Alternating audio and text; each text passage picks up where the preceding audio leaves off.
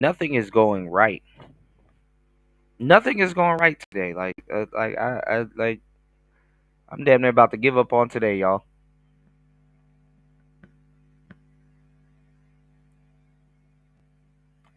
Nothing is going right. Everything is going left. Nothing right. Everything left, y'all. All right, we're gonna try this again. And now I'm in portrait mode. See, this is some BS. I wanted to do portrait mode at first, and then it didn't do it, and then now it's in portrait mode. So I don't know. All right, we're gonna try this again. Shout outs to Jay. Shout outs to my bro Young Jay in the building. Hopefully you guys are back. Um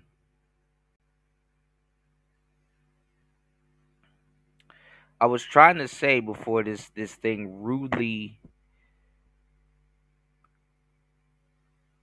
cut off about an hour ago was that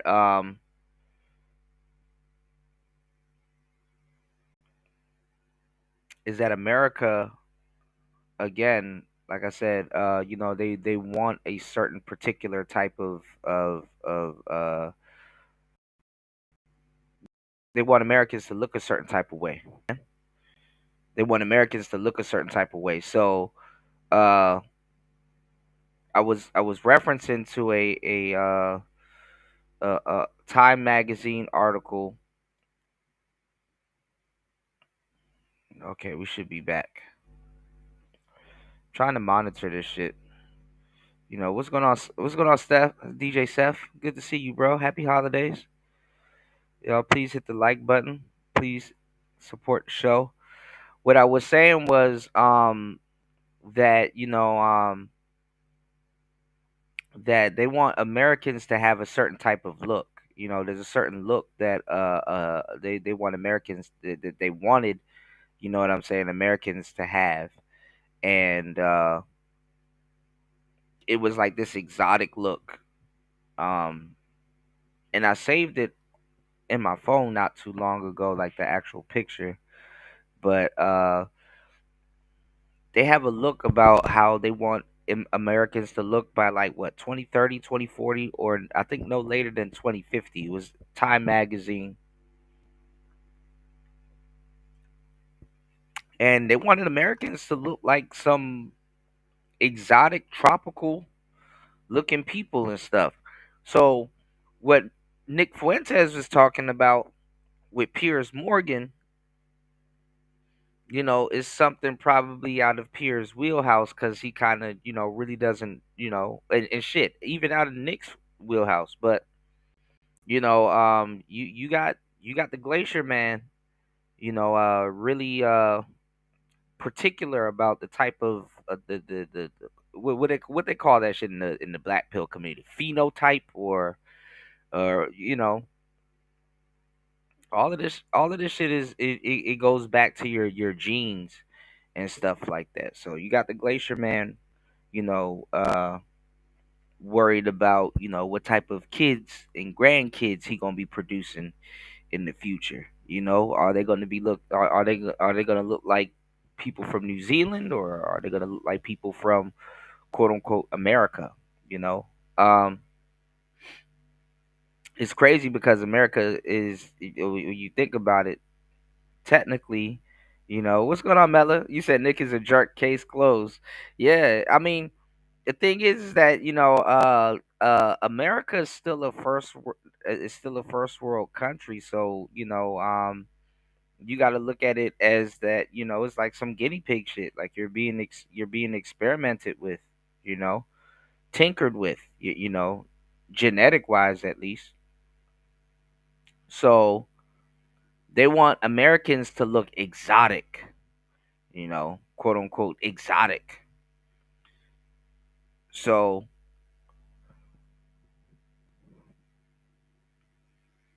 but I don't know. I mean, the person that they had on the cover of the Time magazine, she didn't look Asiatic. It looked looked like a tan European black woman. Honestly, looked like somebody from not necessarily Sri Lanka. I gotta go find that article though. But they had a look in Time magazine. Time magazine, you know, big magazine publication of what you know they would like the average American to look like, or what the average American will look like, to a certain degree. You know, but it is what it is. But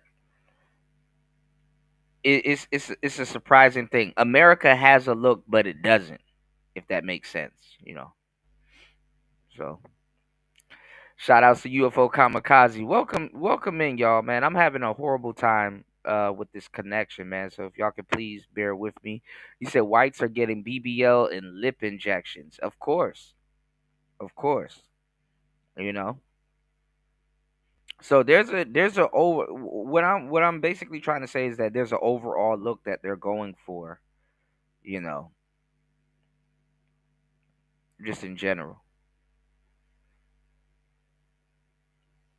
All right, give me 1 second. Try this again. You're a New York Times reader, an NPR fan, a Daily Wire subscriber, or an avid consumer of all things Tucker Carlson. For several months now, there's been no avoiding the subject of Nick Fuentes. And let's be clear, the main reason you're hearing about him is because he's popular, especially young men are interested in what he has to say. What that says about our society and our culture is the subject of ferocious... Now that's cap. It's not even just young men. Older men are interested in what the hell he has to say. I'm not sure if young men watches Piers Morgan, y'all, but let's go. This debate. For many people, it's a grave indictment of an insidious immorality. For others, he's a product of a culture which has turned on its own and left many young people feeling listless and bitter. He's either a litmus test for right-wing hypocrisy on free speech or a walking, talking manifestation of where the line should be drawn. And a frankly preposterous amount of airtime has been spent on debating everything from his ideology to his sexuality and whether anyone should actually talk to him at all. If I were writing a glossary entry on the Streisand effect, I wouldn't put a picture of her next to it. I would put a picture of Nick Fuentes. They have opted to not do so when it comes to Nazis like Nick Fuentes. Fuentes takes this guy apart brick by brick. It's a full takedown. My concern is that people who are a bit more moderate are deeply alarmed by Nick Fuentes. I was very happy to see that, like, Nick Fuentes really passed that test with flying colors. That fragmentation is being caused purposefully by a splinter faction of people led by a young man named Nick Fuentes. That's the war. Can you get the beef prices down? Not crazy things that Nick Fuentes or these other loons say on social media. Well, it looks like all the screaming about Nick Fuentes on the internet is finally dying down a little bit. So now we had on this guy, this Fuentes guy, and never challenged him. You should have Nick Fuentes on your show and you could ask him questions about that.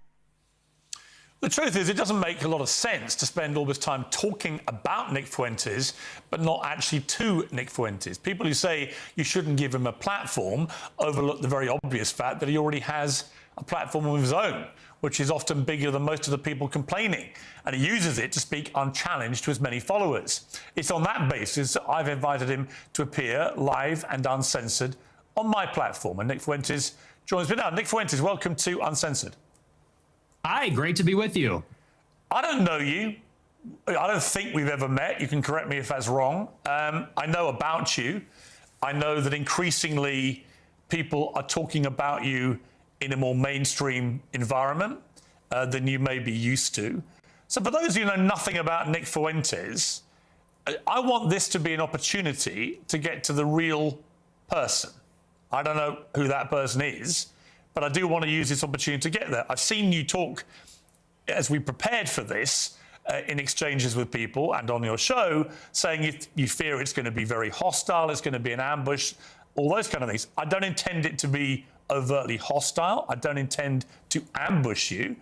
I intend it to be an examination of what you said on the record, an examination of what you believe, or what you say you believe, and an examination of what your rising popularity says about the state of the conservative movement in America. So those are my goals from this interview. What are your goals? Why are you doing it?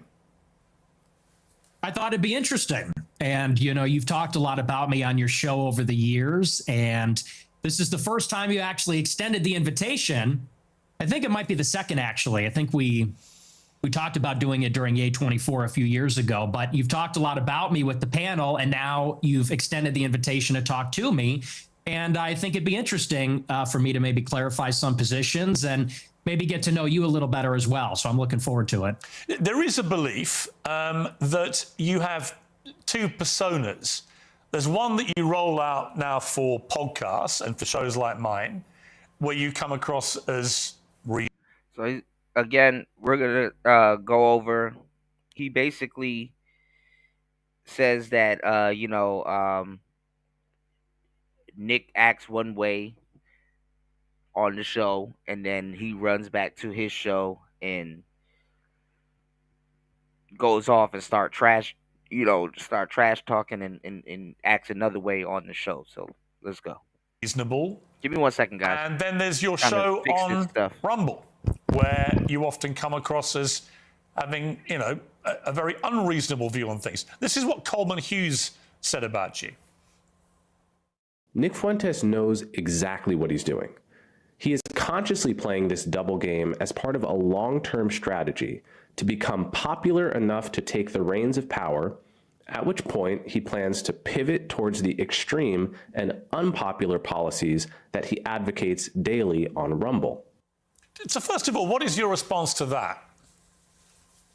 Well, first of all, I would say that Coleman Hughes is a propagandist. He works for the Free Press, which is run by Barry Weiss. So I think you have to consider the source. And Barry Weiss is a pro-Israel partisan. Free Press is just bought out by CBS for $150 million by Larry Ellison or his son, David Ellison. And so I think that's coming from a particular point of view. We can't pretend like that's coming from a vacuum or from some fixed position. That's coming from a propaganda outlet that's in favor of Israel. That's first. But second, I would say he is right about the two personas. And I think that everybody understands this on some level. On my show, I make jokes and I use rhetoric and I'm hyperbolic because for a long time I had an audience that was small on these like dissident platforms.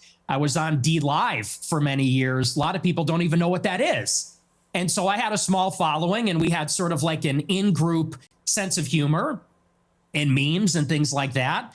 And you talk about it one way on a freewheeling live stream when I'm by myself and I'm ranting and we make jokes and we play devil's advocate. We play with different positions.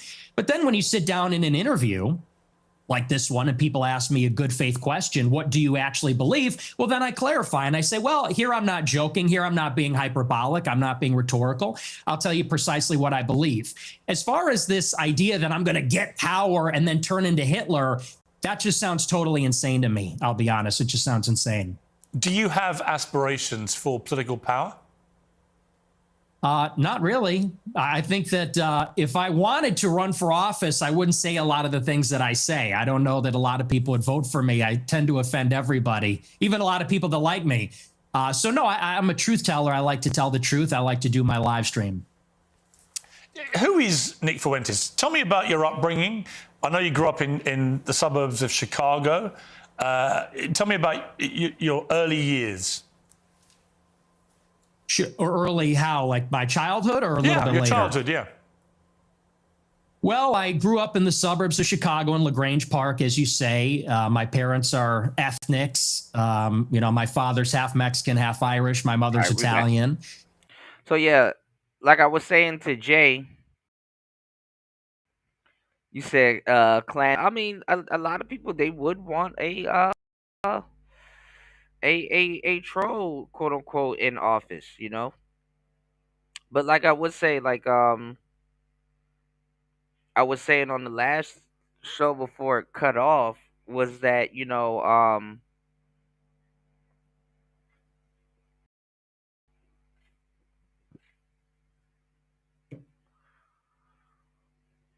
you have people. There's a lot of race talk going on with black people, and there's a lot of race talk going on with white people, but it's all like different with like how it's going on and what's being said and stuff like that. And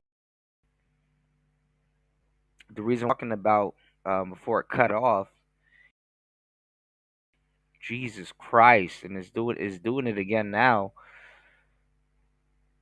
Man, if you guys could please support the show, that would really help. What I'm saying is that what's going on now is, you have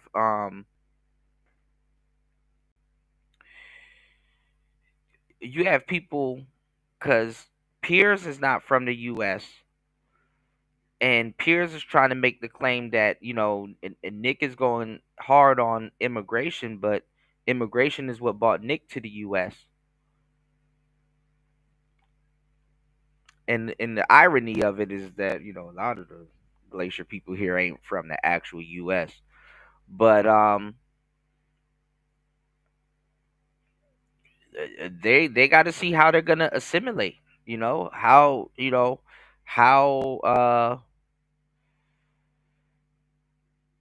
who are they gonna be mixing with? Who would be considered pure blood? Is there gonna be a such thing as pure blood? You know what I'm saying?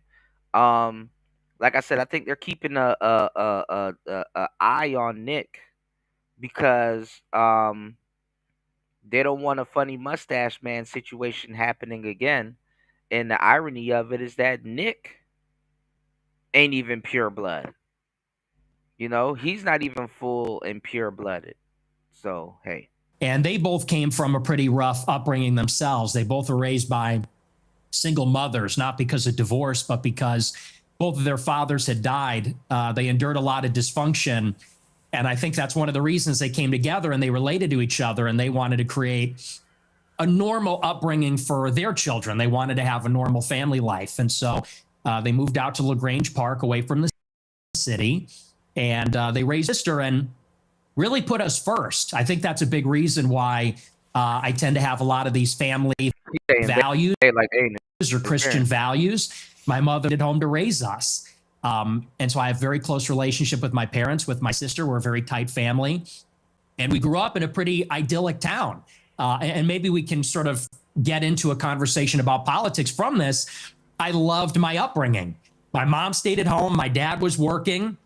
We're in a mostly white suburb in Chicago. I was maybe half Catholic, half Protestant. It was a baseball town. I played baseball for many years. In Chicago, we love our hot dogs. We have our baseball parade and get a hot dog. And so I love where I came from. I love the city. It's a working class city. I love the people here. They're very good, humble, down to earth, decent people. And I guess I had my political, not to jump ahead, but this is a big part of where my political awakening came from. I sort of left this bubble, if you could call it that.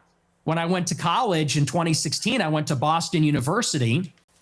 I read a lot of things online and I realized the country does not look like LaGrange Park. It doesn't look like Western Springs or Hinsdale or Elmhurst. It looks very different. The country's undergoing a radical transformation because of immigration. And so I saw that and I said, this is not really a desirable change. I don't like the south side of Chicago or the west side or LA or certain parts of Boston as much as I like where I came from. And I guess that's what made me an American nationalist. I said, I want to preserve my home and the things that are familiar to me and the things I like about it. So that's a little bit about my background. I don't know where you want to go with that, but that's kind of where I came from. My first obvious question is, were your parents immigrants to the United States, or were their parents, or were they grandparents? In other words, at some stage, I presume there were immigrants in your family who came to the US. Is that correct? There were. I believe my mother was fourth generation and my father was third generation. So their ancestors came here on my mom's side in the 1860s, I believe, the first wave of Italian immigration. My father's ancestors, I think they came around at the turn of the century in 1900. So your view of immigration, and we'll get to the specifics about your views on immigration, are they not affected at all by the fact that if it wasn't for immigration, you wouldn't exist as an American? Well, I would certainly exist, but like you said, maybe not as an. Like I said, that's what he was trying to walk him down to. You have strong views on immigration, but if it wasn't for immigration, would you exist? American, certainly, certainly that's influenced in some measure. Kind of immigration that we had for a long time in the country, it's different than the immigration that we have now. And let's just say for openers, it's different immigrants. They're coming from a different place with a different culture, a different religion. It's not the same as it was. So first, you have a qualitative difference. My ancestors, for the most part, I have 3 European grandparents from Ireland and Italy, 1 from Mexico. They came from Europe. They came from a society where there's a common ancestry, there's a common religion, common civilization. The people that have come in since 65, since Hart-Celler, they're coming from China, India, the Northern Triangle, Mexico, Venezuela. And so first, they're just different people. Secondly, it's a quantitative difference. There's way more, and it's an unceasing, always increasing wave. For the first 3 or 4 waves of immigration, you would have a major influx of immigrants and then it would stop. And then you'd have another wave and then it would stop. This one, it just keeps going up for 35 years and it's too many. So that's really where I would draw the distinction between maybe where I originate from. I would even just simply call that immigration. What this is an invasion. It's a completely different policy. But you mentioned, can't even call it the same thing. But you mentioned Mexico in that list, and your father is half Mexican. So, yeah, I mean, by your criteria, part of the invasion would include your father, presumably, and his immediate descendants who came from Mexico. Not really true, because when my father's ancestors came here, it was a small fraction of the total immigrants that came from Mexico. I don't believe that we should have 0 immigrants forever, or even 0 immigrants from non-white countries. But you have to draw the distinction. My father's father, he was here in the 40s and 50s. It was his parents, or I believe either his parents or grandparents, that came here even earlier. Up until 1965, 90% of the immigrants were coming from Europe. I have no problem with that. If we have 10% of them coming from Mexico or Latin America, maybe that's reasonable, but that's not what it is now. Now you've got illegals in 4 years under Joe Biden, and you got millions more legal immigrants from China, India, Venezuela, El Salvador. And it's so many with no break for assimilation. And they're all from non-white countries. It's transforming what America is. Again, that's the distinction. That's what makes it unacceptable. I always believe everybody is a product of their environment. Right? I've interviewed thousands of people. It may be 3 people from all different walks of life. But the one common theme I would say is everyone's a product of their environment. And I was reading some stuff about you in the last few days. There was an episode of your podcast. So basically, he's gonna try to circle around him with his own logic. Because he tried right here with immigration, so he's gonna circle around him with his own logic about, I guess what you could say, American inclusion. All right, let's go. Podcast where you talked about your father, Bill Fuentes, and how he wouldn't take the family, including you, to certain restaurants because he believed they were associated with African Americans. We would be deciding where to go to eat, you said. What are we going to do for dinner tonight? It was a running joke. Me and my sister would say Applebee's, and my dad would say we would never eat. Might even be trying to circle him around to African Americans might be more American than he is. Uh-oh. Applebee's. Not in a million years should you be caught dead, said about Applebee's. Go to a different restaurant, a local restaurant. No Applebee's. Red Lobster, that is commonly as black fare. And you're sorry about your family restaurants. Said before me and my sister were born, my family had a saying about Olive Garden that contains the N-word that we're not allowed to say. Based on that anecdote that you say on your own podcast, is do you think you grew up in a racist environment, that your father was inherently racist, and that thought process moved to you? Well, I would say it's a new low. I've been attacked for being a racist many times, but to attack my father, to attack my parents based on anecdotes, I would say that's sort of a new low. Hang on, it's your anecdote. Yeah, but he's not here to defend himself. You are. And my parents are. You told the That's what they're gonna try to do. They're gonna go after the parents. You know what I'm saying? And like I said, the same thing. Like guys like Nick Fuentes and Pearl, it's the kids that's rebelling. I wouldn't call them like nepo kids, but it's kind of similar. But they're gonna have to go after their parents because well, they want to go after their parents because it's like, hey, you know, get your kid's on the internet doing this or whoop de whoop, you know. I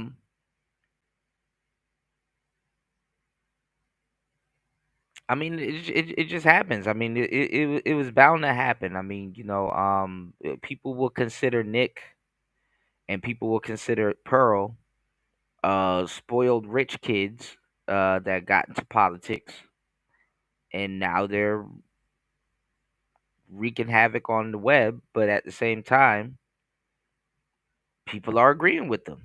People are siding with them. People look at the situation the same as them, or they just getting on here telling the truth. Who knows? People, Let me know in the comments down below what you think. and I will, and I'll I'm defend not trying them. to I'll ambush you. defend As I them. said at the start, Nick, to be clear. No, it's not an ambush. Nick, but to be clear, I think I'm everybody not understands. ambushing you. I'm literally reading an anecdote that you revealed on your podcast. It's you that's put it in the public domain. I know. I'm simply asking you whether my assessment of that, which is that your father didn't want to take you to certain restaurants because of what you refer to as they were commonly known as black fare, whether that attitude to African Americans in that instance permeated to you. It's a reasonable question. Yeah, no, like I said, I think everybody knows what that is, but I'll address it. I'll engage with it, and I'll defend my father from the charge of racism. Sure. No, my parents are not racist, and they've never been racist. I'll tell you about my parents. They used to have a school in Chicago in the South Loop where they instructed people on how to shoot firearms. It was a security school, and most of the clients were black. And I believe actually one of their clients was Larry Hoover's son at one point, sort of a funny story. And so most of their clients would come in from the south side of Chicago. My grandmother, she grew up in the projects. And so my family being in Chicago, being ethnics, being Italian, Irish, Mexican, and the West Side on Taylor Street, all over the city, many generations have lived.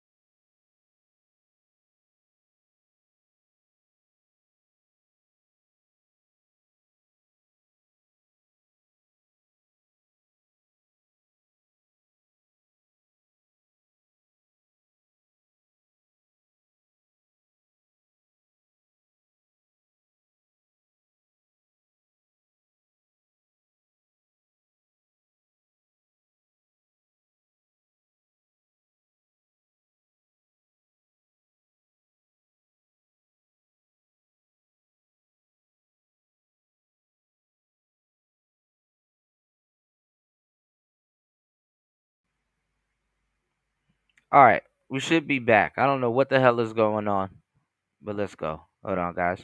If they were here, is that for many, many years, the older generations of black people were very respectful, humble, very decent. In fact, my grandma used to have an anecdote. She grew up in a lot of dysfunction. Her mother was mentally ill, and they would be having dinner in the projects, and there'd be so much chaos and dysfunction and disagreement and fighting. And she would look across the way out the window at a black family in the other apartment, and they'd be holding hands around the table saying grace. And this is sort of the culture that used to prevail. But now what you have in the city is that there's no accountability for the black people. And now Chicago has become a complete dump because these teenagers go out and they take over the city. They call them teen takeovers. That's the euphemism for it. They're teenagers, but they all come from the same neighborhood. They drive up there and they mug people and attack people and they destroy cars and destroy shops. We had the Festival of Lights a couple of weeks ago. It's supposed to be a family event. and they light up the trees, and they, there's a big parade. I was in the parade one year, and you had a bunch of black people there shooting each other. 7 people shot, a 14-year-old killed in the Magnificent Mile. And I know there's a lot of black people that feel the same way about this. They say, we've lost control of the city, and we're looking for accountability. We have a lot of black people that are always outraged about racism, outraged about attitudes from white people, but they're never ashamed of some of these behaviors, ashamed of some of the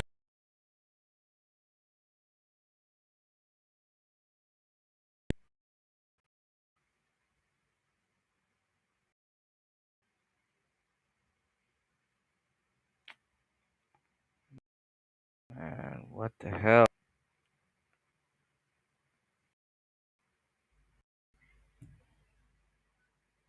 All right, we should be back. All right, give me 1 second, guys. I don't know what the hell is going on. Hit the Cash App. Please support the show. Let's go. these days. And so, again, I think those attitudes, you say I'm a product of my parents and my grandparents. Unlike you, because you're not even American, in Chicago, we have to live in a big, diverse city. There's a lot of different kinds of people. And I think anybody in Chicago will tell you the same. I live in London. It's one of the biggest and most diverse cities in the world. But it's not the same. Well, actually, it's a big, diverse city. The only difference is we don't have the gun violence because we don't have guns. That's a whole different story. I don't want to get into that with you. I have got into that before in America. See, I told you it was only a matter of time. Hold on, let me run that back for you guys real quick. I apologize with this damn signal. If you guys could please support the show, it will definitely help out.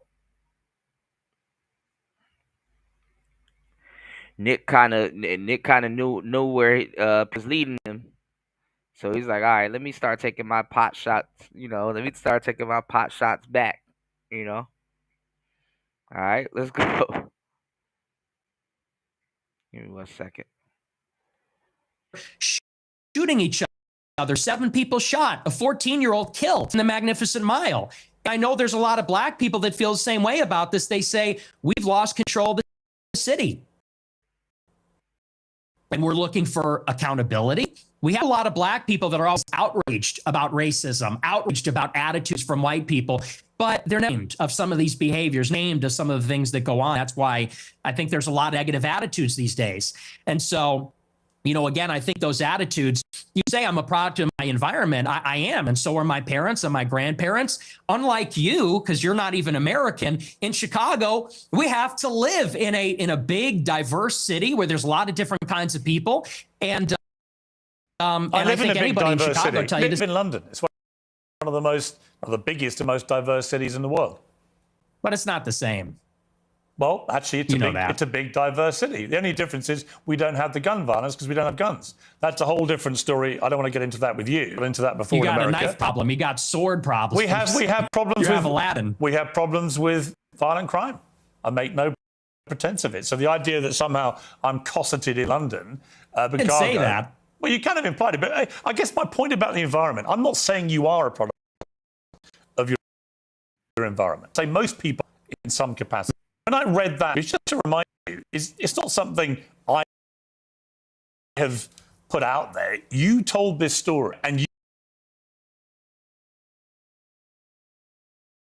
you responded to it, which is whether your father would not take you to certain restaurant chains because he associated them with black Americans. Is that true? No, well, see here, if you're in America, you would say that Olive Garden is not real Italian food. Applebee's, TGI Fridays, this stuff is a load of crap. My dad was just a food snob, but no, it's got nothing to do with that. My best friend in first grade was a black guy. We're not a racist family. So okay, so when you told the story, I'm just curious. So when you told that anecdote, which clearly on the face of it is a fucked up joke. Racist, right? You're basically saying your father made racist decisions about where you would go to eat. Are you saying? No. Well, I'm just going to ask you a question. Are you saying that when you told that it was racist, and do you understand why when somebody like me reads that anecdote for the first time, as I did this week, I reach a different conclusion? Well, I understand what you're doing, which is a sort of making of a murderer. How did he become racist? Well, his father No, didn't I'm eat an literally Olive reading Garden out. because he No, said that's hang not on. real Italian. Hang on, can I? No, What's with the interruptions? Can I explain? I'm literally reminding you of something you said on your show, which led me to a certain thing. I'm wrong, tell me. Yeah, it was said in jest as a humor, and spin it into a narrative, which is his parents are racist. He comes from a long line of racists. And I think everybody knows my parents are boomers. Mm-hmm. And these people come, well, you're a boomer, I guess, too, in a I'm way, 60. right? You were born I'm in 60. what, 19? Yeah. So you're a boomer also. Boomer Or maybe you're, I suppose it's sort of on the cusp. But it's a humorous anecdote. These are kind of the attitudes of baby boomers in society. But you're trying to spin it into a narrative, which is you're a product of your environment. Your dad's racist because of this joke. Now you're a racist. And I don't think that's a fair characterization. Okay. People can they can go back and listen to you say it. I mean, the beauty of what I'm going to talk to you about in this interview is that almost all of it is just going to be reminding you what you have said and asked your position about that story. It's in bad faith. It was a joke. Okay. I want to come to this is where you talk about Jews and blacks. Let's just take a listen. They're always coming up with, no, it's not the Jews. No, it's not women. No, it's not blacks. It's actually really complicated. No, it fucking isn't at all. Jews are running society. Women need to shut the fuck up. Blacks need to be imprisoned for the most part. It's that simple. All right. Okay. So, would you like to clarify what you meant there? He's clip farming. And I mean, look, hey, Nick, you said the shit, bro. You said it. So Piers is basically gonna I guess he's gonna try to clip farm him into oblivion with some of the stuff that he says and kind of point out what's actually going on, racist white kid having a fucking meltdown on Al Gore's internet, but let's go. Hold up. I don't know why it keeps doing this, but let's go. All right, y'all, please hit the Cash App. Please support the show. $ PTV 888. That's $ PTV 888. Let's get it. That's all true. That's 100% true. Everything I said in that. And then see, Nick is gonna take instead of backtracking. Nick is gonna take the route and just run towards it. You're accusing me of this, I'm just gonna go straight forward to it. Because this is the thing. A lot of times when people accuse you of something, they want you to backtrack. So they have like this whole, this whole rollout of what they're gonna do if you backtrack, because they assume you would backtrack instead of run towards it. And when you run towards it or double down on it, they kind of really don't know what to do, or they didn't think they would get that far, or they didn't think you were gonna double down on it. Clip is true. Including that blacks need to be imprisoned for the most part. Yeah. Yes. So here's Piers pretending like he gives a damn about black people, but let's go. But all of them? No, for the most part. What does the most part mean? What percentage of American blacks would you like to see in prison? Whatever the percentages of the murderers. I think it's 1 in 20 black men will commit a murder in their lifetime. So maybe let's say that 5%. Oh, so you're talking about black people who murder people? Yeah. Oh, absolutely. Yeah. But you didn't say that. That's You just said problem. blacks need to be imprisoned for the most part. You didn't clarify that you were talking about black murderers. Right.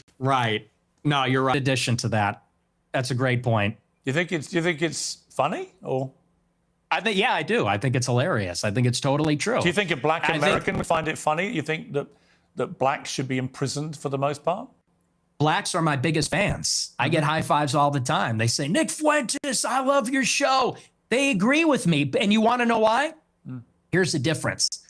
Black people are the most victimized by other black people. You think black people want to live in the hood and the ghetto and get shot all the time? That's what happens in the south side of Chicago. You should come here. I'll take you there. We could go to Garfield Park. My son we could went go to Chicago Inglewood. University for a year, actually, several years ago. Yeah, that's a bubble. That's a bubble. You think you're in Chicago and Hyde Park? You don't know Chicago. Go a little bit west, see what it's like over there. And I'll tell you, black people agree with me because they're tired of it too. And maybe not most of them, but a lot of them agree with what I say about that because they know how it is. That's why the first thing they do when they make a little bit of money is they go and leave to another neighborhood. Okay, so what was just remind me again, the percentage of black men who commit murder in America. What was the percentage you gave me? It's 1 in 20. 1 in 20. It's 1 in 100. No, it's 1 in 20. No. Less than 1 in 100 black US men commit murder. That's the most up-to-date crime statistics. True. I've seen other statistics. They say 1 in 20 will eventually commit a murder. So your rate means that you're saying that 5 times as many black men commit murder as the official crime statistics say.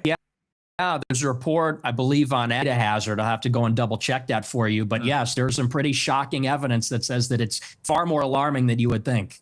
Okay, but you would accept that the official crime statistics are 1 in 100, or you wouldn't accept that statistic? I don't know. I don't have it in front of me, but I've seen other evidence. Like I said, data hazard on I believe produced a report about a year ago, 1 in 20. But I mean, whether it's 1 in 20 or 1 in 100 people, Piers, I mean, sure, this is a lot a of real white problem. people commit murder too. Okay, but it's about proportionality. I mean, white people are 65% of the population. Blacks are 13%. And I think anybody would tell you that more black people proportionally commit violent crime than white people. And people vote with their feet. People would rather pay a much higher property tax. Most mass what's shootings. with the interruptions? I'm sorry. Thank you. I appreciate that. Yes, you know, you look at in Chicago. It's called latency. And this is what happens. This is going on right now with me and you guys. It's called latency. It's a delay. All right. These neighborhoods are so stratified. People would rather pay a high tax rate, the much higher property value, to live in a less diverse, less black neighborhood because they don't want to live around the violence. And I think that when you look at even on the public transit, the subway, the blue line, you know, people don't want to go there because they know who occupies and menaces the public transit. It is these people like Daniel Penny had to deal with. It's people like Irina Zarutska had to deal with. And that's just the uncomfortable reality. You've also said you don't want to live near black people. Let's take a listen to this clip. I'm a new generation of white person. I'm not living around blacks. Sorry. You know, I want white kids, and I don't want my white kids bringing home black people to marry. It's racial for me. All right. Now, again, I keep telling you guys, racism is covert. When people are overtly racist, it rubs people the wrong way. But in reality, this is how people think. Whether you like it or not. Some people, they're like, oh, man, what's up with all this race thing? I mean, hey, this is how people think. And trust me, you have a lot of black people that think the same way. Don't bring home no white man. I don't want no blah, blah, blah in my house and blah, blah, blah, you know? So this is shocking for a lot of people. It's not shocking to me. Nigga, I'm from Maryland. I'm from Maryland, bro. This ain't shocking. I'll show you shocking. And call me racist. Oh, very Christian of you. I don't give a fuck. I mean, it couldn't be clearer, really, unless you want to say that's. No, but black people haven't read the ISIS papers, but they want to have tether talk with you and babble and stuff. Racism is rooted in the fear of genetic annihilation. You're not wrong for saying, hey, man, I want to be around people that look like me. Or, hey, man, I want to produce people that look like me, or that's, in my image, or, that can carry on, not just your last name, but the culture and stuff like that, So, hey. It's another of your jokes, but you're basically saying, yeah, I'm a racist, aren't you? Yeah, I'm fine with that. You're fine with saying you're a racist? Totally. I think everybody's racist. I think everybody, if we're being honest, is racist. I think everybody, the only people that aren't racist or pretend not to be are white people to their detriment. Everybody else is racist. But earlier in the interview, you got aggrieved at the idea that your father was a racist. You wanted to make emphatic. Yeah, because he's not. Because my father doesn't share my same views on that. So he's the exception to the. Well, everybody's a little bit racist. You're right. So maybe everybody. The difference is you're attacking my father. You know, he could get fired from his job. I'm not attacking your father. You are. No, I'm not. I don't know your father. And to be clear, I have no knowledge about him at all. Well, then let's leave him out of it. Let's leave him out of it if you don't know him. Hang on, Nick. You put that story into the public domain on your show. I'm simply reminding you of what you told everybody, millions of people, about your father. If you now want to retract it, fine. If you want to say it was a joke, which is what your position was earlier, fine. But I'm allowed to put to you things you've said publicly. That's not unfair. That's not me targeting your father. You put that story about him out there. You know what you're doing. You know what you're doing. I'm asking you about a pretty shocking anecdote, which to me looked like you were saying your father made decisions about where you as a family would eat based on skin color of people who worked at these places. If you say, or use them, if you say, and that's fine. You can respond any way you like. But the idea I can't ask you about it without you saying I'm attacking your father is ridiculous. Well, you are, and you know what you're doing, and there's a America where if you have the wrong views, you get fired from your job as a job. And if you go on here and I mean, you gotta double tap the screen and hit the like button and support the show, please. Can you please double tap the screen? Let's get the likes up. Please hit the like button, support the show, guys. Let's go. Say you charge him with racism or something, and I'm put in a position I don't look like I'm sticking to my guns if I don't racist, you're putting him in jeopardy, and he's not here to defend himself or explain his views. And it's very low, and I think you know exactly what you're doing, and people can see what you're doing. I'll defend my views, you know. So let's leave him out of it. Let's just not talk about my father because my father isn't here. I'm here. Okay, well, I'll then do you defend accept my that you views, shouldn't and I'll talk? defend Okay, the anecdote. listen, that's fine. But then do you accept you shouldn't talk about your father on your show, and you shouldn't tell? Absolutely not. Absolutely not. So it's fine for you to put a story out there which would make most people who listened to that story or watched it at the time on your show conclude that he was racist. It's fine for you to do that. But if I then double tap the screen, y'all, let's get the likes up. Double tap the screen.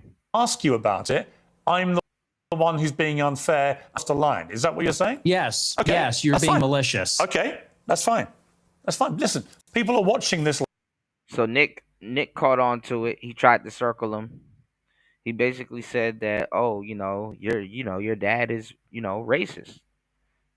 Nick caught on to it, and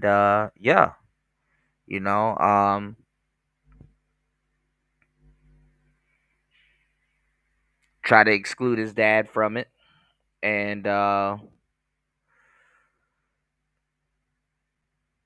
accepted that he's racist. So, I mean, obviously his father knows what the hell Nick does. Double tap the screen, y'all. Get the likes up. Obviously, the father knows what Nick does, and I'm pretty sure Nick then became the black sheep of the family.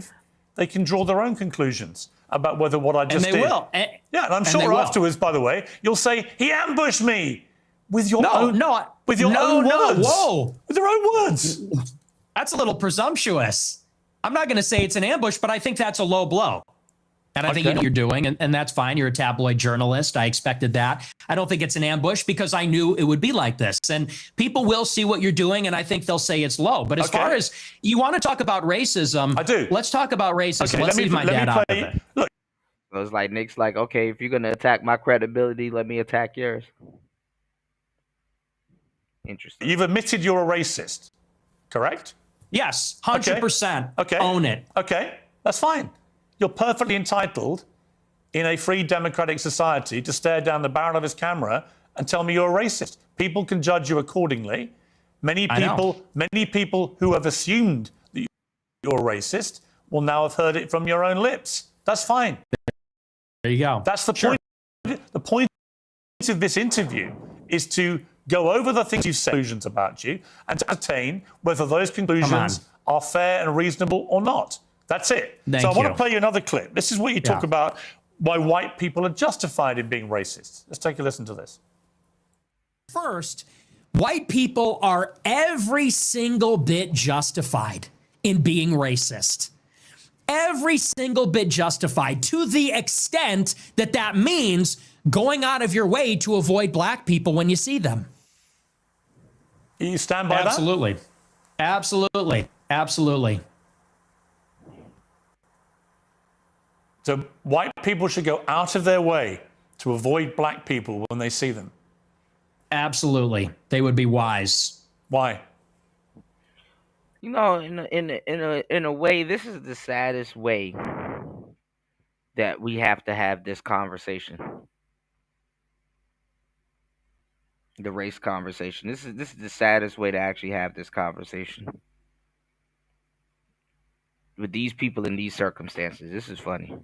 Because a lose-lose proposition. If you're Irina Zarutska and you don't walk the other way, you get stabbed to death and you die. If you're somebody else and you walk on the subway and you stand near a black person or something, maybe it's fine. It's a lose-lose proposition. So no, I think that white people have been beaten into submission, that we're afraid to tell the truth about it. And the truth is that when you go into these major cities like New York or Chicago, I believe she was in North Carolina, there is a men. They're extremely violent. And we have been told that we have to pretend like they are every other person, to be colorblind to that. And we're supposed to go and be in the midst of all this danger. And I think that at this point, it's gotten out of control. You look at the BLM movement, they said that the reason that black people are violent, or the reason there's crime, is because of police brutality, or redlining, or all these other things. They said we need to get rid of the police. We need to defund them.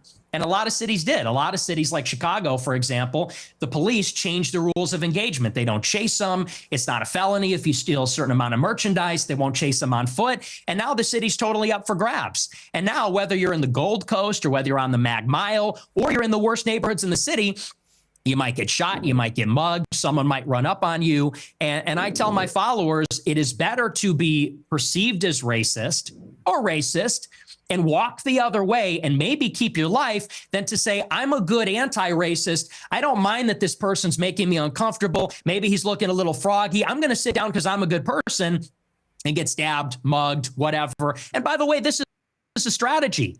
They call it a stranger. There's a crew of them. They do this in Chicago. They bars, black people, they approach strangers. It's a robbery crew, and they pretend to be a friendly stranger, and then they mug them. And stupid white people say, oh, hi, yeah, nice to meet you. You know, they grin, they laugh, they put up with the nonsense, and then they get mugged, or worse. Sometimes they get executed. And so, as a white person, how do you feel about mass shootings at school? I think they're bad. Who do you think commits the vast majority to white of the mass people? shootings? I'm sure it's white people. Right. So how do you feel about that? I think that white people do more antisocial violence. I think black people participate in more gang violence. I think.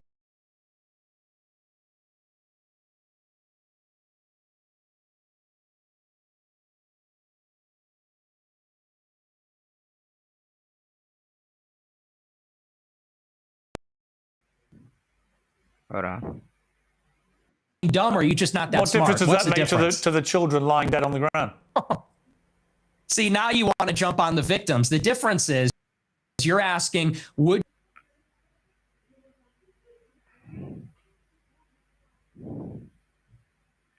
Hold on, guys. What the hell is going on now?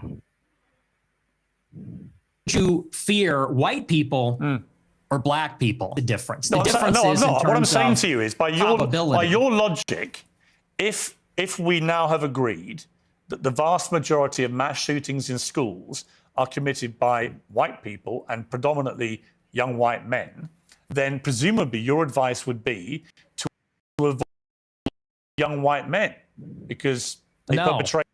But it won't be because they're white, right? So are you playing dumb, or are you actually dumb? Maybe I'm dumb. proportionality. You are. I don't think you are dumb. I think you're smart, actually, but you're deliberately avoiding per capita. And everybody knows that's the difference. What proportion of white school shooters? It's probably 0.00001%. What proportion have committed violent crimes? It's probably like 5%. I don't know what it is off the top of my head, but it's very high. And I would add to that, even as it concerns schools, why do you think parents pay a strict where there's white people? Because they know that if they go to the black school, it's going to be the Bloods and the Crips. It's going to be gangs. It's going to be, you talk about school shootings. Nobody talks about all the school shootings that are committed by gangbangers in and around the school and all the other violence that's associated with that. I mean, these schools in the South go, it's just.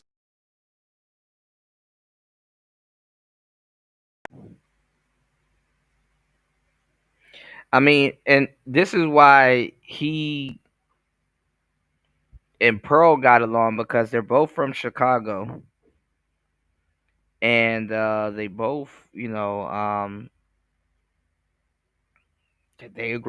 can agree with a lot of stuff, because they probably seen some of the same things growing up in Chicago.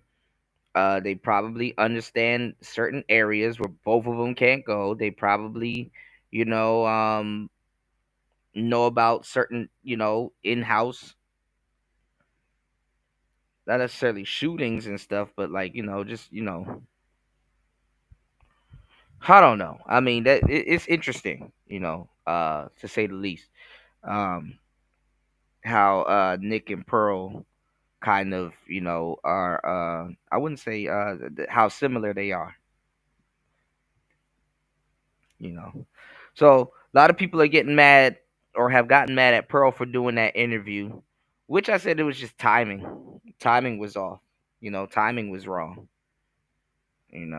But to a certain degree, with the public and certain people, man, you can't tell somebody when to accept somebody that's quote unquote racist, or enemy, or prejudice, or whoever they feel is those things. But let's go. Who carry out mass shootings is actually the same. Give me 1 second, guys. The black and white. For white people, the proportion of the proportion again, of the are you population. hearing it? No. See, What's I think the trouble with proportion? your statistics is a lot of them don't bear much scrutiny. We have a bunch of fact checkers checking all this in real time, because you do have a time out with a lot of old baloney. And when you say, okay, well, it's true. And when you're confronted with reality, figure? you don't like it. What's the figure? What proportion of people have committed school shootings? With white people as the denominator and white people that have committed school shootings as the numerator. And whites, the proportion of the population who carry out mass shootings generally is about the same. No. Tell me the number, and then the only focus of your attention is the black shootings. You don't want to live around black people. You want to avoid black people. You don't want interracial marriages or relationships that may produce black people. But the reality is that whatever race crime is going to be big in general, because that's what people do. White people kill more white people. Black people kill more black people. That's just how this works. Crime is relative, for the most part. Most people, you're gonna know your killer, or at least the race, And yet, when I point out to you that there are many, God forbid, something like that, parts of crime in America where actually there's a majority of white people that perpetrate them, you don't care. You don't have any interest in that. It doesn't exercise your mind. Maybe because no one's buying this. Have this kids. argument lost. No one is buying this. Everybody understands per capita, and people can even see you race ahead and say, well, we're comparing the proportion of white and black school shooters. I said, no, compare the proportion of school shooters that are white versus violent criminals that are black, because that was the basis of the monologue, is that you're very likely, if you encounter black people or a young black man in the city, that you're going to be the victim of a violent crime, of a robbery, a mugging, a cracking, or a murder. The difference, and it's about proportionality, and everybody sees past that because we all live in reality. You want to talk about product of your environment?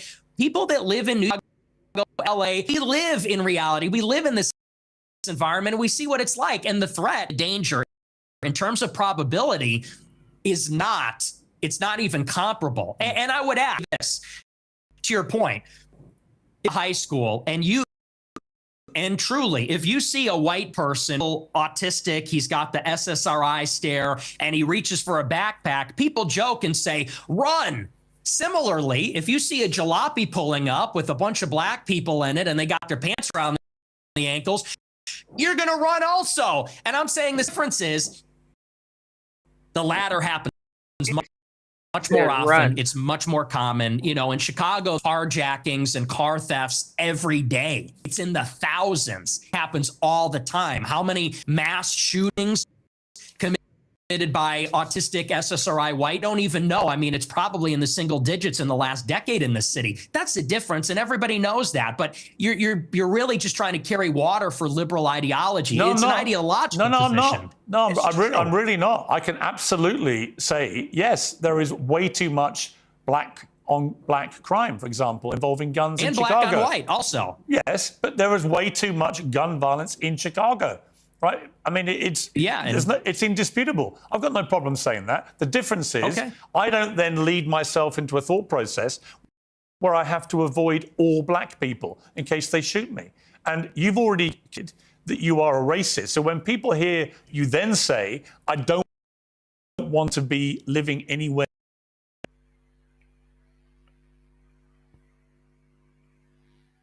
they already have heard you say, I'm a racist, so they assume you're doing that because of people's skin color. I don't think you would probably dispute that, right? Well, you're separating two different things. The monologue, when I said I don't want to live around black people, that was after Irina Zarutska got shot. And it's true. I mean, they are a largely in the city, in Chicago, the south side, huge population. And I don't want to live in. I mean, not giving him a pass or anything, but you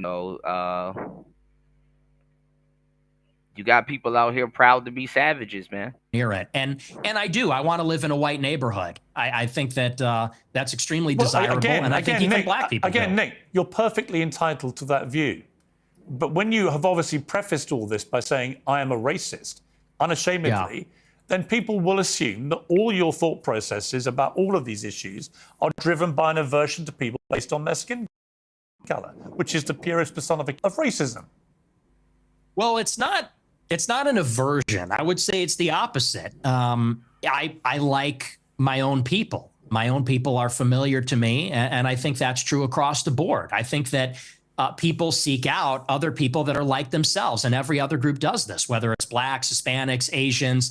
I get a lot of attacks when I talk about that I'm against interracial marriage. And what's funny is that every other group is against interracial or interethnic marriage. Jews, Chinese, black, of an interracial marriage.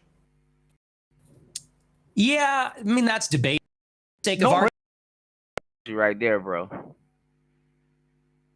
He kind of got you there. All right. On their skin color, which is the purest personification. He got him right there, and that's kind of where he was trying to pin him down on. He was trying to pin him down on, hey, listen, you being an immigrant, makes you an American, and then he got him on, you're against interracial dating in marriages and stuff like that, but you are a product of interracial marriaging and interracial dating and stuff like that. So he got him. Of racism. Well, it's not It's not an aversion. I would say it's the opposite.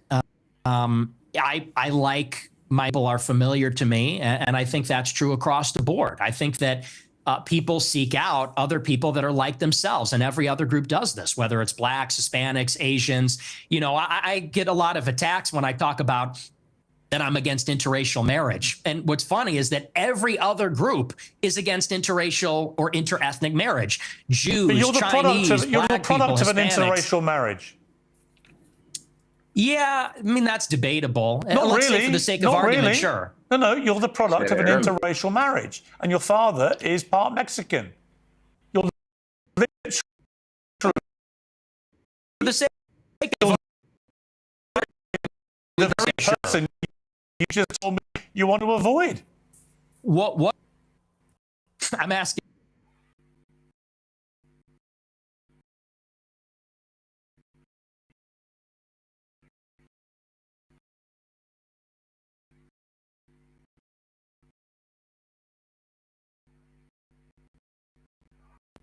Race? What do you think it is? I'm asking you. What race is Hispanic?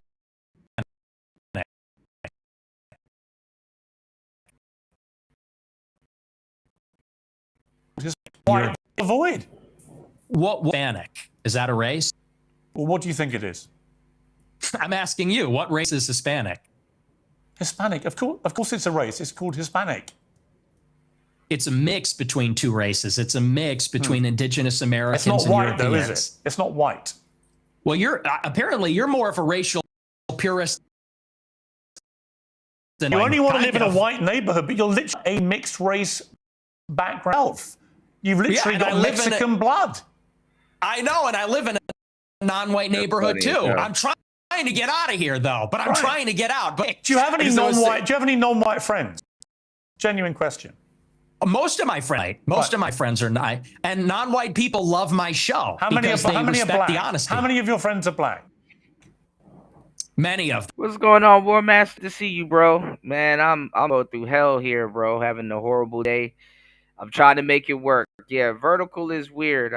It's been whipping my ass, you know. Good to see you, man. Happy holidays. Hopefully you're good and somewhere safe. As always, good to see you. You know, we got our boy Nick Fuentes here, you know,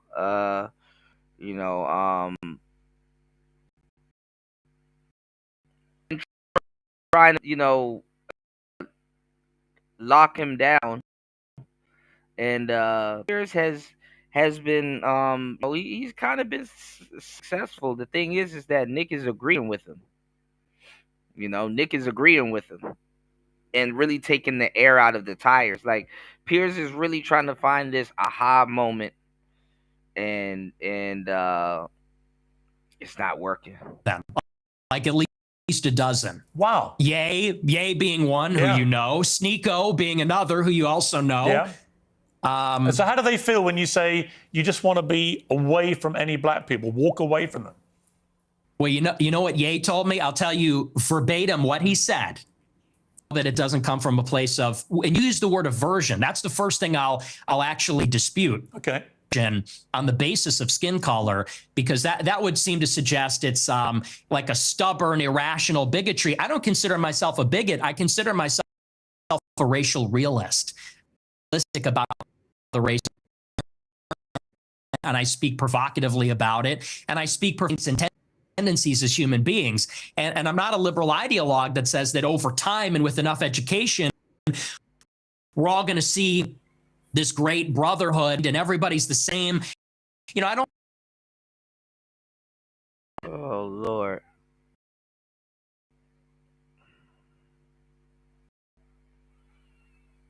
Oh, man.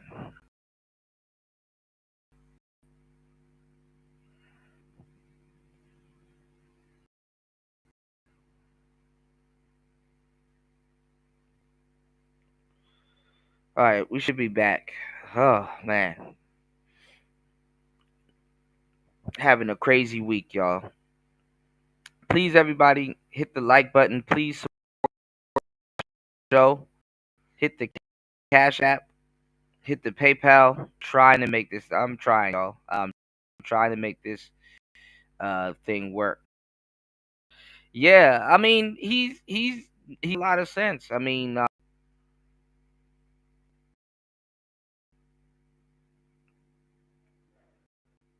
oh man.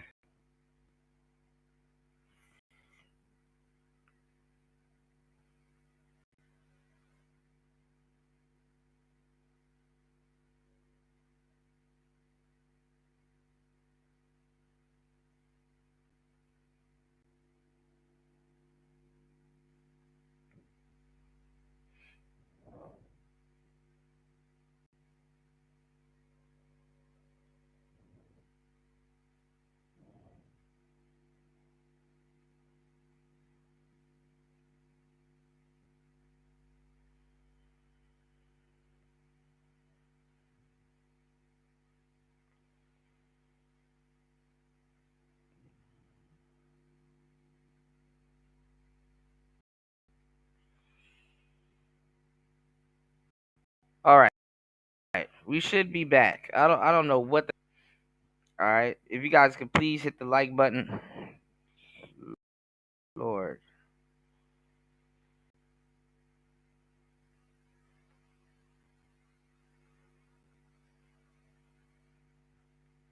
All right, I don't know what's going on. If you guys could please hit the like button, please support the show.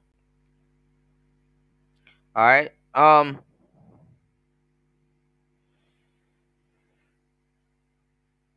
War Master says everybody wants to get away from ghetto folks. True enough. True enough. True enough. And live in a gated community. Sadly in America, which are known as sundown towns. In a lot of cases. But yeah, true enough. You know. Race is real. It's not just skin deep. It matters to us and it matters to each. And black people know that. And Hispanics know. And the thing is that a lot of the stuff that racist is racist as fuck. But a lot of a lot of the stuff Nick Fuentes is saying is lodged in the back of a lot of people's brains. Enough, including black people. So hey, know that, and Asians know that, and people that have partial Mexican ancestry. And I think we can have mutual respect and version based on.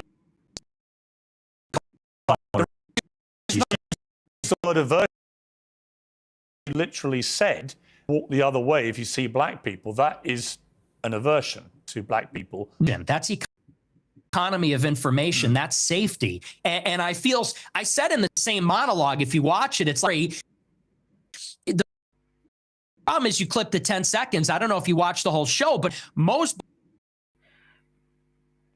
Yeah. Like television, how so far behind us they are, it's ridiculous. And I don't put this past that. Shout outs to War Master. War Master know what I'm about. War Master know what I'm about to say. I said the same thing with Trump. If someone's bad, why do you have to clip them or literally go out of their way to know one that's supposedly bad? So obviously, you want to make them seem badder or more menacing than what they really are. Give up that little bit of time to tell the truth or say something in its proper context. You're leading people to you know, and it makes you look bad, I mean, because true enough, what he said is fucked up. And even if you watch it in context, it might be even more fucked up. You don't have to lie on that's already a bad person. It's evident. But hey, it's your world. Black people are not violent criminals. I said, and it's unfortunate them I said, the problem is we don't know. We can't tell. Because she sat down in front of a black man, phones in and wasn't paying attention because she was being a good liberal and said, I'm not uncomfortable by this. I'm progressive. Then she got stabbed in the neck. And I said, it's unfortunate that you would have to sit behind the black man to be safe. And if he's not violent or schizophrenic, he might be offended by that. I said, but I would rather offend him. How many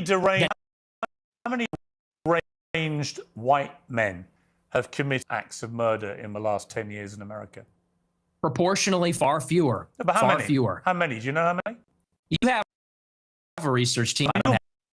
You're very extremely exercised one story, which is horrific for the record, absolutely horrific.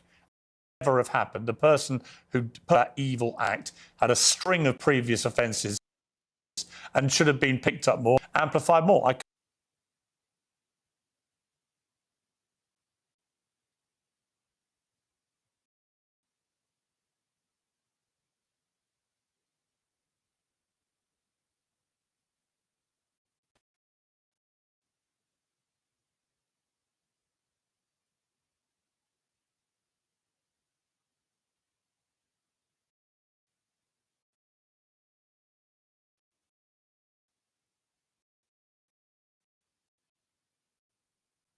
Oh, my bad. Damn, I was off. It is very and heartbreaking of what happened. With that young lady, but it was more of a problem with the court system than than the actual person that did that horrific act. Know, court that let that person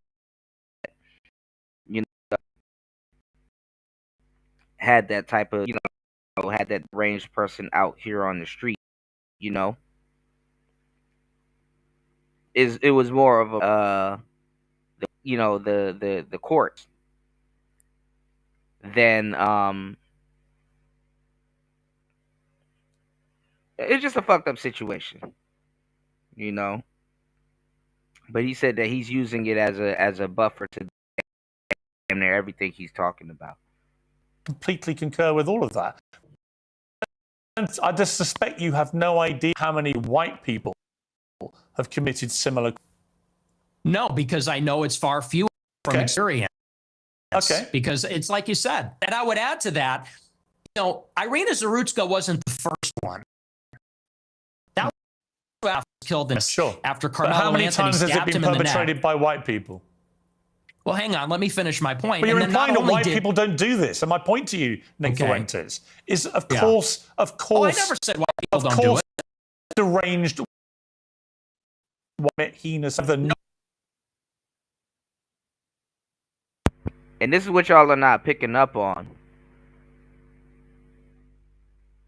You guys have latency problems. Nick Fuentes is like and a half behind Piers Morgan. Let me tell y'all something. That second and a half, those little 2 second latency problem, and this is not just me being a gear snob or a podcast snob. That should be the root of a lot of these arguments on the internet, because you'll be like 1.5 seconds into your speech, basically just started saying, and then when they cut in, been at the beginning or a little bit before you started getting started, you know,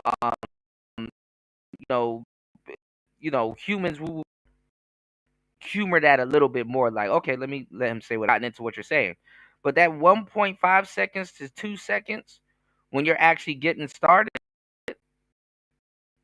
and then they cut in, when they cut in at a different time, it's just by the time it reaches you, it's 1.5 or 2 seconds later. That shit start a bunch of shit that normally, it's like a whole, you know, it this is how arguments and stuff starts. on the internet. Sadly, through latency more so than actual disagreement.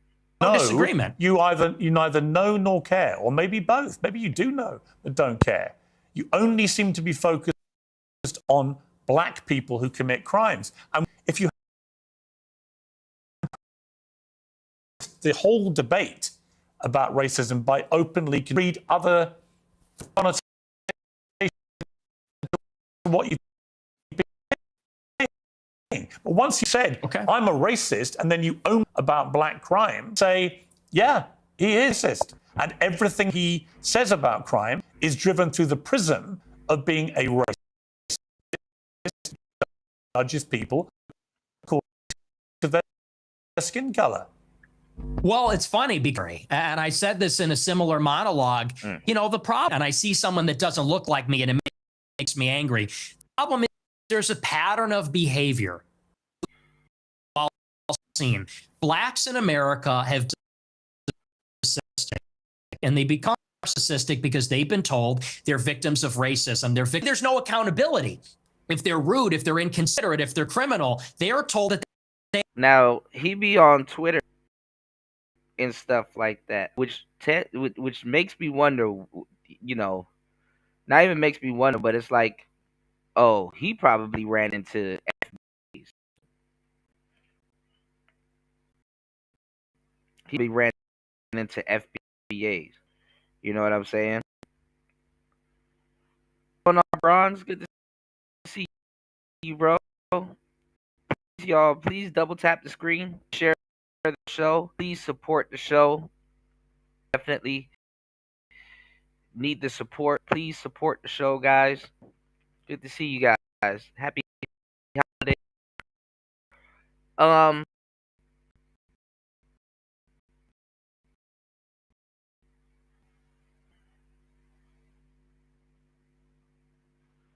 He probably ran into FBA cats, which is crazy as hell. And it's funny, like I said, black people and white people are both race conversations on the internet, and one is mundane and like a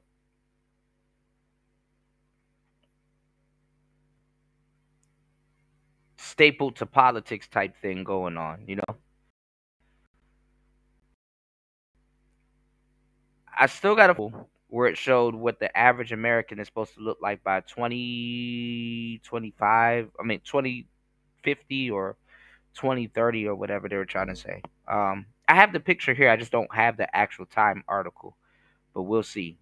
You know, War Mass says pattern of behavior of dysfunctional ghetto sakes. Yeah, and I mean, and true enough. Keep in mind, um, is from Chicago. You know, um, feel safe. That's a whole different cityscape. So those people in Chicago, they don't feel safe. That's supposed to, even in the areas that's supposed to be safe. You know what I'm saying? They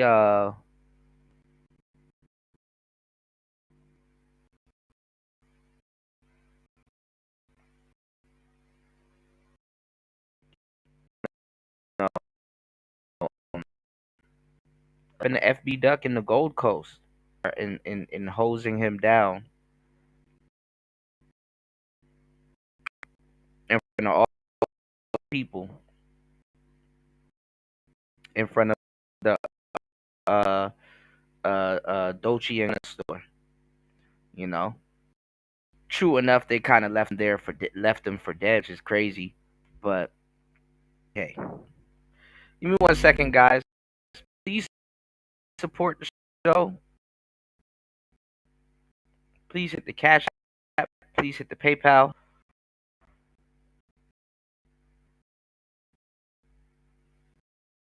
I'm having a hard bringing y'all today's show, but I'm try my best. Give me 1 second, guys. agency for their actions. They're being told if you act in the way white man made you that way, consider against you. And so they've been telling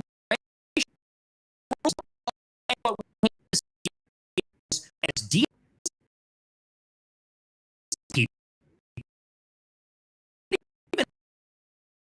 people, but even black people see we media. Don't like black people. I don't. Narcissists. Yeah, you ahead of me. Around on What black friends have you got? You say. No. Friend is yay. Number one black. What's going on, Evan?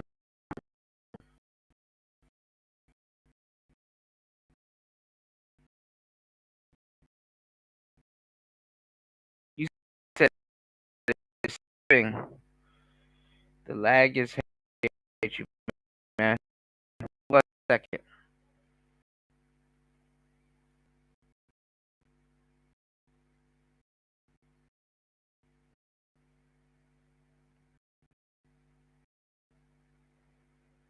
All right, hold up.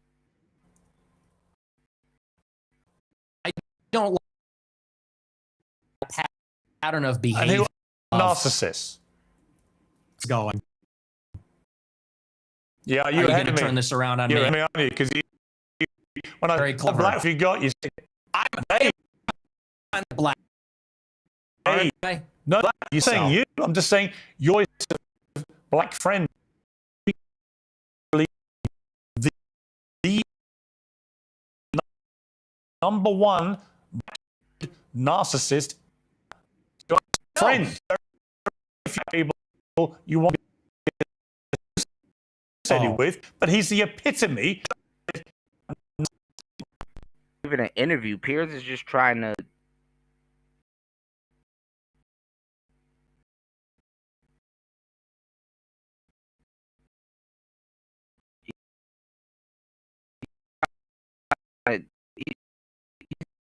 Got your moment.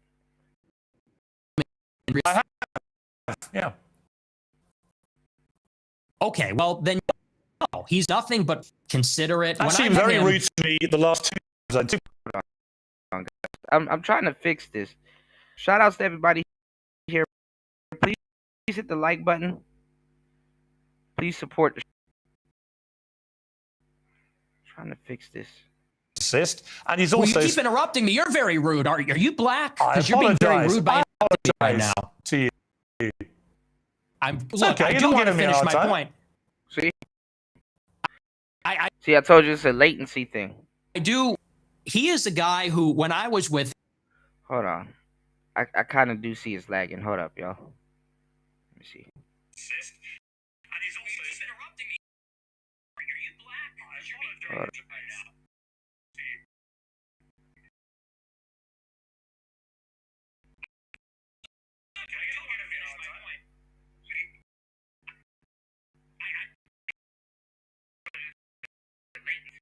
He is a guy who, when I was with. Trying to monitor it real quick. Give me 1 second. I'm going to help bring also content. Give me 1 second. All right, there we go. All right. To make sure that everybody. He's actually a very soft-spoken. And by the way, especially for rap, they're talking about people shooting. Way he would tell me all the time. They make him feel not black. He doesn't do those things because he's soft-spoken. Because he's a bit of a nerd fashion. So disagree. He's actually not all. What Okay. we're talking He's also about. I mean, it's weird, and that didn't look like Kanye, but uh, in the hands of some like rap and um, he antism and your views about Jewish people, and indeed what the same subject matter. Angel Studios are back with a new must-see documentary. It's called Thank You, Dr. Fauci, and you're going to hear a lot more about it. A winning filmmaker Jenna Thirst digs into the origin of COVID-19, a possible bio-arms race with China, and history's big. Hold on,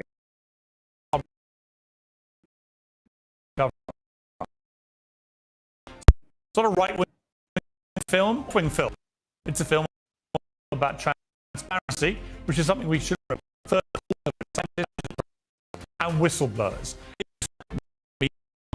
Break. And if you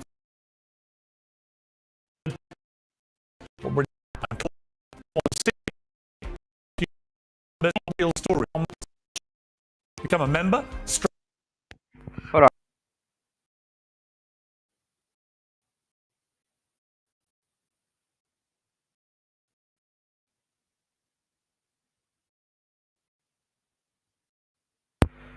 All right, hold on, y'all. I'm trying to fix it. Going well. Hold on, y'all.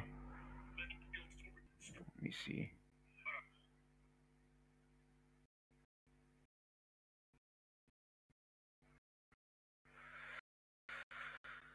Oh boy.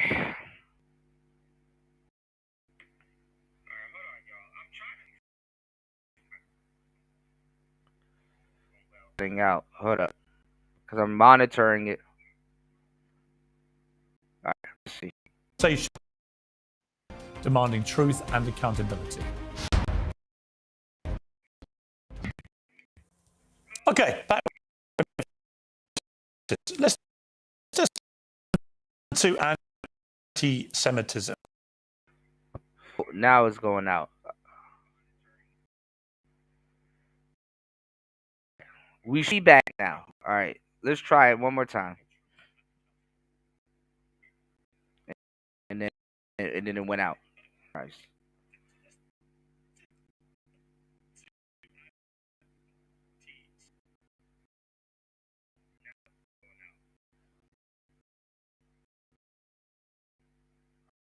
All right, we should be back.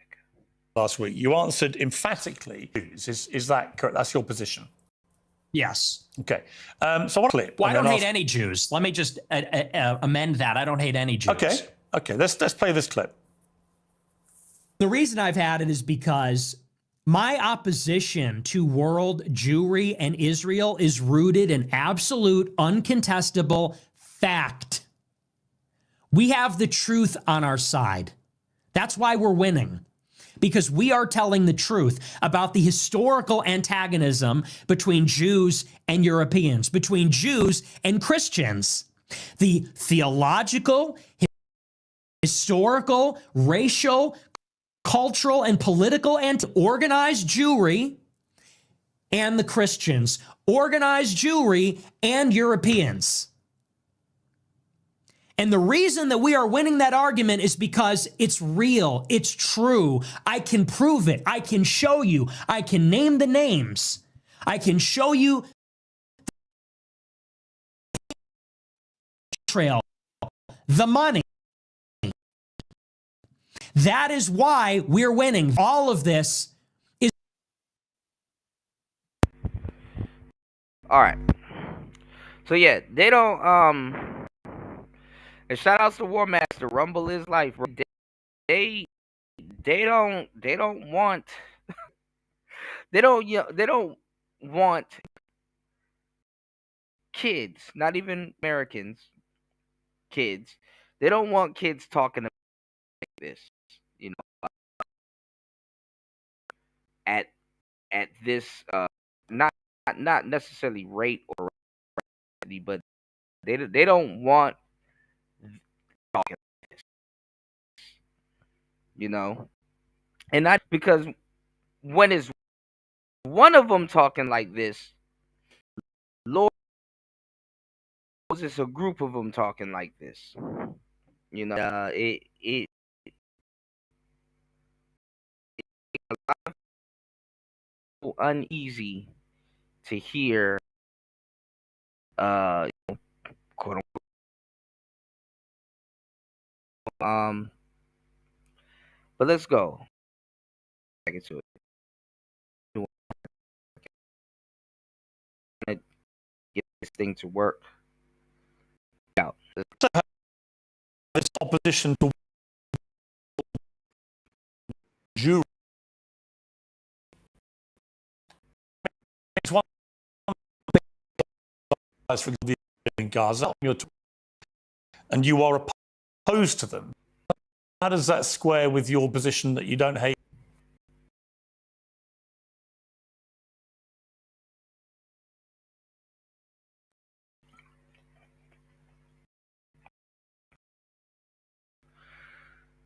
Oh boy. With my, what do you mean by that? Do you take issue with it? Do you have a problem with what you mean by it? Bring that up. The gaslighting's crazy because I use that expression on my show all the time. I say organized Jewry. Do you know that for like 30 years, the world has an annual called the state? Yeah. Well, if I'm trying to fix this,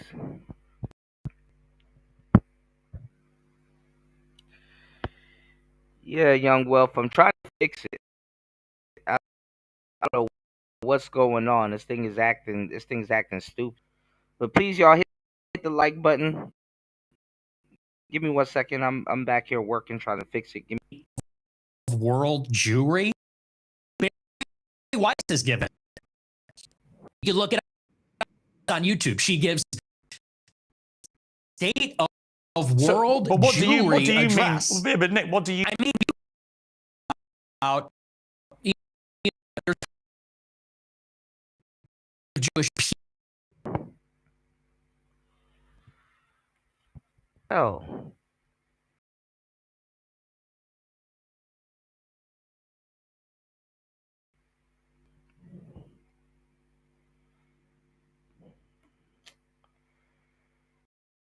Man, this thing is acting right now, man. Give me 1 second, guys. All right, we're back. They are part of a nationality, a common tribe, a common people. And so where they reside in Israel, the United States, Europe, or elsewhere, they see each other maybe on a different level alongside their nationality, their their state, wherever they reside. If they're Germany, France, the States, they see them as part of a transnational nation, international nation. America, the Jews in Israel, they have something in common. They say there's a world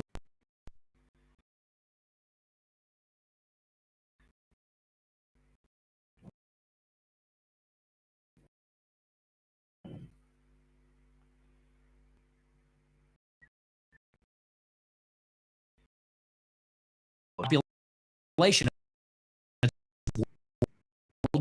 Jewry. And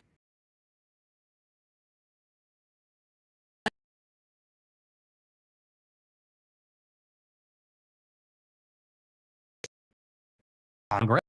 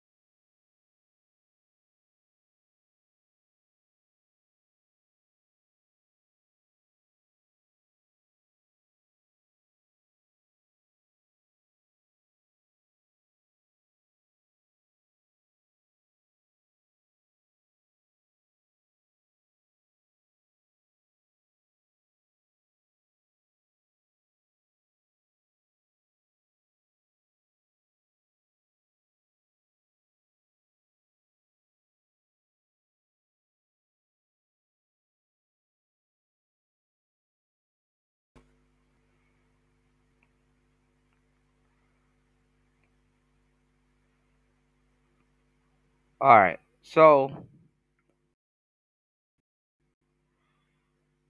I don't know. And the lag is pretty bad. Hold on. Now I'm not connected to any.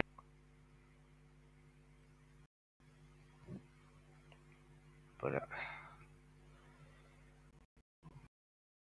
what is on?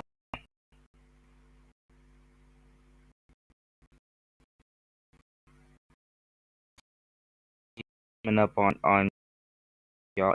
Coming up on my end. Okay. Now I see it coming up on my end, but it doesn't. It's not telling me what I am connected to. All right. Hopefully you guys can. National nation. In America, the Jews in Israel, they identify.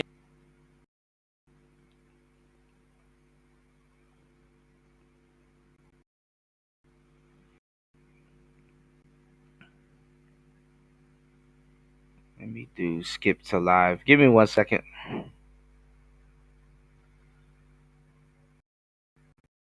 Okay. So we are. I don't know where let's go. Israeli or American to have some part of which I say there's a world Jewish population, world Jewry. And there is such a thing as the elect. It's democratic. All organizations elect representatives to represent proportionally the Jewish population in their area at the World Jewish Congress. And it's sort of like Davos. It's like the World exclusive for members of the Jewish exists across the world. That's a real thing. And that didn't come from 4chan. I read their books. I watch these speeches. I watch this tension. So that's what I mean by that. There is such a thing. It's a nation that exists across board. They're organized and they have a national self-interest. Jesus, Pete. Ain't one thing, it's another, man.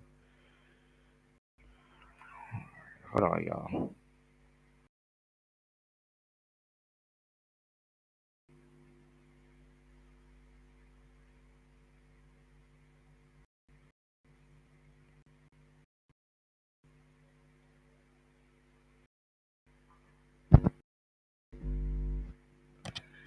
See if it works better here. Give me 1 second.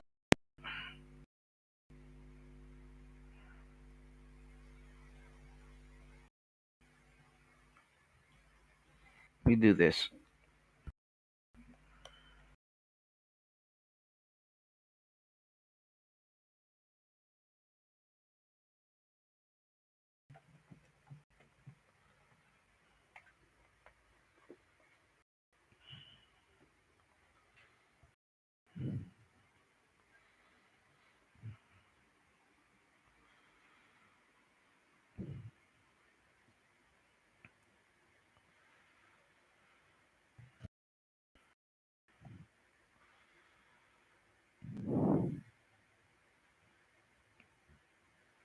See if this is any better. All right. As that nation, as that tribe. So if you any Jews, what do you like about them? I like a lot of things about them. I think they're funny. I think they're What smart. question is that, Peter? I think that they're pretty remarkable. And as Christians, especially as Catholics, we remarkable. And this has been adjudicated in Catholic doctrine for thousands of years. We say that they're a witness people. And so we actually, there's provisions inside of Catholic. We need to give them special protection, Christ's passion. So, I say this repeatedly in interviews. I do think they're remarkable. By definition, they're exceptional people. It's just that there is a sort of natural opposition between them and Christians because of the theology. We believe that Christ is the Messiah. They don't. they've been a minority in Christian lands for thousands of years, and they have been pushed around and expelled, and they've been persecuted and segregated. And that's why there's a lot of paranoia. There's a lot of distrust. There's maybe some sense of chauvinism among Jewish people. So there is, like I said in that clip, there is an historical antagonism between these two peoples, between Christendom, and that has always been the case. And I don't hate them. And I think I actually sort of understand them in a weird way. I think that because I've studied a lot of their politics, I think I really kind of know them in a way. And it doesn't come from a place of hatred. Do you have any Jewish friends? I think it's because he's getting older. Hold on, guys. You guys can please hit the like button and support the show. Can we at least get one contributor to today's show? I've been killing myself to trying to get this damn live stream to work. All right. Now,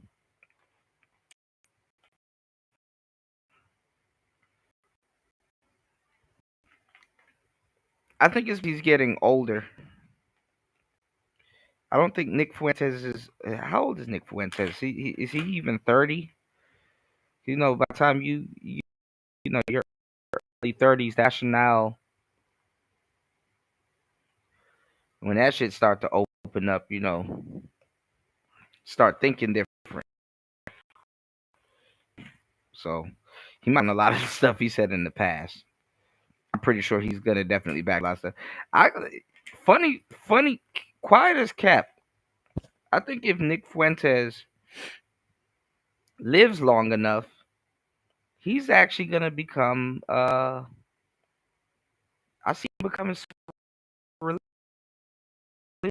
and doing a complete 180. But let's go. I do. I have. But that's weird because you said this. So I can get this thing to work. Jews and Christians have never been friends, ever. Not since Jesus Christ fought the Pharisees have we ever been friends. Since Saul was least persecuting the Christians. Not since the Middle Ages. Never been friends. We've never been allies. We've always been actually.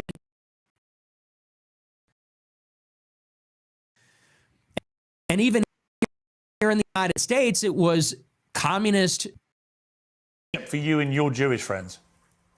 Yeah, so easy. As peoples, as nations. Got it. Not saying every individual Christian, and of course there have been Christians and there have been Christian converts to Judaism, Jewish converts to Christian. You're nodding your head, but you're asking this. I'm saying as peoples, they've never been aligned. I'm a Catholic like you, and I have many Jewish friends. And I'm just trying to compute what you're trying to say, which is Jews and Christians have never been friends ever. And I'm like, well, you have Jewish friends. I have Jewish friends. We're both Catholics. Therefore, we're Christians. So it doesn't really quite add up. Well, like I said, as peoples, there has been an historical antagonism as peoples. And you could even say the same about blacks in the United States. Of course, there were black and white people that were friendly with each other, but in many ways, they were set against each other as groups. That's easy enough to understand. The reason Semitic is that you have regularly downplayed the Holocaust, and in particular, the number of Jewish people who were murdered by the Nazis. It's been said that you believe no more than several 100,000 have been killed. And I want to people talk about, well, you know, what about the gas chambers? Well, to the extent that that's real, I find that hard to believe. But to the extent that's real, there have been atrocities committed and genocides committed. You don't even know. He doesn't even think that stuff is real. That's crazy. In all times and all places, let Hitler cast a long shadow because that confers a political benefit upon Jews. That's what. It doesn't really sound correct to me. Wait a second. It takes 1 hour to cook a batch of cookies. You have 15 ovens, probably different kitchens, right? Well, Piers, you hit him with a low blow. But he did say Doing 24 hours a day, every day for 5 years, how long would it take to make 6 million? I don't know. It certainly wouldn't be fun. The math doesn't seem to add up there. You think that's funny? It's fun. It's amusing what you're doing because, that one was a joke. But do you want to talk serious? I do actually. I do because I just find it extraordinary that you would think the Holocaust could ever be something that we can joke about. Too soon? Is it too soon to make jokes? How many people do you think died in the Holocaust? Jewish people? I'm thinking maybe 7 million. What's the number? 7 million, something like that. So you 8 million? You concede that 6 million Jews lost? Possibly more. Possibly, we're discovering all the time. So it'll even be more than that. So why have you? Tell you why. Every death is tragedy. However,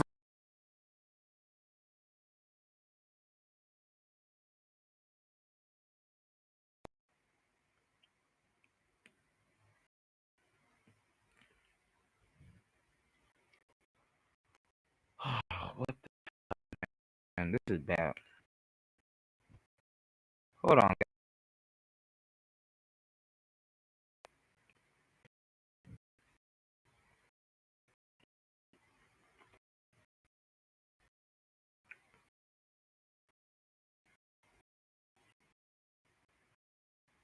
Hold on.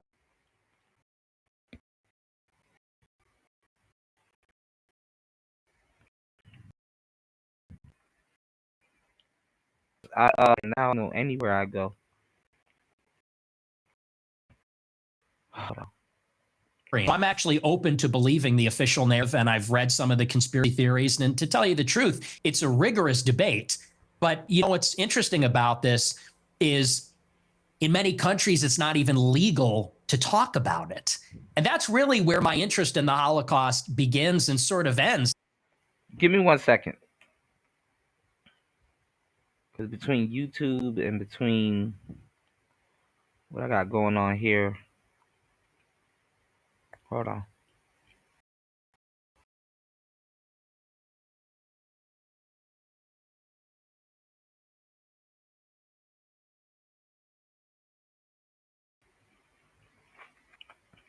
All right. All right. We should be okay.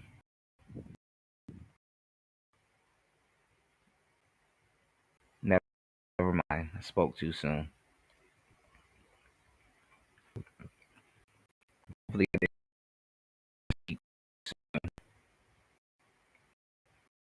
hold on. To tell you the truth, I wanted to question the number put in jail in about, 17 or 18 European countries. And I think that's really the more interesting conversation, which is that this is a religious dogma in the West. No other genocide, no other atrocity treated like this. If it said the number of Palestinians killed, if you don't say that, you can't have a job. That's the part that's totally insane. People, they can't even make up their minds. I think it's actually done a goal if, and saying you as Piers Morgan, if your goal, if you're advocating for awareness about this, if your goal is everybody that this way the Holocaust happened, I think the last thing you'd want to do is say that everyone that disagrees is in jail and is banned and you're not allowed to say it. So there's really been no open debate about the subject since the scholarship started to be produced about 60 years ago. But there is no debate to be had about the number of people who were murdered.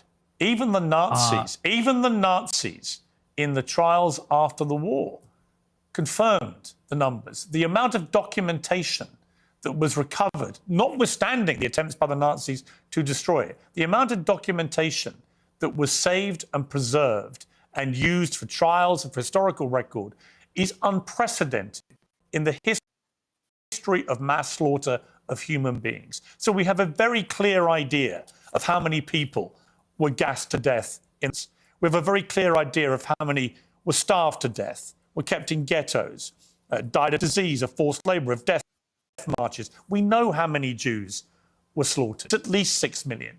What's interesting to me is you appear to now concede that, which may be your regular viewers who have constantly heard you quibble with the number of Jews who died in the Holocaust. And for the record, just to confirm what I think you told me, you do now accept that at least 6 million Jews were killed in the Holocaust.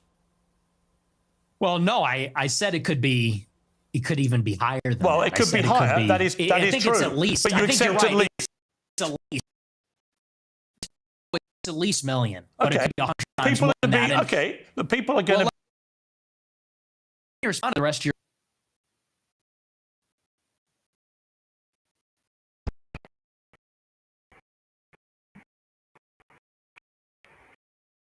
Man.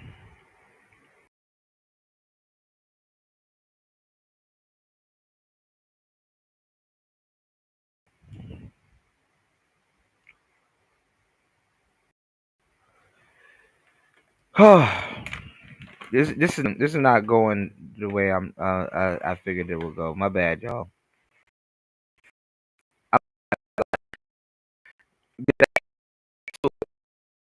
6 million is crazy.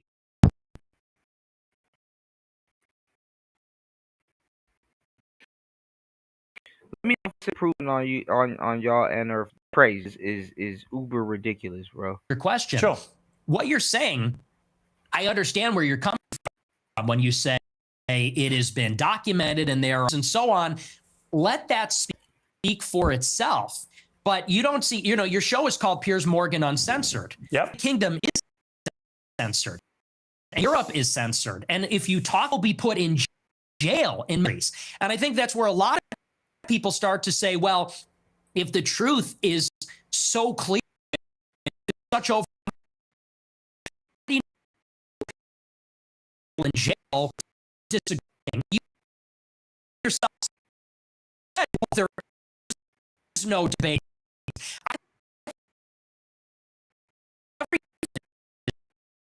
Debatable. Very one-sided. Okay. Well, because I have a blanket view now. It's evolved slightly over the years. That have a blanket view, speech should not be criminalised, right? People are allowed to say what they.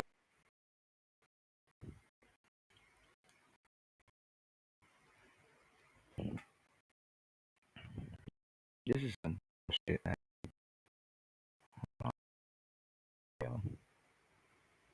This is some bullshit.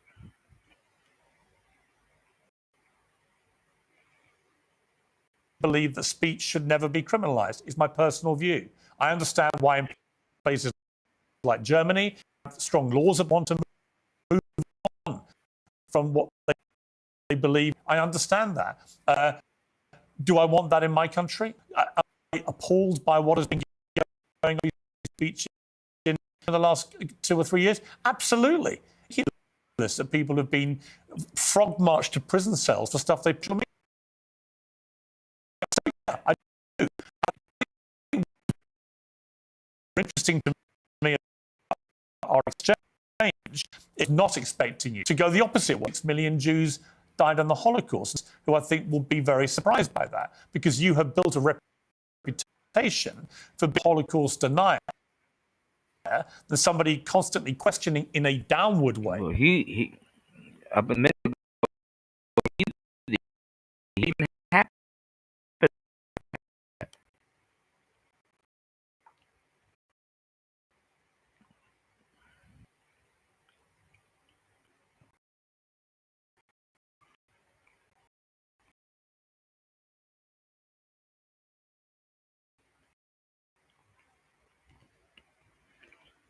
I'm getting so much trouble trying to bring you guys some good fucking content. This is ridiculous.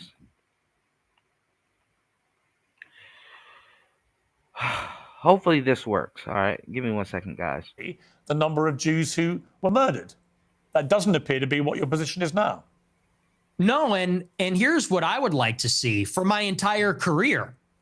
when I started my show, it started with a good faith inquiry where I was questioning a lot of these narratives. And I said, what is the answer on the other side? But what I found is that the answer was criminalized. So when you would talk about anything regarding Jews, Israel, the Holocaust, you could be in favor of the official narrative on those things. If you went against, you were banned, censored, and in some countries jailed. And so I actually haven't made up my mind on that because that's not really a matter of interest to me. And there's a lot of analysis into the issue. And I've read both sides of the issue. And honestly, unfortunately, it's hard to judge because there's never been a debate on it. And there's never been a debate because of the stigma, because of the censorship. And I think that leads a lot of people to say, well, what do they have to hide? Because you can say on your show, well, I'm personally against Holocaust denial laws, yet they still persist.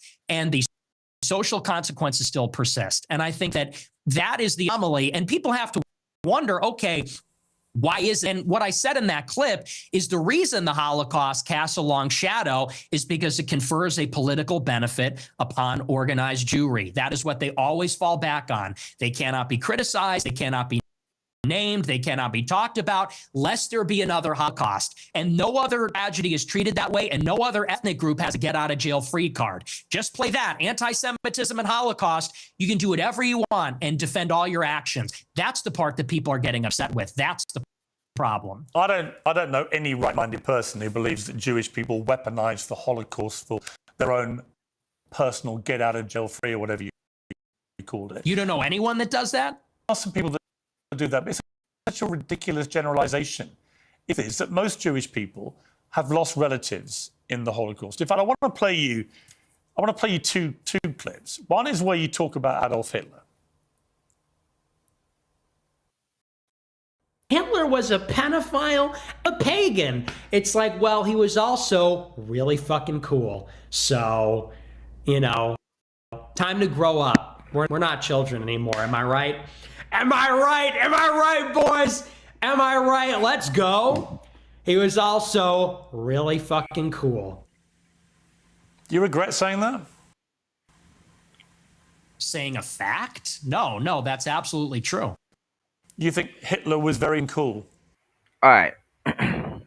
So let's try to bring some type of order to what's going on because there's a lot of shit going on here. All right, so you got a lot of people that had this blurb, and I call it a blurb, BLURP. It's like a blurb. It just, including Kanye West, they had like this blurb, and they were on this whole, even Kanye made a whole album out of it, and some other stuff, just going in, about the funny mustache man or whatever, and how he wasn't wrong, and people had the wrong side of history and stuff like that. And then they read and they research a little bit more, and they find out, dang, yeah, he might not be wrong. Yeah, certain things he was right about, but there was things he was off about. Either way, this is still not good. Some people haven't gotten to that part in their research, if they're doing any researching, instead of just following people and going off the edge of a cliff. So, Pierce just got a whole bunch of clips. I ain't gonna lie, if you're on the quote unquote, or believe you're on the quote unquote side of morality, you can clip the hell out of Nick Fuentes, and it's gonna be a field day with him. Yes, I do. One of them, and I'm tired of pretending he's not. Well, to be honest, this is the problem. You see, it's a bit like when you just say, "I'm a racist." You're a racist who thinks Hitler's cool, but you're not anti-Semitic. If you're a Jewish person watching this, I'll tell you what they're thinking, because I've got a friend of mine called Danny Finkelstein, who, when he heard I was interviewing you, he's a Times journalist in the UK, very eminent journalist here, and author, who wrote a book about his own family's experiences at the hands of Hitler and Stalin, because he also told Tucker Carlson that you admire Stalin. But let's just take what Danny said here. Hi peers, it's Danny Finkelstein here. As you're interviewing Nick Fuentes, you might try suggesting to him that he reads my book, Hitler, Stalin, Mum and Dad. It's called Two Roads Home in the United States. Since he says he's on Team Hitler, you might like to ask him about the fact that Hitler arrested my mum, tried to starve my mum to death, did starve my grandmother to death, sent my great aunt to the gas chamber, my great uncle, my cousin. And it's fucked up, but I mean, you gonna have a bias.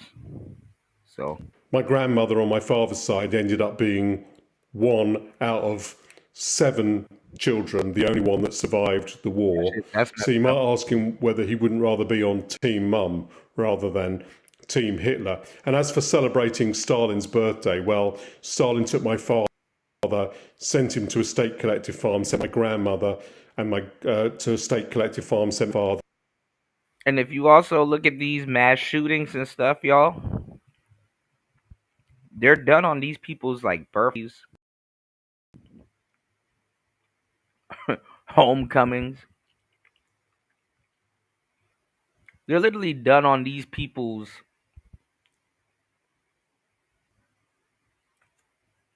death anniversaries, birthdays, all kinds of stuff. It's bad. To the gulag, you might try asking him why he doesn't celebrate Dad's birthday rather than Stalin's. It may all be a big joke to him, but he complains that he was 18 when someone tried to cancel him. Well, Stalin and Hitler arrested my mum and my dad when they were 10 years old. So he might like to reconsider his joke. See, that's the reality of your jokes, although I haven't ascertained yet whether you are joking when you say that Hitler was very fucking cool. Are you joking, or do you actually think he was very fucking cool? The most genocidal monster of the last 150 years? Yeah, the thing is, my generation, we're just done with the pearl clutching, you know? Yeah, you might be, but then your generation hasn't gone through Stein's family, went through. So maybe the pearl clutching has a way to go for families whose family members. Oh, yeah, we got all that. We, you know, me mom, like we're, you know, I don't even know who this person is. Why is this person talking to me? This old British guy is saying me mom got killed by Hitler. Because he doesn't find it funny when you say Hitler's very fucking cool. I don't care. He finds I don't care. You don't care. Yeah. That's fine. You don't have to care, but he does care. Does that guy care about? He cares what you, a prominent conservative in America, has to say about Adolf Hitler. And what do you mean Hitler is very fucking cool? Because I think he's very fucking... And that's a clip. I think he's very fucking a monster. Hear yourself. Yeah, I mean, can we all grow up? I murdered 12 million childish. people. He murdered 12 million people. What is very fucking cool about that? Tell me. The edits, it's just cool. The uniforms, it's cool as a guy. You look at World War II and it's fascinating and it's interesting and it's compelling and it's cool. And, you know, we're just tired of saying these kinds of things. We want to talk like real people and give our honest opinions. And then we literally get an old Jewish guy from England who's going to say, oh, that's not very funny, mate. And it's like, shut up. Like, you know, is in favor of genocide. So let's just Nick crashing out. Get that out of the way. We're not in favor of a Holocaust or genocide. Do you think if half your family had been, you think if half your family had been wiped out by very fucking cool Hitler, you'd still think he was very fucking cool? Or would you think that actually he was a despicable monster who murdered 12 million people, who targeted people because they were disabled or Jewish or Romani Gypsy or whatever it may be, and that he systematically destroyed people, incinerated them in gas chambers? Do you think that you would find it very fucking cool if your family had been through that? Or do you think you would find it very fucking disgusting? Moderate the number of times you laugh about it, or want to joke about it, or want to abuse someone like Danny in incredibly powerful books of what happened to his extended family at the hands of the Nazis and your other hero, Stalin. See, my point to you, Nick Fuentes, is that in parts of this interview, you try to come across as moderate, but every now and again, the mask slips. And it slipped again here with what you say about Hitler. There's nothing very fucking cool about Hitler. We know that from history now. We know what he did. You've already conceded that he murdered at least 6 million Jews. So when you say he's very fucking cool, Jewish people watch this and go, this guy's disgusting. Why would he say this about someone who perpetrated such an evil? And what's the real answer? Why do you? Is it just for clicks? Is it for money? Is it just for fun? For shits and giggles? What is it? What motivates you to say something like Hitler was very fucking cool? It's for this. It's for all of this. And the lack of self-awareness is amazing. You're a boomer. You're a 60-year-old boomer. And we've spent maybe 3 minutes on you saying, he's a really fucking monster. He incinerated people. And I'm sitting here saying it's not that serious. It's not that deep. And not that what serious. I'm getting at. Not that serious. Do you want to say more about you're not he's a monster? You're not a kid yourself anymore. You're not a teenager. I know. Right? I know. You're nearly 30, to be clear. Yeah, okay? You're a fully formed adult. Yeah, he hasn't even hit 30 yet. Ooh, Nicholas, you got a long way to go, man. Who has a brain, right? And at some stage, that brain is taking you off these rabbit warrens. Is this an interview or is this a lecture? Can I respond to what you're saying? I want you to explain why you think it's fine to say how fucking cool Hitler is and to dismiss the very powerful 90 seconds from a British journalist who lost a lot of family members to the Nazis in such a callous, dismissive manner. I don't think it's powerful. I think we've been hearing that our entire lives. Okay, the Schindler's List. Let's just be honest. The propaganda is over the top. We have been in America. What about the Schindler's List? Hey, tell me about the Schindler's List. Well, tell me about the Schindler's List. I'll tell you about it. We have been browbeaten as a people, as Americans, as Westerners, for our entire life. This is done. It has taken away any sense of pride, any sense of love for our own civilization. We have been made the villain in our own story. Well, let's just be clear. It doesn't begin and end with Hitler is a monster. This has been the political narrative which thrown open the borders.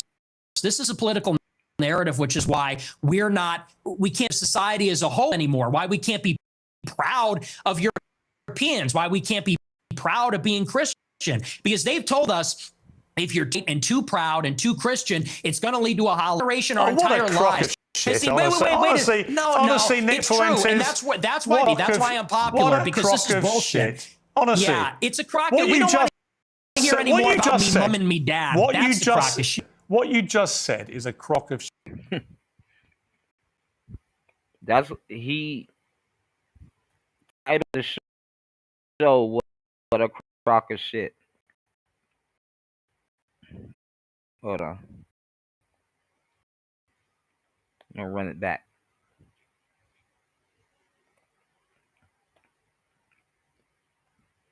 You know, the children, man. These American children, hell. For our entire lives. And do you know what this has done? It has taken away any sense of pride, any sense of love for our own civilization, our own story. We have been made because, well, let's just be clear. It doesn't begin and end with Hitler monster. This has been the narrative, which is why we've thrown open the borders. This is a political narrative, which is why we can't be a conservative society as a whole anymore. Why we can't be proud of Christian, because they've told us if you're too white and too proud and too Christian, it's going to lead to a Holocaust. And so my generation, our entire lives. Wait, honestly, Nick, it's true, because this is bullshit. Honestly, yeah, it's a crock. We don't want to hear any. That's a crock of shit. No, listen. What you just said is a crock of shit. And you it's know true. it. It's called the open society. In your gut, you know it is. You weaponize this stuff. You know. You weaponize this stuff. You know when you say something like what you just said. I'm banned from banking. I'm banned from banking and credit cards. You know who you're talking to? Yeah, I do it for money. And by the way, how much money you make? Your company's worth $100 million. Your company's worth $100 million. I was banned from Bank of America. And you shouldn't I'm have banned been. from processing credit cards. And you shouldn't have been. But I am. Don't tell me money. Well, ask me my opinion about that. I'll tell you shouldn't have been. Then don't say I'm doing it for money, because you know that full well, and you say it's a grift. If I wanted to be a grifter, I'd be like you, and I would go and say, how much money are you making? I'm making a lot of money now. Yeah. Now that I'm the number streamer in America, agree with me more than they agree with you. We're tired of hearing about slavery and the Holocaust and Jim Crow. We're done with that. You guys I'm overplayed not your done hand. hearing about that.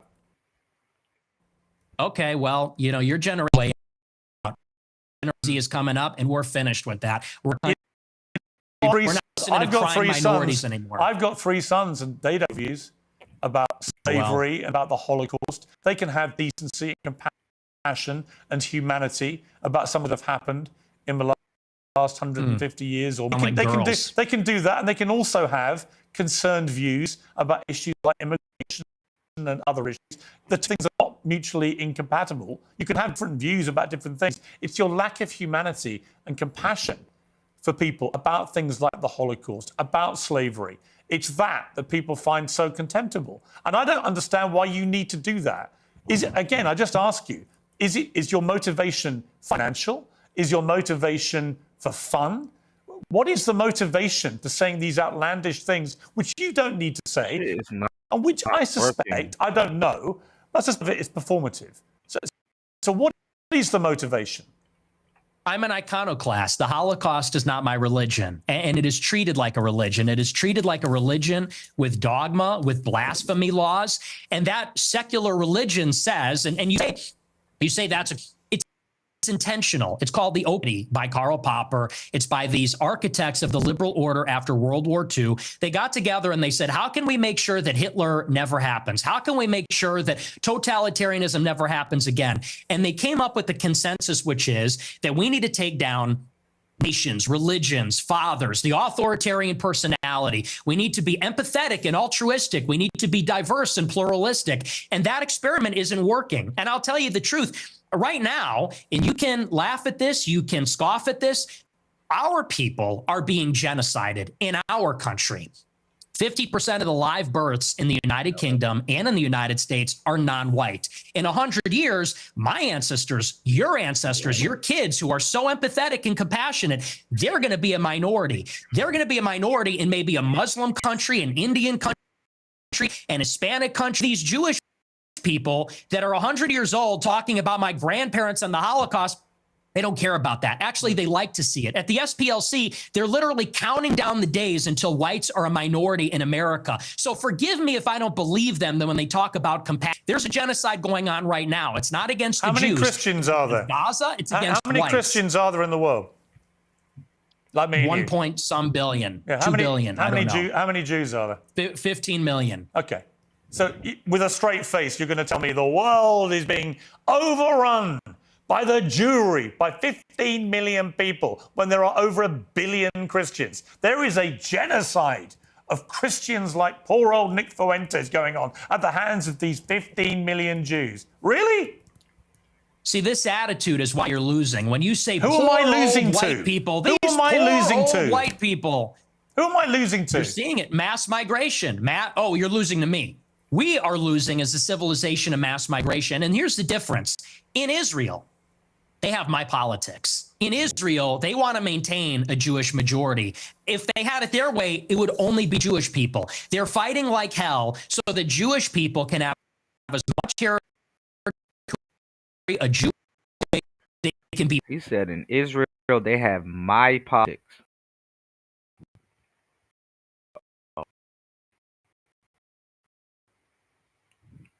Being besieged by 10 million illegal immigrants, and then whites and Christians are going to be the minority. And that's true in Canada, Australia, all the countries in Europe. So you could say there's 2 billion people, but what's the proportionality? What is the percentage of people being born that are white? Where's the arrow pointing? Where are we going to be in 50 years? In 50 years, there might be in Israel. In 50 years, there isn't going to be a white Christendom. You don't believe people should get married, right? I think people should get married. I'm a Christian. But you're basically anti-marriage, really. You've talked about this. You've talked about. Are we done talking about white genocide? Well, no, I'm coming to the same part because you seem very resistant to the idea of marriage. You've never got married. He got Piers Morgan. I'm not gonna lie, this is bad. I mean, he got Piers Morgan up here jumping topic to topic to topic to topic to topic. Like, how the hell did you just go from what the hell he was just talking about to marriage and anti-marriage? Boy. Married. You've talked very scathingly about henpecked husbands. Just take a look.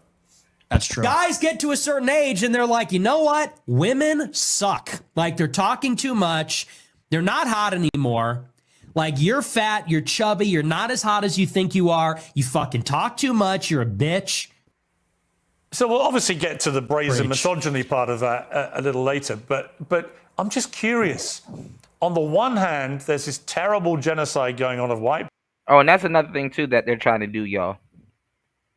They're trying to paint Nick Fuentes as red pill.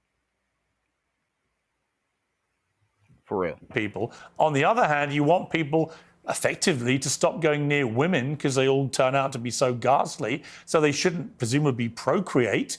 So how does that work?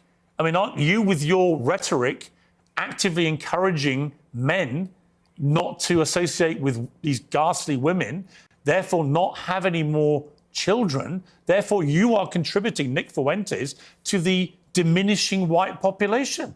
I'm confused.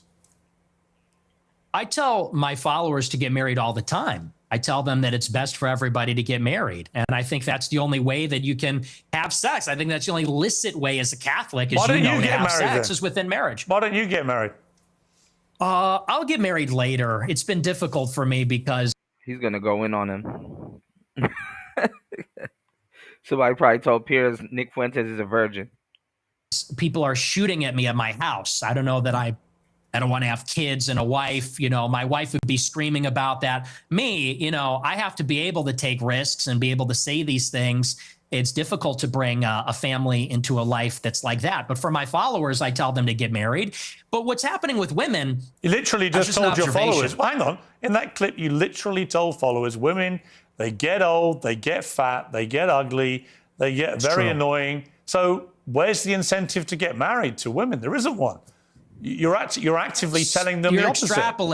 You're extrapolating a lot. We can complain. Just quoting you back yourself again. No, but you're extrapolating and saying, well, you say women are annoying, so therefore, what's the incentive? We have to do it in spite of the fact that they are annoying. We have to do it in spite of the fact that they talk too much. We can get them to lose weight. We can put them on peptides. We can get them to the promised land, but it's going to be Do you think this view of women may be why none of them want to go near you? Oh, you should see my... Actually, I don't even know how he's still a virgin because there's a bunch of bitches that actually like Nick Fuentes. DMs. It is quite the opposite. They're called the Groipettes, and I'm actually batting them away. Granted, not all of them are attractive. Some of them are attractive. Are you actually? Look, just to clear up one of the many theories about you, I've no idea what the answer is, and you haven't got to answer. But are you actually attracted to women? I am attracted to women. You're not gay? No. But I will say that women are very difficult to be around. Okay. So, what's going on, party? Man, I'm trying to fix this damn stream. I'm so upset at what's going on right now. Good to see you, bro. You said I heard Nick cuck Piers on this one. Yeah. Piers just been trying to play gotcha this whole time, and it's not working. Like, Piers literally is sitting up here trying to play gotcha, and it's not fucking working at all. He's literally like playing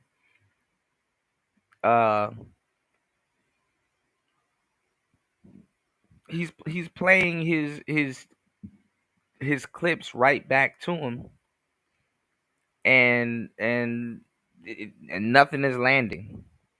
You know, he said that's Christians in a nutshell. Excuse for their BS. I mean,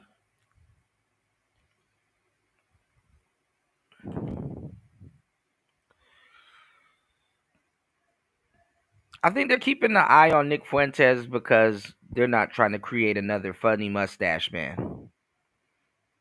And they're looking at him like, oh, this is the inner workings of the funny mustache man. And then at the same time, too, You know,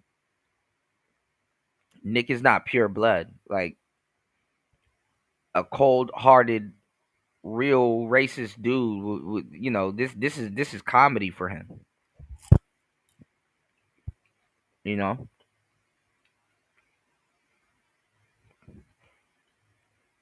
I got to show y'all something too, because I got so much content to give y'all and bring to y'all, but I'm having problems. If you guys could please support the show, that'll be perfect. You know, I'll definitely. I'm really trying to improve the show and get the hell on. You know, but I want to show you guys something. Because I was gonna say, in another sense, Nick is basically like Myron. There's another guy. We got Coach going in on Myron again. I want to show y'all something, but give me 1 second. All right, y'all, please hit the like button, support the show. I got you guys. Let's get it. There's that. And do you think they should have the right to vote? I do not. No, absolutely not. They should stay at home? Well, yeah, absolutely. See, basically, you're just a misogynist old dinosaur, aren't you? For a young guy. Yeah. I mean, I know I'm the boomer. I know I'm the boomer here, but actually, you're a 27-year-old dinosaur, aren't you? Aren't you, Nick Fuentes? All women. I am. All women are annoying. All women grow fossil. old. They all get fat. Says the guy. Have you ever had sex? No, absolutely not. Wow. Says the guy who's never got laid. That's the Wow. thing, though. You boomers, it's Do you think always you're an get expert in laid, women, free love. given you've never got laid? Yeah, we are going. Didn't I tell you he was gonna zoom in on that? And I've said it too. I'm like, yeah, I really don't trust guys that haven't had sex before. They will compromise their morals like shit. You never know. You know. Going back to the Stone Age. You're absolutely right. This, you know, you're talking about empathy and your kids are empathetic and they would never laugh at a joke about the Holocaust and you're a misogynist. You're a simp yourself. You're totally henpecked. That's the problem. So, yeah, we are going back to the way Bro, a virgin calling you a simp is crazy. Another clip of yours about women. A lot of women want to be raped. And when I say raped, I mean like, oh my God. that sounds bad when I say it like that. But there's like a lot of women that really want. This nigga's that friend you can't bring anywhere. Yeah, just stay in the house, bro. Want a guy to beat the shit out of them. But also they have to pretend, but part of it is they have to pretend like they don't. You think women want to be raped, do you? That's. I know what he's talking about, but he doesn't know, and Piers is gonna act weird too, and it doesn't sound right. He's just saying women have raw pay fantasies.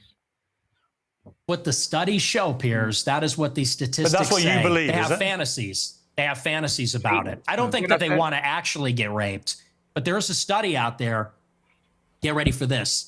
It says 62% of women have rape fantasies. And if you read anything that they're reading, if you watched what they're watching, what do you think 50 Shades of Grey is about? What do you think Twilight is about? I mean, that's just true. You think women want to have the shit beaten out of them, as you said? Yeah, and it's very disturbing, but it's true. Do you think your views on women might change if you actually ever had a relationship? That's what happens when you spend too much time on the internet in the dark corners and not knowing what you're listening to or reading. Relationship with one, or had sex and actually had a proper relationship. I mean, people say the reason you're so angry about women is you're basically an incel. Right, party. That's what I'm saying.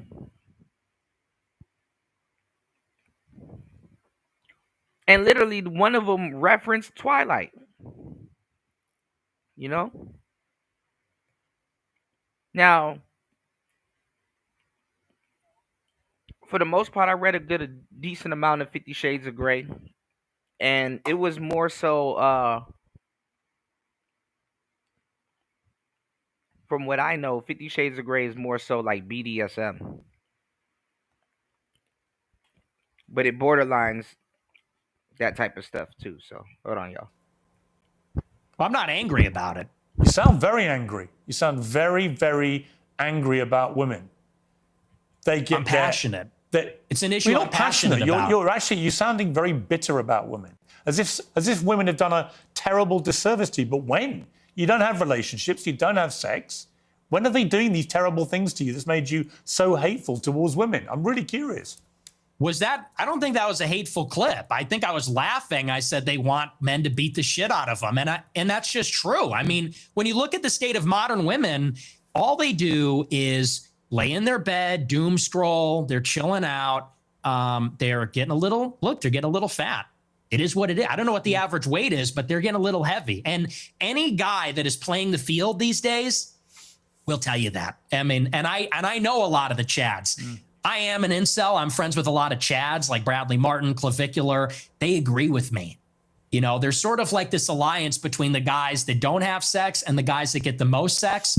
We know what women are about. It's the guys in the middle. All right, guys like you in the middle. It's the beta male or. What's going on, Brian Will? Good to see you, man. Yeah, it's a kink. Yeah, kink is technically the term for it. But you know, you let a lot of the people tell it nowadays, you know, cuck and kink and all of that stuff is usually you know, all of that stuff is usually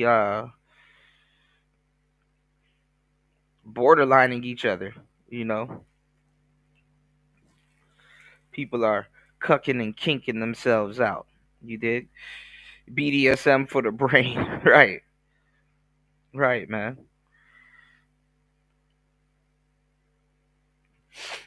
All right. Listen, guys. I'm trying to get this thing to work. If you guys could please hit the like button, please support the show. Please hit the Cash App. Please hit the PayPal. I need to fix this internet. All right. I got you guys. It's Player Talk Radio. Let's get it. That say she's amazing. You're a misogynistic pig because I don't know what that is. I guess. Well, come on. Let me explain to you what I think it is. I think when a 27-year-old guy who's never got laid, never had a meaningful relationship, he gonna harp on it with a woman, says that women shouldn't be allowed to vote. They should stay at home. That all they do is fantasize about being raped and being beaten up. That's what they want. That they're annoying. That they get fat, that they get ugly. That's a misogynist. Now, you may not understand it because your knowledge of women is so incredibly tiny, but actually, you are the embodiment of a misogynist. It couldn't be clearer. And if I was in a way, you have the deep-rooted misogyny of some of the actual boomers. Shaming. I know. Yet here you are, 27 years old. And most of the current studies show that a lot of men are really disenfranchised from society, no longer have physical relationships with women if they've ever had them, never associate with women, and build up instinctively misogynist views about women. And I fear you're in that position. You're just a bit of a lonely guy who wants to get laid and can't for whatever reason. And it's made you bitter about women. And I don't know where that... He making this shit all about women now. So they're off of politics. They're off of all of this stuff. He's making it about women now. No. Where that's come from, but it's fascinating. No. See, here's the thing. First of all, you're very caught up in the labels. It's always, you're a racist. You're a What's going on, Chris G? misogynist. You said you these were words a mean racist. nothing to me. Well, hang on. Will I respond? You gave yourself a label. You said, I am a racist. I didn't give you the label. Okay. It is. Nick Fuentes, I am a racist. Calm down. Calm down. Did you or didn't you? It's okay. Did you? Yeah. Okay. But so here's I the didn't thing. You did.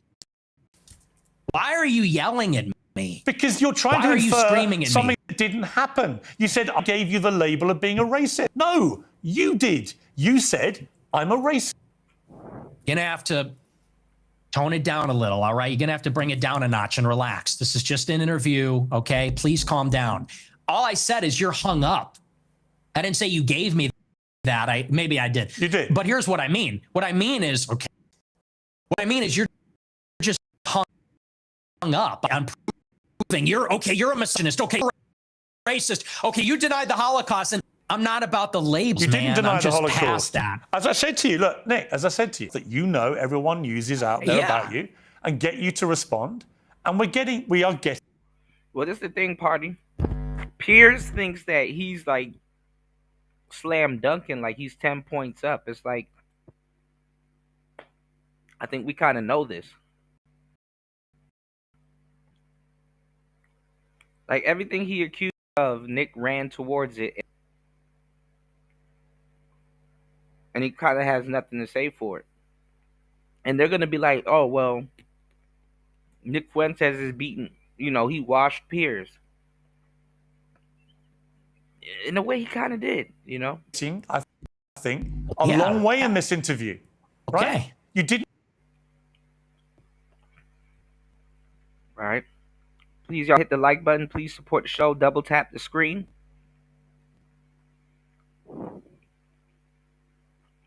He said he has a lane because women are so extrovert about their frustrations about men and have been for decades.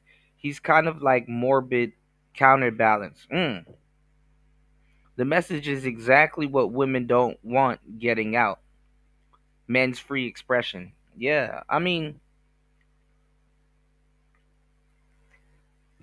there's a lot of guys that's misogynistic that won't agree with him, but politically, you'd be surprised, you know.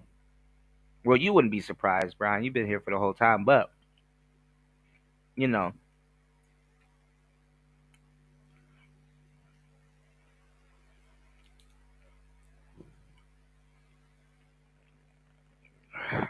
hey, this is brain rot. You know, a lot of Zillennials, they agree with Nick Fuentes, man. Deny the Holocaust. You accepted there's been a Holocaust of at least 6 million Jews. I'm a maximalist. I'm a Holocaust. That is significant. I think it's more. You did admit you're a racist, and you have spelled out a thought process about women, which is the purest definition of misogyny that I've ever seen. And you've said you're not gay. So we're getting somewhere. Yeah. Well, look, and I own the labels, okay? But I just don't care that much about them. That's fine. I feel like the whole... I'm not saying It's like, in a weird way, he's making... Piers is basically calling him a piece of shit. And in a weird way, he's making Piers and people that don't like him take on this, like, overtly morality argument when they are at fault, too. Or have some faults about them. It's interesting. It's like a weird... I'm not saying you have to care. Nick, you don't have to care about any of it. I promise you. Right? That's not why I got you on the show. I wanted to give you a fair crack, which I think I have. We've gone over a lot of stuff. We've got a bit more to go on. I genuinely don't think I've ambushed you with anything you couldn't have been expecting. No. I don't think I've been overtly hostile. In fact, when you've asked me to calm down, I've calmed down. I don't want to have a hostile, angry, shouty match with you. I simply told you guys he has like about a second and a half latency. That causes more arguments than actual disagreements when people cut each other off. I want you to spell out exactly what you've meant about all these things, and people can then be the judge of them. So let's take another break, and we'll come back and talk about Donald Trump, Tucker Carlson, Candace Owens, and others. No, but the thing is that a lot of Piers' audience, they actually agree with the Nick Fuentes. It's just that Nick is more bolder and younger to say, you know? Like, really what you're seeing is old racism versus new racism. You know? Old racism got the memo that racism is covert. It shouldn't be overtly thrown out there like that. New racism is like, hey, this is something completely new. We ain't had nothing to do with that, and we're not going to sit up here and take it. So we're not gonna play by the old rules. We're about to write some new rules. And plus, the generation that's talking to us hasn't been through any of that shit anyway. So why are they holding on to it? That's how they're looking at it. You understand what I'm saying?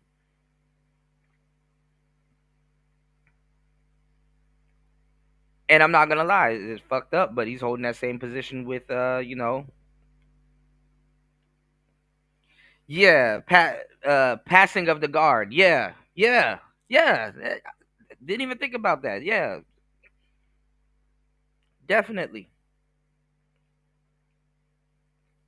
You said Koala just added an update that turns your phone into an ASR 10. Still got to put in work on your child. Oh man, I got to check that out, man, and I got to make sure I can send those files over to you, party. All right, for sure. Shout outs to everybody here. I'm trying to fix the stream, y'all. Please support the show. You said, compared to Nick, Pierce comes off as a history book to today's men. Yeah. But the thing is that like I'm saying, Pierce, I don't like, I think Pierce and his audience is probably racist too. Just not as racist as Nick Fuentes is. Or overt with it. You know? Honestly, I'm gonna tell you the truth. If y'all really want me to dive into some black pill shit, everybody actually agrees with everybody. Good, bad, right, or wrong. It just depends on how it's presented and how you say it. And what you say. And how you say it. Crazy as cat. You know. What are we doing? We lost. It's over. The time to make demands was during the election when he needed the votes. He's a lame duck president. He doesn't need anything from us. He's not even on Twitter. He's on Truth Social. So what are you talking about? We're going to all rally and tell him, don't hide. And this is a lot of Republicans and people have learned about Donald Trump that, Trump is for self. Like he not leaning in nobody's direction. He's doing what's in the best interest of him, and he's including America in that best interest. And I said that from the beginning. That's how business people operate. Sometimes you got to think. You got to be like, look, if I win, we win. Fuck all that other politics and not simplify the shit. If I win, we win.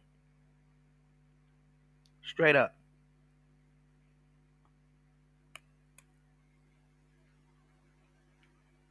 Yeah, that's true. That's true. That's true, party. Here, yet another neocon? Now, over the weekend, you posted this on X. You said performative cruelty is the perfect phrase to characterize the Trump admin and the mood of the MAGA movement.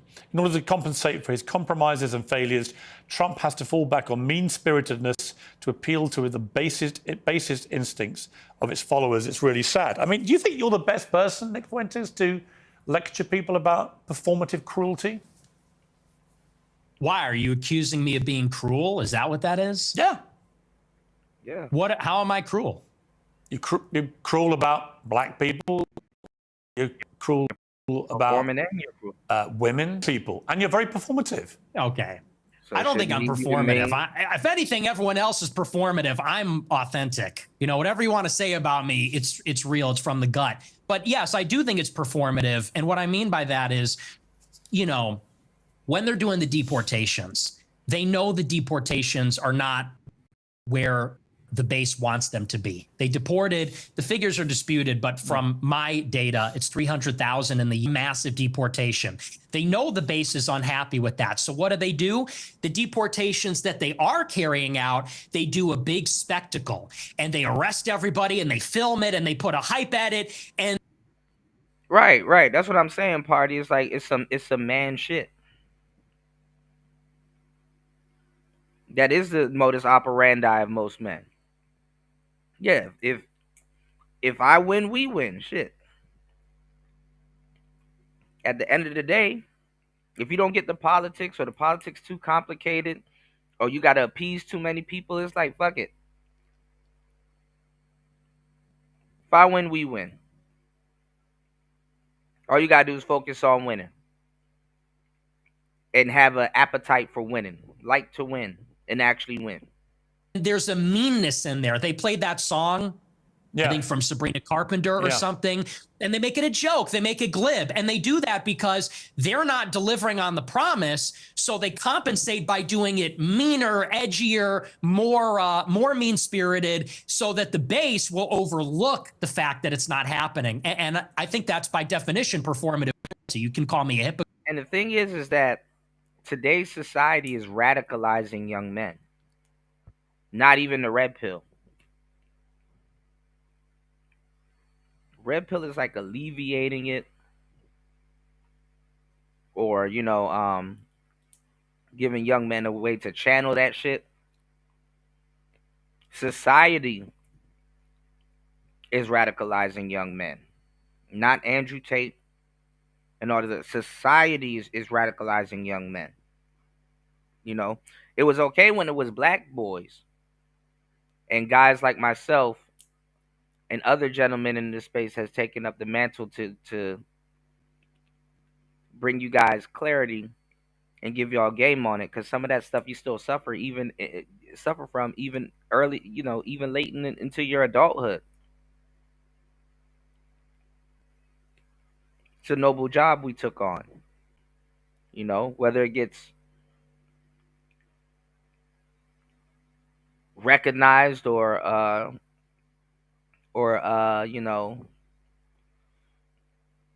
acknowledged, that's one thing. But you got other people out here that it don't need to get to a fucked up point for them to be like, hey bro, I'm not taking that shit.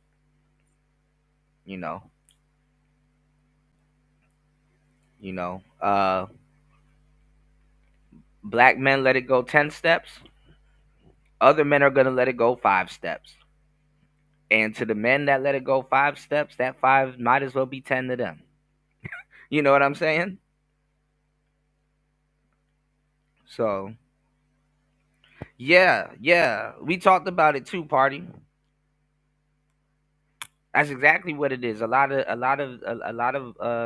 black families and black boys, they're born pre-cupped. Pre-cupped.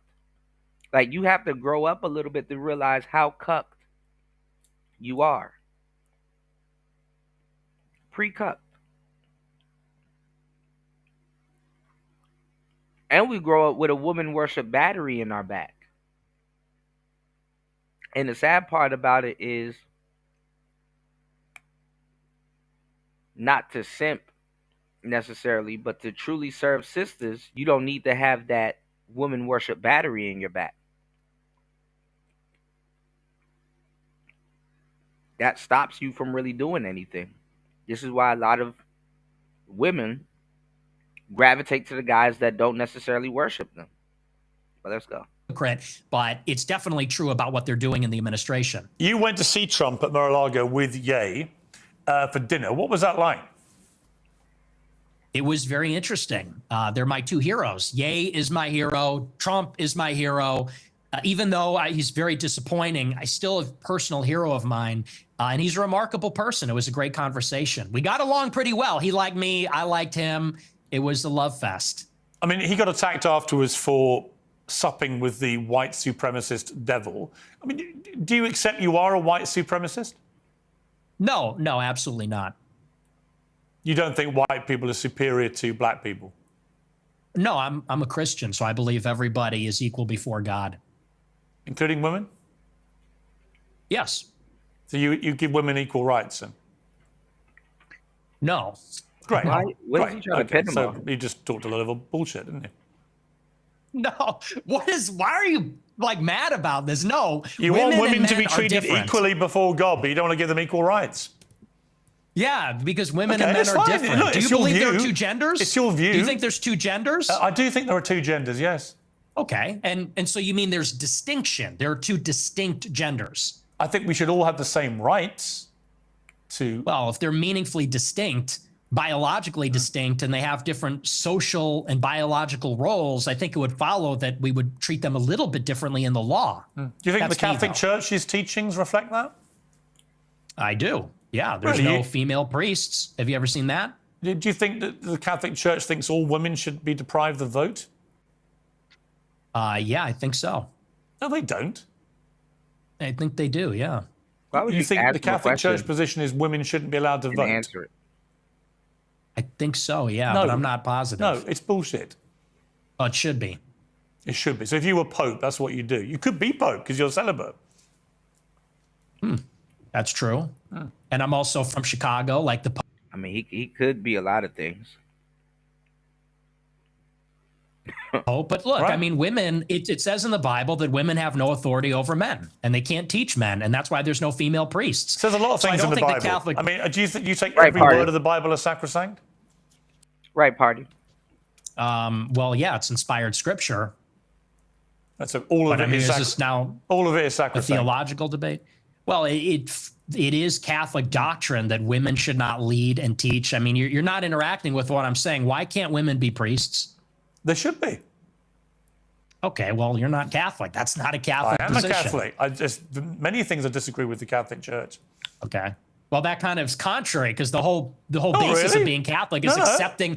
You Yes, it's accepting the authority of the pontiff. You can be a member of a religion and disagree with parts of that religion. Perfectly reasonable.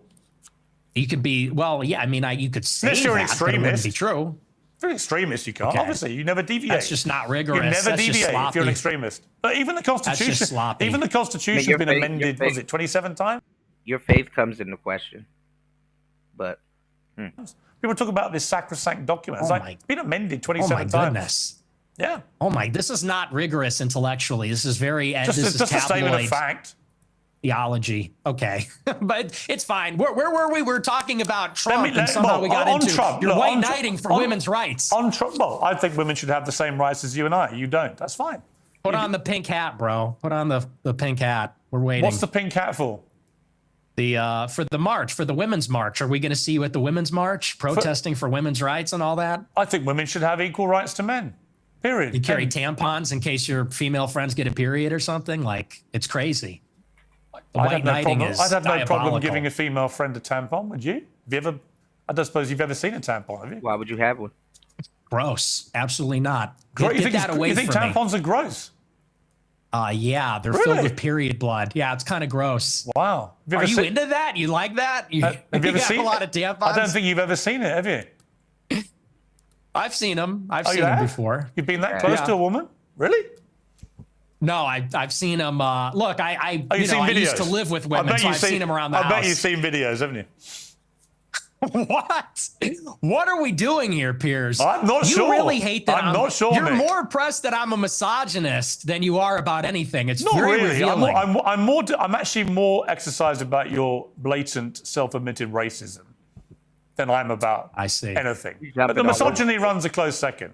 Let me ask you about Tucker Carlson, because you had a long sit down with Tucker Carlson, in which he was, oddly, I like Tucker, we get on well, I was with him last week in London, but he gave me a harder time than he gives you. And then afterwards, he was more critical. And then you said this about Tucker. He's a handler. He handles people. That's what he does. He's a fucking liar and a handler. He goes around telling people, I don't know anything. I don't know. Oh, I know nothing. I don't even have a phone. I am just a clueless tourist. I just travel to all these countries and, I don't trust him. And I don't care, maybe that alienates me from people in the conservative movement. I don't care. I'm not going to be a part of it. I'm not going to be a party to whatever that is. Whatever that CIA bullshit is, I'm not going to be a part of it.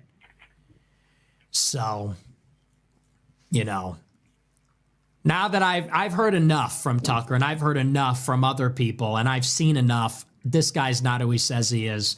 Not an ally. Stay the fuck away from me. You're weird, dude. You're weird. See, what would have been great is if you'd said that to him when you were sitting opposite him. Well, when I was sitting opposite him at the dinner and in the interview, he was nothing but nice. He was very nice to me and very cordial, and he didn't call me an anti-Semite, and he didn't even press me on it at all. And I thought he would, and I almost wanted him to. He was nothing but nice, and we had a great time. We had a really great dinner, really great interview, and I felt really good about it. And the next week on my show, I said, he really surprised me. He's great. And then every interview he's done since, all he does is call me an anti-Semite. He goes, well, I hate his anti-Semitism, and, you know, I wonder why people like him. And so I just think that's two-faced. So after that experience, it kind of... Well, he kind of got you back because Nick Fuentes is the epitome of two-faced. It turned me off. I didn't like that, but he's going to do what he's going to do. He's still... How you get a two-faced person back? You betray them before they betray you, or betray them first. Spanish machete, slice on two sides, man. A nice guy, but I think he's two-faced. What about Candace Owens? You had a sit down with her. She called you out on a few of your more incendiary comments. You've been attacking her quite virulently recently. What's going on there? Well, you know, it's me and her. We're so complicated. We're on and off. It's very passionate on both sides. You know, I think there's this intense desire to be friends, but a frustration where we disagree with each other. There's a rivalry. But I thought we were going to have a friendly conversation, and then she kind of did the same thing. We're going to go on a show during the war with Iran. We're literally in the middle of a war. And she texted me the day before the United States bombed Fordo, and she said, You said, I could see him doing Oprah. I do not see Nick Fuentes in the vicinity of Oprah. Barbara Walters, maybe. But I don't even think Barbara Walters know where the hell she at. Has any of y'all checked up on Barbara Walters? She probably didn't even know. She need to interview herself. She don't even know who she is. Alzheimer's. Maybe Gayle King. Maybe Gayle King. You say he represents what's bubbling up in society, and women feel this sentiment through men. Don't use words to express to this extreme degree. But this is the thing. He doesn't represent men. I mean, aside from the virgin thing, he'll get clowned by most men. And it's just surprising to see, because they try to make it seem like it's young men that's running with him politically, but it's older cats that are infatuating with him. You know? Yeah, Koala is dope. We were talking about it on the last show, Woody. You talk about Koala, and then there's this other one that y'all should get called Flip from Andrew Huang. You know? Did she? If she did, rest in peace. I'm tripping. I don't know if she passed. But she was the queen of interviews. She'll get a damn centaur to calm down. You know? Would you like to come on my show? I said, absolutely. I said, is this going to be about Iran? She goes, I don't do setups. I said, yeah, let's do it. I come on the show, and then she's like got this weird hostile demeanor. She's doing the clip thing. Then she puts it behind a paywall. It was ridiculous. So that really was not nice. And then I think this whole Charlie Kirk thing, I think she's gone insane. I think she's absolutely lost her mind. So I feel sorry for her husband. What did you feel when Charlie Kirk was assassinated? Where were you when you heard about it? I was at my house, and a friend of mine who was actually at the event texted me and said, Charlie got shot. I said, who? He said, Charlie Kirk. I said, oh my gosh, that's terrible. And honestly, it was devastating. I didn't like Charlie Kirk at all. And we had an intense rivalry, and he hated me. But honest to God, I was devastated. I was emotionally affected by it. I didn't even do a show that night because I was beside myself. So it was rough. I mean, it was hard to watch. When you say you were beside yourself, I mean, you hated him. I don't hate anybody. I didn't hate him, but I really didn't like him. I intensely disliked him, and I didn't agree with him. He called you vermin, didn't he? He did. Yeah, he hated me also. But you were still beside yourself when you heard what happened to him. I was. I thought it was disgusting what was done to him, and it was tragic, and it was horrifying. Do you fear an attack like that on yourself? Have you upped your own security because of this? Because your profile's got exponentially higher since what happened to Charlie Kirk. I have increased my security, and but something similar like that happened to me. Someone came to my house with a gun about a year ago, almost exactly, trying to kill me, and he was shot and killed in my alleyway. So I've had increased security for a while. It's a bad time out there, and I do believe there was a left-wing person that killed him. I think it was a left-wing person that tried to kill me. So yeah, I take it very seriously. Elon Musk said on his X platform that you're a Fed, that you're a paid-up hire of the government. Is that true? No. 100. You've never worked for the government in any capacity. I've never talked to federal law enforcement, and actually I've testified to that fact under oath. Elon Musk said that Nick Fuentes is a Fed?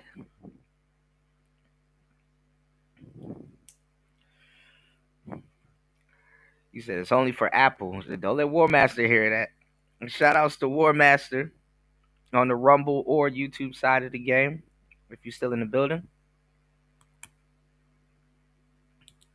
Shout outs to everybody here. Please support the show. Please hit the Cash App. We're really 4 hours in, but it says 3 hours and 2 minutes here. We have to start back over. But please, guys, support the show. It really helps the show, and I'm trying to get to a better spot where I can really bring you guys way better quality content, cam up and everything. I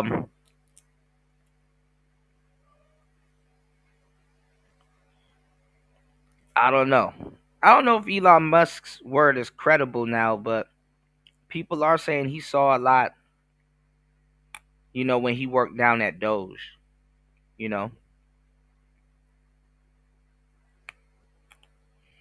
So he might know who's a Fed and who's not a Fed. But look at the community in the red pill sectors, the political sectors.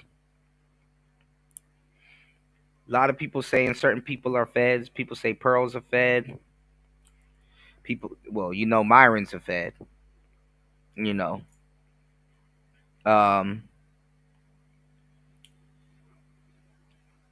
I don't know.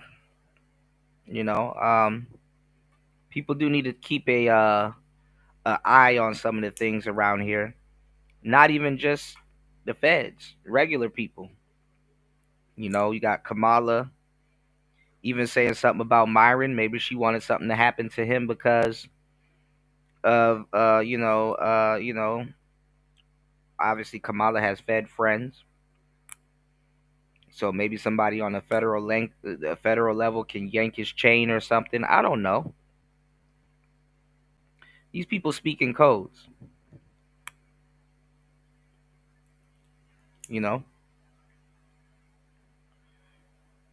People speak in codes. When I was subpoenaed by the Congress, people leave that part out. But I got subpoenaed, I think, in January 2022. Show, I think it was. And I was deposed by the subcommittee, the House Select Subcommittee, on January 6th. And they asked me, did you speak with any federal law enforcement? And under oath, I said, no, I've never had contact with them. I've never turned over devices. So no, absolutely not. There's been footage that's come out again this week. This is you at the January the 6th riots. Let's take a look. It appears we are taking the Capitol back.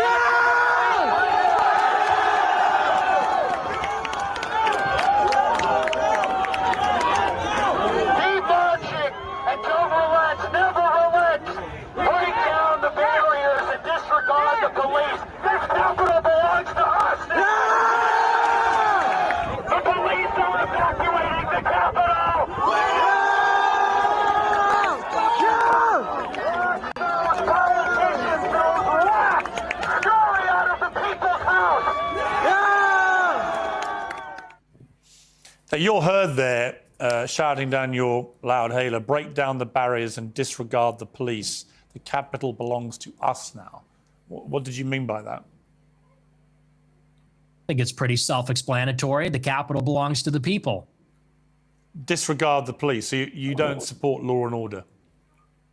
No, I support law and order. But on that day, we're brutal. The police killed somebody, Ashley Babbitt. And, they were throwing people off of the rafters. They killed multiple people. So when disregarding the police is the first step to anarchy, isn't it? Well, I think the first step to anarchy is when the government rigs the election, which is what happened. That is when the government loses its legitimacy, and its enforcers, consequently, do also. Well, that's exactly what happened in 2020. There is no evidence the government rigged the election. You know that. You're a bright guy. Well, let's talk about it. You want to talk about the election of 2020? Yeah. I think Trump lost it fair and square. I think he fought the wrong argument about the stolen election. I've said to him, to his face, I agree. The argument he should have said is that the deliberate suppression of things like the Hunter Biden laptop scandal from the media, by social media, by big tech, was actually a deliberate attempt to subvert the result of the election. And that's a much better argument, because it's undeniable. When the New York Post that had that exclusive were basically shadow banned off all social media for the 2 weeks before the election, that was an absolute disgrace.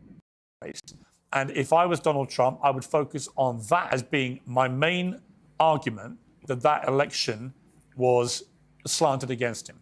When he goes off into saying that there was widespread rigging and voter systems were wrong, we've litigated all this now. Through various court cases, various Republican judges have ruled there was no rigging of that kind. In fact, the American election system is accepted by most people around the world as being one of the best in the world, one of the most reliable. So I just think he fought the wrong argument. If he said the deliberate suppression of damaging stories to the Bidens, which could have swung the election, was outrageous and unacceptable, I'm 100% behind him.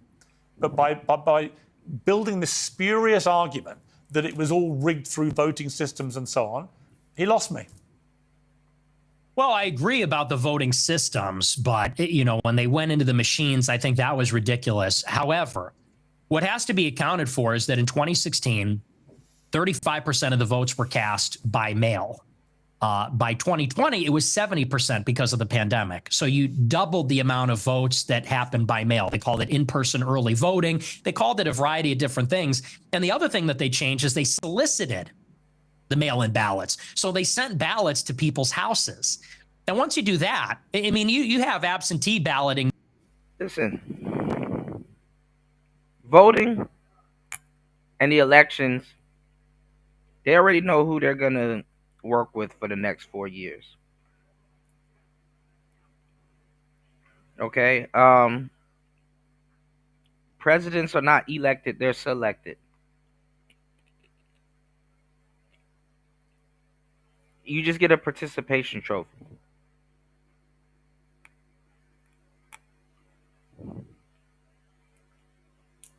Most elections wouldn't be like the damn Super Bowl where it's like, oh my God, they're going into overtime. Oh my God, these votes need to be counted. Oh my God. No, most of that shit is a landslide.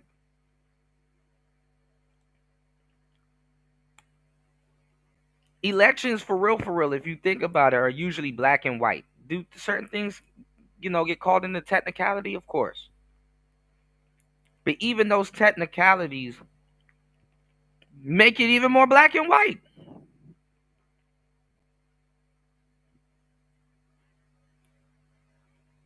Why is damn near every election to play with the people that participate? They make it seem like it's all overtime football. It's like you don't find that suspicious? Every Super Bowl miraculously just somehow goes into overtime. It's never just a blowout. Most elections are blowouts, bro. But so people don't get their feelings hurt. See, the thing is that it is to thwart an uprising. You know, I gave y'all the game on this so many times. Please hit the like button and support the show, y'all. If you go look at a church, it's built like a castle. Why are castles usually built for? What are castles usually built for? War. Castles are not necessarily palaces, they're fortresses. And they're built for war. Because people have an uprising. They're like, yo, who are these people? Fuck that. Let's get them up out of there. Why are churches built a certain way? For war. Why are hospitals built a certain way? For war. People will be like, who are these people? Why are they here? What's all this for? We're not rocking with it. Get them up out of here. Why are we poor? Why are we starving?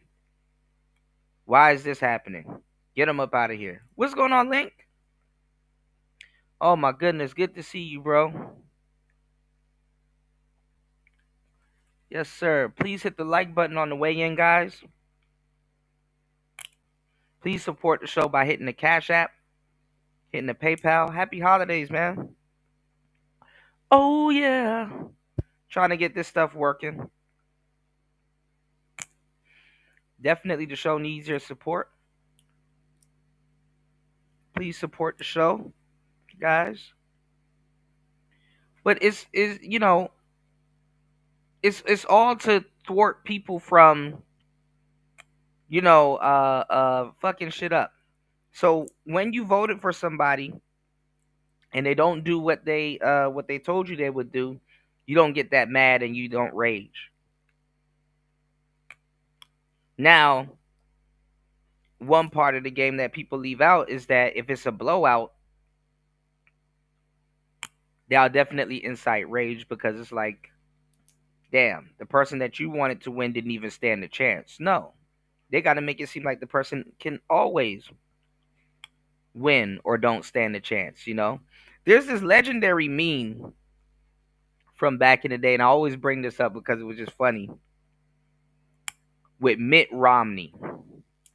And the meme, literally on the meme, it said, I had you niggas shook. You know? Because they made it seem like he was almost going to win. And he probably was, you know? But, you know.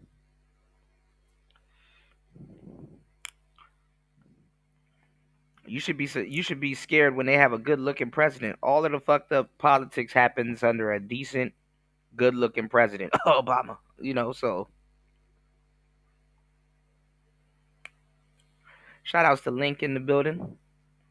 Shout outs to War Master. There go War Master again. War Master said Democrats steal elections. Republicans just found out.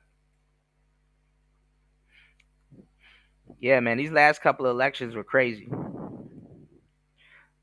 Cast is from the Spanish word Castile. Castile meaning fort. Yeah, absolutely. Absolutely. What's going on, Lord ADS? Good to see you, man. Happy holidays. Make sure you guys please double tap the screen and please hit the PayPal, hit the Cash App.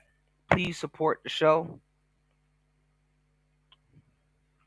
Here we go. Normally, but it's a process. You got to give your social security number, your ID. They send it to you. There's regulations in place. This is an election where they double the amount of mail-in votes, and they sent ballots to people's houses. And when you do that, you break the chain of custody.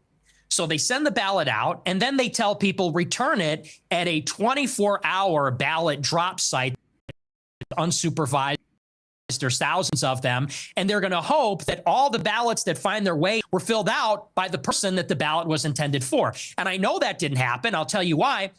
My uncle has been dead for 26 years. He got a ballot in 2020. It was mailed to my parents' house.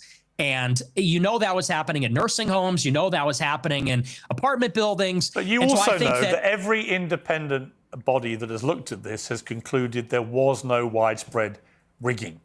that it was a free and fair election and Trump lost. And the bottom line is he should stop going on about it anyway because he won back the White House in 2024. By your, as you have been so keen to tell me, move on, right? To look back too far. That's a separate argument. I mean, you can say that he should stop talking about it, but whether it was rigged or not is actually relevant to what happened on January 6th. Because what happened on J6 is people were outraged about it. People were furious that, by the way, there's never been an... The funny part is that people don't think that a term can change the course of history. Independent ballot audit in all the states where there was alleged to be rigging. That has not happened. And certainly it did not happen up until January 6th. And people said, this is ridiculous. They're stealing it. You know, there was that people, red honestly, mirage. if either you... And I mean, if you think about it, if somebody wants to throw a monkey wrench in what you got going on, when you damn near could have got 2 years back, 4 years back to back, 8 years, my bad, back to back. What's the best thing to do? Vote in another president, even if you know that person's gonna win anyway. If you know somebody's gonna get their 8 years guaranteed, to throw a monkey wrench in what they're doing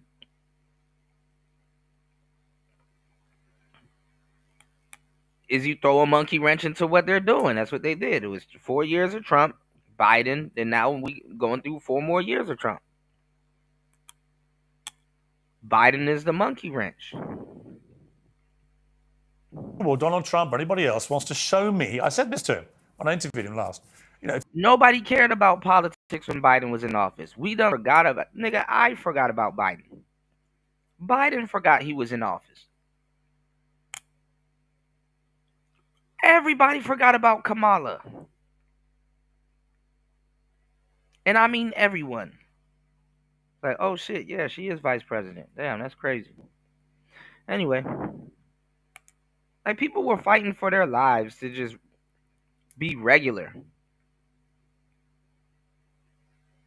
If you show me the actual getting over COVID, hardcore, incontrovertible evidence, then great. I've never seen it. Joe Rogan asked him. He didn't produce it with Joe Rogan. It's just never been produced.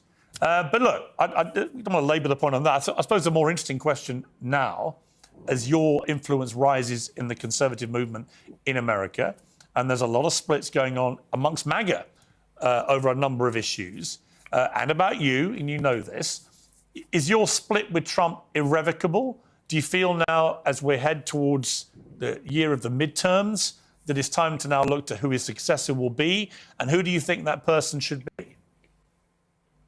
Well, and why are Democrats or people on the left trying to make friends with people that got mad at Trump and feel that they've been betrayed by him? Like, why are y'all trying to make friends with people on the right? Like, why are people on the left trying to make friends with people on the right over their hate of Trump? When in reality, you got a lot of people that's on the left that's now advocating for Trump.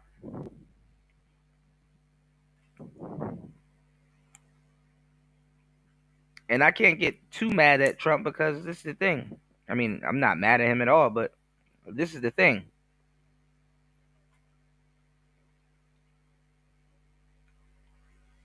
If both sides can't come to an agreement, and one is going to hate you for one thing and one is going to hate you for another thing, and you can't please them, you might as well be out for self, just like we said earlier, and be like, listen, if I'm good, we good.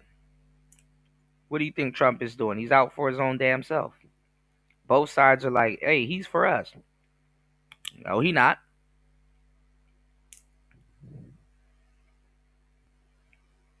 Other side is like, oh, he's coming more around to what we're talking about. No, he not.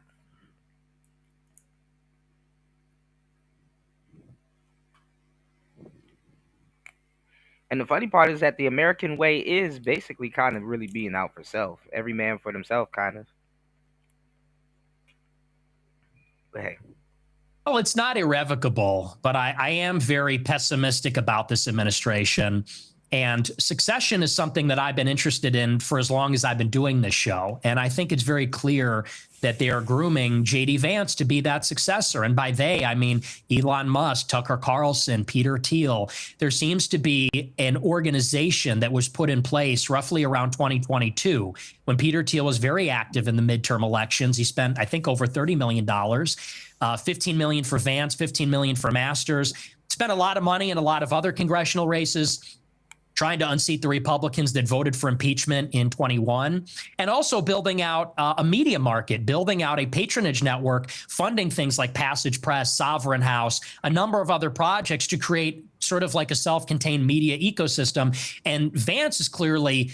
Let me ask you guys, War Master, Lord, Link, and Party, everybody in the chat,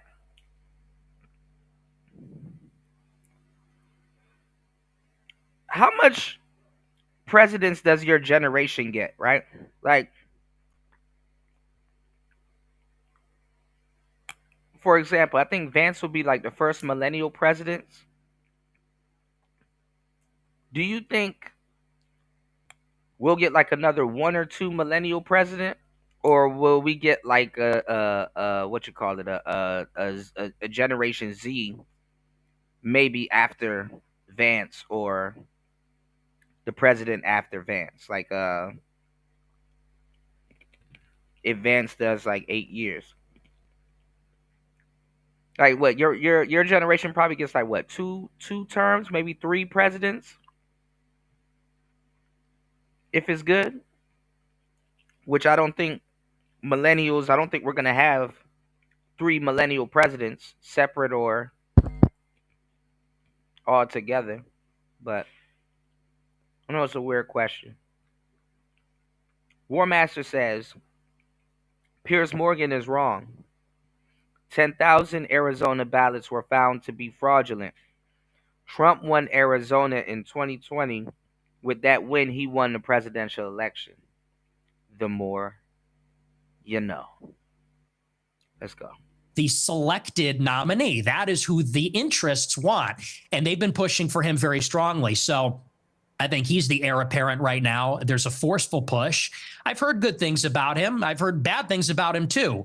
And where I think it needs to go is I think we need to return to the message from 2016, what Trump said in the first election, which is we need to drain the swamp. We need to get the money out of politics, the super PACs, the special interests, put America first in foreign policy and the wars, close the border and deport the illegals, and reindustrialize America, bring back manufacturing, bring back jobs. We're in this Cold War with China. We need America. You said, is Vance divorcing his wife?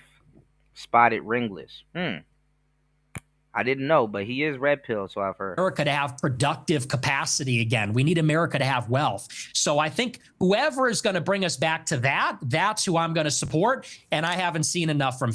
Can you divorce while you're in office?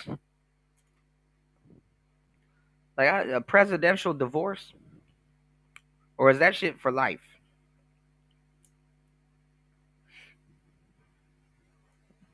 Vance yet. You called J.D. Vance's wife a Jeet. What does that mean? It's a slur for Indians. Why would you use that? Well, you want the honest answer? Because you're a racist? No, there's actually a different reason. The reason why I said that, if you watched the whole show, did you watch that whole show, by the way? No, but you've admitted you use that slur. I'm just curious why you would use that about a woman with her heritage. I'll tell you, there's a really important reason why, and this is why context matters. If you look online at the people that are supporting J.D. Vance the most, they are racist. They're racist also, let's say. And they look at someone like my Vance and they say, you're brown, you're a third worldist. They are gleefully participating in the cruelty, you could say the performative cruelty of the Trump administration. They say, you're going back. You have 100 days until you're being deported. You're going in a crystal. And then they tell us to vote for J.D. Vance. And so all I did on the show is I said, You have basically racist chuds that post memes about Indians all day on Twitter, memes about third worldists and Palestinians even. But then they want to turn around and support a guy who has said on Twitter, how dare you say I'm racist? I have non-white kids and I'm in an interracial marriage. And all I said is I just said that's a little ironic. I said that's hypocritical. And Vance is going to have to explain to all of his supporters who have gassed him up as the real mass deportation candidate. He's going to have to explain to them what's going on with that. What is with the contradiction? Because and you it is a don't feel any contradiction. accountability for the millions of young people that will hear you use that slur and think it's fine to use it. I think she probably did, Chris G. No, I think that's ridiculous. Okay. Let's take a final break and come back with a little kind of summary of how you think this interview has gone for you. Okay. If you're a fan of epic fantasy, Arthurian legend, or just epic story, Piers think he won. That's crazy.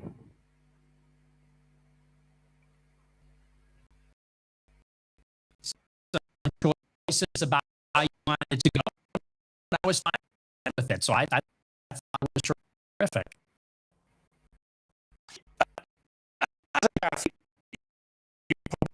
be aware the Post has recently the Pope open you. To you if the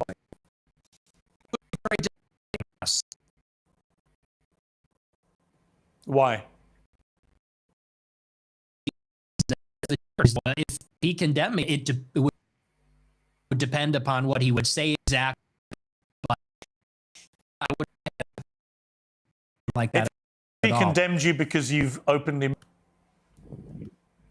Oh, this racist. I would be disappointed if he said that, because I think that word racist, it means something different to everybody. And so I think that's just silly. I think that's just semantic.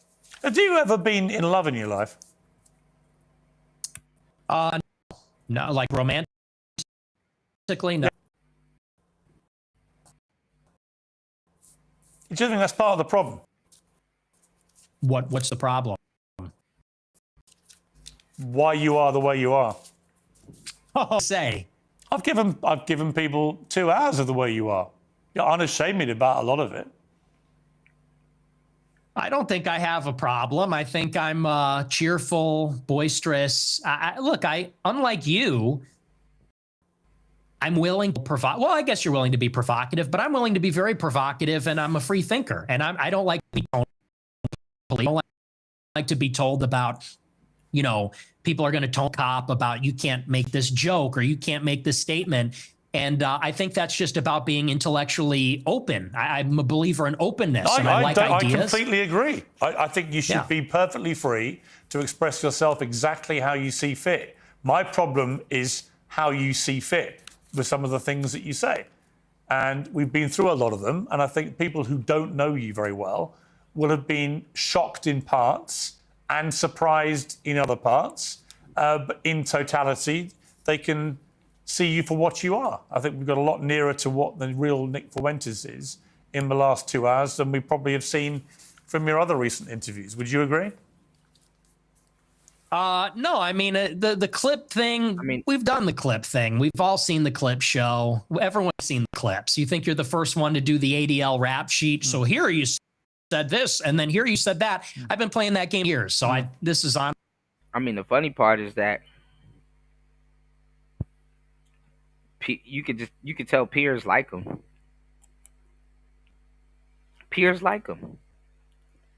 It's really old races versus new races. It's just that the old races, they don't expect people to be so blunt. Old races still got to work for their racism. New races, nah. New races probably benefit off of what the old races done. They don't got to work to be racist. They don't have to convince people, hey, man, I'm not as racist as you think I am. Don't shoot.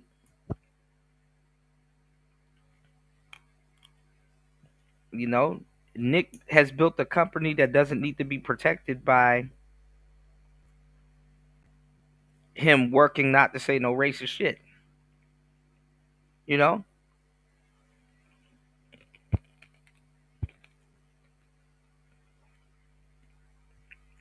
Hey, it's a model.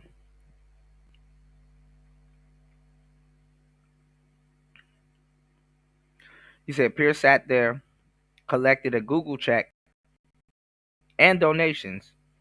He really ain't present shit except his feminism. Hmm. Party said niggas better cut the bullshit and start being racist themselves. A lot of them has, but it just don't equate to nothing. That's why it's dumb. You know, black people are racist as fuck. We just haven't turned it into money, aside from like comedy or something like that. You know, and crazily enough, a lot of black people are actually mad because of that.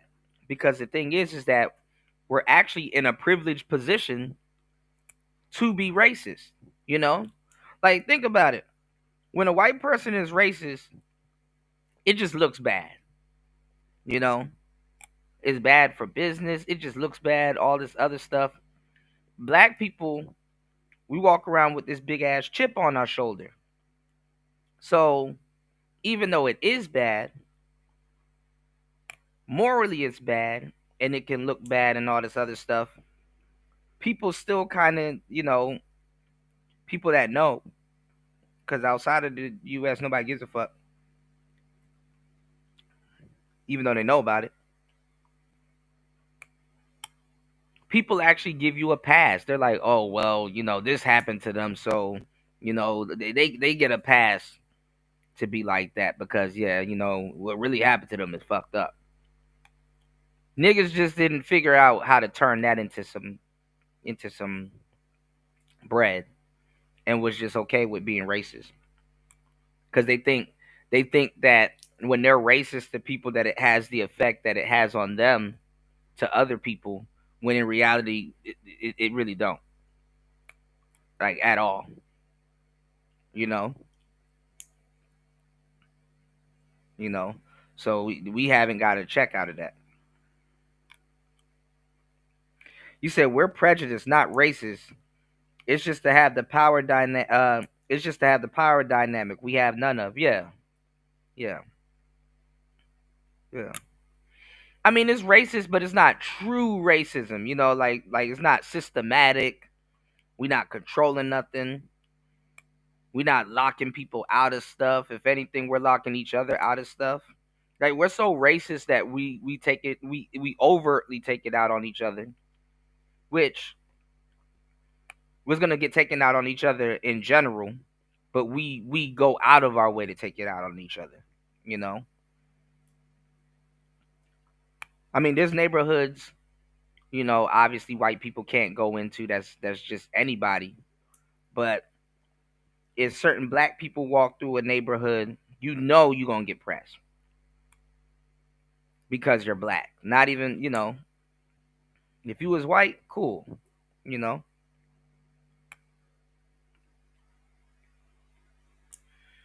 right, right, right, for sure, party. And that's why I'm like, it's dumb to see them. I'm not gonna lie. Unless the sister know what the hell she's talking about and she's well read and she understands what the hell she's talking about, it's dumb to see black women go up against any white supremacist. Cause it's like, bro, you're a feminist. Like you're you openly buy into that shit. Don't nobody want to see this fake shit show.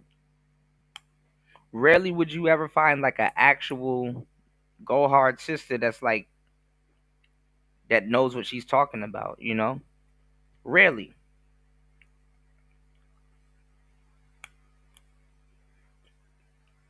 This is why watching them go at Pearl was just funny as hell. Cause it's like, bro, y'all really think y'all doing something?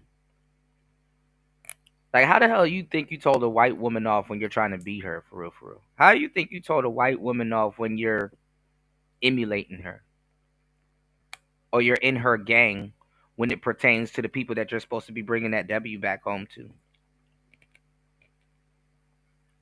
Because it's really not a win for black women. It's supposed to be for the family, but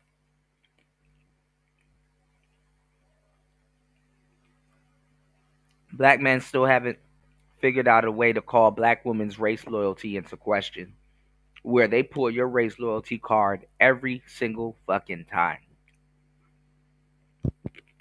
Have you noticed that? Like, black men wouldn't even know what to use to call a black woman's race loyalty into question. It's actually hilarious. Honestly, more of the same, to tell you the truth. Nick Fuentes, I appreciate you coming on Uncensored. Thank you very much. Thank you for having me. And they have the unmitigated gall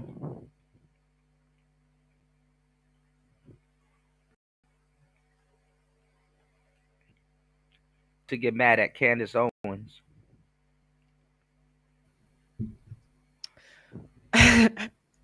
What up, guys? So, I think Pearl be getting stoned. This woman is high. I was running a little late last night.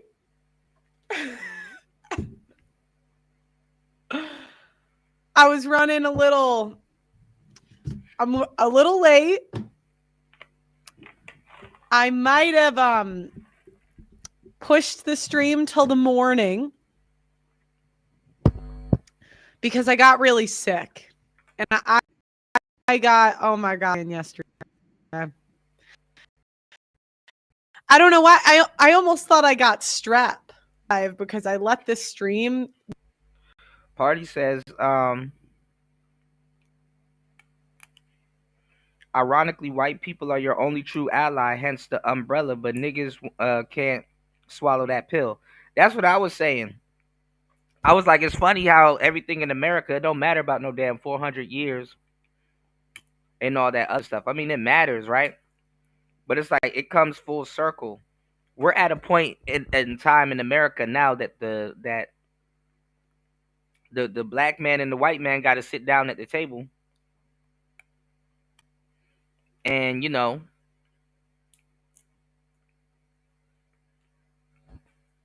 talk some shit out. Commerce.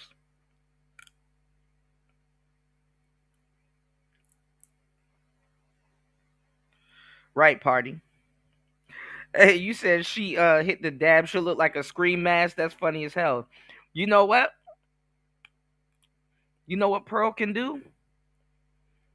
If she dyed her hair black and went straight goth, like I'm talking about Rhea Ripley, black lipstick and everything,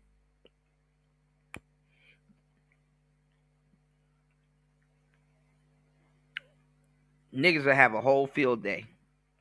She could actually pull off the Rhea Ripley look. Is everything black,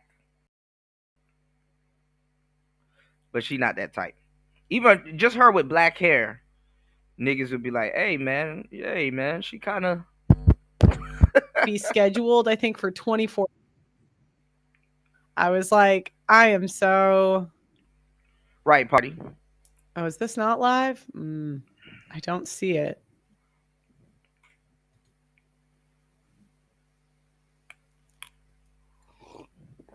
What did I do wrong? What did I do? Is that Edit? apple cider? Is it private? Apple cider header.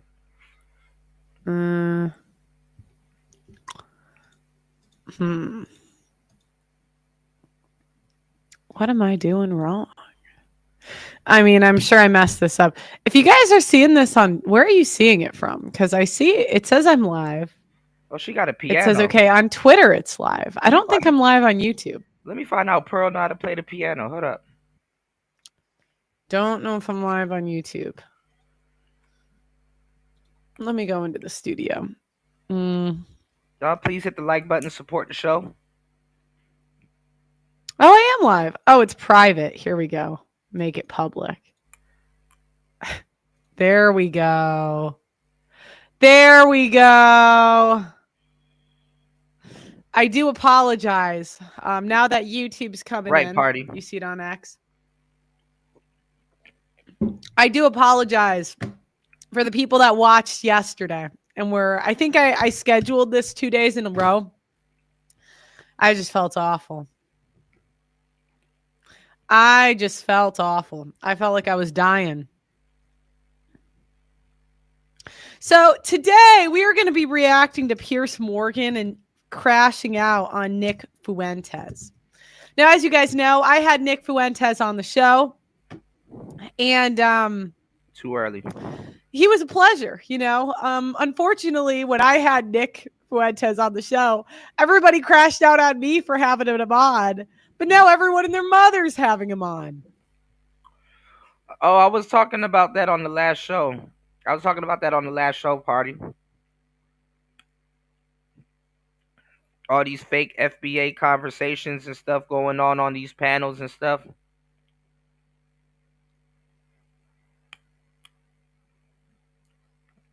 If I was a real FBA, I'd be embarrassed. Like who are these people? The people that's hosting these shows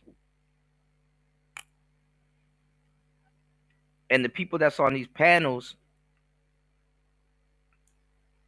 that are talking all this FBA stuff, they're literally the tethers. Repeating Tariq Nasheed. I don't want to hear no broad running around here repeating Tariq Nasheed. You know what happened to the last broad that was running around here repeating Tariq Nasheed? She's still running around here repeating Tariq Nasheed. Her name is Cynthia G. Not listening to no damn broad repeat King Flex. Knowing damn well they're against Mac Lessons Radio. They was against all of that stuff. They want to pin that pimp thing on him so bad. I'll be damned listening to fake feminist women repeat red pill talking points.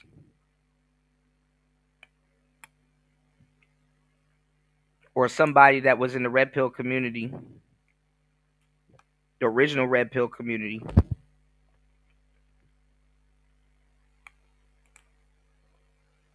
They're repeating all this man's talking points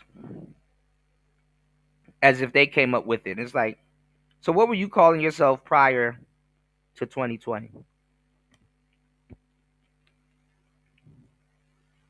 Because you told us you did your history prior to 2020. You told us you knew your ancestors prior to 2020.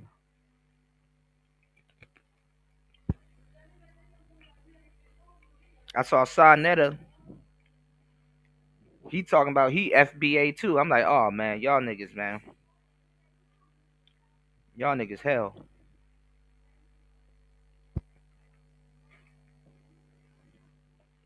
All these Pan Africans, all of a sudden now they're FBA. What the fuck?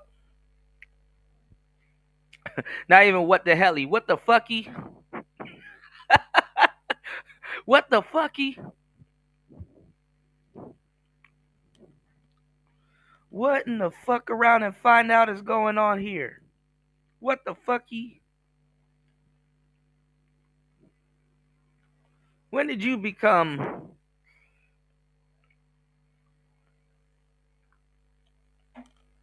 FBA?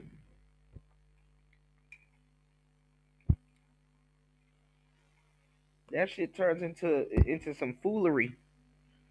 And I can't help but laugh at what War Master said, FBA, foolish black Americans. I said, damn.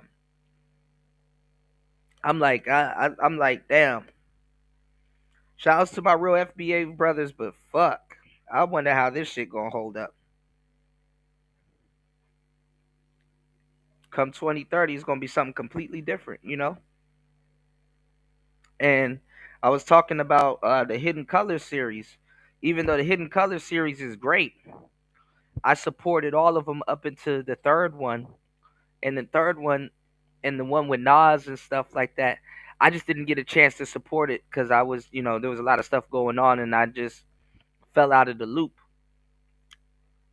Didn't get a chance to see it and stuff like that. But, you know,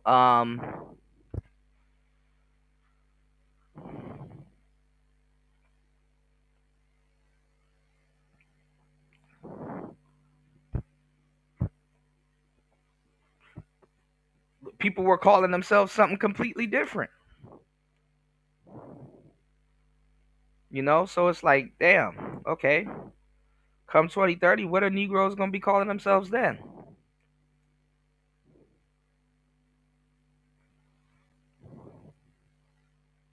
You know.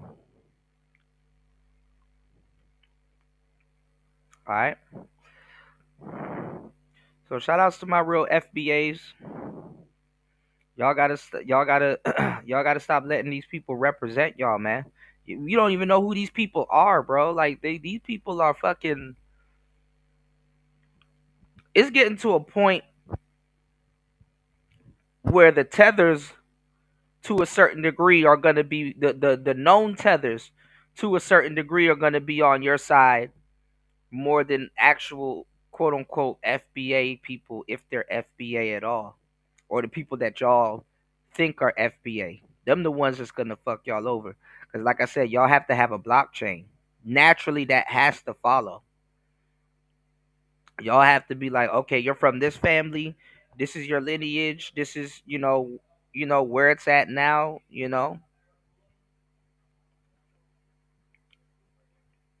So naturally, that's what's supposed to happen. You're supposed to have a blockchain.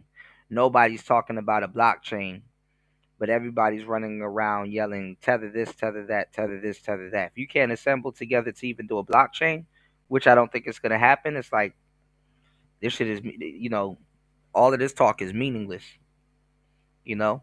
Because that blockchain needs to be there also to allocate the funds if you do get reparations, to make sure the proper families, are compensated and stuff like that. The fact that nobody's bringing that up, that's suspicious, Like, having that type of a blockchain will verify that you're not talking to a tether, or verify that certain things aren't getting sent to a tether. But the fucked up part about having a blockchain, a lineage blockchain like that, is that people that y'all thought were FBA, that's leading some of these conversations and the charges and stuff like that, you're gonna find out that, damn, they're a tether. That tether shit go deep. So guess what happens in return? Crazily enough, guess what happens in return? The Negroids that openly said, "Hey, I'm from Guyana," or "Hey, I'm from Barbados," or "Hey, I'm from this, that, and the third," them niggas become y'all allies. Because you didn't need a blockchain to kind of sift them out. You understand what I'm saying? It's some crazy shit. You didn't need a blockchain to kind of sift them out. It's like, they already took themselves out of the equation. It's the people that's in the equation. And when you have a lot of people claiming FBA in that equation, and it's like, okay, well, what ancestors? You know? What ancestors are we talking about? What lineage? What, you know? Most of these people don't even talk to their fucking grandma. And they all here telling y'all about ancestors and lineage and all this stuff here. So I saw some of those, if y'all go look around, I saw some of these weirdo panels going on. Sonetta and a couple of other people, and all these other people talking this the FBA BS. And I'm like, man, it's the fakest shit ever, because honestly, niggas was talking crazy about Tariq Nasheed when that shit was getting off the ground. Niggas was talking crazy about Michi X and Yvette Carnell when that shit was getting off the ground. To the point that when Tariq Nasheed, when they those are the same black women, mind you, you got the group of black women now muddying up and running with that shit, because it's the women that's gonna fuck up the FBA movement. To tell you the truth, not the men. It's the women that's gonna fuck it up. Cause you wanna know why a lot of the black movements get fucked up? I'm gonna give y'all the game. And even Cress Welsing said it in but so many words. But I'm not even gonna get into that. You wanna know why the shit gets fucked up in so many words? I mean in so many ways with the black community? Is because all of the black movements gets reduced to woman worship. All of them. Every single one of them. All of the black movements get reduced to women worship. Not family worship, not family unit worship, not nuclear family worship. It all goes back, not even the Trinity. It all goes back to women's worship. So watching these hoes running around here repeating Tariq Nasheed talking points on top of the dudes that used to watch Tariq or just started after the pandemic is fucking funny. Cause I know why Tariq is saying what he's saying. Why are you saying what you're saying? And then it's just so funny because look, Tariq Nasheed, even though he's from Alabama, he's from the West Coast. Let me give y'all some game. Tariq Nasheed is from the West Coast, right? Now, I don't know if y'all know or if y'all been in these intellectual circles and stuff like that. But y'all do know when you do your history, the West Coast black man sounds completely different from the East Coast black man in America. Like, you put a Cali native in the room with somebody from Philly and have them talk about black history, you're going to get not you're not going to get like a super different story, but the origins of that story is going to be drastically different, you know? Cali dude might be talking more about like native, like, he might be talking, he might even throw in, some of the Indian roots and Native American roots, more indigenous roots and stuff like that. East Coast cat gonna be talking more about like Egypt and stuff. They're gonna be talking about more about stuff that they're close to. Hell, you take a southern dude that has done his history, a dude from the south, let's say Texas, and you put them in a room with both of them and just have them talk about lineage and history and tracing and stuff, you're gonna get three drastically different stories, but they all can agree on slavery to a certain degree. You understand what I'm saying?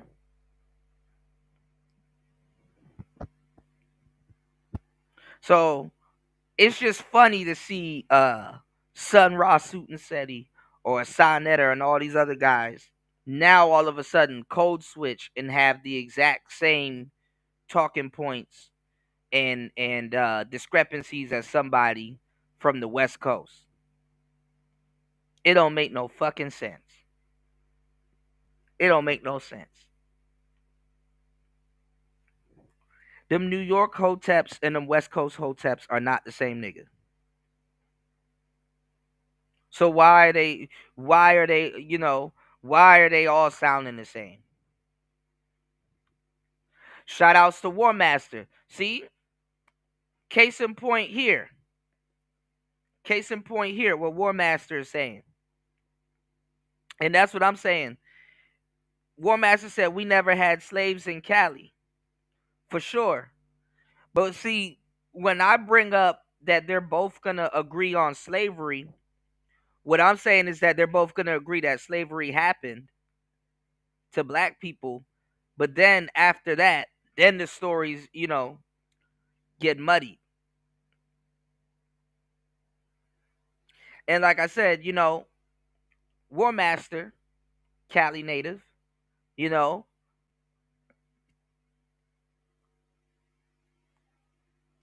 The brothers on the West Coast, their account is completely different from the brothers on the East Coast.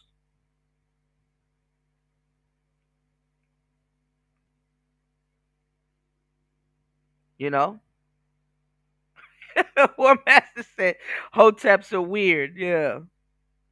Yeah. And shit, all the brothers in Cali don't even agree on the account. You know? So, you know, I'm gonna tell y'all, man, it's just all funny listening to East Coast brothers having the same account as somebody from Cali and think that we all can't pick up on it. And it's like, bro, y'all are literally just regurgitating Tariq Nasheed talking points, word for word. Now, I've been the hugest fan of Tariq Nasheed for the long time ago, long time ago. You know, even Tommy, original Soto Nation, long time ago, y'all. And I'm gonna say this, I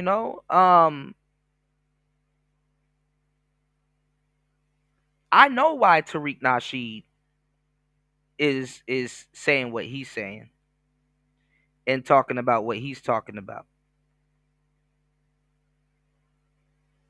It's just that I don't know why the average person that's getting on the internet that's been binge watching him, listening to him, and repeating his talking points, it's like, okay, why are you saying that though?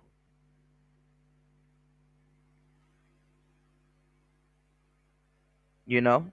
Why are you saying that? You know?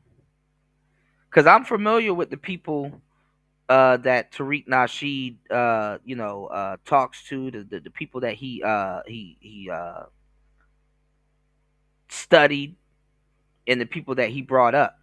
The people that's repeating him, they're not familiar with those people until he mentions them or brings them up. So it's like like something's not connecting, like the black people that you have to tell, yo, do your history, like the person that you literally have to be like, yo, hey, you in particular, you do your history. Those are the people that's running around telling you their lineage and stuff like that. You can't even confirm if they did their quote unquote history. It's like you're telling them to do their history to a certain degree because you know they didn't do their history. So now why is the people that need to be told to do their history the main ones spinning the block, telling you their lineage and stuff like that, and backing out on something else? It's like, sometimes some of those people back in the day, they got told to do their history because guess what? Somebody was like, those aren't your people, do your history. Now they're telling you they're FBAs.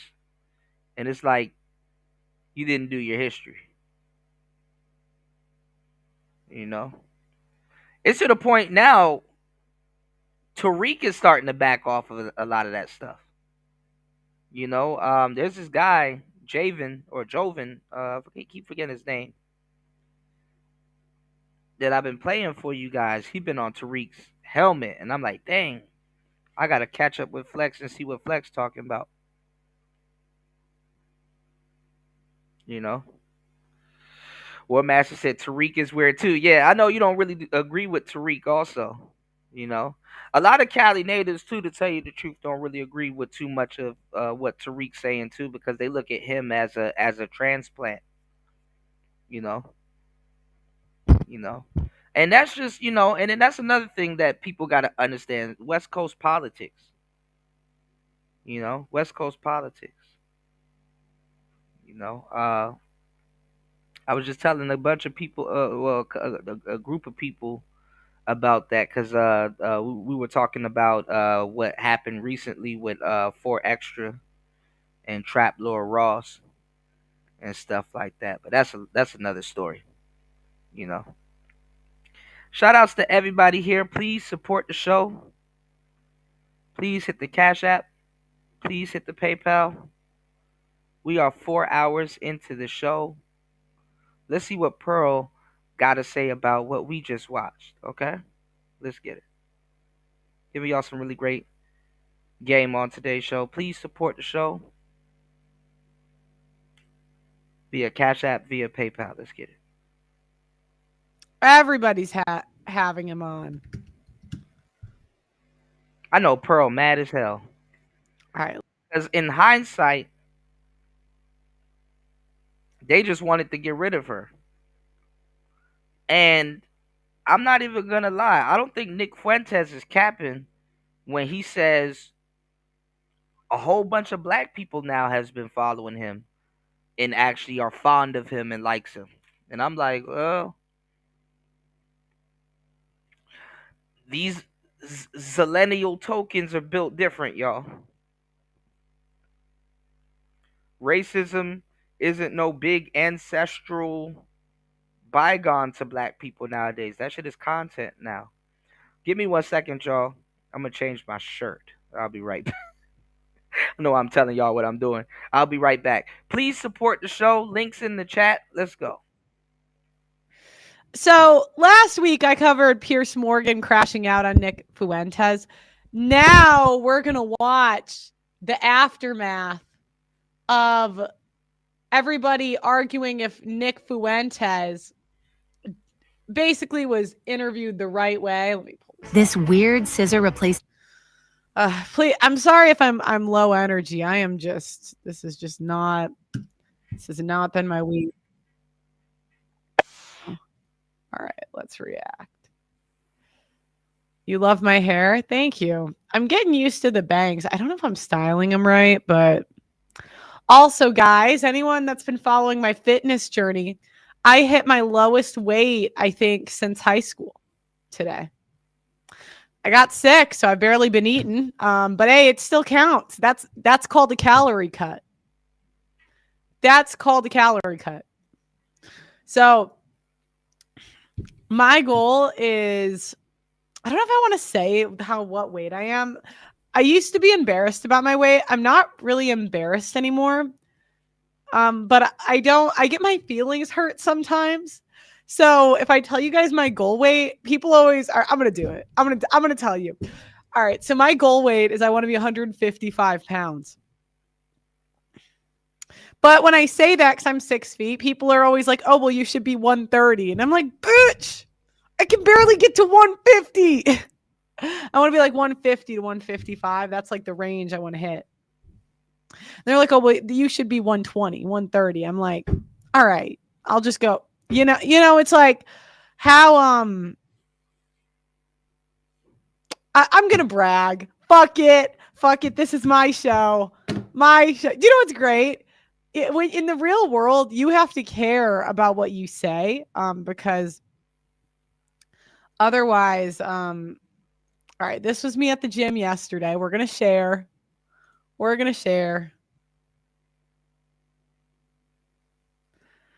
Yeah, I was 185 for a long time. But I was always like an athletic 185. All right, so that's me we're at 163. Well, 162.8. What do I say to men that like a little bit of chub? Well, you're probably black. So I'm 6 feet. So I was debating, I'm like, what body fat percent do you think I'm at? Because I did a scale when I was like 8 pounds heavier, and it said I was 22% body fat because I'm high muscle. But ChatGPT said I'm higher than that. So I don't know. I'm trying to get to, I'm thinking, I want to get to 19% body fat, which I looked up was like 150 to 155. But then people, I was asking on Twitter, and I'm like, well, what should I get to, guys? And then here, let me show you guys. Then the comments, they come back and they say, mid 130 pounds. And I'm like, 135? I'm already so hungry now. I'm already starving. Well, okay, and this is the other thing. Then people come in and say, well, that's going to be too thin. Well, you probably just can't get thin women. because I don't think that's too thin at all. And if it does get too thin, now let's say I start looking anorexic. Do you know what'll be easy for me to do? Gain it back. Like, do you know how easy it is for former fat people to gain weight?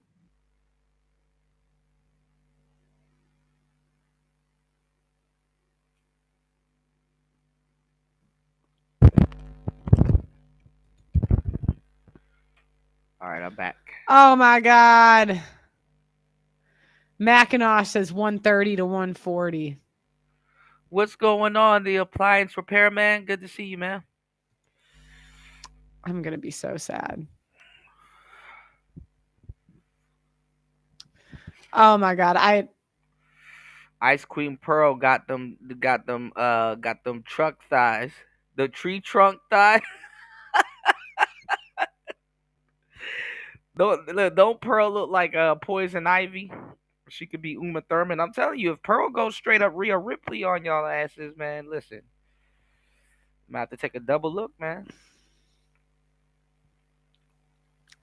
Oh my God. This is what I mean. It's like, also, I am going to call you guys, but this week has just not been the week. It might have to wait till after Christmas. I'm sorry. I've been promising this for a while. It's going to happen.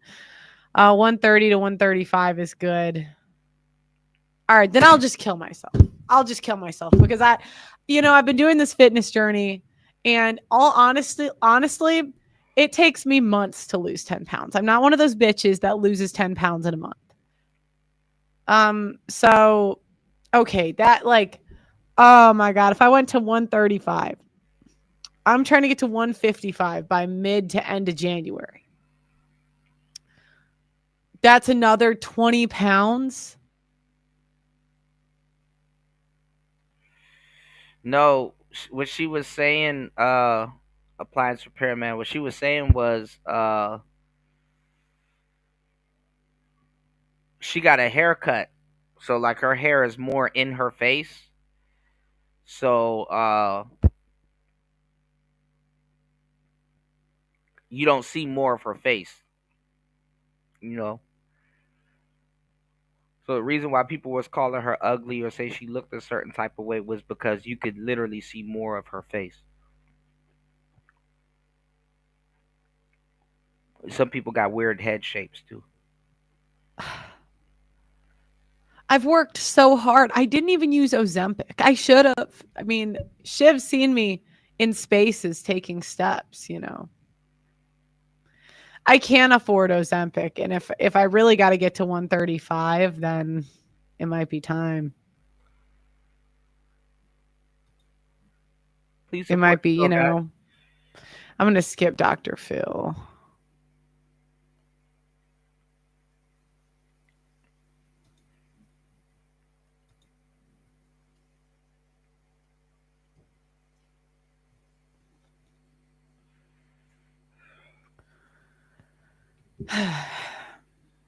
This is going to be like the lowest energy show you've ever seen. I'm sorry. I want to prep it now. This is going to be bad. You should leave now. You should leave. This is not, I'm kind of sick. Let's skim forward. I'm kind of under the weather. I've had some personal. I'm under the weather too myself. Why the hell is Piers talking to Dr. Phil?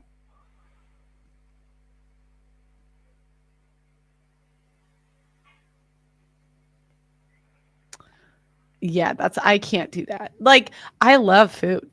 I'm just getting to the point where I can cut sugar. Abs are visible at 18%. I think I'm getting close to abs.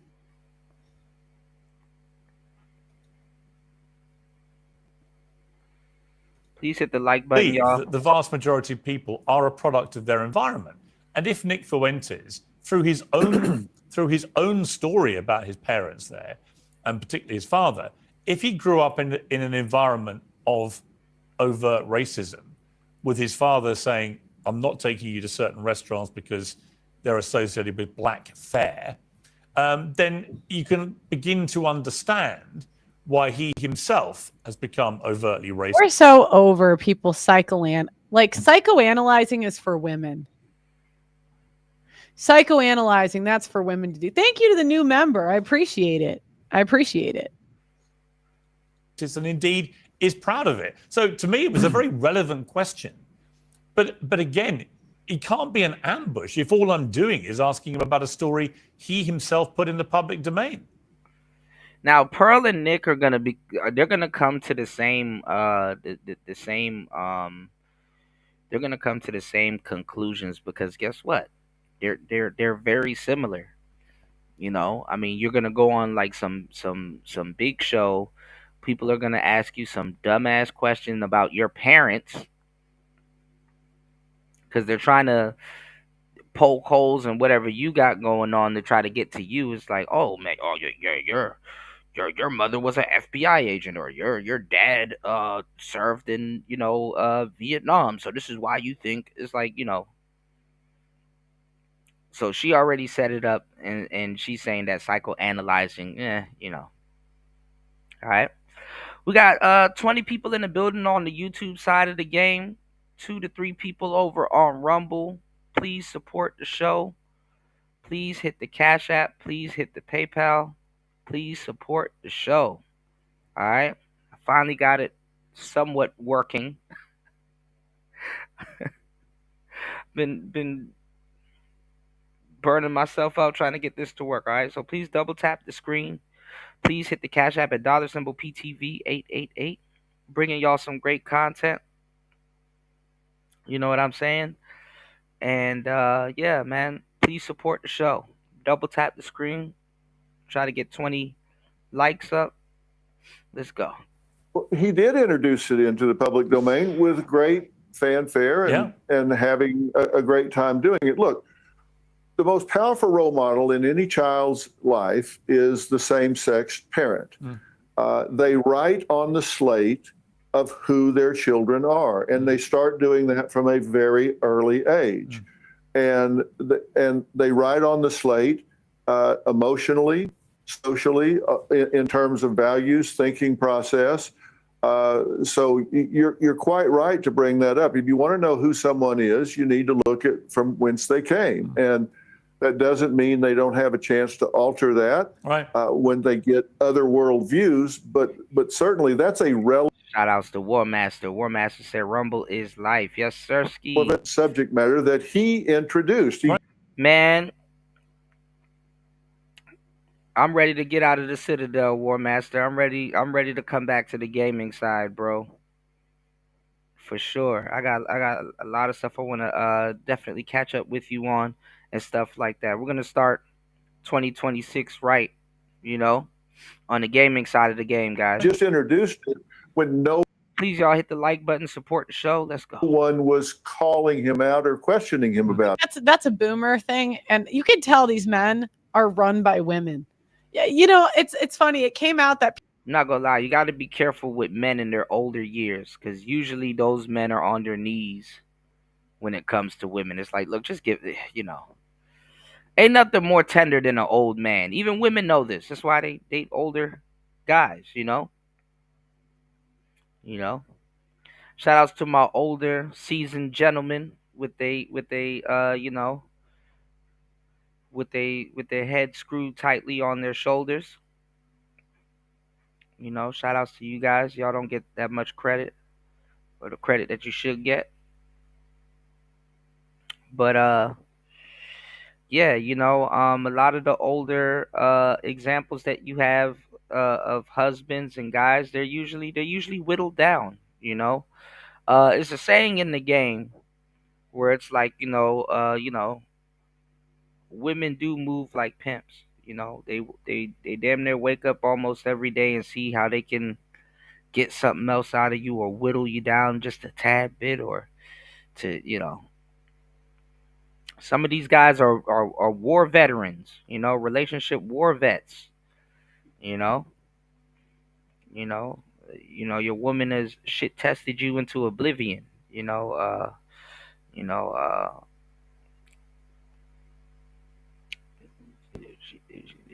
whatever you made of. I mean, a lot of the guy and I mean, and then rightfully so. I mean, a lot of the guys get like that because guess what? I mean, if you're married or something like that, or you're off the market and shit, uh, you know,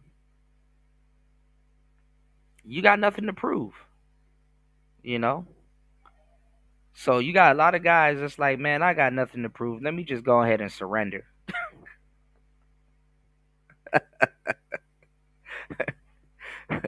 Who am I kidding? I got nothing to prove. Let me just go ahead and surrender.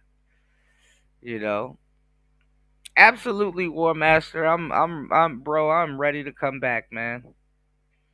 For sure, for sure, man. All right. Yes, y'all. And the Xbox Fund is still on the table. I just need to get one step out of the way, and it'll be Xbox all day. I still got my capture cards and everything, so I'm ready. You know, I just got one more thing I need to do, and yeah, I'm free to go to the mall, go pick one up, and bro, we just gonna stream, game, and just have plenty of fun. All right, it's Player Talk Radio. Shout outs to everybody here. Make sure you guys hit the like button. Please support the show. 4 hours and 17 minutes into the madness. Hopefully you guys can see everything clearly. I got you. It's Player Talk. Let's go. Shout outs to Piers though for having Nick on. Shout outs to Pearly Things, and shout outs to Dr. Phil. You know, I don't know where he came from, but they're trying to psychoanalyze the Nick Fuentes types. And listen, because they're trying to make Nick Fuentes seem like he came from the fucking manosphere. No, the hell we didn't. We don't know who the hell he is, and no, he didn't come from the damn manosphere. And let me tell y'all something that these people don't want to tell y'all. Politics create way worse. Politics create way worse radical people than the red pill and women can. You know, politics. Politics. You know what I'm saying? Think about it. Think about it like this, right? Look at like Elliot Rogers. Look at all of the like the school shooters. Look at the Trump shooter. Look at this guy that shot Charlie Kirk, and they don't forget about him. Let me tell y'all something. Politics creates the radical shooters and all these other guys. These guys just happen to be incels. These guys just happen to be incels. It's like okay, politics created like, and you can read it in their manifestos. Their manifestos is riddled with like politics and all this other stuff. And then on top of that, it's like, man, fuck Donald Trump, fuck the leftists, and fuck that, and blah blah blah. And then like you read further into their manifesto, and then on top of it, it's like, but you know what? I don't get bitches.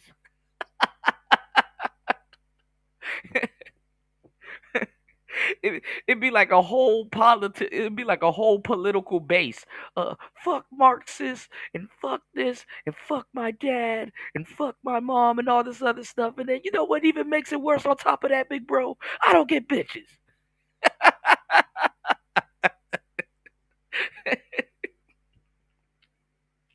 nigga, nigga, being an incel is the icing on the cake. Like the not getting bitches part. That oh my god.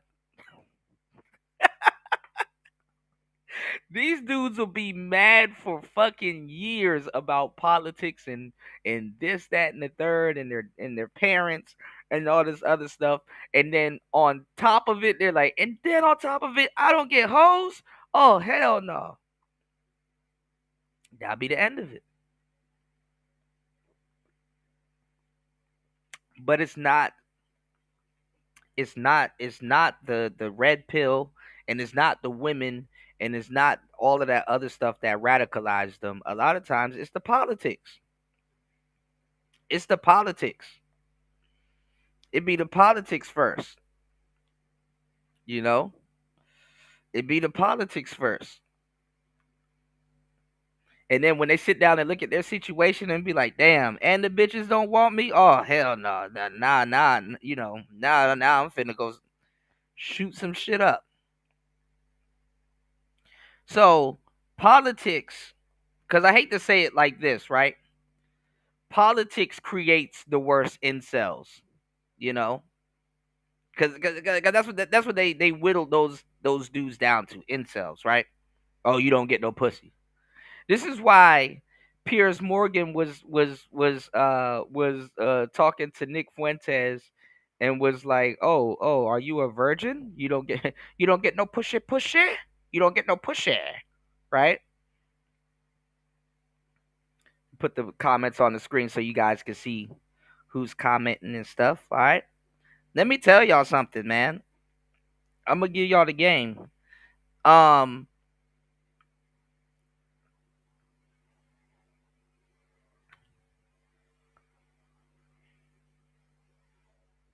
I'm gonna throw something out there real quick that y'all probably didn't catch on to. Did y'all and let's see if Pearl catches it. I want to see if she catches it. Right?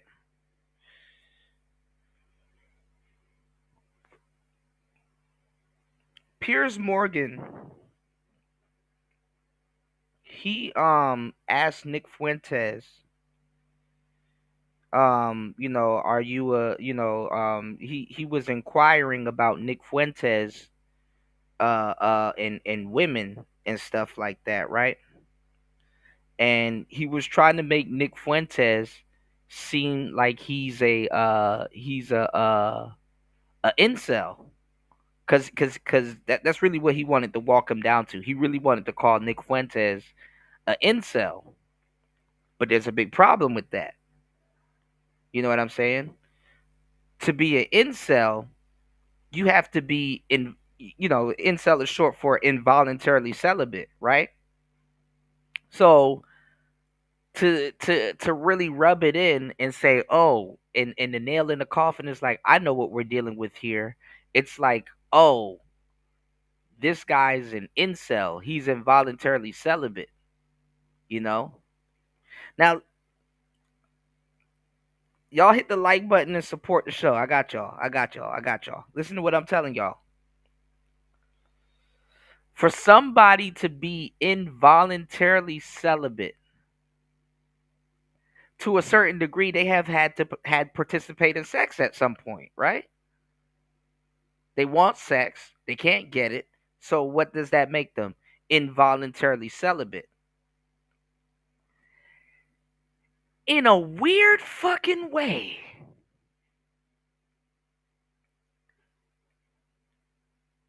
Nick Fuentes is a virgin. A virgin. Look at this concept. Nick Fuentes is a virgin. Piers Morgan cannot put the incel jacket on Nick Fuentes because guess what? He hasn't had sex.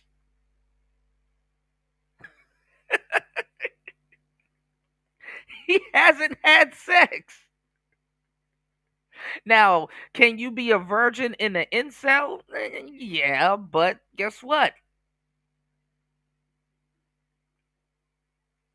You don't know what to expect. You've never been on the other side of the gate. You understand what I'm saying? So it's like, in a weird way, it's kind of better to be called a virgin than a fucking incel. Think about that. Just think about it. I mean, I know y'all some savages. I got some stone cold players in the building. Party, he married, big player right there. War Master player right there too. Everybody, Link, everybody. You know.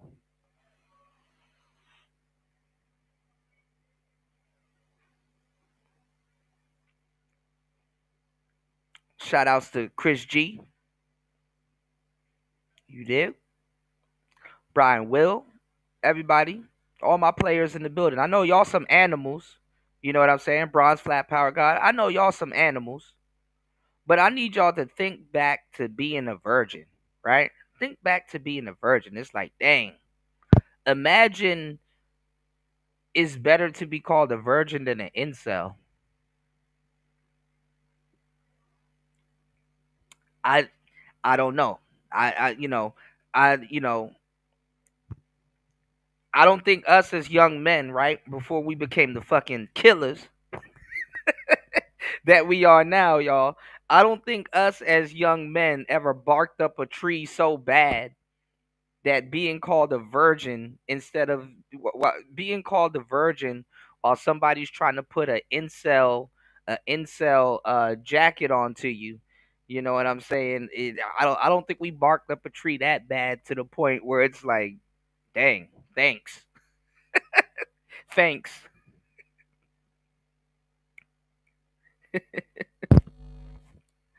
You bark up a tree so bad, being called an incel, being called a virgin is a compliment. It's like, damn, I can't call this nigga an incel because he never had poon. You know, so crazy enough that incel is worse than being a virgin. You know, it was just a thought. You know, I just wanted to run it by y'all killers. It was just a thought. You know, you know. War Master said I'm getting home 3 days late. Oh man, oh man, bro. Just make sure you're safe, man. You know, just make sure you make it in safe. You did. Shout outs to all my truck drivers out there, man. Driving in that snow, in that sleet. You know, the weather is crazy now. You know. You said they interrogating Nick like a B dub. Yeah, exactly. Like what? Like they just caught him sneaking back in the house for being outside. You know. You said simps are less dangerous than leftists.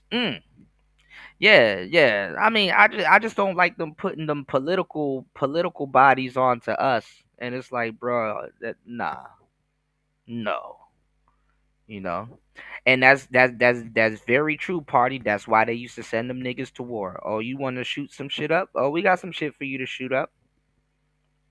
You know, put this hard hat on and go run in that damn valley so we can see what's happening. You know.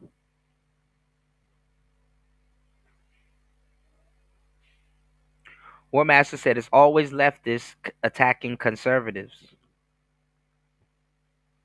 Mm, mm, mm. Hmm.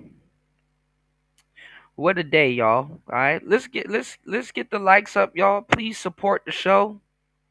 We literally need one more like to make it 20. All right. You said, tell me those Miami hoes at Fresh and Fit wouldn't have let Nick crack. Yeah, and that's the thing too. I remember back in the day in the manosphere, there used to be a whole bunch of incels and virgins running around here.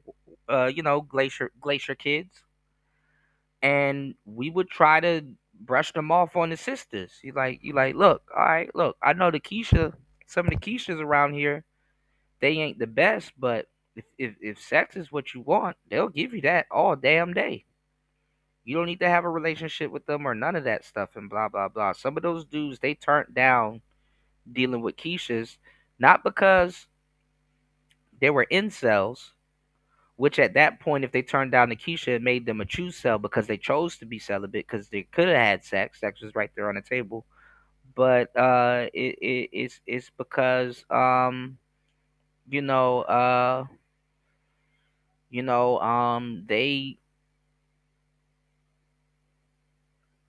they were racist. You know, they chose race first. You know, they just didn't want to. They didn't want to. They didn't want to have sex with Keisha, you know, which is crazy, you know. So being a racist, uh they weren't compromising their morals. They were like, look, I just genuinely don't like black women, so even to get this monkey off my back, because these niggas,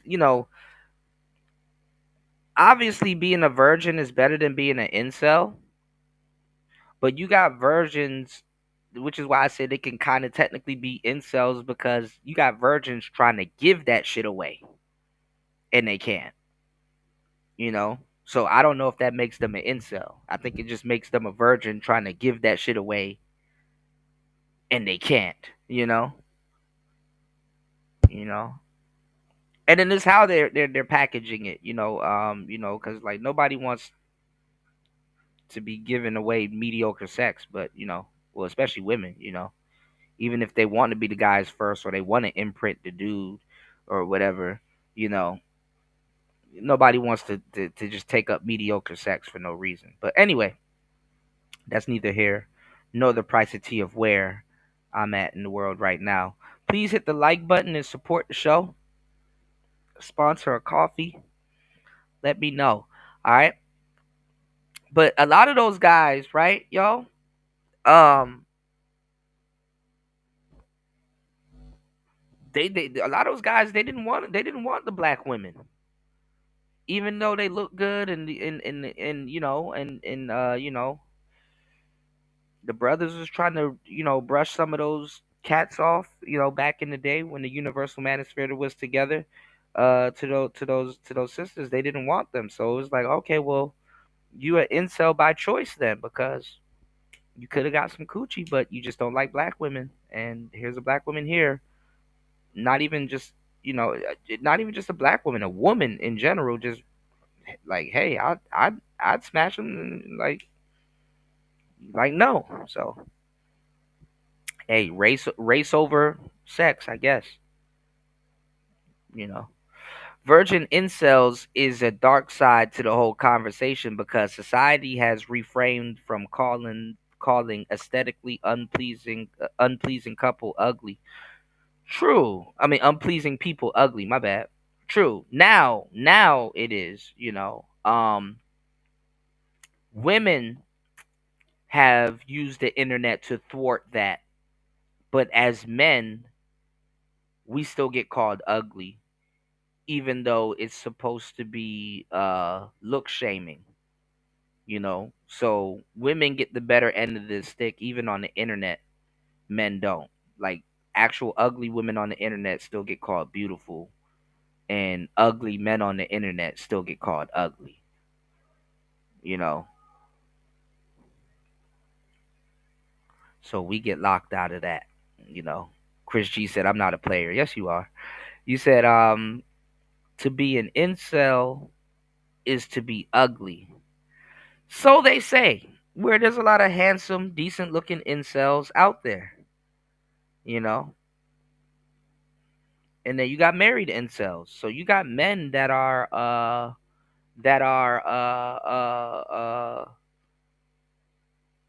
pre-selected, but they're incels. He said the next level of that is to have suitors of the opposite sex, but you're delusional about your pool ugly to you, not realizing that you have a level of ugly to you. For sure. For sure. But see, that's the thing. That's how, like, I was like, man, I was thinking about it. I'm like, dang, Nick Fuentes, like, Pierce really can't do much with Nick Fuentes, because look, if he's truly religious,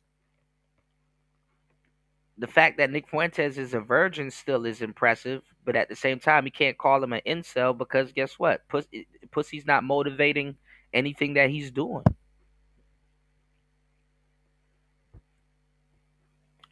And then honestly, it's kind of contradictory for him to be judging him by the standard of getting sex. You know what I'm saying? If he's gonna stick to the religious side of the game, and then on top of that, y'all, um, you know,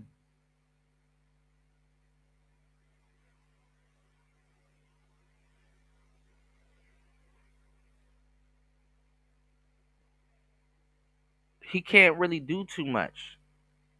You know, he can't really do too much with Nick. That's why he was saying that Nick could damn near be a priest or a pope because he's still a virgin. You know, I don't know. I mean, I look at it as a guy that hasn't really experienced that much of life.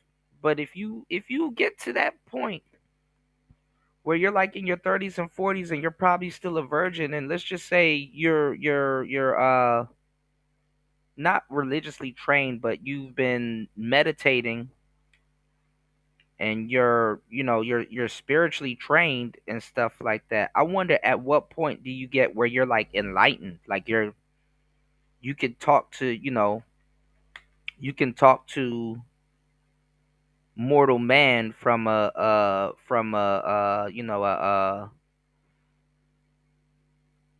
place of accomplishment, because there is a accomplishment in being a virgin that long, even though the world that we live in would be like, oh, this nigga naive. He ain't never been sprung, or he ain't never been, but you can still speak from a man's perspective of somebody that's never lived in that world. Um, Reason why I probably wouldn't really take a Nick Fuentes too seriously is because we know that he lives in that world. He plays baseball. He's from Chicago. Um, he's around women. He goes outside, so he lives in our world. It's not like he's somewhere in a damn temple all day, chanting fucking, scripture. You know what I'm saying? Not saying a man like that can't attain some type of wisdom that man hasn't, attained, but let's just keep it a Honda. You know. Party said, it's tricky with men. Can you call a dude ugly if he get in play, especially by a certain level of aesthetically pleasing women? Well, I mean, and this is the thing. I mean, because men, we do go off of looks, but that's for women. Women nowadays, they kind of, with the internet, yeah, they definitely do go more off of looks now than they have been. But the thing is that like this is where you get the whole Shaba ranks and seal conversation and stuff like that. You can be ugly as hell as a man, you know, and get a bunch of women. That ain't it either. Being a pretty boy isn't the end all be all. Because Mr. Pretty Boy is still afraid to get hit in the face. You know, you can take that away from him easily. The same way, like the dimes. A lot of these dimes, yeah, you got some hood hardened dimes. Or women that look good, like the Remy Ma's and stuff like that, and you know, all my life I had to fight type women, but you know,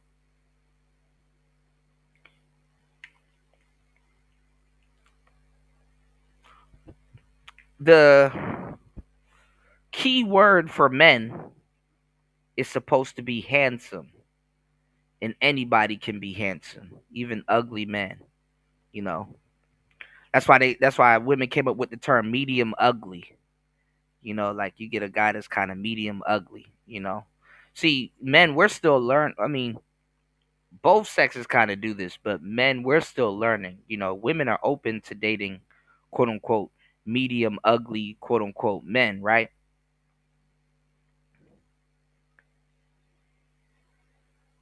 They're still open to doing that.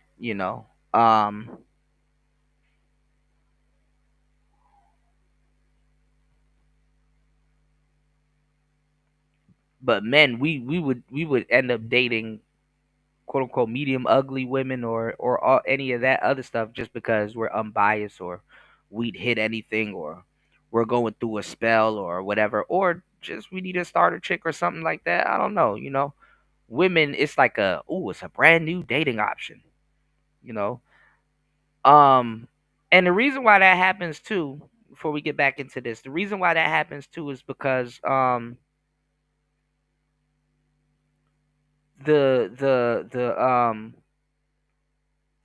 scale of 1 to 10 don't work the way people think it works. People think like, oh, two tens will get with each other and stuff like that. And it's like, no, that actually doesn't happen.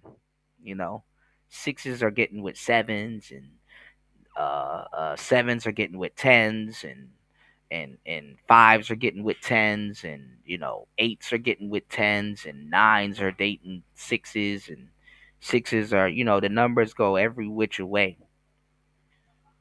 They don't pair. When we talk about the scale of 1 to 10, people like to think, oh, they pair. It's like, no, they don't pair, because people are like, oh, well, date in your league. What the fuck does that mean? It definitely doesn't mean date your number. Most people's numbers, they don't, don't date their number. But um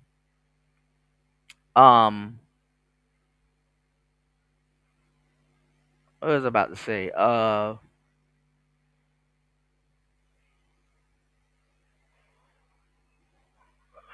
It's just a lot. It's a lot to soak in. you know Party said, you still can't trust women's rank system. Even with the internet, they judge like men and end up jaded cause all they have experience with well, yeah, true. There's some truth to that too, Party. But this is the thing. You can judge women's experiences, but it's like, what's the word, anecdotal, or it's like, not I mean, not anecdotal, but it's like this is the thing. A guy will say, "Oh, I got a baddie. I had a baddie. I had a baddie." Me, I don't really tell somebody. I never really, told people that I dated baddies like that until I had a series of baddies. Meaning that I could date a girl that somebody that I find super attractive, and another guy's like, I don't see what the hype is about her. But I've dated a bunch of women that if I was to bring like my roster, or my the types of women that I've dated around guys, they would be like, okay, yeah, you got an impressive, roster. Yeah, she's a baddie, or yeah, dang, you took that down. Okay, yeah, like she's legit, whoop de whoop, right, or whatever, right?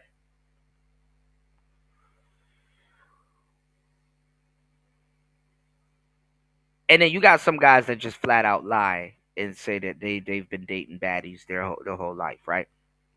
This is the thing with women. This is what makes women players, and this is why women are attracted to players. Women will have dated the high value guy. You know, women will have dated the rich guy. Women will have,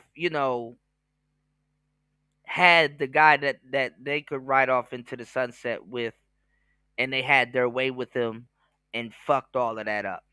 You know? So women, a lot of women, when it comes to dating, I hate to say it like this, they're because I hate this word, but they're has-beens. You know what I'm saying? Like, as a guy, I could date a bunch of women and stuff like that, and I could be a has-been, but I could still go sit down with somebody and chill. Women, how they judge each other, it's like, oh, it don't matter how much rich niggas they date. It don't matter how much, it's if they're gonna ride off into the sunset with Prince Charming. For example, look at Megan the Stallion and look at Clay Thompson. Look at Sweetie and that soccer player she's trying to finesse. You know what I'm saying? Look at Sweetie and look at that soccer players that she's trying to finesse. So the thing is that, and then, I mean, and do women lie? Of course they do lie. But the thing is what I'm saying is that you have a million guys out here that want a Ferrari, right? But they've never drove a Ferrari. with women, high value man, whatever type of man, you have a million women out here that has drove Ferraris, but they never end up with a Ferrari. You see where I'm? Does that make sense? Like, I don't know how to explain it, but you see where I'm getting with it. You know, so women will have had the guys that they're talking about, but they're not with them because they probably fucked it up, or that type of guy don't want them. It's just that they, what your boy say, party, they got taken on a tizzy tour. You know what I'm saying? They've had this certain guy take them on a tizzy tour, and yeah, you know, you know what I'm saying. So a lot of women will have had, the guys that they're talking about, but they've only had them, couldn't keep them, or get those type of guys to marry them. You know what I'm saying? And then honestly, it's in a woman's life to become, I hate to say it, a has been. Cause think about it. Let's say you were a player your whole life. Just really map this out, right? Let's just say you were a player your whole life, right? You could be fucking young, hot baddies from your 20s all the way to, let's say, your 50s before you get married, or your 30s before you get married. You know? So you can have a full career saying, damn, when I was young, I was hitting baddies. When I got older, I was hitting baddies. You know what I'm saying? Women, not so much. And this is what happens because their dating pool is given to them. Women, when she was young, it's like, damn, I let this goofy dude hit. Damn, I let this goofy dude hit. It's the difference between the difference between being between scoring and being scored on. You know what I'm saying? And then to a certain degree, I hate to say it, ladies, but vanity. At some point in the game and in the red pill spaces, we call it the wall. At some point, you hit the wall. You know, so I hate to say it. It's like God gives them a window. God gave Eve a special Easter egg. He's like, listen, I saw you staring in that pond all fucking day. I'm gonna take that vanity away from you. I wrote about it in my book, y'all. Y'all should cop this book. Really great book right here. All right. You get that, you take that vanity away from you, right? Because Eve used to stare in the pond, and she was obsessed with that vanity. At some point, you get older, and it's gonna get taken away from you. And guess what? A lot of women are predestined to be what's called has-beens. So God gives them like this window, which the window is your life. You don't have to base it off your looks or anything like that. But God gave them this window and was like, hey, within this certain allotted amount of time, you need to find yourself a husband. You need to go have some kids, and you need to find yourself a man to serve in order to really serve me. You know? So, you know, um, a lot of women are predestined to be has-beens, just how the game is set up. You know what I'm saying? Now, granted, if I'm in my 50s and let's say I got an ego and I'm bragging about having hoes and shit like that, I mean, no one cares about the women a man was smashing at 20 or 25 or 27 and stuff like that. No matter how bad they were, you know. So, you know, I think both sexes go through it's not how you finish, it's how you end type shit. But if you're a single man or you're in your 50s and you just chilling, as being single, you're still in good position. So this is why a lot of men they don't give a damn about being single. Male loneliness epidemic where, you know, they don't give a damn about being single, you know. And shit, tell you the truth, A man would rather be with his kids than with anything else, you know? You know? So, please hit the like button, y'all. Double tap the screen on the way in. Please support the show. Just giving y'all some game. Shout outs to Party. Absolutely asking and jumping into some really great fucking topics and stuff. But yeah, vanity is what God really placed on woman and man, especially women. Women they have hangups with vanity and stuff like that. So a lot of women are predestined to be has-beens. So this is why they're moving more in the dating game out of desperation, whereas men, we tell younger men to kind of chill. It gets better, or it should get better, with time. So young men learn to chill. You know, because other than having kids, who you hit in your 20s really won't matter. But who women get pregnant by and sleep with and hit in their 20s, oh, it matters. Further on down the line to a certain degree. You know, and it's not a body count thing. It's more so of a, you know, I wouldn't even say it's a scorekeeping thing. It's just how our dating pools are set up. Men, we kick up some dust and make some shit pop off in our dating pool. Women, they get the residuals of men kicking up some dust and having some shit pop off. Or some of them, they go out and they go make some shit pop off. Or they just sit there and wait for something to come to them. And if your dating algorithm or your dating options ain't popping, well, are you gonna complain or are you gonna make some shit pop off? So there's a myriad of reasons why women wear less clothing and all kinds of stuff and get change it all up and stuff like that. They're forever testing shit out. But let's go. Pierce's wife like totally embarrassed him online. Like she was joking about banging other men, all this like crazy stuff. And I didn't know that. That's fucked up.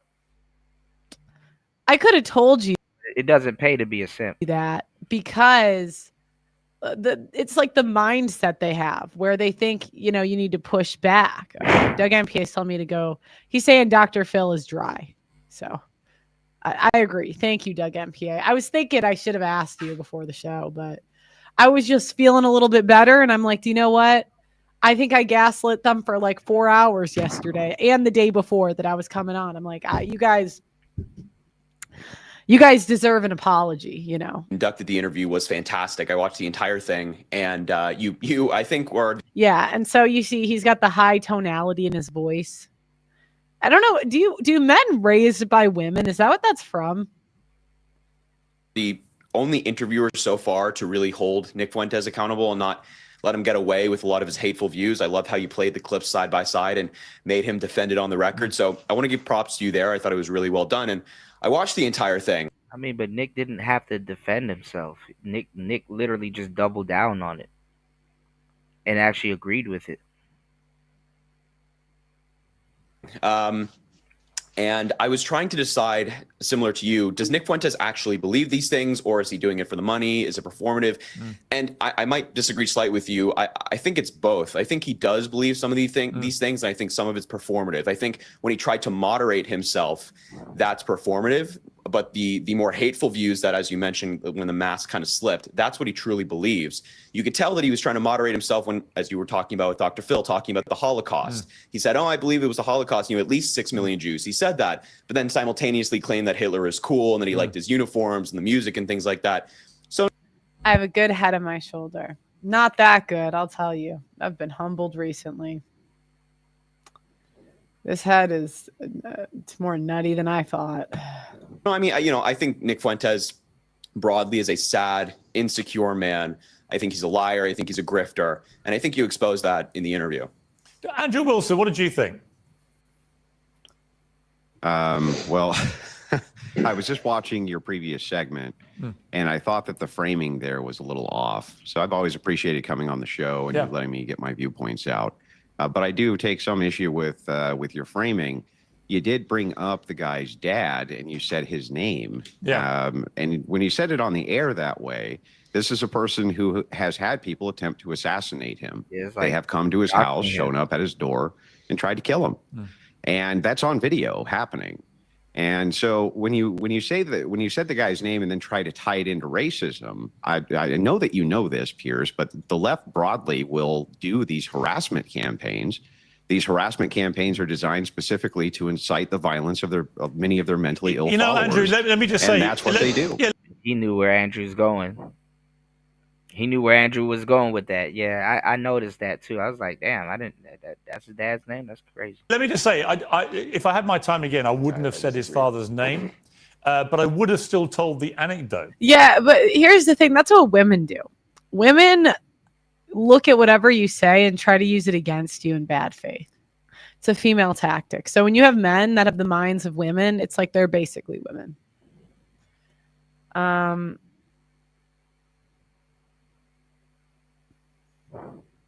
I know. The simping is insane. You guys got to stop. This is getting ridiculous. Go slide into a redhead that can bang you's DMs. Not me. Not me. But, I think people are saying I look good because I've been starving myself for 3 days. I felt so sick. Do you know what I mean? Like, I'm like, yeah, men want what they want, which is thin women. So because I thought it was really important to Nick Fuentes. The anecdote's not the relevant part. But the anecdote is relevant. Yeah. The anecdote is relevant when he immediately tried to attack me for ambushing him with a story that he told himself on his show. I mean, look, if I told a story like that... That's not what people are upset about. No, I understand. They weren't upset about the anecdote. They were upset that you specifically said the guy's name after Fuentes has had these assassination attempts on him. To be clear, if I had my time again, wouldn't have said his father's name, notwithstanding the fact you can find it in 2 seconds on the internet. Right? So it's not like it's not difficult to find. Doing it again. But I do think it's important that anecdote, to me, was... Yeah, it's just like... Who hurt you, right? He doing it again. I actually was really close to doing light brown hair. I almost went brunette. How much more? I mean, you should have been here in the beginning. At least 8 pounds. Then I'm going to see if I can lose another 10 after that.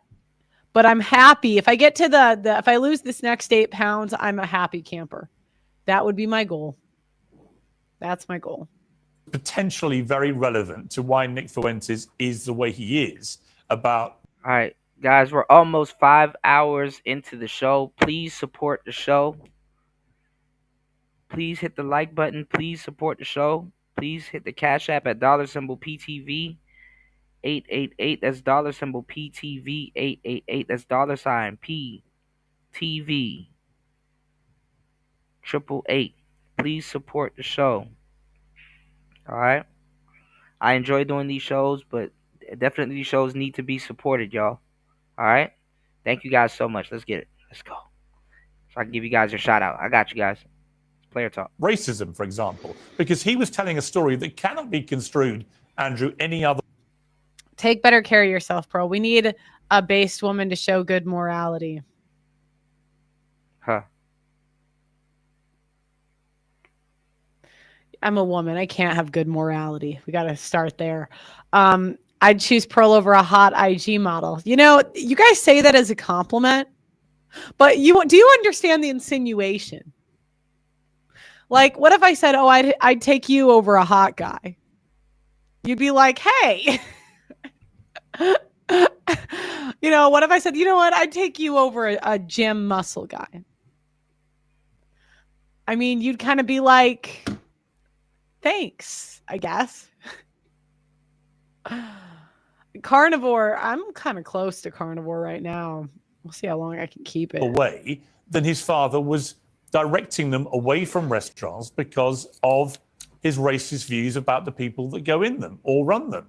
And it couldn't be seen any other way. I get that. I get the point of bringing the anecdote up, but that wasn't what looked to me like what was making these guys so angry. Was not the anecdote itself, but the fact that you said the guy's name, referenced it as his dad, and then this guy's had assassination attempts. Yeah, but the story was him telling the story. By the way, hang on. And a lot of the first assassination attempt happened because of the "Your Body, My Choice" thing that he put that tweet out, and people began doxing his address and his family's name, and that's why they showed up to kill him. So the guy's grievance there, I think, is legitimate. Yeah, but I think it's important that his grievance wasn't just that I named his father, which again is a matter of public record. You can find it anywhere. Although I wouldn't have said it if I had my time again, because I don't want to attack his family for the sake of attacking his family. It was when he tried to frame it as an unfair attack on his family, when I think actually the story that he himself put in the public domain was potentially very relevant to why he is the way he is. I as a journalist, well, how he was framing it was you're bringing this up and name doxing specifically so that you can rally people into a harassment campaign. That's how he saw it. No, but that wasn't. Yeah, okay. But just to be clear again, that was not my intention. My intention was to ask him in all sincerity. That's like a female thing. Women. He got Pierce arguing over something completely different now. What's going on, D Chicago? Them Sims making Pearl tongue sick.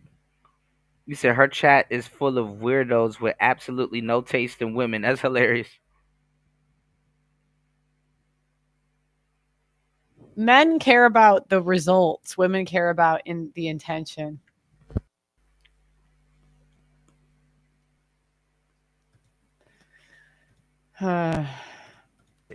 If you grow up in an environment at home where there is clear racism that you have discussed yourself on your own show, very unarguably, you can't listen to the clip. I played it earlier without realizing that's what he's saying. Then is that relevant to the way he is? Let me bring in Mark Lamont Hill here. I mean, Mark, I didn't do that lightly. Get off of Andrew. I had decided before I did the interview that I would do a lot of research into this.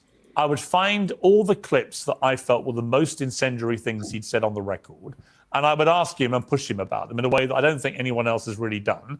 And it would be interesting to see the way he responded. And if you're going to yeah, but that's not a good faith interview. It's like, you're just looking for all the bad things he said. Like, who wants to have a conversation with someone that says this is every bad thing you've ever said? That's what the left does with cancel culture. To Nick Fuentes, who openly admits to being a racist, he did it again with me in the show. That anecdote to me was pertinent to why he may have shaped those views. What do you think? Was it unfair? I think the anecdote was entirely fair and necessary, particularly since the first part of the interview was very much about his biography. It was very much about what shaped him. He himself volunteered information, even in that interview, about his parents, about how they came together, about the loss of their fathers, etc. All that to me is fair game. I agree that invoking his father's name in that moment was too far. I hear you saying if you could do it again, you wouldn't. Because I do have some ethical and moral reservations about doxing.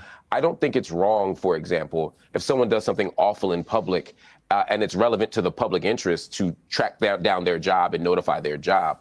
But that's not the same thing as tracking down every private citizen just because we think they're racist or sexist or anti-Semitic or homophobic. I may think you're that thing, but you have a right to be that thing, even though I think it's awful. And I don't think you should live without safety because of that. Now, there's a bigger question, Piers, that you raised at the top of the interview, and it's come up again in the media, and that is, should you even be talking to this guy? Right. And I got to be honest with you, Piers, I've struggled with this. We used to live in a society where it's like sticks and stones can break my bones, but words will never hurt me.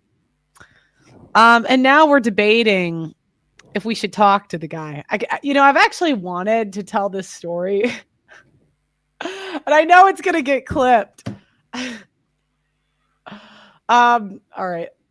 When I was in England, I dated a guy who was not in media. But because of that like shit storm of when Nick Fuentes came on, I got dumped. I got dumped over having him on. Yeah, fucked up her relationship. Yeah, so you got to be careful, ladies. This channel is not. Be careful what you sign up for. This is if you want to find love. I would not suggest being a YouTuber. Yeah, I know. I dated a soy boy. Well, I don't even think he was a soy boy. Now you guys are saying he was a reasonable guy. I know. I know, but I was just like, oh wow. Oh wow. Interview controversial people. I sit down with people who people say don't platform them. And You guys are saying you can't get dumped by a beta. Well, yeah, I didn't really blame him, to be honest, because I was like, you know what? This kind of is like, who wants to date a girl that's like crying because her staff called her racist? Do you know what I mean? It's just like, who wants all that? I mean, I love this job, but it does not affect your personal life well. I'll tell you that much. And I was warned, right? I was reasonable. He was reasonable, and I was warned about this when I got into this industry.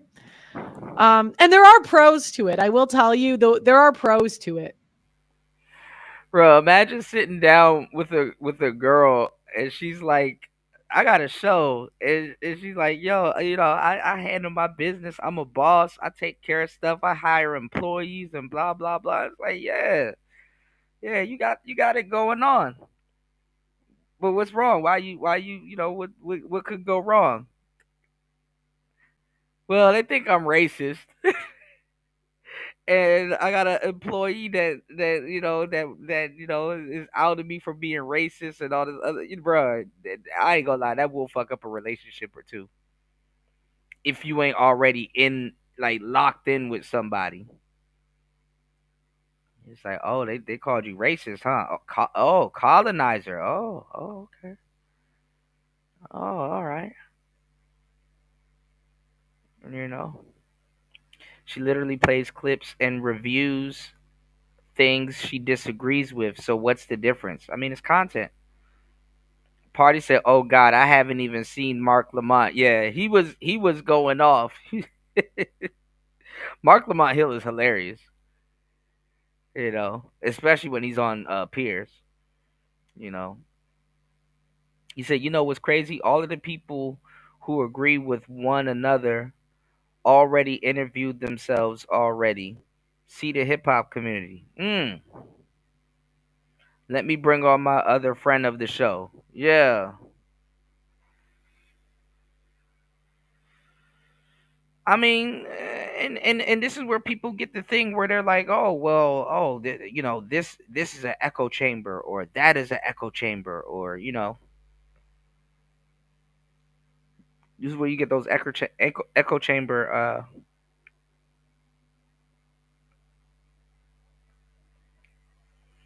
Because some people just want to see uh uh discourse and pushback and stuff like that. You know what I'm saying? They want to be contrarian for whatever reason and stuff like that. So um a lot of people they'll see echo chamber when it's really like, how about it's just a bunch of people that agree on something and they get together and talk about things that they agree on, you know, instead of it always have to be a pushback. But that's the nature of having an opinion, y'all. you know some people, they'll call certain things an echo chamber, and some people, they'll say, oh well, there's nobody to push back. So it's like they don't always need somebody. They don't. Somebody doesn't need to always push back. Some people just want to see points and stuff get defended and stuff like that, whether they agree with it or not. You know, because I can see if somebody's like, well, hey, maybe your audience don't agree with you, so you need to debate this. You know, if they're going to they need to see these points be defended in real time if they're gonna agree with it. Half the time, motherfuckers ain't gonna do shit anyway. You know, some people want to watch Christians and Muslims or people from other religions debate about religion just to see them debate about religion. You know, the people that watch them, they don't plan on being religious themselves, or they may they was religious at one point, but they're like, I just want to watch this back and forth, but I'm not gonna subscribe to neither side either way. You know. Party said they're all echo chambers. That's why you have fans. Not too many are doing research. For sure. For sure. So I'm not gonna like go through there's pros to dating as a public figure. But sometimes it's limiting to famous or other streamer people because they're the only ones that get it. And people not really in this world, they're either fans, which you don't really want to date a fan, or like they don't like the drama. Like, and that sometimes that's kind of on like your fault as the girl because you shouldn't bring it home. But yeah.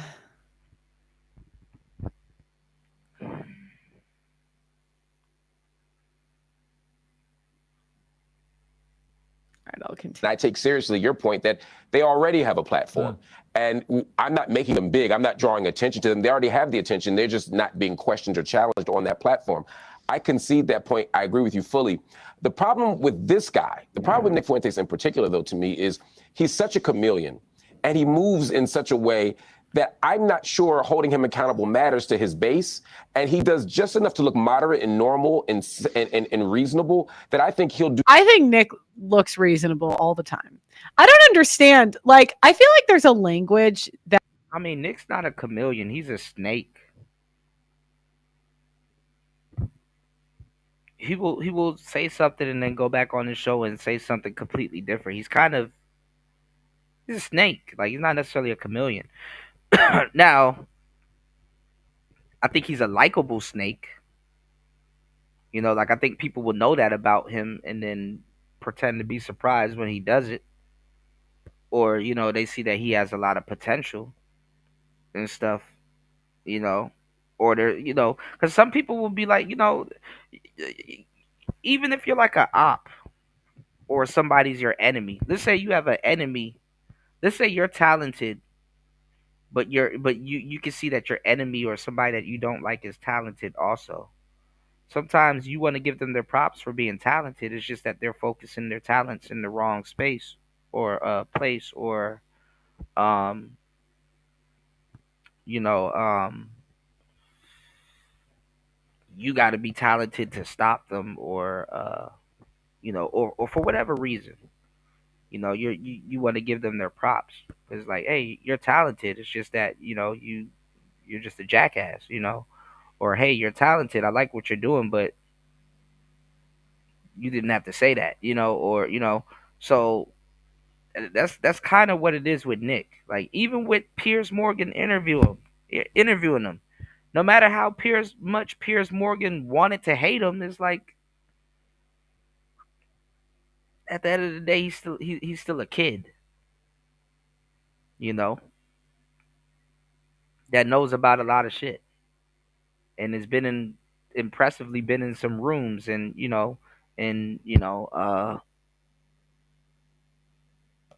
says a lot of stuff, so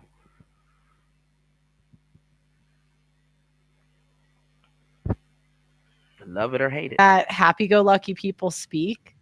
that non-happy-go-lucky people don't speak. And I feel like me and Nick, we speak the same. Shout out to D Chicago. He said he has that Chicago asshole personality. We talk a lot of shit here. For sure. I can attest to that. So yeah.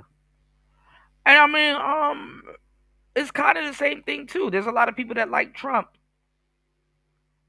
And he's like, oh well, he's a fellow New Yorker, so hey. Language.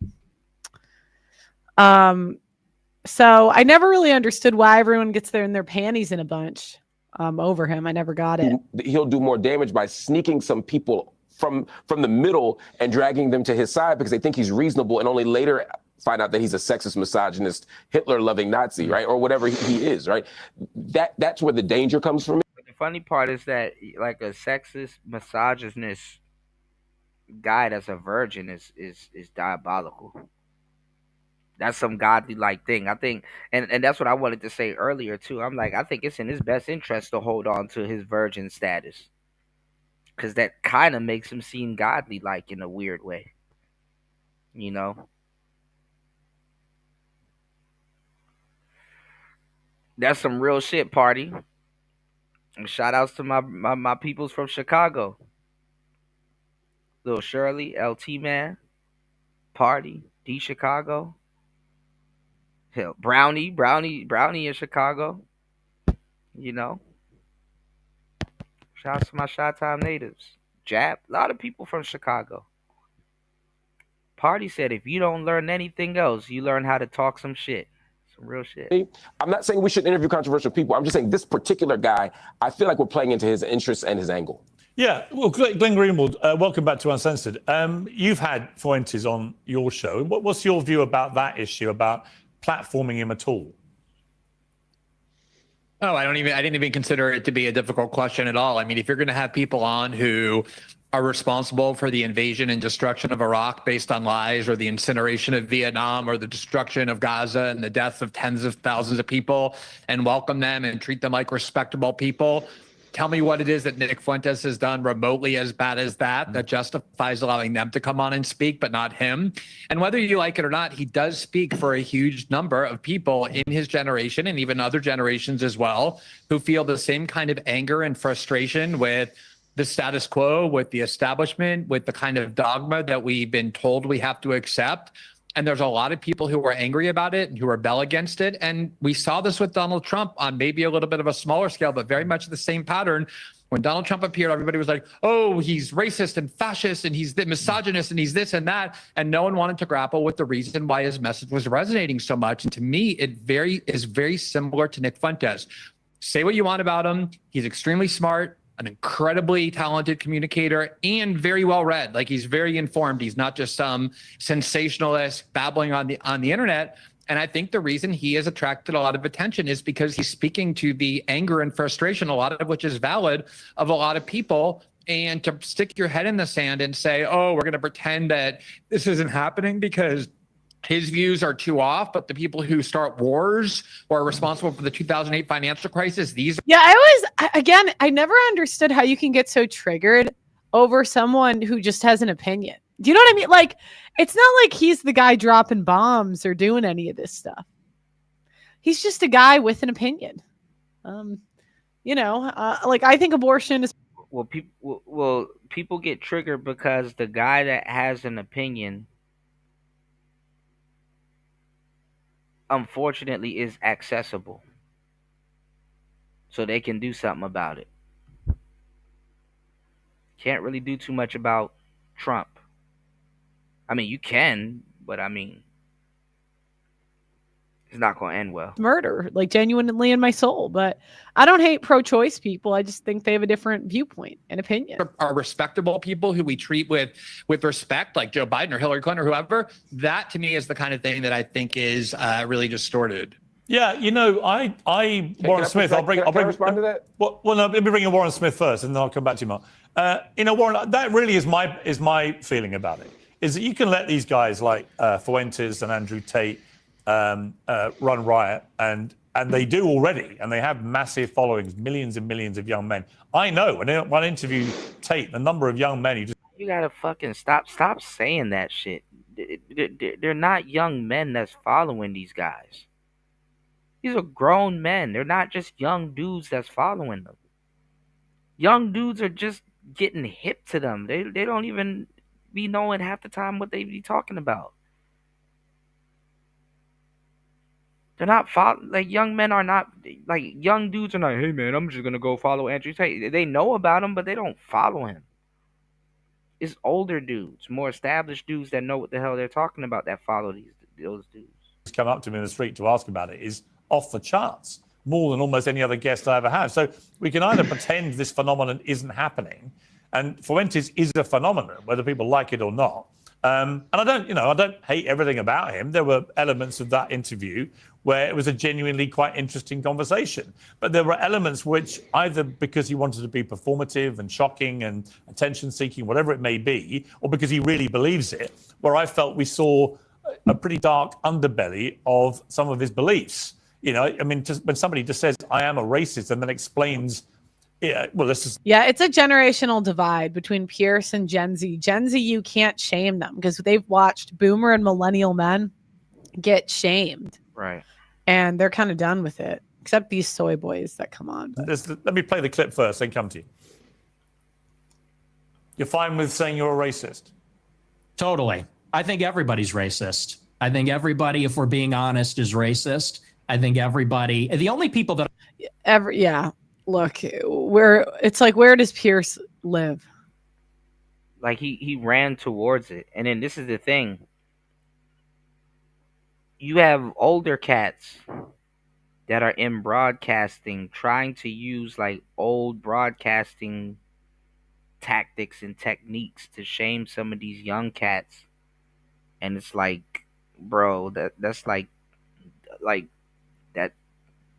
Even on social media, that shit is old. Like it's like that's like the oldest trick in the book on social media.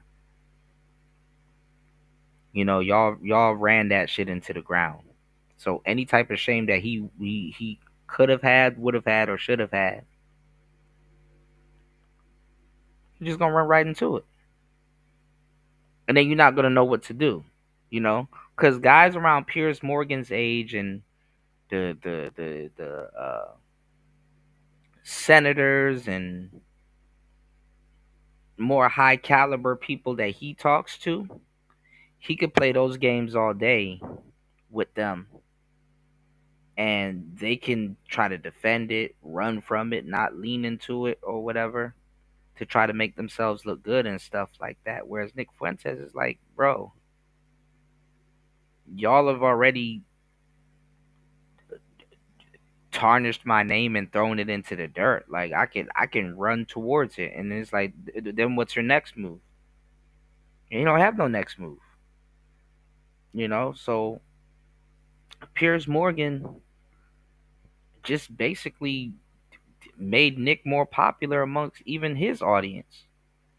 You know, because it's like, well, you already confirmed what we already know. Like, what was Nick Fuentes supposed to do with Piers Morgan? Clear himself from being racist?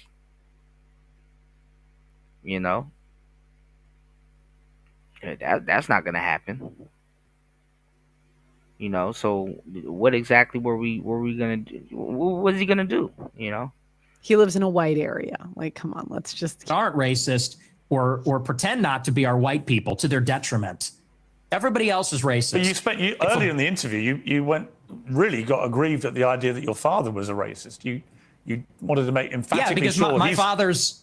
He's not. Because my father doesn't share my same views on that. So he's the exception to the everyone's a racist. Yeah, that's the annoying thing is they try to bring your family into it. Like they always do that with my mom, right? Because my mom's running for office, and I don't really think that's not something I necessarily agree with, right? Women being in positions of political power. But you know, if that's what she wants to do, that's, you know, we have a difference of opinion, and she's welcome to do it. It's a free country. But what they do is they kind of like, they'll always say, Pearl, your mom. And I'm like, well, you know, that's her. You know, this is. Well, they're gonna give your mom shit about you because they're gonna try to use her as a buffer to stop what you're doing, or what you're doing is gonna kind of leak into what she's doing. So Me. We're different. Well, everybody's a little bit racist. I mean, I thought it was an interesting contradiction there, which he was probably calculating in real time, that having got so exercised about the idea that his father was racist, he then said everyone's racist and there's nothing wrong with it, effectively. But putting that to one side. no. Pierre's a tricky dude. No, he said everybody's a little bit racist. That little bit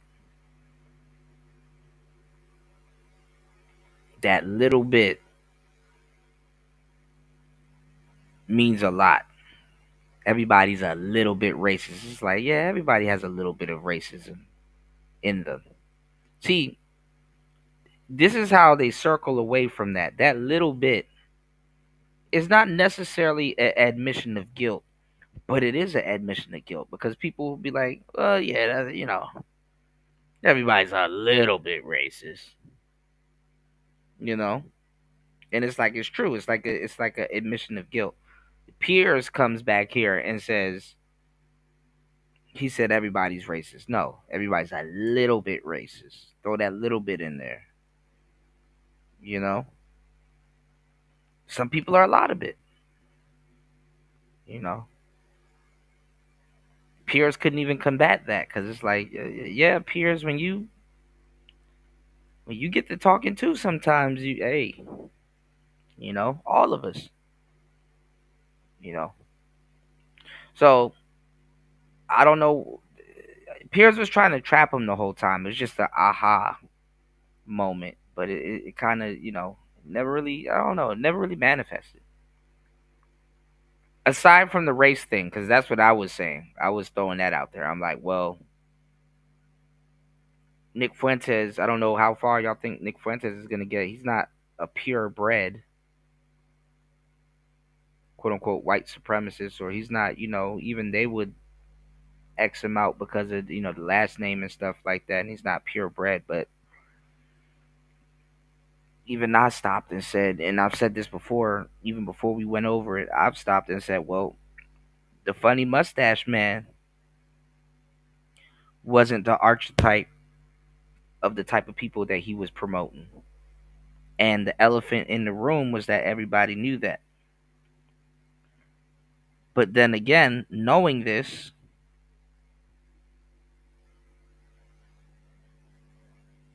probably made what he said hit a little bit harder. You know? Hit a little bit different. Because if you think about it,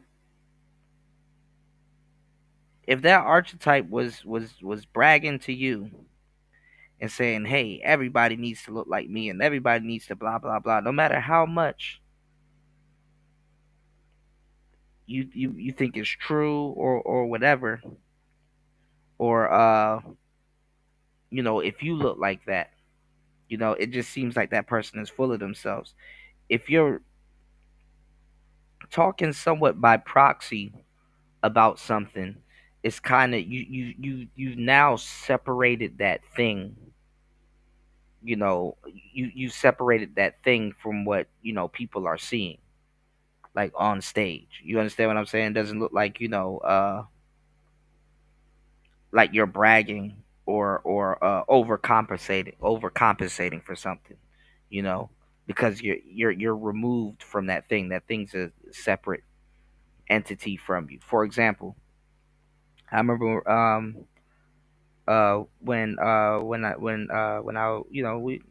we all rapped at some point, but I remember I was making music at one point, and I had a project that I wanted to go to the mall and hand out. But I was like, dang, this would be, even though I've done it, but this would be weird if I was to hand out this project by myself. That's me. What would be better is if my friend who also does music raps. What would be better is if I hand out his project.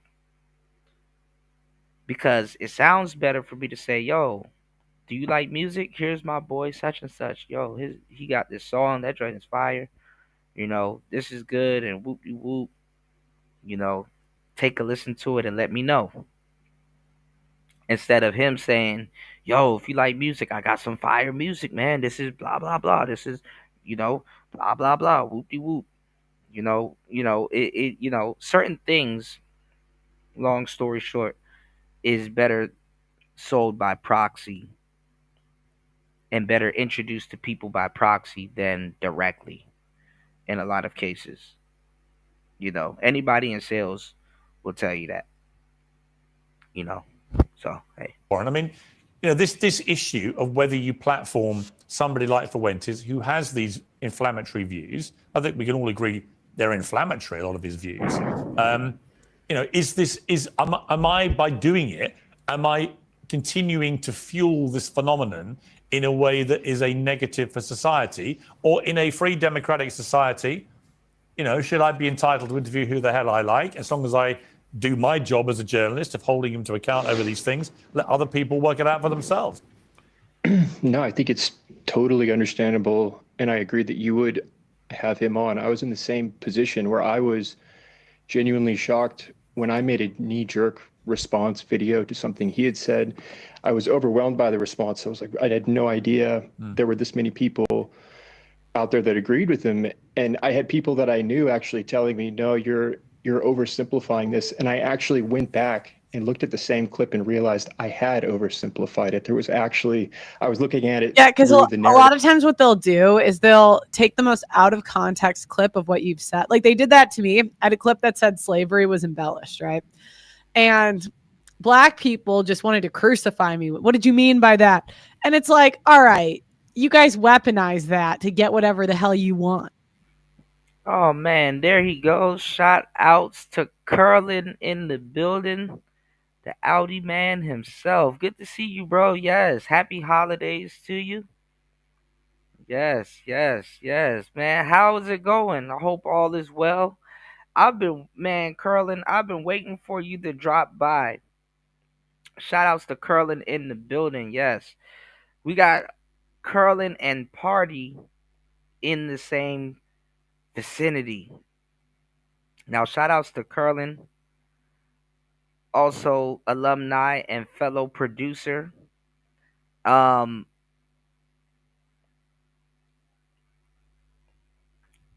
man, I don't even know where to start. A couple of weeks ago, Curlin, well, last month or maybe month before, Party had gotten the new MPC, and he was telling me about the pads. And bro, them pads are those new pads are fucking ridiculous.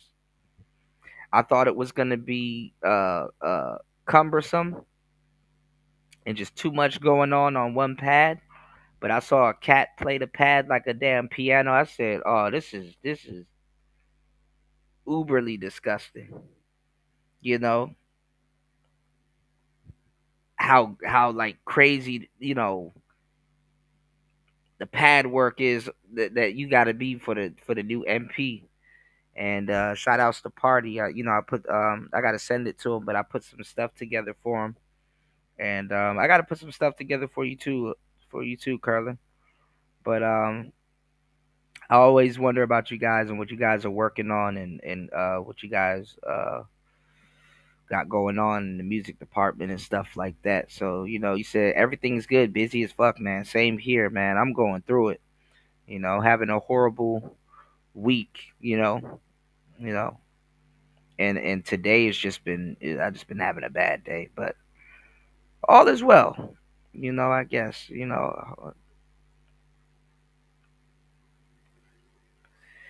But yeah, I wanted to run it by you if you've if you've seen those new was it 3.0 pads? What do they call them? Party. I know Curlin Curlin definitely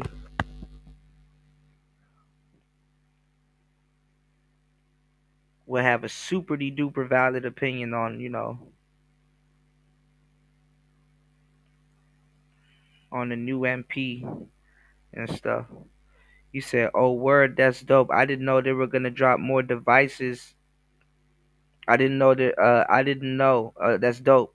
I know they're gonna drop more devices in 2026. So I figured I'd save my pennies and wait. Okay. Yeah, the NPCE pads. Yeah. NPCE. That's what they call it. Yeah. I know Party having a field day with his. Yeah. The new Live 3 looks crazy. But I don't know. It looks ugly, but it kind of grown on me. Honestly, it's like the ugliest things produce they're easy to work with, or they're better to work with, and they're just beasts. They produce better music and stuff like that, or people use it to produce better music. But now with something like gear, like an MP, it got to look good and visually pleasing and stuff like that. Not just for the producer that's going to use it, but because, and I've talked about this in the past, it's like, remember, we're putting this stuff on camera. So, you know, it looking good is not just for the producer, it's also for the aesthetic. But anyway, let's get into it. Let's get back into it. Shout outs to Curlin in the building. Good to see you, man. Happy holidays to everybody in the family. Let Sister George know I said, what's up? Happy holidays. We miss her. Shout out to Sister George. And the space, literally what I said was going to happen to the space has happened. The space looked completely unrecognizable. All these new cats in here repeating our talking points and our rhetoric and running their pages the same. Let's go. Okay. So, but they'll just keep saying, "Oh, Pearl thinks slavery wasn't that bad." Like, it's like they would say this, and I'm like, "Go fuck yourself." Come on. All right. Going into it without much prior research. And that actually led to me sitting down with him for an hour and a half. And I think it's important, though, if you want to achieve the ideal outcome, it is important to actually genuinely be trying to gain a better understanding of his reasoning and in his arguments, and not just trying to win or embarrass, because in the long run, I think that will backfire. And that, yeah, I mean, Nick he's a political troll. Clean cut. Now a lot of guys that are older, they're political trolls too, but they're older. Nick, he's young, so he gets a pass. I know he's speaking. Yeah, because that's something I'm good at. I never go into anything in bad faith. I'm never trying to make someone look bad. I'm trying to hear them out. But if they start like saying stuff I disagree with, then we'll go back and forth. will cause him to become bigger. Yeah, that's an interesting point. People were asking me, he won, or people said you won. Or I said, look, I didn't seek out to win. I don't seek out ever to win an interview. No, that's cap, because he was playing gotcha the whole time, and kind of he couldn't really pin Nick down on anything aside from the race thing. He should have kept that shit going, but hey, that's not the. Oh, shut up, Pierce. Yes, you do. You ambushed the fuck out of me. Point of an interview, actually. What I wanted to do over 2 hours was personally get to know him better, because I know nothing about him other than what I've read. I've never met him. I've never interviewed him. I don't really believe that. Look at Andrew Wilson's not buying it either. Look at his face. And B, to go over all these things which he's notorious for, and actually. Okay, wait. So let me get this straight. You know nothing about him. You know nothing about him, and yet you ambushed me for having him on. Yep. Yet you know nothing about him. Yep. Yeah. Work out the correct context, what he really believes, what may have motivated this. and so on. And I think a lot of that was achieved in the interview. But it wasn't, I think it very quickly afterwards, when I asked him during the interview, how he felt towards the end, how he felt at the gun, he thought I'd been fair. He didn't think I'd ambushed him and so on. He made that clear in the interview. And yet afterwards, almost immediately afterwards, he comes out full bore on the attack, which is what he does. But it was interesting. He came on the attack. The audacity of Pierce to say that. Interesting to me that it was the reaction from his sort of mob of groypers was instantaneous and extraordinarily widespread. They just come as this mob. And it's if you're not me, who's got a very thick skin, it's a pretty hard thing to get back at you. Look, I don't care. I've had a lot worse, and they'll move on, and that's what happens. But if you're not, actually, it can be very intimidating. It was very threatening, very racist, very anti-Semitic, very very nasty. Actually, like I said, it wouldn't scrape the surface with me because I got a skin of 1,000 rhinos. But to other people, I could see it really being a pretty terrifying experience. That's Cat. Hey, Peter, can I ask a question about that? Yeah. Sorry. They're doing that. They're doing that too. Sorry, Glenn go first. Yeah. Let me interrupt you quick. It's really hang on, guys. Don't talk at once. Let me start with Glenn. Thanks, Mark. I'm sorry to interrupt. But the issue is, why does he have such a loyal following? Why does he have such a large and loyal following? Now, you can ask that question about Donald Trump, and a lot of people are satisfied. Because y'all are funneling people over to them. Every time you try to make someone look bad, that you're telling people that it's bad, and you got to use clips, and you got to use debauchery and foolery to make a bad person look bad, you actually end up making them look good and interesting. And you literally, people are relinquishing their crowd over to these people. Piers is sending people to Nick Fuentes and Tucker Carlson and stuff like that, and they might not be as extreme as Nick or whatever, but they're watching from the clouds and they actually agree with him, follow him, and yeah. That's what happened. By saying, every America's just filled with racists and misogynists and xenophobes, and he's playing into that. And maybe that is part of it. Politicians do demagogue and play to our worst instincts always, but there was a lot more to it than that. And I think people understand 10 years later that there is and was a lot more to that. The problem with Nick Fuentes is that he actually gets off the internet and goes out in the real world and can command a group of people and have a megaphone, and people will be like, yeah. So that's where y'all problem lies. So you can say, Nick Fuentes has this army of angry young men who are incredibly devoted to him, who believe that he's speaking truth uniquely, because they're also a bunch of Nazis and racists and Jew haters. Okay, that's an easy.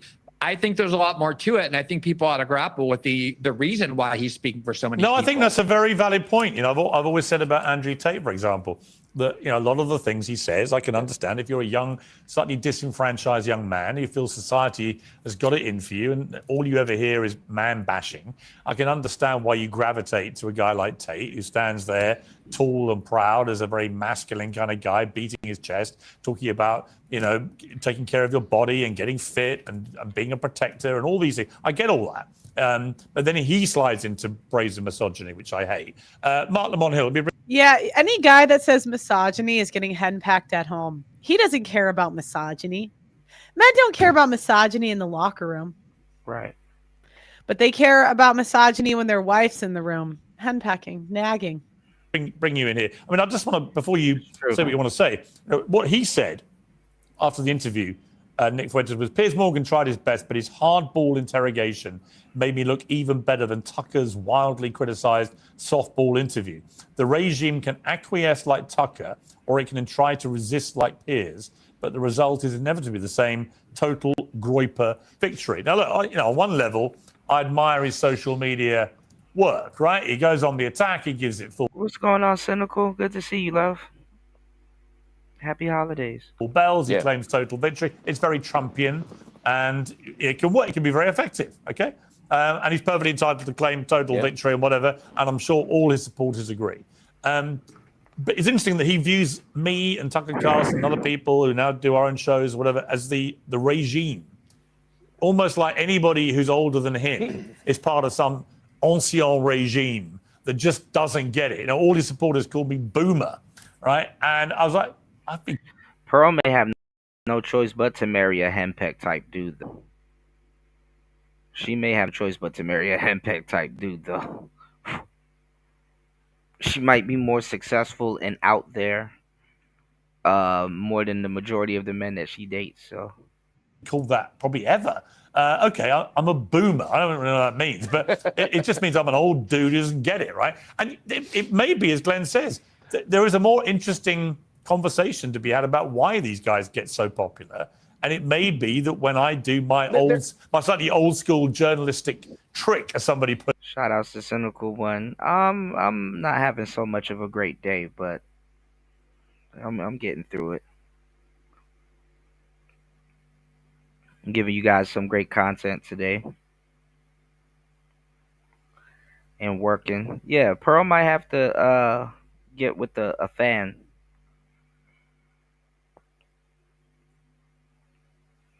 Which she's okay with, but it might irritate her long term. But yeah. But shout outs to everybody here. Please hit the like button, double tap the screen on the way in, y'all. Please support the show.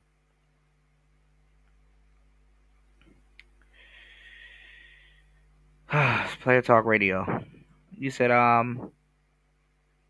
she's a feminist too. She won't date a guy who can tell her to shut up. Not too many guys that will tell her to shut up for sure. But yeah, I mean, all women are feminists, to a certain degree. I expect that for them. You know what I'm saying? I expect women to be team women. It's not, it ain't hard to tell, at least at the end of the day, you know. So at the end of the day, y'all, the day gotta end. All right. Of just being quite tough and rigorous with questioning, that it's viewed by young people. Yeah, I mean, in a way, Pierce's job is to nag and be a dick. And that's kind of a woman's job, right? Women's job is to nag and tone police, etc. But what happened is society is like it's built by men for women, right? So all of society's catering to the female dollar. No, that's cap too. Society is not built by men for women. Men didn't build for women. Do women get to enjoy the things that men have built? Of course. But it wasn't, society's not by men, built by women. Women get to indulge in the society that men have built. But it's not necessarily for women. Some of it is built for women, but you got to cover your own ass before you cover anybody else's ass. So they live under the wing of what men have built, societal wise.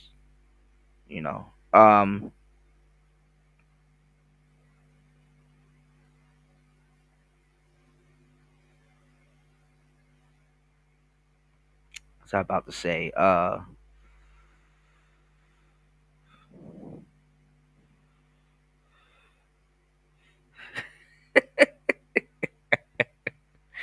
Well, technically, party. Well, technically.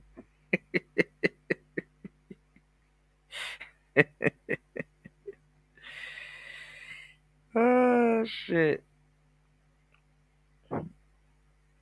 Not quite. Exactly.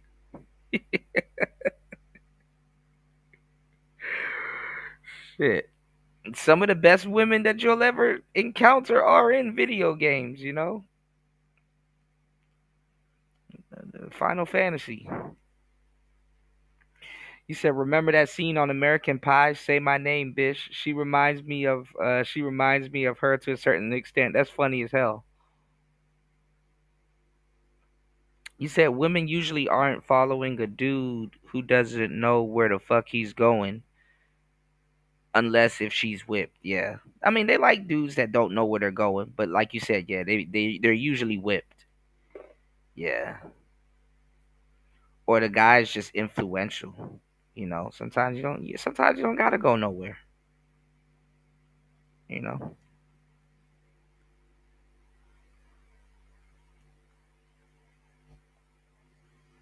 Remember, y'all, sometimes direction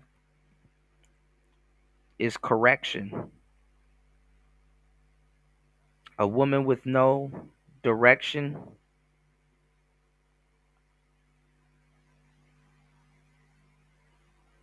you know, she's headed for her, destruction, you know. So that's why players in the game and PIs say a woman with no instructions is headed for destruction. That's where that comes from. You know what I'm saying? But correction,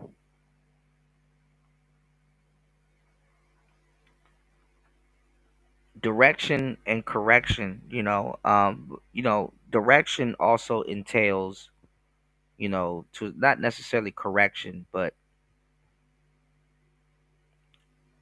what I'm saying is that if you have a direction or or any type of correction that involves accountability, and a lot of people are allergic to accountability, so direction entails responsibility. So some people would rather be aimless. They rather not have no direction. And that's cool. Because you can work yourself into a pocket where you're not penalized, or you're not necessarily gonna face any type of repercussions for not having no direction. You know.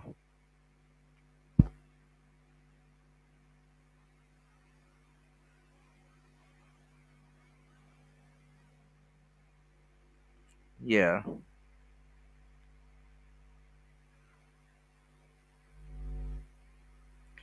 You said at least you only have 50 minutes left. What do you mean, cynical? I've been working for almost 6 hours on here. No support. 50 minutes. So people are getting paid to nag. There's entire industries dedicated to nagging men. Like, what do you think therapy is? Shout outs to everybody that does support the show and supports the channel. Because Lord knows it's criminally under supported, with the exception of the supporters of the show. I appreciate you guys.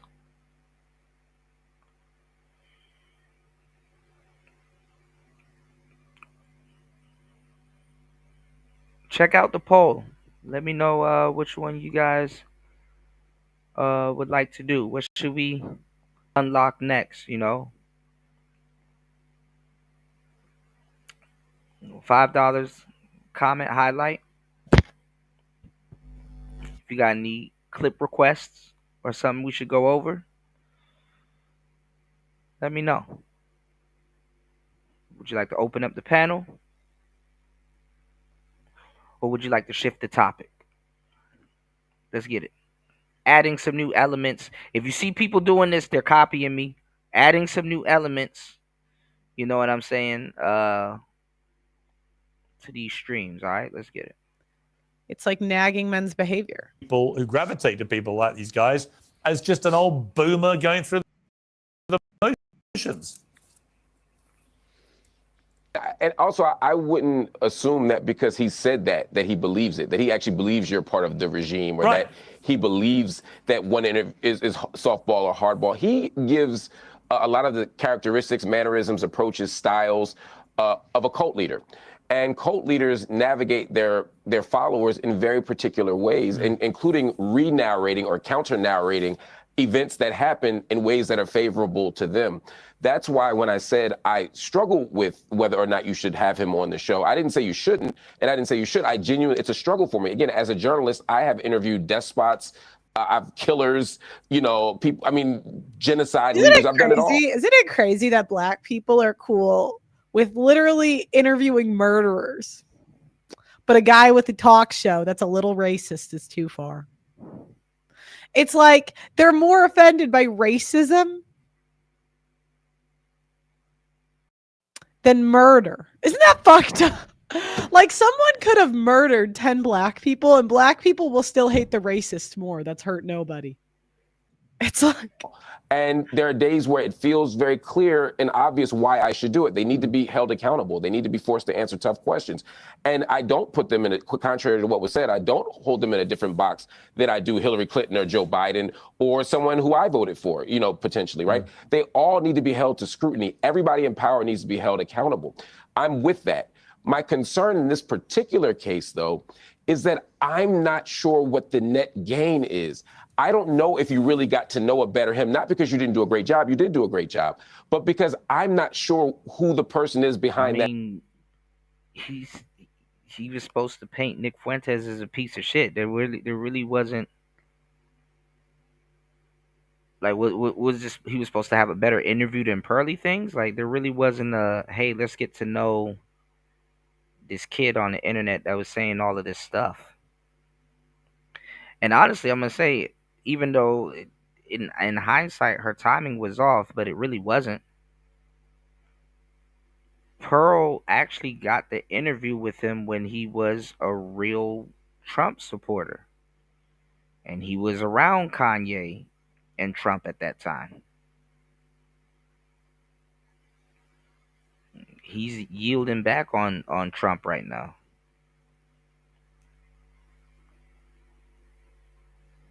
Kanye done apologized.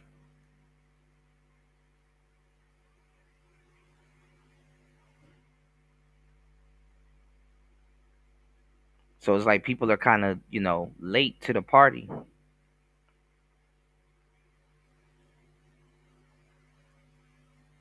Who are you supposed to be getting to know at this point? Persona. And the question I would ask you, Piers, is if you knew ahead of time that doing this interview would double the amount of people who believed in the worst things that he believes, would you still do the interview? If you knew ahead of time that it would double that honestly number, don't think. Would you still do it? Well, I don't think that is going to be a consequence of it, honestly. But what I do think is, But if it were. Let me make my point. I don't like generalizing. When Donald Trump supporters, the MAGA supporters, a basket of deplorables. Do you know what? That haircut. Everyone's saying they like my haircut. Do you know why? You see less of my face. That's what happens when you're chopped. You cover up half your face and they're like, wow, you look better. And I've starved myself for a few days. Not intentionally. I just felt sick. Probably lost on that election. When you generalize about millions and millions of people, it's always a very precarious and stupid folly to do that. What I can say with what I can say with some certainty is that pretty well 100% of his groypers who've directly messaged me or members of my family have been highly abusive, overtly racist, very misogynist, and many of them anti-Semitic. I can say that with certainty. Now, what I don't know is how many of those are human beings and how many are from a bot farm, because according to reports in the last 2 days, a lot of his stuff comes from bot farms. I don't know if that's true, but that's been reported in various mainstream papers. I don't doubt it. And I don't know how representative these ones on X or Instagram are of the total body of his support. I just don't know. So, I don't want to generalize and say all. And neither do I, Piers. I don't want to say all Nick Fuentes supporters are disgusting, because there may be. Until Pearl has the life experience of getting married and having kids, as she preaches, then not a single soul should take her words seriously. She's a grifter, bullshit content. Now, I do want to explore this because this is a criticism I get a lot. I actually think married people have the worst insights. I actually think there's nobody worse that you could listen to than a married person with kids. If they married their high school sweetheart, They married their college sweetheart. I don't want to hear shit about dating from you. You have no idea what's going on in these streets. You got lucky. You dated 1, 2, 3 people. Uh-oh, that's probably a dig at Anton. You got lucky. Now, if I had like a how to raise kids channel, I think I would agree with you. But in terms of what's happening with the culture and in these streets, oh yeah, I have way better insight. Yeah, I have way better insight. And I could say that wholeheartedly. I could say that definitively. I could literally say that definitively. Any married boomer, I know more. I know more about what's going on in the dating market. Almost definitively. Like it's not even close. And I don't know if I'm as pro marriage as people think, because my view on marriage is it just kind of, I think I was at one point, so I could see why people, I just think it automatically makes men simps because they have to be simps. And like there's this whole society that shames us into making men simp, and like you're doing it wrong if you don't, because automatically if you get married, she has the leverage, and like there's all this guilting that you have to give the woman leverage. It's like, why? For what? Thank you. Thank you, ZZ. That's so nice of you. So there is a prescription against your argument. I've looked into it. In rural areas and county towns have way more families and less divorce compared to the city. Thought that's a terrible idea. And I can tell you because when I was single, I dated in the city and in the country. That's an unless if you marry your high school sweetheart, I agree with you. But do you know what? I would tell a chick, you know what? If you did not graduate college or high school with a guy, go to a city. Go to a city. Go to the biggest city you can find. Because there's a lot of men there to choose from. And now you might say, okay, well, they're city boys. They don't ever settle down. Not really true. Not really true. There's lots of men that want to settle down in cities. You're telling me like the city, like New York women always say that like, dating in New York is terrible. But I'm like, you're in one of the biggest places in the United States. You can't find one dude that wants to like settle down. Terrible. Yeah, now you're going to say terrible advice. But do you know what? It's kind of like men in plastic surgery. I hate hearing what men have to say about, like, they say they like natural, but you guys are all saying you love my new hair. That's not natural. Do you know what I mean? It's like, I don't really like, it's kind of like how you guys kind of roll your eyes if women give you dating advice. That's kind of how I feel about men talking about like the way women date. Now, what happens is a lot of men feel that they're higher value in the country because they have more money and they're maybe in the position to start a family. But women, we like Riz, and you guys keep trying to tell us to not like that, but that's what we like. We can't help it. We're slaves to our biology. And the guys in the country just they don't tend to be the type of guys women want to date. Shit. Country dudes be getting hoes, bro. Yeah, I dated all I wanted and then settled down at an appropriate age. There's some married people that dated before they got married, and I think, they're maybe more valid. But you guys know who I'm talking about. The married boom. Talk about Anton. And the older cats. But nah, I know what she wants to say. I know what she means. And a lot of it's valid. And then some people, you gotta just listen to what they're saying, because it's like sometimes what they recall from when they were dating, it's bias. You know?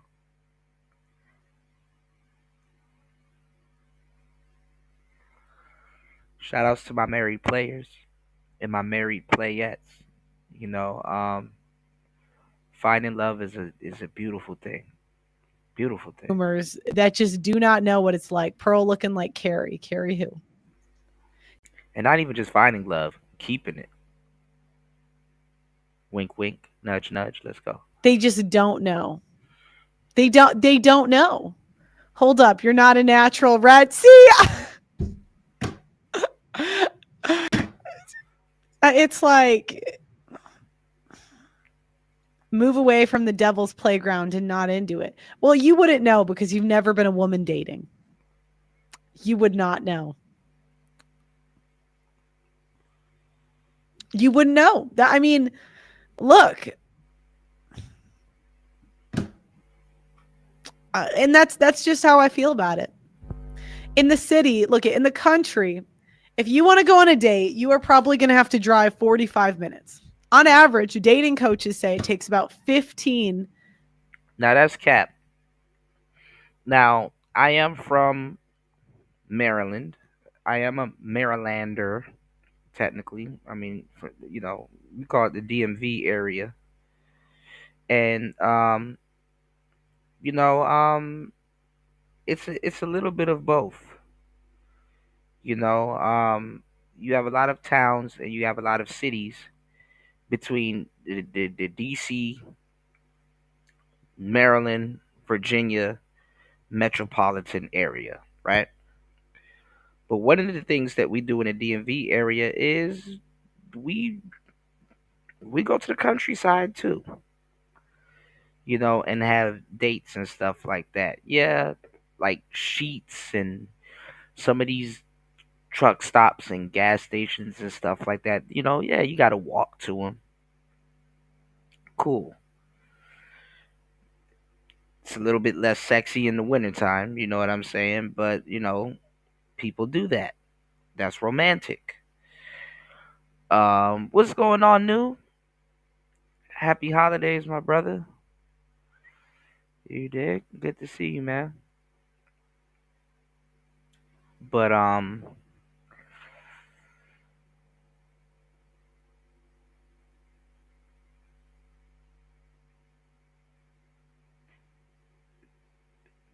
people in the country, man, they smoke. They go to certain places and they just, they sit on the hood of their car and watch the stars and they chill and they hang out and they kick it around the house and stuff like the countryside ain't as bad as people think. They go to a town or a tavern, they get food, they eat. Believe it or not, Uber does go out there, so they can Uber where they want to go every so often, or uh get food sent to them and stuff like that. The countryside is not as rural as people make it seems. And shit, some of those Uber drivers definitely want to go out to the countryside and stuff like that, because I mean, if Uber ain't fucking them over, I mean, that's more money for them, you know. So hey, Dates for a woman to find a man that's attractive. Now on this channel, I don't encourage women to sleep with men they're not attracted to, because I think it tortures both parties. I think, I mean, that torture. So and that kind of goes without saying, but okay. If that's what women want to do, now in the person you sleep with, you have to see if they commit also, right? No shit. So, I mean, in the city, there's just going to be more people. It's going to be like it's going to be like, you can get there in 10 minutes normally. It's just going to be a lot easier. It's going to be a lot easier. And I think people that give the outdated advice, I mean, the guys in the city are making more money. They're going to have more experience with women, so they're not going to be simps. You are going to probably take more L's, but that's cap. I mean, that's life. Growing up, you thought. Honestly, them country dudes ain't. It's a lot of players in the countryside, bro.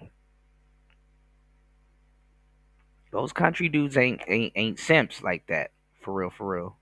Go listen to some of listen, do y'all listen to country music? Go listen to some of those country songs. Them niggas are misogynists to the core. Some of the most some of the most red pill motherfuckers you'll ever run into are from the country. I don't know what Pearl talking about here.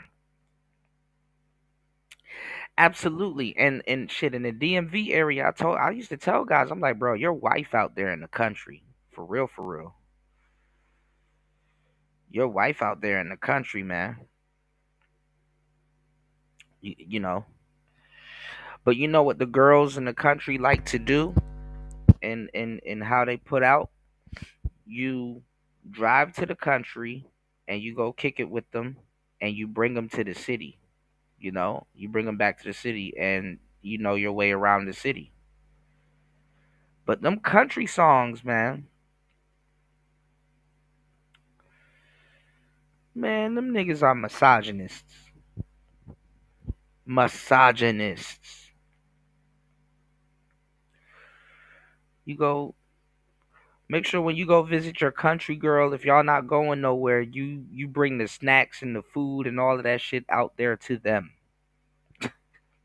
So you're not driving all the way around on a fucking rodeo, on a country fiasco, you know?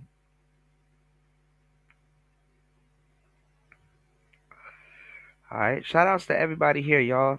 Are y'all enjoying the show or not? You know, please hit the like button. Please support the show. We've only been streaming for about 6 hours and 12 minutes. Please support the show. Don't abuse the show. Support the show, y'all. Damn, I'm working like a dog over here, y'all. Shit. Shout outs to War Master on the Rumble side of the game. Shout outs to Shaka Nulu in the building. Real alumni in the house. Make sure you guys head over to hempforfitness.com. That's hempforfitness.com, my bad. Head over to hempforfitness.com, my bad, guys. And take advantage of the holiday buy one, get one free. You know what I'm saying? Buy one, get one free sale. You know, buy one equal or to lesser value. Also, too, if you use coupon code T-Tube10, you get 10% off your order. You mentioned Kuda, you get 2 free gifts. Happy holidays. And like LT Man said, I haven't seen LT Man in a while. I hope he's doing well. I need to reach out to him. Uh, you know, you can gift the gifts that has been gifted. You know, so War Master said the countryside has just about the same things as the city with less people. Best Buy, Walmart. Yeah, yeah, they got towns. That's what I'm saying, man. The countryside is more fun too. It's more lit. High key, you know. The city ain't all it's cracked up to be. And more real people, more sensible people. You know. Don't sleep on the country now. You had to give women attention for them to like you back. As I got older, I saw more success when I stopped caring. Yeah. I mean, I am, if you marry your high school or college sweetheart, stay there. But I look like a hoe. Well, I am a hoe. I am. All women are hoes. 304 for the right guy. You know what I mean? You know, I mean, the right guy. Hoeing. Yeah. So you're saying 155, 6 foot. I mean, all these basic bitches, you're not hoeing for your man.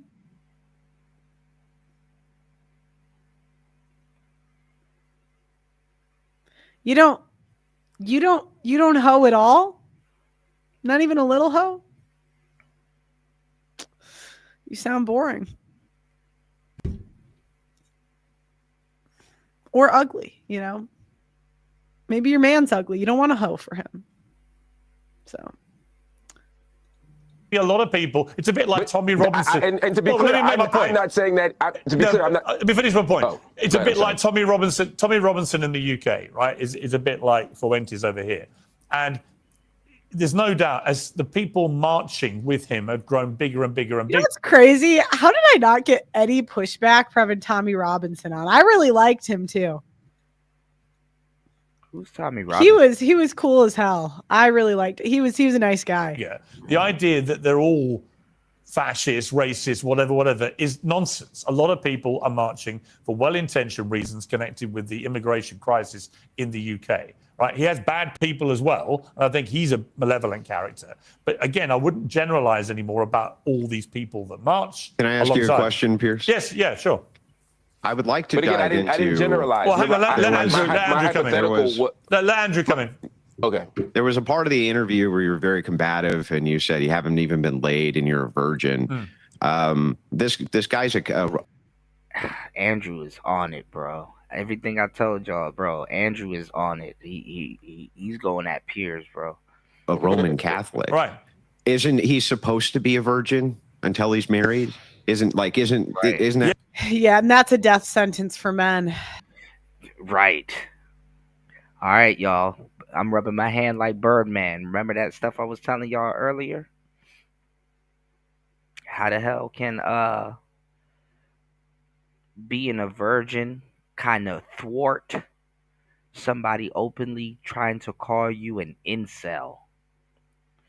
Put that in your pipe and smoke it. Let's see what Andrew is saying, because yeah, I mean, if you're gonna be religious and you're gonna bring up some, religious stuff, I mean, the young man that you kind of would be talking to, aside from all this political jargon and all that other stuff, would be kind of like a Nick Fuentes type. It's just that politically he's nuts, racist, and unhinged. But when it comes down to your faith and belief, he kind of probably trailblazed more than you had. Listen, I know War Master's gonna kill me for making this joke, but I'm pretty sure there's some type of Xbox trophy or some type of like video game trophy or something that you get for making it to 27 as a virgin, bro. You know, now 40-year-old virgin, now something's wrong, but 27, a virgin still. And listen, I'm a player, bro. Like, this is a little, in an alternate universe, that's a little bit impressive. In today's society, being a zillennial, that's a little bit impressive. Then he's from Chicago. That's a little impressive, bro. Just a tad bit. I'm a little bit intrigued by that.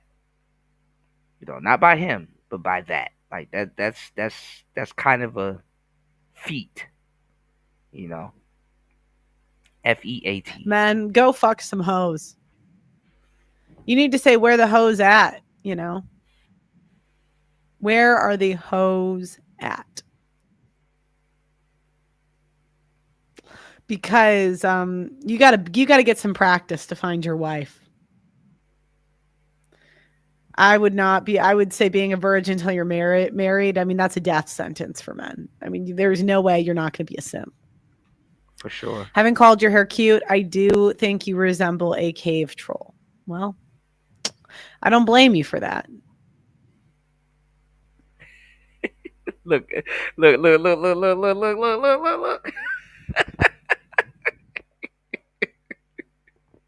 Happy holidays, War Master. War Master said,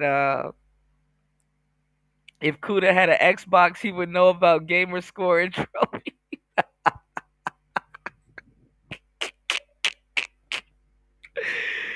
Oh man, I love you back, bro.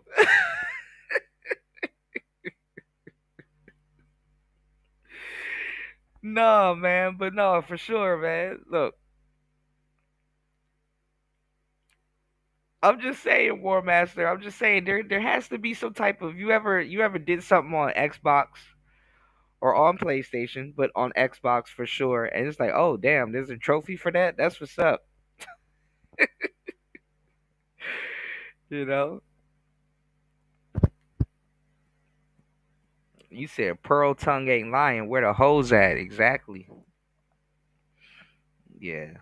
Yeah, I'm not gonna lie. I mean, in today's climate, if you're a virgin, bro, you're food, man. As a guy, you're food. You know, because even a virgin women, even a virgin woman, even before they get deflowered or whatever, like they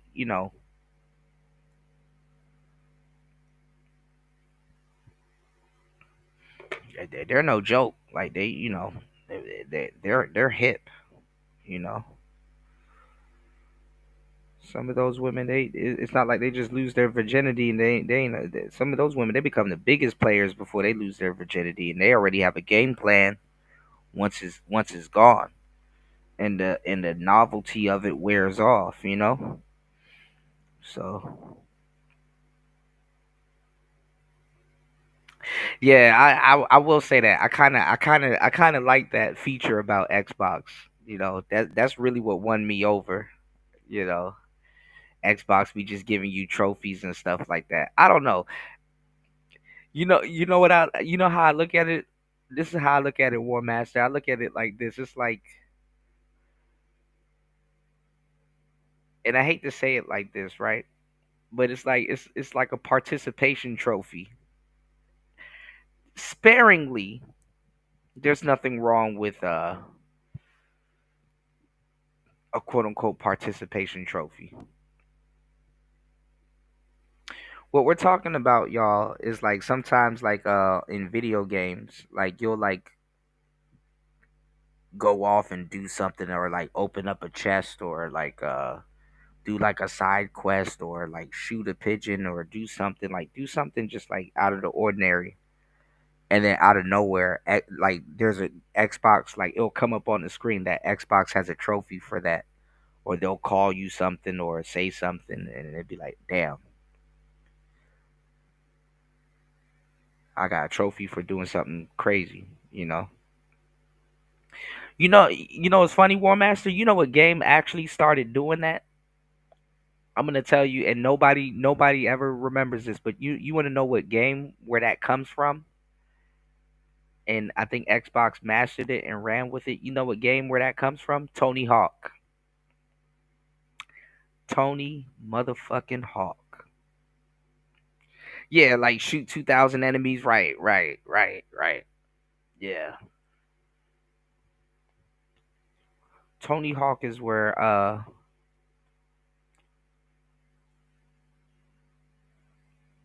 that concept comes from. You'll do something crazy in Tony Hawk and then they'll just give you a trophy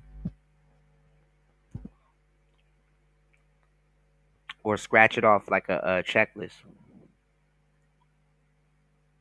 you know? And it's like, oh, damn, I didn't know they had trophies for that. All right. Shout outs to everybody here. Please hit the like button. Please support the show.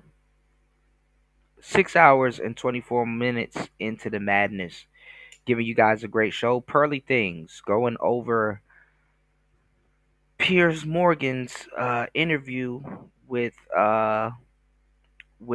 Nick Fuentes. You know,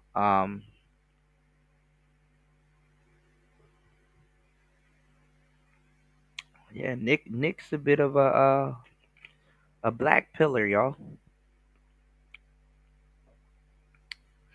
I think Nick should keep the virgin status at this point. Kind of makes him seems pure, you know. His politics might change once he gets corrupted by the womb of another. All right, but let's get into it. It's player talk. Let's go.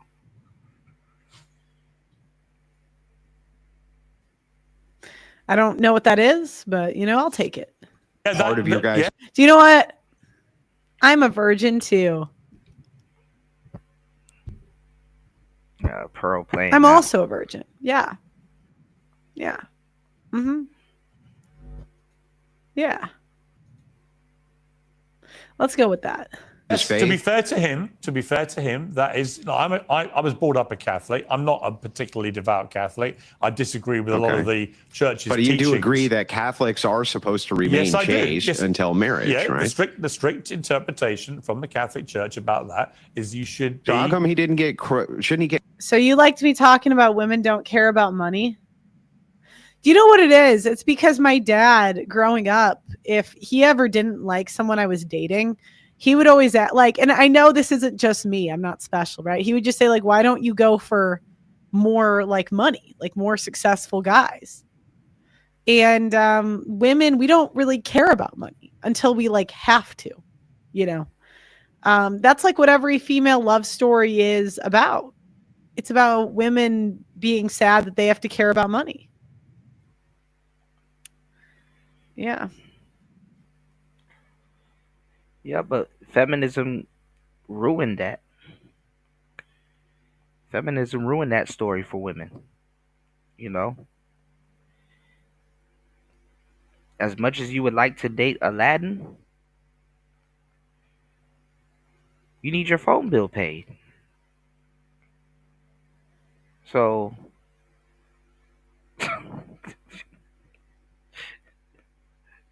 it is what it is. And listen, because we always talk about the fridge guarding the snacks and the fucking dirty macking and stuff like that. As a dad, we dirty mac. We have to dirty mac. Yeah, go get you a nigga with some money. Bring somebody in this house that I could actually have a sensible conversation with. Like So we kind of dirty mac our daughters too. That's an element. As a dad, you're supposed to dirty mac your daughters. I keep telling y'all, women are players. Like I don't understand how dudes don't get this. Like women are fucking players. The daughters aren't stupid. They know when their dad is like dirty macking.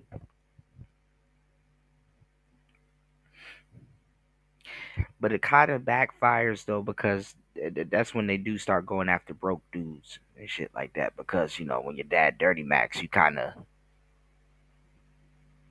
especially if you have the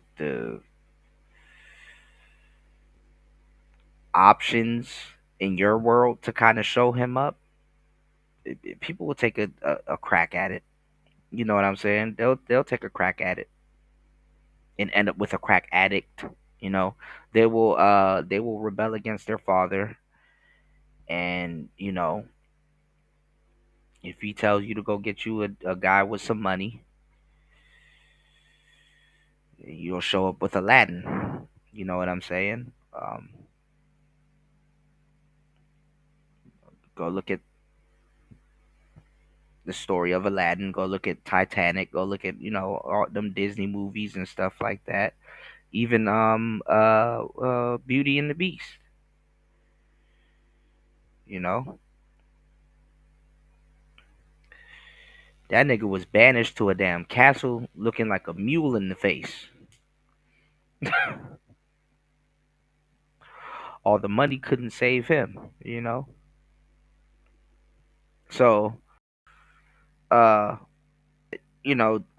dads under this patriarchy, out of protection, we do dirty mac our daughters.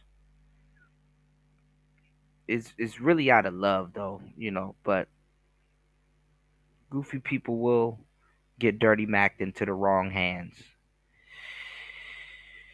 And then it's all bad from there. All right. Um please hit the like button if you guys are here. Please support the show at $PTV 888. That's $PTV 888. Or you can head over to the PayPal and support the show via PayPal over on the coffee store or via PayPal. All right. I appreciate you guys for hitting the like button. If you haven't, please do so. And please support the show. 6 hours and 30 minutes into the madness. Let's get it. It's player talk. My body count? 3,000. There he goes. I've been shouting him out the whole time. There he goes. Shout outs to LT man. Good to see you, bro. You said food for thought. Shout outs to LT man.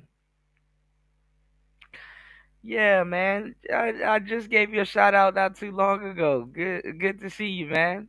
Shout outs to my Chicago natives in the building. Okay, LT man put a link in the chat. Hold on. Do this. LT man said food for thought. Yes, absolutely. This content may be unavailable for certain audience due to God damn it, Instagram. Hold on, LT man. Hopefully you guys can hear me, and hopefully everything is working, y'all. Cause I've been having bad connection all day. I've been having a horrible day, y'all. Give me 1 second.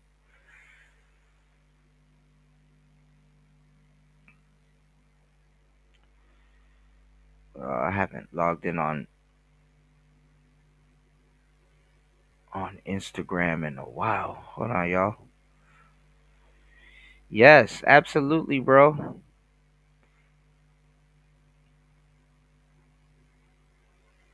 Give me 1 second. All right, there we go. I can access it. Give me 1 second. Uh-oh.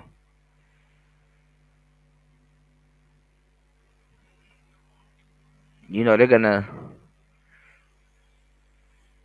Damn, I haven't been on Instagram in a minute. They're gonna say something because it's Andrew Tate. With Hold up. makes you wonder why you worry about anything at all. What are you worrying about right now? Because in 5 years, you're going to be worrying about something. Hold on. Hello. This is the stuff How that are comes you? down. Hello. Come in. This is the stuff that comes through my feed, y'all. Something else. Is worry just a bad habit? Sure, you should prepare. You should be aware. You should be perspicacious. You should understand what might go wrong. Shout out to You LT should understand your man. car might break down. You're going to end up stranded in the absolute middle of nowhere. You can't even tell me what country I'm in. Hold on, In fact, this is a challenge to that weird autistic kid. Tell me where I am. But worry. Am I worried now? No, I'll sort it out. In a week, it won't matter. In a day, it won't matter. Nothing matters. I gave up worry long ago once I learned that every time I've ever worried, it all just came to nothing. Every single time you were worried about something, whether it happened or it didn't happen, eventually you got over it and you kind of forgot. So all of the time you've spent worrying about things was wasted, because in the end it didn't matter. As time moves on and you forget, and you have new problems to be concerned with, makes you wonder why you worry about anything at all. What are you worrying about right now? Because in 5 years, you're going to be worrying about something else. Is worry just a bad habit? Sure, you should prepare. You should be aware. You should be perspicacious. You should understand what might go wrong. You should understand your car might break down. You're going to end up stranded in the absolute middle of nowhere. You can't even tell me what country I'm in. In fact, this is a challenge to that weird autistic kid. Tell me where I am. But worry. Am I worried now? No, I'll sort it out. In a week, it won't matter. In a day, it won't matter. Nothing matters. I gave up worry long ago once I learned that every time I've ever worried, it all just came to nothing. That's some real shit. That's some real shit. You know what I'm gonna start doing also. Shout outs to LT, man. You know what I'm gonna start doing also. I'm gonna start to shoot. I got all these tabs open. Hold on, guys. I'm gonna start to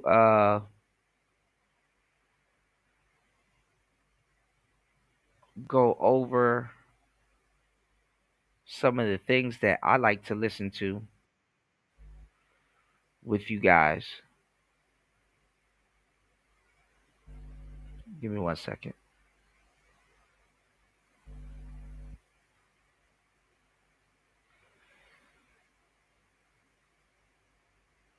Um,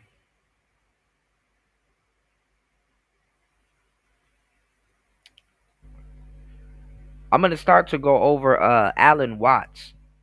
I was telling a younger aspiring DJ out here not too long ago to listen to a bunch of Alan Watts, and I think it was like early last year or the year before. No, actually, it was like almost 2 years ago. I spoke to his, I think his brother. His name is David Watts or whatever. But I don't know who's overseeing his stuff now. But that's stuff that Alan Watts talked about, and that's crazy that a lot of people are putting Andrew Tate on Alan Watts level. If you don't know about Alan Watts, woo wee, mm, mm, mm, you know, yeah. What Andrew Tate said there is 100% true. Cause I'm worrying right now. I worry all the fucking time. Any thinking, living, breathing human being that's aware of their existence. Note that I say that's aware of their existence. They worry because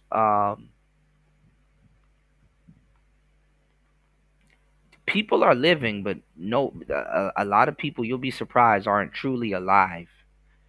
You know what I'm saying? And if you're truly alive and you're they call it woke, even though it's taking on a bad connotation these days. But if you're fully aware of your existence to a certain degree, you worry. You know, um, look at those badass kids shooting shit up in Chicago and stuff like that. You got these kids running around here with machine guns, uh, uh, you know, gunning each other down. A lot of those kids never lived. I mean, they're living, obviously, but a lot of those kids never lived long enough to actually have something to actually worry about. You know what I'm saying? Uh, age comes with worrying, or worrying comes with age also. You know, um, you know, um, to live long enough to accumulate things to actually have something to live for. You know what I'm saying? Such as children and etc. and things of the sort. But um, shout outs to LT, man. It's like what I said, what I was saying earlier. As dads, you will have to dirty Mac. You just hope. You just hope she doesn't come home with the town bicycle also. You know. So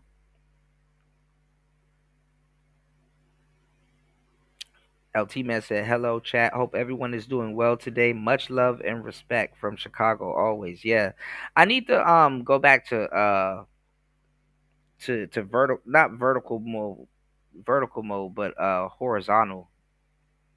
Back to YouTube mode and stuff like that. I know a lot of people don't like the vertical or the portrait mode, but you know, um, I didn't see it was clicked in. You said I have one more video to share with everyone but it's about 3 minutes long. If you could play it, I will share. Yeah, absolutely, man. Absolutely. For you, shit, absolutely. All right. Let me know. You should be able to put it in the chat. I and other people can't really click it from the chat because it's in vertical mode.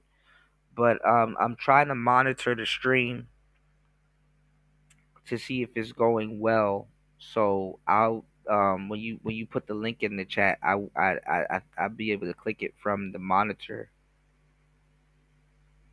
screen. You know.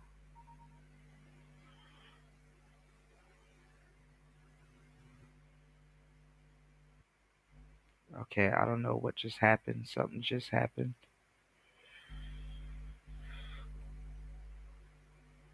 Somebody tried to airdrop me something. You said I always listen to it when I need to keep it moving. Okay, give me 1 second. Hold on.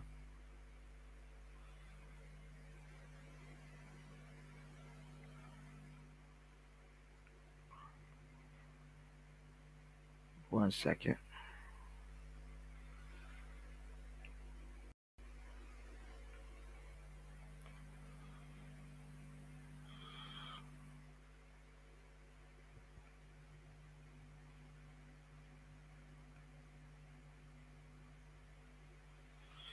I'm actually subscribed to this channel.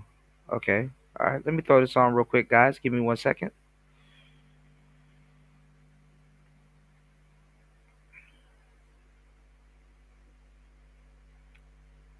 All right. Let's go.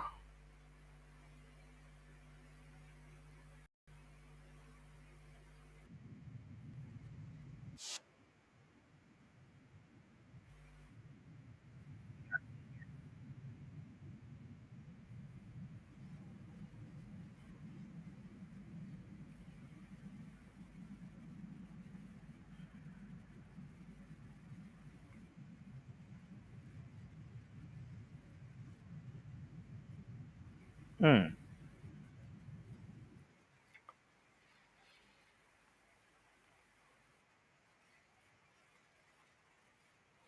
Hold on. Can you guys hear the video on the screen? Hold on, guys. Shout outs to LT, man. Yeah, no problem, man. Thank you so much.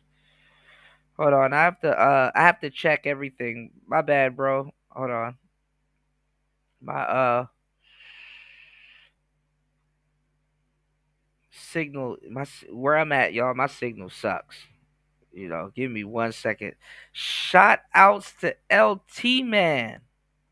Hold on. Shout outs to LT, man, dropping the huge $25 on the Cash App. Thank you so much, bro. I didn't even notice.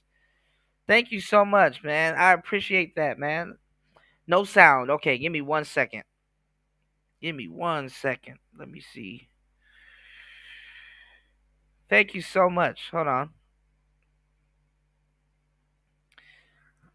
I gotta monitor it here.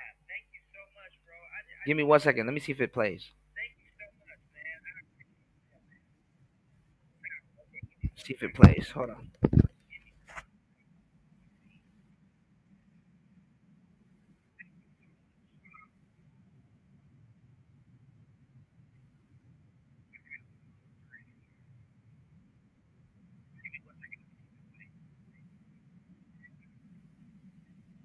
Okay, no sound.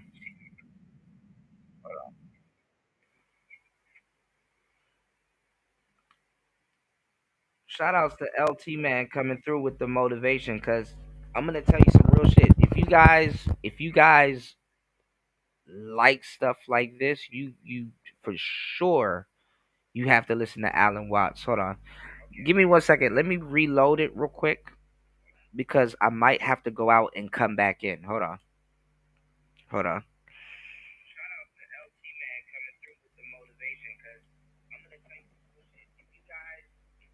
Dang, it's a lot of breeze going on here, y'all. Hold up.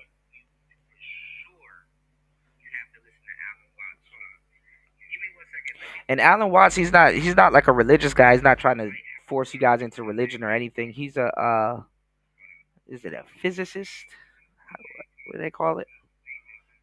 Hold up.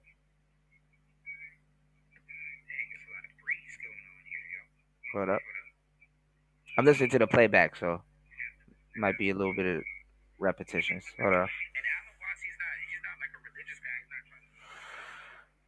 I need to charge this phone. Hold on, guys.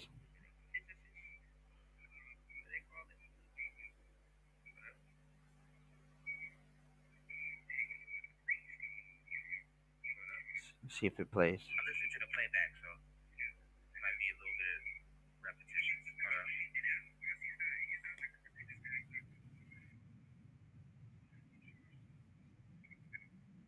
Let's see.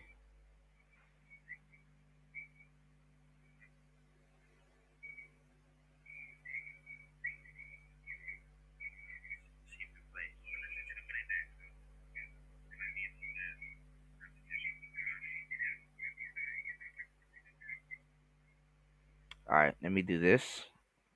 Stop sharing. Hold on. Starting to learn the tweaks to this. Hold on. Try it again. Cannot have. See if it'll go.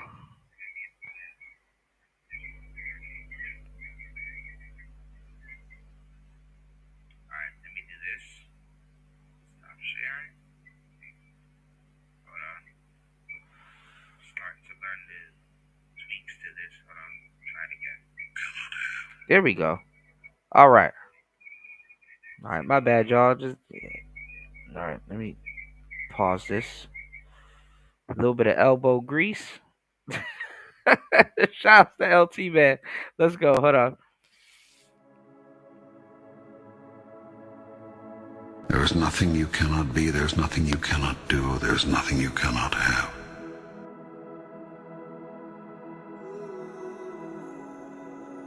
You are the most magnificent, the most remarkable, the most splendid being God has ever created. Who could reject such wondrous magnificence? But you do not know who you are, and you think you are a great deal less. I tell you this, you are your own rule maker. You set the guidelines. And you decide how well you have done, how well you are doing. For you are the one who has decided who and what you really are, and who you want to be. And you are the only one who can assess how well you're doing. All you see in your world is the outcome of your idea about it. Do you want your life to truly take off? Life will take off for you then, when you choose for it to. Make a choice. Like, you just decide. You have not so chosen as yet. You have procrastinated, prolonged, protracted, protested. Now it's time that you promulgated and produced what you have been promised. What it's going to be, who you're going to be, how you're going to do it. Just decide. Your world would not be in its present condition were you to have simply listened to your experience. The result of your not listening to your experience is that you keep reliving it over and over again. You cannot resist something to which you grant no reality. The act of resisting a thing is the act of granting it life. When you resist an energy, you place it there. This also ties in with manifesting. We're going to be talking about it soon, this weekend. You attract not just what you feel, you attract what you feel, what you are. The more you resist, the more you make it real, whatever it is you're resisting. What you open your eyes to look at disappears. That is, it ceases to hold its illusory form.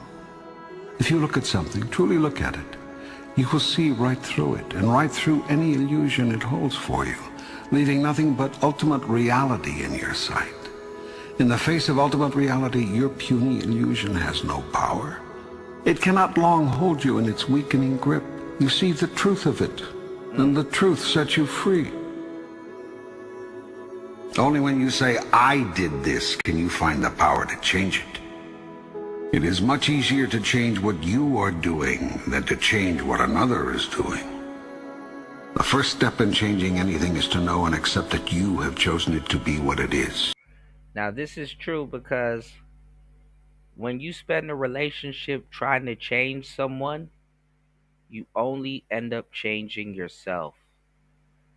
And then the fucked up part about trying to change someone is even if you successfully change them, in the midst of changing them, you still change yourself, and you might not like the person that they've grown into once they're fully changed.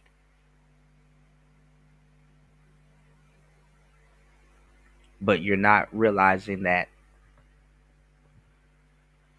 when you set out to change them, you're a different person from when you started trying to change them. It's a conundrum. You are always in the process of creating. Every moment, every minute, every day. How you can create we'll go into later. For now, just take my word for it. You are a big creation machine, and you are turning out a new manifestation literally as fast as you can think. We really do paint our world with our thoughts and our level of self-belief. You are a threefold being. You consist of body, mind, and spirit. You could also call these the physical, the non-physical, and the metaphysical. The process of creation starts with thought, an idea, conception, visualization. If you see it in your mind, you can hold it in your hand. Everything you see was once someone's idea. Not Steve Harvey, though. Nothing exists in your world that did not first exist as pure thought. Let me have my moment, War Master. War Master said manifesting sounds like witchcraft. Kuda needs to manifest the Xbox. I really do, bro. Oh, goodness. I swear to God, I do. Shout outs to everybody here.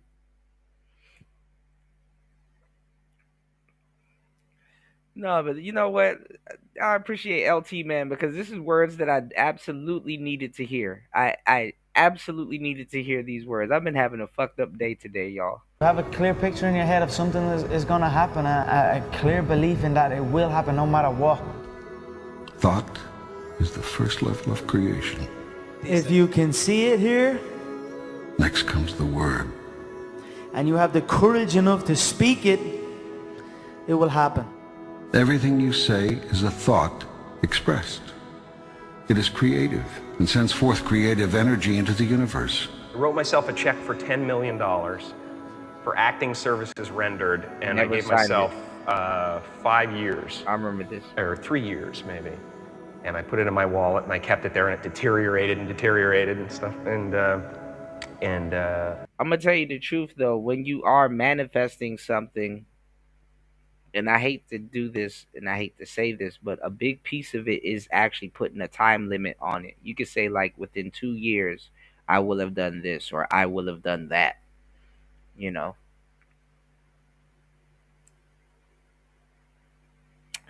What's going on, degenerate? Yeah, bro, it's the same thing with woke. It's the same thing with woke. Like, this would... Give me 1 second, y'all. We gonna barrel down a rabbit hole. Shout outs to LT, man. You know, and it's not a topic change. You know, I don't want y'all to think it's a topic change, but we gonna barrel down this rabbit hole for a second. The word woke has turned into something completely fucking different. You know, now, and I hate to use this term because even it's getting bastardized.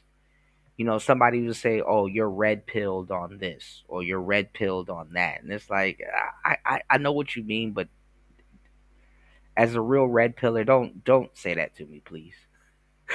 You know what I'm saying? Depending on who's saying it. But yeah, woke is goofy as hell now.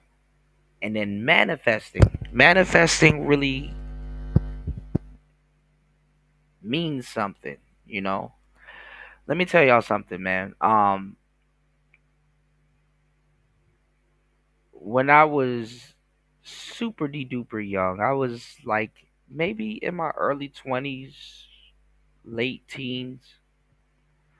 I ended up working at this on college campus. I worked at the University of Maryland college campus, and there was this place right beside the T-Mobile store. Oh my God, the bitches next door in the fucking store was bad as hell, selling cell phones and stuff like that, bro. A couple of them, right?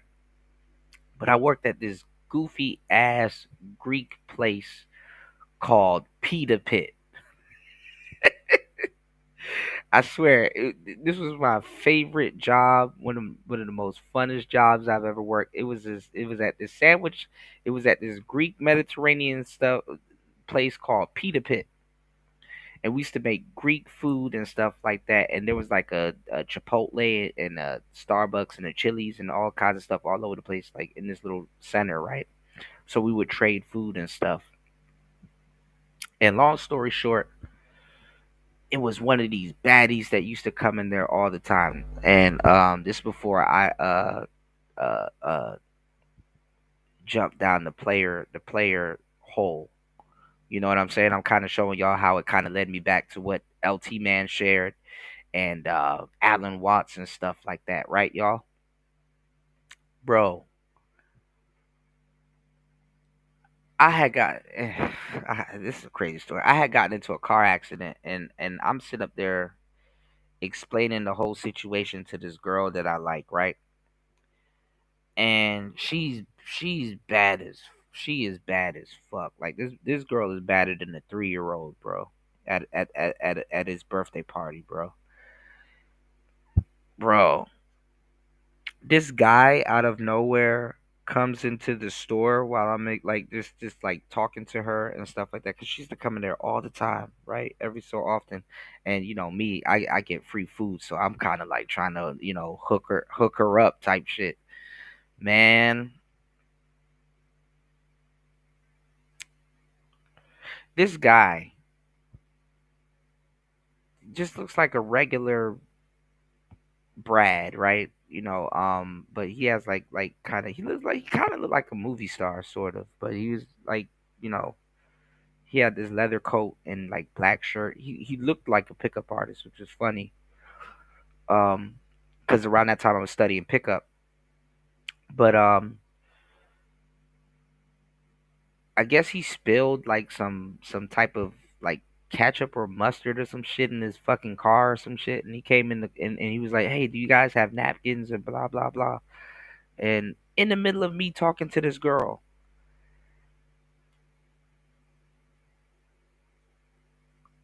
and he was asking us for like napkins and all kinds of stuff, right?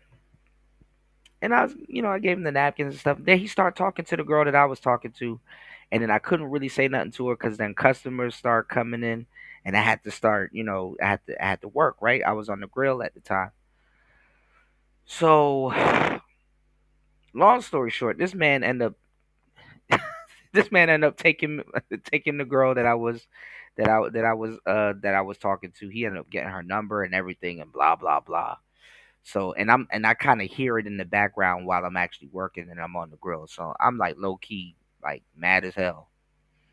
And before he left the shop, he said, "Man, that girl was beautiful, ain't she?" I said, "Man," I'm like, "Nigga, you have no idea. What do you want?" You know what I'm saying? So before he left the shop, he said, "Do you know about the secret movie?" And I'm like, I'm pissed off at him for real, for a low key. But he's like, "Do you know about the secret movie?" And I'm like, "No, I don't know about the secret movie. Like, what are you talking about? Well, secret movie? Yeah. Oh, he cop blocked the hell. He took me, lady. He took me, bitch. He took her. He literally took her. You know. But no. But he asked me, have I watched the secret movie? And I'm like, the secret movie? What the hell are you talking about? Like, why would I watch a secret movie if it's a secret?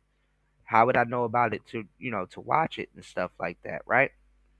And he was like, "Nah, go look it up. It's a movie called The Secret." And I'm like, "The Secret?" man, I'm mad, and I'm mad that you took my girl. You know? Yeah, he intercepted. Yeah, he intercepted her. Man, so listen, y'all. I went and I looked up the secret. I went and I looked up the secret, and yeah, I fumbled. I was at work. I couldn't really do anything, right? But check it out. I went and I looked up the book, The Secret, and I'm not gonna lie. I took my little paycheck and I bought the book, and bro, and it's nothing against women and stuff like that, because for certain topics, oh yeah, I will tell you to get, you know, I really didn't read books at that time with female authors. The type of books that I was reading at the time was like Eric Jerome Dickey. I was reading like urban fiction books, and it was crazy because urban fiction books got me back into reading. But the author, when you guys read, and you get into certain authors and their writing style, and the author kind of thinks the way you do and stuff like that, it's really easy. But I end up reading The Secret, and I end up watching the movie, and I was obsessed. The book was really good. And The Secret, I know you guys heard of The Secret. Like, people ran that shit into the ground with manifestation and stuff. And then she had another book after it, which was actually really good, called it was a follow-up to The Secret, and I still have it. I took the sleeve off of it, but I always read it, and I totally forgot the name of the book now. But basically, it was going into gratitude. It was basically teaching gratitude, and gratitude is like ridiculously crazy. Mm, the concept. Um,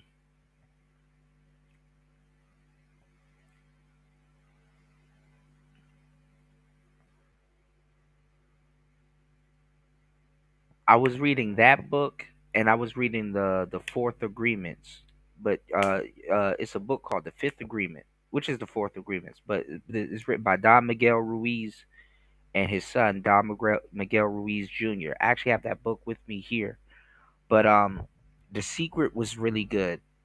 Y'all check out The Secret, but it was about manifesting, and she was talking about like if you do want money, but you're on your last dime, to give it away with gratitude.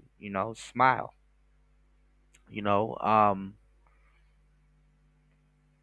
not because you're giving away, but because you're receiving something. It's like, honestly,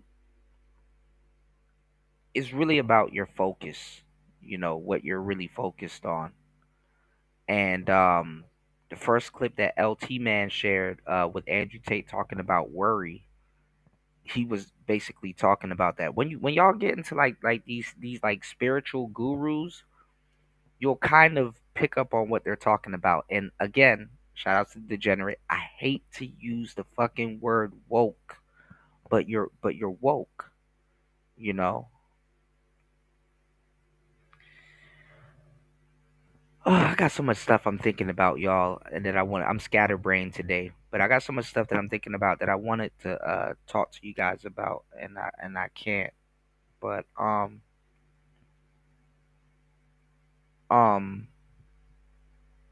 this is my wheelhouse. I hate to say it, like a lot of these guys, we're talking about like Nick Fuentes and Pearl and all that other stuff. Like go look at the black pill community in these spaces. Like a lot of those dudes are harmless. A lot of those dudes don't know what the hell they're talking about. A lot of those dudes, they're just. I mean, it's kind of similar to the red pill side. It's like they just they women worship. If you're truly enlightened and you're truly black pilled and just enlightened, you listen to stuff like this motivational video. You listen to, like I said, Name these names. I throw these names out there. Go look up some of these names. You listen to Alan Watts, Earl Nightingale, um, what's his name? The greatest secret ever. I think that's Earl Nightingale still, but the guy that because there's an audio book on YouTube with him. Think Rich. What was it? Think and Grow Rich and influence people and friends and stuff like that. I forgot his name, but him. It's another guy named G.C. Murphy. It's another guy who's a yogi, by the way, named Sadhguru. Go look him up. Eckhart Tolle.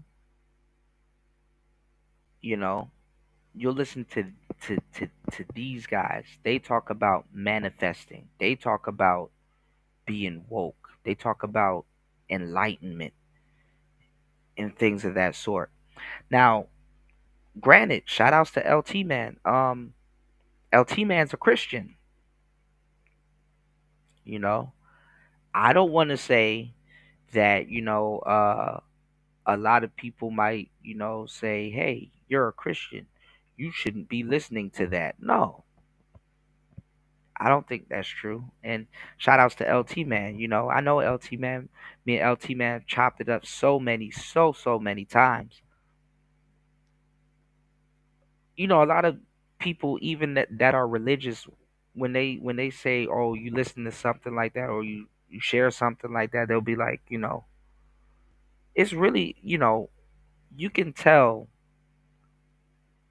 the intent, behind certain things. Like it's like, no, listen to what's being said, chew the meat and spit out the bones. Pause. No diddy.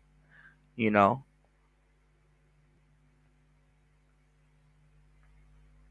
When you share stuff like this, like motivational stuff, like manifestation, you know, uh, woke stuff, people think that, you're worshiping materialism and you're worshiping. No, no, you're not.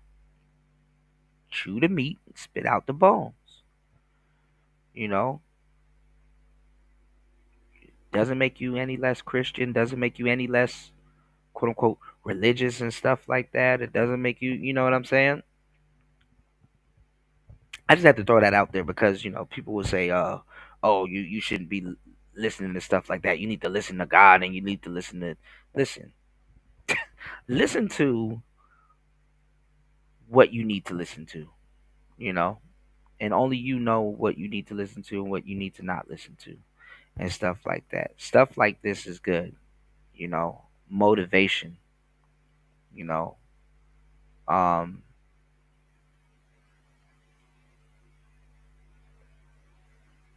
manifestation is real.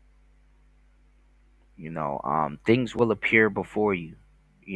And it got nothing to do with you worshiping materialism or quote unquote, uh, false idols and stuff like that. It's just that and it's like what Degenerate was saying, and kind of where I gladly digress and bring this conversation to a halt. A lot of the females, they kind of muddied it up with what we call chick crack, the zodiacs and spirituality and blah blah blah. You have a lot of people that'll be like, "Oh, well, I'm spiritual," just basically saying that, "Oh, well, I don't want to be religious. I'm spiritual," and they kind of get into all of this stuff. Like, shout outs to whoever hit the QR code. Yes, head over to hempforfitness.com. Um, people will be like, "Oh, well, I'm spiritual and stuff like that, and I've manifested this and I've manifested that." So they kind of watered it down. But listen, guys, and this is why I brought up the black pill and stuff like that. All of this shit is about enlightenment and moving forward. So if you go over to the black pill sector and listen to what they're talking about, them dudes ain't talking about shit. Cause you want to know why? You want to know why I say what I'm saying? read the Bhagavad Gita. Read Deepak Chopra, read Eckhart Tolle, read some of these books. The Secret. This man done stole the girl away from me at the Peter Pit. But guess what? Guess what? Guess what I got in return? He stole the girl I was chasing, but I don't know the guy. I want to tell him thank you. Over the years, as my life progressed, I wanted to find him again and tell him thank you, because when I went to go look for the secret and stuff like that, I ain't gonna lie, I went down a big ass, even though I was already en route, but it wouldn't have been like that. I went down a big ass spiritual rabbit hole, and I started reading about these people, you know. Um I ended up playing a video game, as I told you guys before. I ended up playing a video game, and one of the books in that video game was a big book. I didn't even know, and this is when I was already into my journey. Was thus spoke or thus spake or spak Zarathustra. Nietzsche. If you guys are into like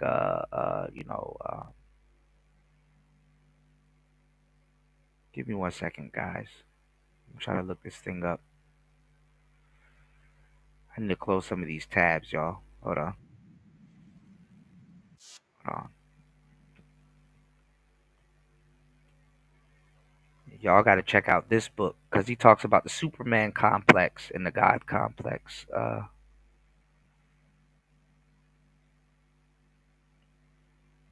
This book here, but there's so many different versions of it. It's just a book with him looking forward with his mustache, but there's so many different versions of it. This right here. Take the time out of the your day and read this book. This is a great book. Now, I don't mean to get all chick crackish with you guys, but this weekend I'm gonna try to get around to it. We're gonna be doing zodiac signs and stuff like that. We're gonna be talking about the different deacons and stuff, and I'm gonna be throwing out books. I do want to start a book club on Discord if you guys would like, but I want to know that you guys are actually reading the books before I even dive into it and start reading, because I kind of want to do it together, even though I'm going to do it anyway. I kind of want to do it together, but y'all check out this book right here, Thus Spoke Zarathustra, but you might see it in German. They say Spack or Spack or like it's a past term for spoke. You know, we say spoken or whatever. It's like a past, But this is like a second Bible, honestly, when you read it. Also too, there's another book that I wanna they have an audio book of it on YouTube called the Gospel of Saint Barnabas. A military man out here put me on to that book, and I think it is the Gospel of Barnabas, or is it Saint Barnabas? The Gospel of Barnabas. I don't know. I got to look it up, but the Gospel of Barnabas is another book that I want to get into because that book talks about Jesus Christ, about how denied he denied being the son of God. Like how like in the Bible it's like 18 years, like they kind of like there's like a huge gap in Jesus's story. This book is the Gospel of I think it's Saint Barnabas. is supposed to fill in that gap. You know. Shout outs to Degenerate. You said, are you gonna do life paths? I did life paths before, but yeah, I'll definitely do life paths. I was gonna focus more so on deacons, the three different deacons. You know what I'm saying? Of certain zodiac signs. But yeah, I mean, obviously, if I'm gonna ask you guys, your your uh your birth date, like what I mean, if you give me your birth year, we can do life paths. So yeah.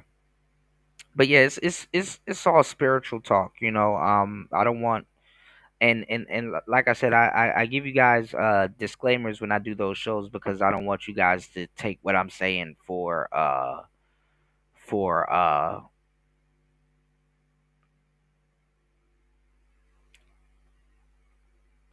what's the word I'm looking for? I don't want you guys to like take what I'm saying as law, because I'm going to be talking about like the enemy year and your, prosperous years and stuff like that. Like for example, we're still in the year of the snake, and technically, I think I just read I think it ends February 17th next year, which is the end, like the Chinese New Year, I think. And then after the snake is the horse. So last year it was the dragon. Shout outs to Aqua Dragon. He was on the show not too long ago, and we were talking about that. And then this was the year of the snake. And then next year is the year of the horse. And then when I went to look it up, it said specifically the fire horse.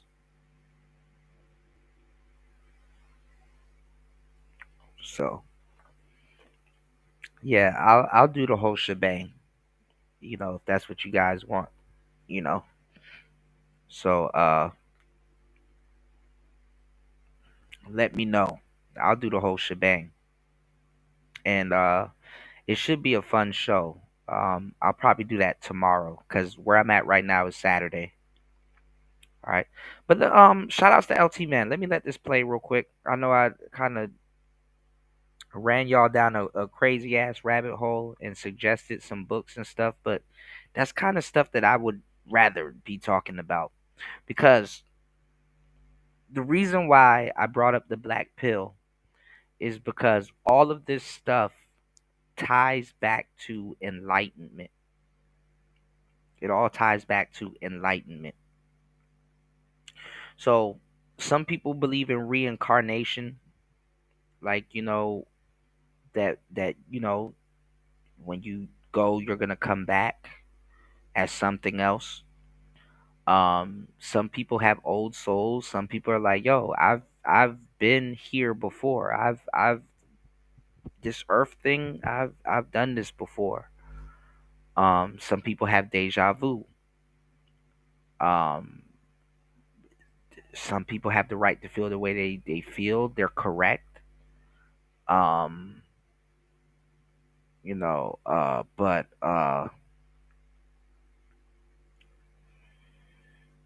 you know,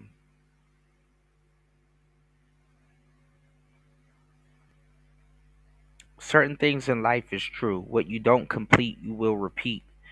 And enlightenment is moving on to the next level. You know what I'm saying? Um, if we're talking about what I'm talking about, some people look at death as a negative thing.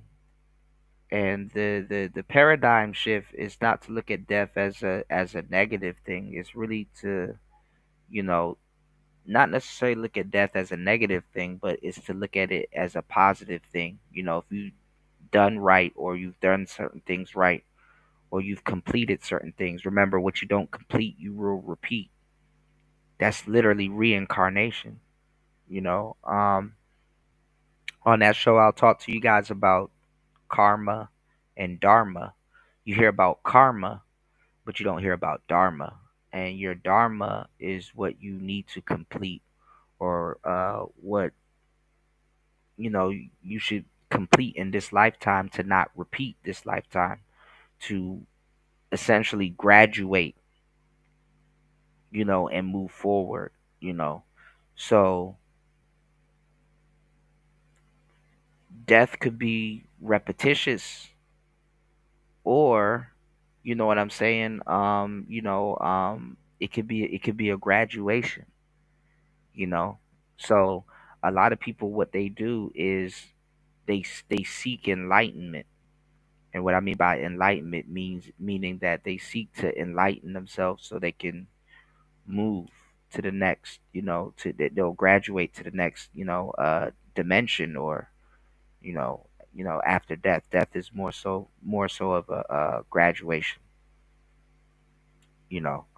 And numerology and all of this other stuff, these are all just, not necessarily trinkets. I don't want to call them trinkets, but these are things that this is knowledge that you want to learn as you're gathering knowledge to, move and go forward. So we'll talk about that on the show, because like I said, this is the year of the snake. And 9, the year, 9 is like the last number. you know Technically 9 would be the number of completion, but hey, 9 is the last number before the numbers start repeating themselves over again, because remember, 0 is a placeholder for the concept of nothing. And 10, 1 with the 0 behind it.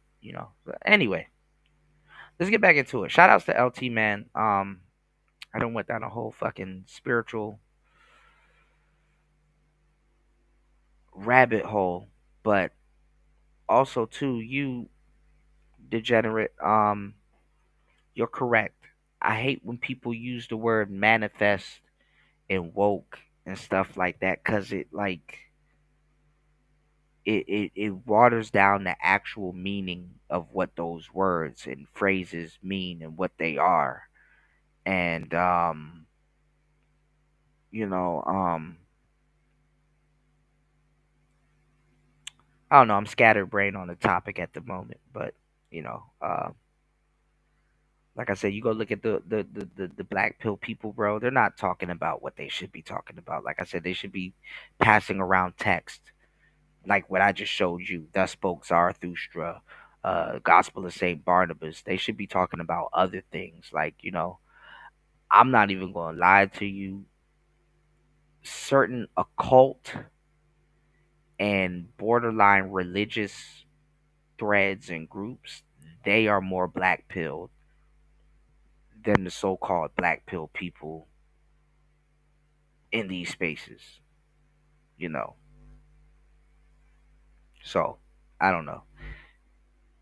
If y'all want to listen to a guy that literally tells you he doesn't get women, proceed to tell you about women, that's on you. That's on you. You know what I'm saying? So let's get back into it. Shout outs to LT, man, for the motivation for today. Let's get it. But then, just before Thanksgiving 1995, I found out that I was going to make $10 million on Dumb and Dumber.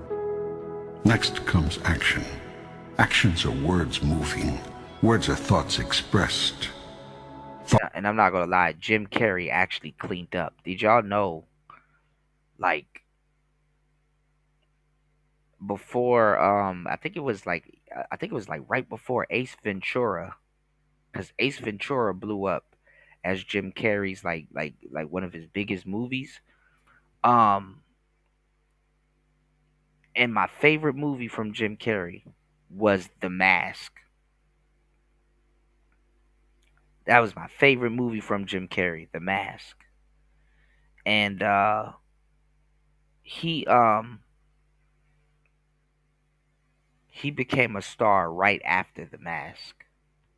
But it wasn't because of The Mask. It was because of, I think it was because like Ace Ventura, and then another movie blew him up around that time, because they were filming all of these movies kind of really close together and stuff. So hey. Thoughts are ideas formed.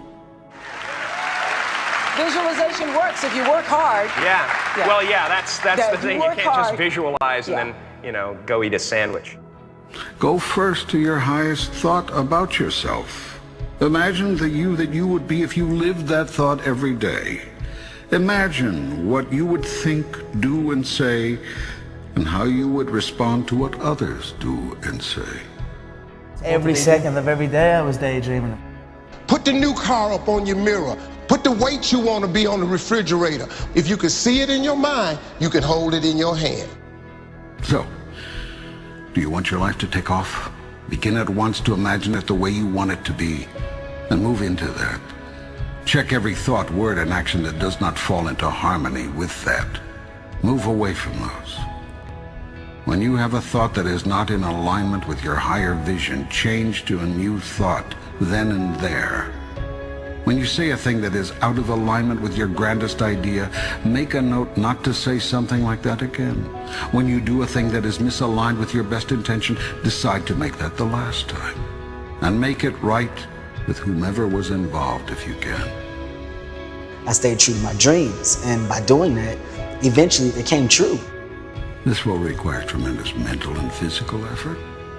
It will entail constant, moment-to-moment monitoring of your every thought, word, and deed.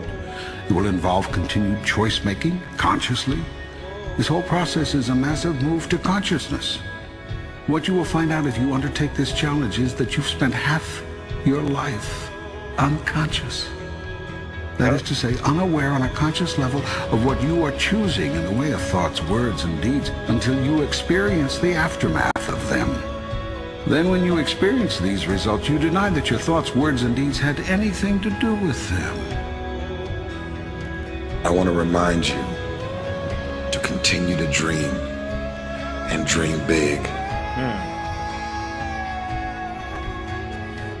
What dream or vision do you want to turn into reality?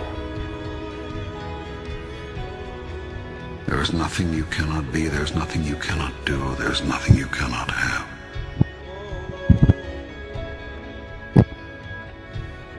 If you're going to try, go all the way. Otherwise, don't even start. If you're going to try, go all the way. There is no other feeling like that. You will be alone with the gods, and the nights will flame with fire. Do it. Do it. Do it. Do it. All the way. All the way. You will ride life straight to perfect laughter. It's the only good fight there is. If you're going to try, go all the way.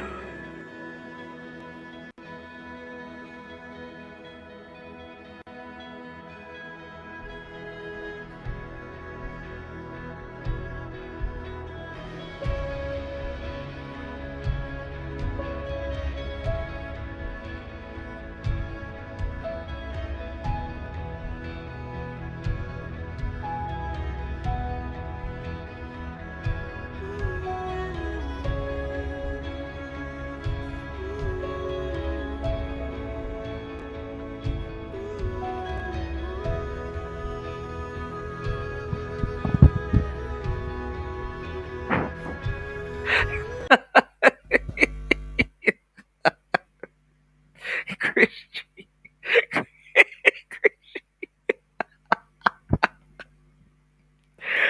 Chris G is killing me, bro. Oh my god. I wish I was watching.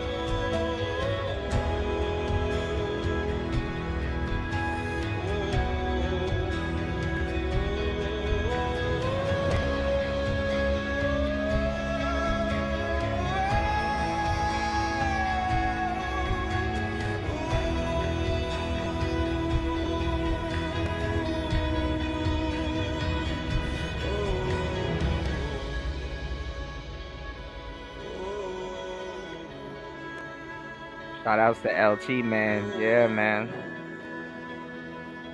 Yeah, you guys definitely have to, have to take a listen to, some of these videos to really motivate you in the morning. And another dope thing about, what give me one second, guys.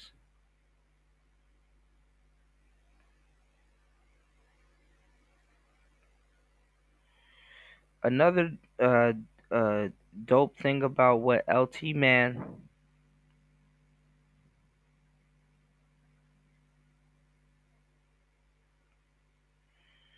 was sharing here. Give me one second.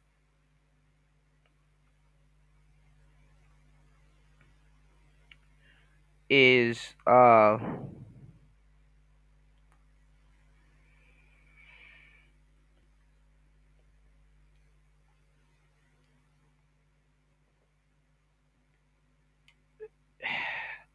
it's hypnosis, you know. It is hypnosis. There's a guy that I listen to. His name is called Paul McKenna. He's from the UK. He's really good, and like he's dope. I love Paul McKenna. Paul McKenna is a beast. And he does hypnosis. He definitely does hypnosis. But your mind is an instrument. You got to train your mind. Just like an instrument. The biggest parts of your day is like that hour after you wake up and that hour right before you go to sleep. You know,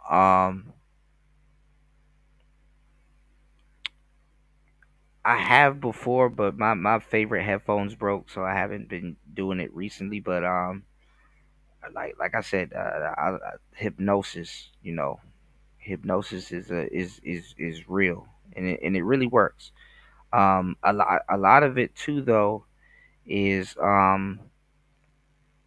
positive self talk and things of that sort. Like you definitely got to speak positive to yourself. Um, they go under different words like affirmations and stuff like that. Be careful with what you say because it comes true. The power of the tongue. You know, and like I said, it gets into to black pill stuff because it's like if you say something about yourself, it's true.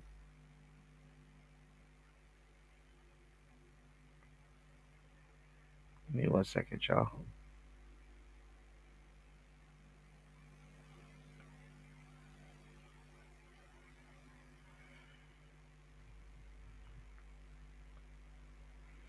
Yeah, if you say something about yourself, it's true. You know.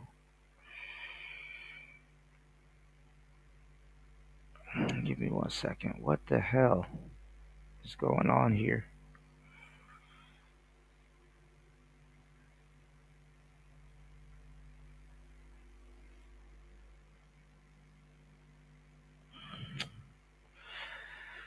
Oh boy, there's a lot of stuff going on here in the background. My bad, guys. Yeah, but that's why they call it spelling, because you're putting a spell out there. If you say something about yourself, it's quote unquote true. And you deem it as true. Things that are true to you have what's called power, and the power, you know, when you get into the concept of power, power is really your belief in certain things. You know what I'm saying? Certain things might not be true, but your belief in certain things will make certain things true. So when people say someone has power over you, is for somebody to like have some type of dominion over you and get you to accept it, to believe that it's true. The belief that they have that amount of power over you is where the power quote unquote comes from. You know what I'm saying? So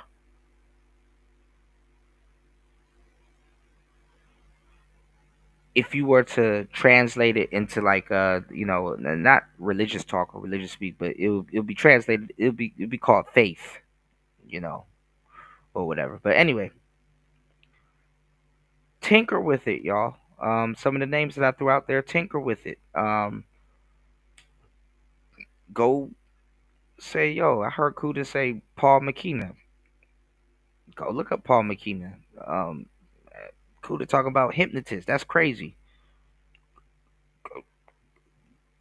Hypnotize yourself, not while you're driving though. Don't do the shit while you're driving, or working with heavy machinery or something like that, because I don't want you to fucking crash or fall into a fucking vial of acid like the Joker or some shit and become a villain arc or some shit. But like, you know, um, tinker with it. Um, I'm not gonna say you guys are basic or whatever. There's a saying that says you're unique like everybody else. If you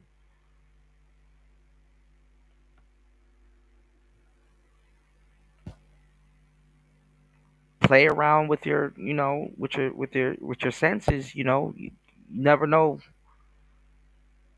you know, good, bad, right or wrong, what might manifest from it. But what I'm saying is, I'm leading you in a positive direction, though. Play around with self motivation, hypnosis.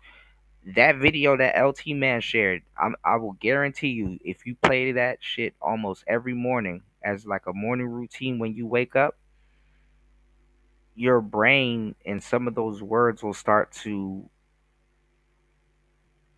seed themselves and embed themselves into your thinking and stuff like that. And you start thinking more positive and stuff like that. Eckhart Tolle, there's a book called The Power of Now. And then there's like a little purple book that he got called or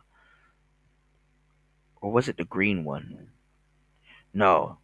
He has a purple book that was, lessons from the power of now, but he has it's a green one. No, the purple book is something different. Hold on. My bad, y'all.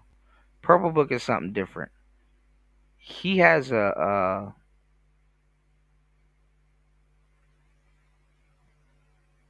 let me see. Let's see if I can look it up.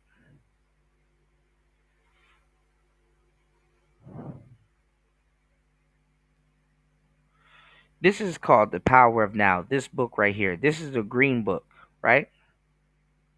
This is called The Power of Now. Let me zoom in cuz damn, that didn't work. But this is the book. It's called The Power of Now. There's a smaller green book that he has. Let me see. Is it called Lessons? Yeah, Lessons from the Power of Now.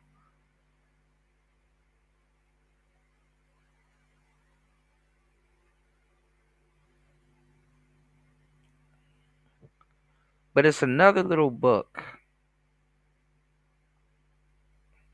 This one right here. Practicing the Power of Now, I think it's called. But he has a concept in there called Watch the Thinker. And it's basically you stepping back in like a third person, you know, view of yourself in your mind. And you're just observing your mind, the thoughts that go through your head, which is like how he puts it in the book is like a tape recorder that's playing over and over in your head. And you're just sitting back and you're just listening to the thoughts, not judging or anything and stuff like that, even though it's gonna be hard for some of y'all to judge. But basically he does this exercise and you sit back and you're watching the quote unquote thinker, which is yourself, the person that's thinking. And it's like, okay, is what you're hearing positive or negative? Don't judge it. Is what you're hearing positive or negative? Is your mind telling you positive stuff or is your mind telling you negative stuff? And some of the stuff that you guys think that's negative is not necessarily negative. Sometimes your mind tells you certain things that holds you back, not necessarily to hold you back, but to protect you. You understand what I'm saying? If you get burnt by a stove, your mind's going to tell you that stoves are bad. But when you grow up or you spend more time around certain things, you'll realize, damn, I shouldn't have touched that stove. But this stove that my mind is, as a kid, my mind tells me, hey, this is something bad. It's hot. It's gonna hurt you again, and blah blah blah. Don't get close to it, because you remember what happened last time, and blah blah blah, right? Because your mind takes on a persona of its own, and your mind is your twin, honestly. And later on, you come to realize, yo, that stove can actually cook a meal that's nourishing to help me heal from being burnt from that stove. That stove can actually, it's like a sword, you know. A sword can harm you or a sword can save you, you know. So, I don't know, but basically he just tells you to listen to your thoughts if they're positive or negative. Don't judge yourself, just listen to your thoughts if they're positive or negative. And then, you can rewire the way that you think and also learn, you know, also learn. A lot of stuff in the West requires you to read, write, and regurgitate. So, some interesting stuff. Give me 1 second. We're gonna get back into it, but I digress. Super digress. Shout outs to LT, man. I appreciate you. And definitely we're gonna definitely barrel down that rabbit hole in the future. Let me see if this thing is charging slow as hell. What in the bloody hell, y'all? Um, don't trust. Okay, hold on, y'all. Um, let me see if this is gonna actually play. Okay, so we're gonna definitely go back down that rabbit hole because I definitely want to get into another topic. We're gonna get into Candace Owens and Erica Kirk, Charlie Kirk's wife. Um, this should be interesting because a lot of people think that as his friend and a woman that's quote unquote been by his side, quote unquote the wife, and it don't always be the wife, and probably knows more than the wife to tell you the truth. Um, Candace Owens uh has been riding for Charlie Kirk and probably may have overstepped some boundaries, that his wife probably had to step in and tell her, hey, he don't need that. Don't do that.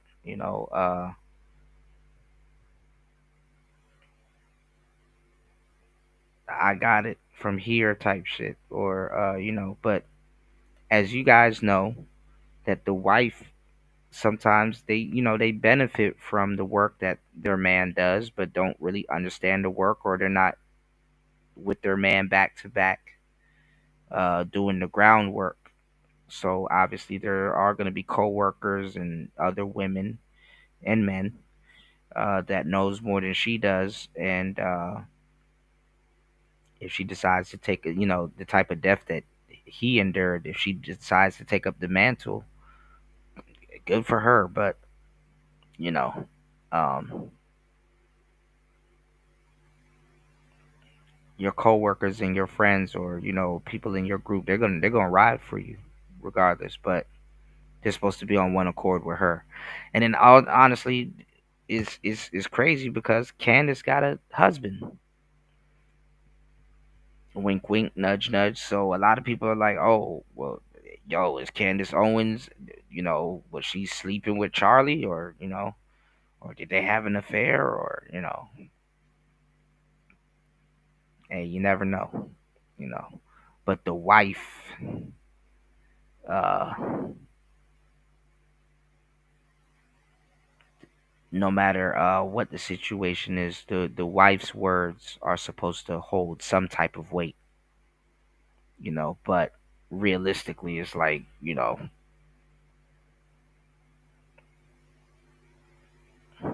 I don't know. What's your thoughts on that? What's your thoughts? I mean, are y'all thinking the way that I'm thinking? I mean, is it disrespectful for Candace or a coworker or somebody from your business that knows a little bit more about the intricacies more than your wife? Is it okay for them to be like, you don't know what you're talking about, kind of sidestep what you're talking about and just say, hey, this is what he would have wanted and blah blah blah. To hell with what she's talking about. Let me look out for my friend because he was just, she was just his wife or somebody that he married. And I don't know. What's your thoughts on that? Y'all let me know. But the wife's words are supposed to hold weight, but you never know what type of marriage people have until, I guess, crazy shit like what happened with Charlie Kirk happens. And not every day somebody's husband gets shot in the neck and then uh the American people fuck around and forget. Isn't that crazy how America just moved on past Charlie Kirk? Like, you really don't even hear about Charlie Kirk like that nowadays, bro. That's crazy. Like, it was all over the place at one point, and then now it's just like, nah.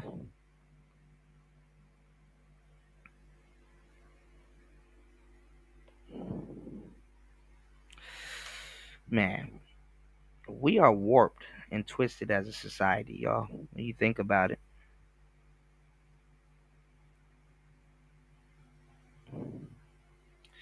Shout outs to Paul. Happy holidays to you, bro. You said I think she wanted people to think she slept with Kirk for that class. You think so? I think Candace is probably trying to clear her name. She got a whole husband and everything, but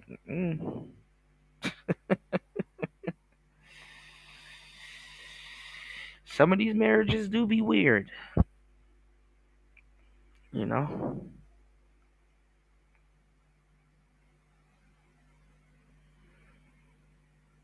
I don't know about the clout. I don't know what clout it would get her though. What would she gain to kind of say that she slept with a dead man, or kind of what people were saying is they had a relationship and she was kind of like,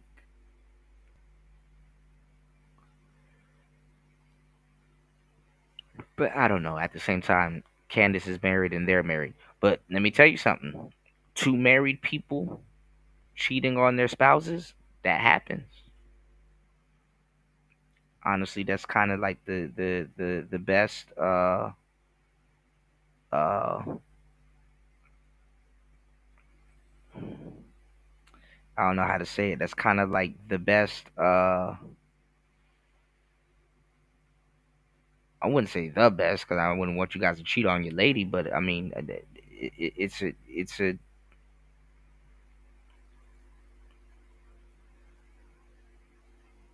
it's a dynamic that happens. I'll just say out of convenience and stuff like that. Some people are like, "Hey, you got something to lose. I got something to lose. We're gonna make sure nobody knows about this." So I'm just not saying it's not far fetched. Married people don't cheat with single people all the time. But hey, but we're gonna get into that. You know. Shout outs to LT, man. Um, and then also later on, if we have time, um, before I get up out of here, we'll listen to one of Alan Watts's lectures. He got full archives, so if y'all dive down the Alan Watts arc, you're welcome. And I'm telling you, um, listening to this type of stuff, motivational wise and things like that, this will enhance your life as a man. Okay, let's go.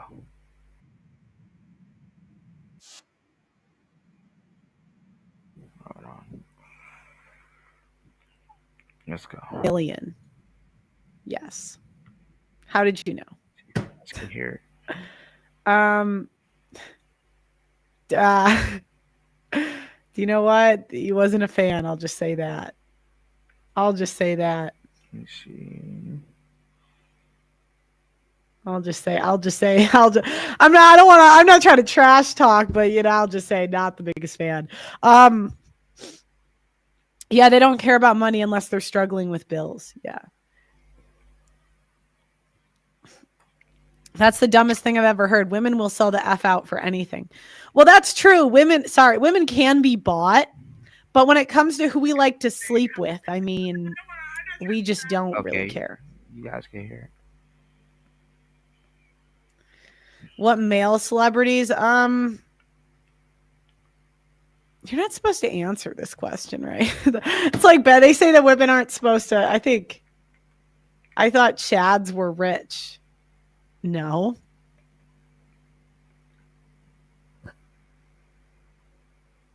Do you know what? I could be bought for certain things.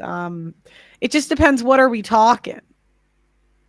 Like, I did a post for sports betting the other day, and everyone was telling me I was haram because I posted an ad for sports betting. And I'm like, can I do it again? If you're an adult and you want to sports bet, that's not my problem. I would do it again. I almost wanted to post the ad like 3 times. And I don't really like sports bet. I'm going to be honest. But I'm like, it's because it's technically gambling. I mean, Muslims, I don't see anything wrong with gambling. See? And this drive. I be knowing what I'm talking about. You might want to pay attention. Please hit the like button, y'all. Please support the show. I be knowing what I'm talking about. Pay attention. I want to say this drives competent men insane. They cannot stand. No, I just said I could be. If you have a gambling ad, I will read it for money. So let's not. I'm 53. See, people are gonna look at that, and people are just gonna look at shit the way they're gonna look at shit. They're gonna look at that as bad because it's like, oh, when you read off something like that, you're encouraging people to gamble. It's kind of like offering somebody a cigarette, or kids a cigarette. That you getting behind gambling and stuff like that. When in reality, a lot of people don't even get behind great stuff. Like, look, I tell you guys to head over to hempforfitness.com. Encouraging, you to take care of your health because that's where your true wealth is.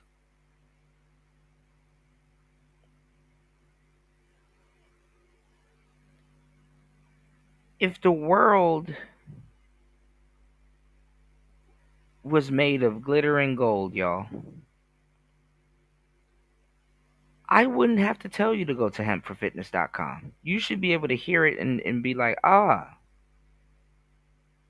yes, let me, that's something I'm already into. Let me go check it out. Let me head over there and check out all the benefits. And,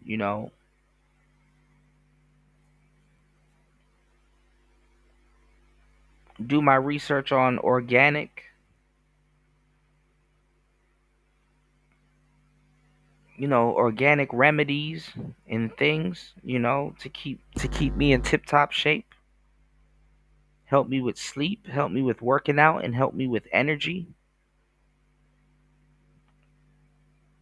It should be a no-brainer. But something is easy saying, "Hey, do you like the Ravens? Well, they're playing tonight. Put $10,000 on." Like, that's easier. That's more appealing to you.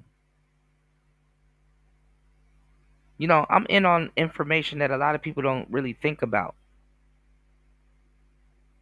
YouTube.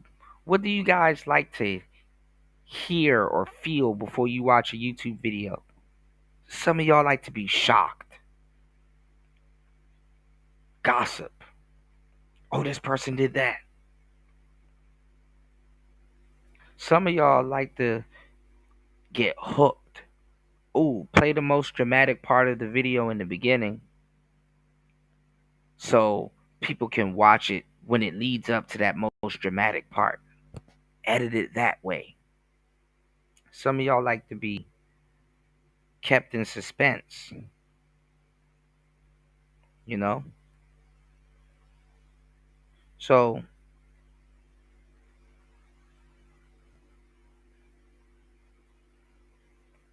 and mind you, all of this shit is a choice, by the creator and the person listening. If you want to take care of your health and have more energy, regulate your eating, and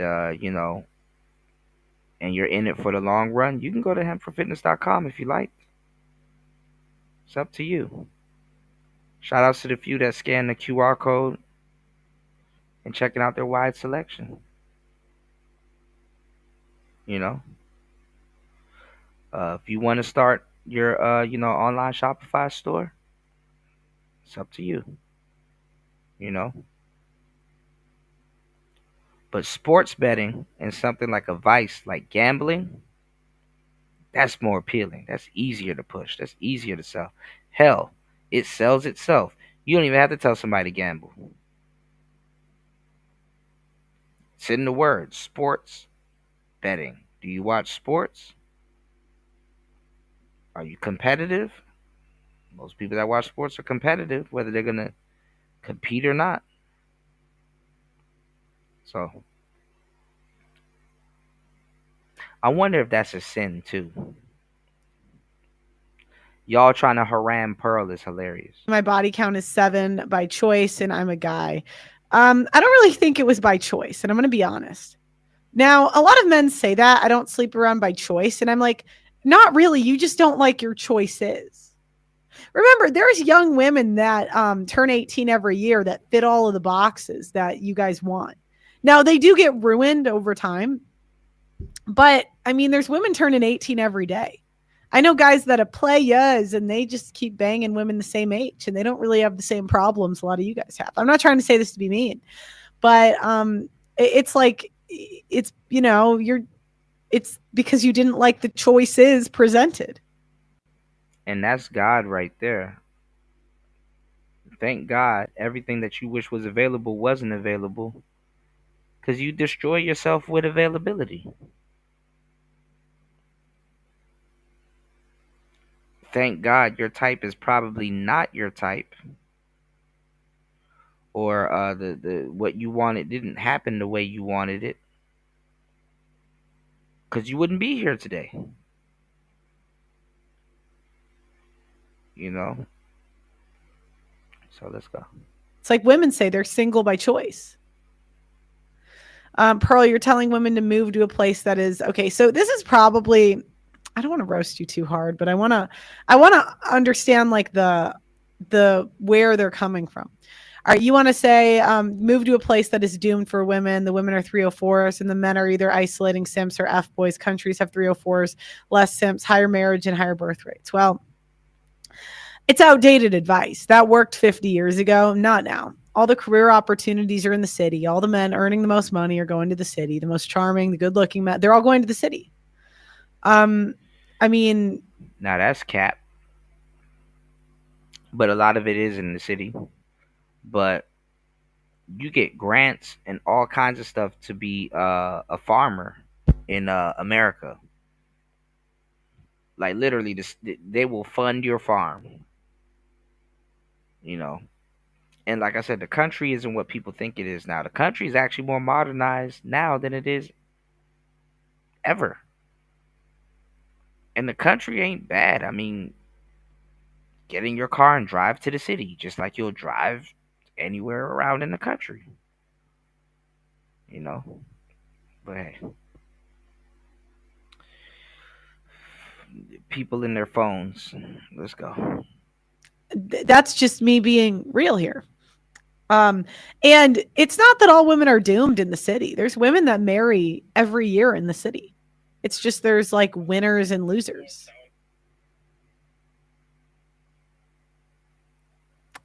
There's women that win and women that lose. I mean, anyone that's lived in a city knows there's like, I mean, there's women that get married and find a guy every year. It is tough. But it's tough because like you're in such a small proximity to so many choices. That's kind of why people crash out. But I mean, you don't have to make the same choices, you know.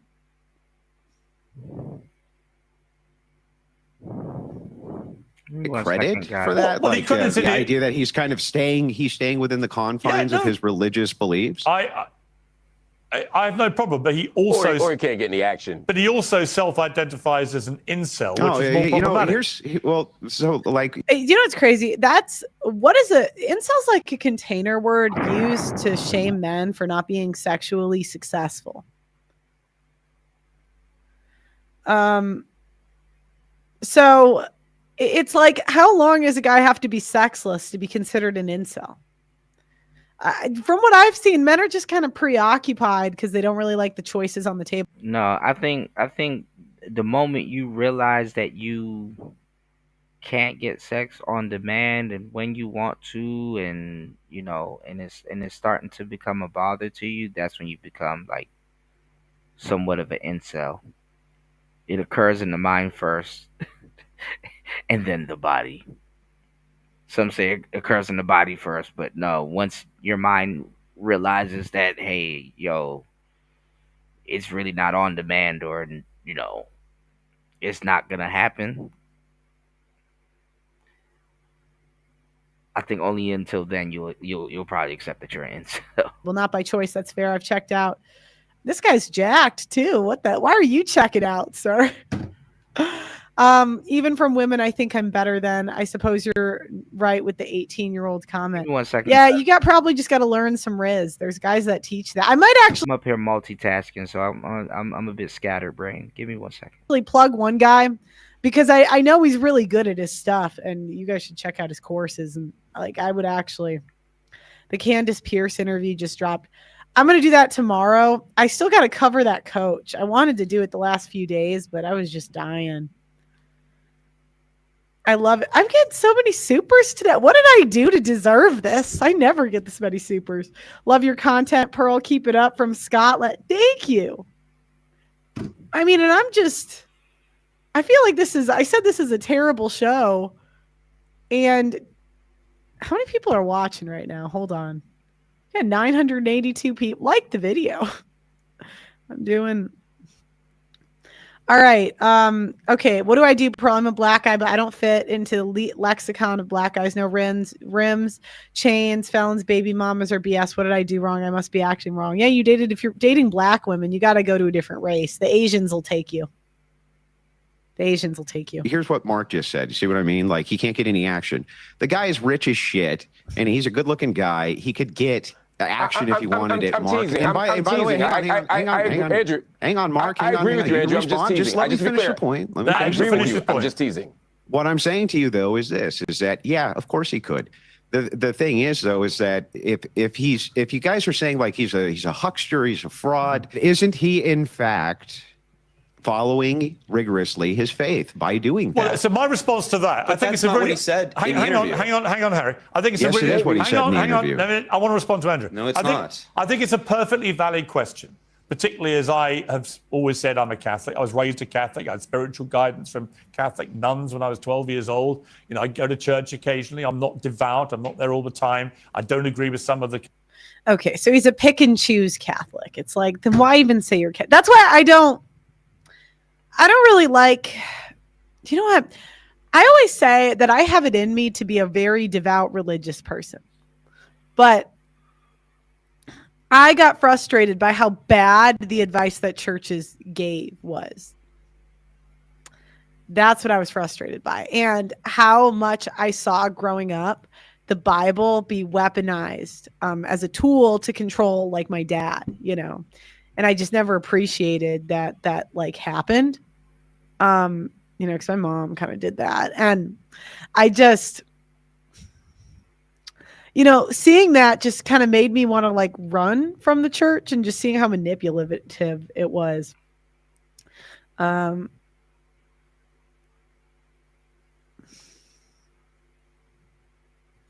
Catholic Church's views and policies, and I wish they would evolve faster. However, you know, as speaking Catholic to Catholic with him, yes, it's a perfectly valid thing that he could say, I am saving myself for marriage. But if that's all he said, fine. But I would argue that, you know, if you look at him as a Christian, for example, how many of his other views are compatible with being a Christian? Right? You well, know, his view on the priesthood, for instance, racism was correct. His Jew baiting, his overt racism, the despicable... Yeah, but it's like, Pierce, who are you to say that? Like, who are you to judge? I mean, the thing is that he probably take his religion more. I mean, he probably took his religion more serious than you, man. I doubt. No homo. And I really don't give a damn about shit like this. But I doubt Piers Morgan was a virgin at 27. You know, I'm just saying. And it's like I said, it is crazy. I mean, is Nick Fuentes racist? Yeah.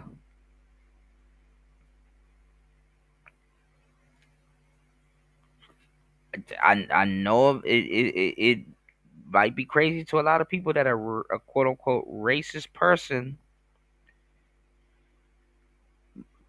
might be more religious than you.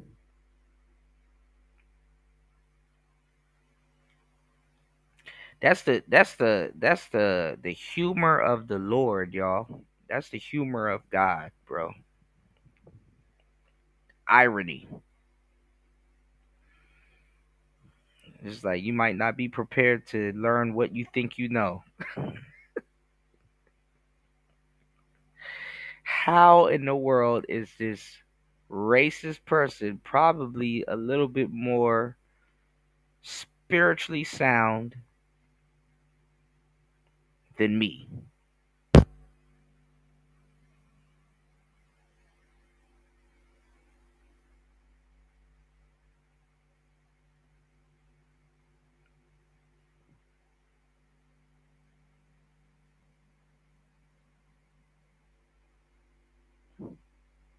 Oh shit. Shout outs to V Dub.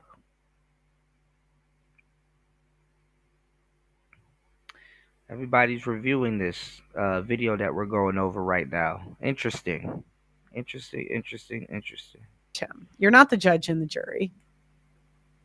You know, there's people that say a lot of fucked up things about you, Pierce. So what? Like, why don't we stick to the topic? That's what women do. Women want to be the judge and the jury and say how bad of a person someone is. Men want to talk about the facts, the data, and the statistics. Way he talks about women generally and so on. None of those things are what you would categorize as being a good Christian. So I think you can have dogmatic distinctions with him, and that's fine within the confines of the faith. But with the points he brought up when he said women aren't allowed to be clergy, that's true. They're not allowed to be clergy by the Catholic faith. And when he said he's saving himself for marriage, but he also said when he said women, Andrew, when he, but hang on, Andrew, when he said that women shouldn't be allowed to vote and should stay at home, i.e., shouldn't also have jobs, would you? Now, I don't actually mind women having jobs. I think most women actually shouldn't stay at home. Because again, I mean, listen, women having jobs and all of that shit, that's not up to men anymore. That's up to women. And how y'all handle feminism or whatever y'all calling that shit nowadays, boss bitchism or something like that. Yeah, go to work. Shit. Kind of putting yourself in a bad position as a man. And I also just wonder what she's doing all day. Like, you got to raise the kid. The Catholic Church does not have dogmatic teaching on democracy. They're not like, oh, democracy is the standard. No, I'm asking you. I'm asking you whether you Mhm. think when he says women shouldn't be allowed to vote and should stay at home. Yeah. We got to take away the vote. I think women can get a job. Like, I think if your kids are in public school, go be a teacher. That's what I say. And not work. Well, and I not think have a most job. people shouldn't be allowed to vote. I think I would limit suffrage for most people, like our founders did. I think But it's would a you make terrible it idea specific have to women? universal suffrage. Would you make it But not specific based to on women? their gender, Not Andrew. specific. You Not wouldn't base it on specific. their Hang on, gender. hang on. Let me But why would finish that this with matter? Why would that matter? Well, Ultimately, because I would think if you prefer say women voting, yes. I do think after they've waged a 100-year war, women for women's equal rights, to then remove one of the wrenching building blocks of that, which is what the suffragettes fought for, the right to vote. I think if you remove, I just got to be honest. All the women I knew that wanted to be stay-at-home moms were pretty lazy. So, I mean, I'm not like, because when you think of a stay-at-home mom, I think of someone who's contributed for the family income for like 20 years, and then the husband decides to retire her. You know? Oh, come on. That whole movement was totally astroturf. That's one. And well, two, it wasn't them the right let's to just point vote. this out. There's a good argument from a Christian perspective to make that the husband, the head of the household, should be the one voting. Within his dogma, that would make sense. So there is a Christian case that you could make for that the head of household, the wife, right now, what goes on in Christian households is that the wife is just doubling the vote of the man, right? So this is not against the purview of Fuentes, and it doesn't even sound particularly misogynistic to me. Okay, The 19th Harry? Amendment, if he... yeah. Harry, what's your response to Wow. that? Uncensored is proudly sponsored by Cozy Earth, which, like me, delivers next level quality. Today's show is sponsored by Oxford Natural. There's so much to respond to right there. I do want to point out that Andrew was talking about, Nick Fuentes is a good Christian. He's being celibate until marriage because of this reason. That's not what he said in the interview. When he was going back and forth with you on this, Piers, he talked about how women are gross and they get fat and they're ugly, and he wouldn't give. No, Piers brought that up to try to get Nick in the aha moment, and it ended up turning into them going back and forth about tampons. Women do get fat. They gain 20 pounds in the first 5 years of marriage. I just hate men like this will say anything to bang you. They will say anything. That's funny. His female friend a tampon because they're gross and things like that. So Andrew is making an argument for Nick that Nick did not make in the interview. Nick Fuentes is just an open misogynist who has spent far too much time in his basement alone, festering online and getting involved in his own conspiracy theories that he's creating. There's nothing, or at least via his own words in the interview, he did not present it as a case of him being religious and him staying perfectly to the religious text. Now, no, yes, he didn't. He did. I have the quote. Go watch. Andrew, go watch the viral clip. Wait, Andrew, go watch the back and forth with Piers. Go watch the back and forth with Piers when he in front of me. Andrew, please be quiet. Go watch the back and forth with Piers in that specific instance where Piers asked him, "Why are you a virgin? Have you slept with anybody?" And yes, go watch the clip. Fine, let the record speak for itself. You can go watch the clip if you'd like. That's what he said. No, you and said he didn't give a reason. The entire interview. Andrew, can you please be quiet? Can you just zip it Well, for a second? Why don't we watch the exchange again and clarify? Let's do it. Oh my God. Let's do it. Are you actually attracted to women? I am attracted to women. You're not gay? No. But I will say that women are very difficult to be around. Okay. So there's that. And do you think they should have the right to vote? I do not. No, absolutely not. They should stay at home? Well, yeah, absolutely. See, basically, you're just a misogynist old dinosaur, aren't you? For a young guy. Yeah. I mean, I know I'm the boomer. I know I'm the boomer here, but actually, you're a 27-year-old dinosaur, aren't you? Aren't you, Nick Fuentes? All women. I am. All women are annoying. All women I'm a grow fossil. old. They all get fat. Says the guy. Have you ever had sex? No, absolutely Such not. a low blow, and who cares? Like, it's even when you guys, I mean, this is what, no offense, but like sexless guys, they're the ones obsessed with body count. All men care. They don't want to hoe. But when a guy's ran through a bunch of women, they're not as concerned. It's like a psychological thing. They're not as, it's something that kind of sexless men tend to, do. But they'll come at me and be like, Pearl, Pearl, Pearl, and I'm like, guys, that's personal. Like, I know it's like with the internet, you could just say anything to people, but nobody in real life would go up to him at a job and say, are you a virgin? Or what's your body count? Like people don't do that. Wow, says the guy who's never got laid. Wow. That's the thing, though. You boomers, it's you think always you're an expert get laid, in women? Free love. Yeah, this is kind of like he could have ate no homo. He could have ate Piers up with the religious talk around this point. It's like, are you religious or not? Like, you worried about somebody getting laid?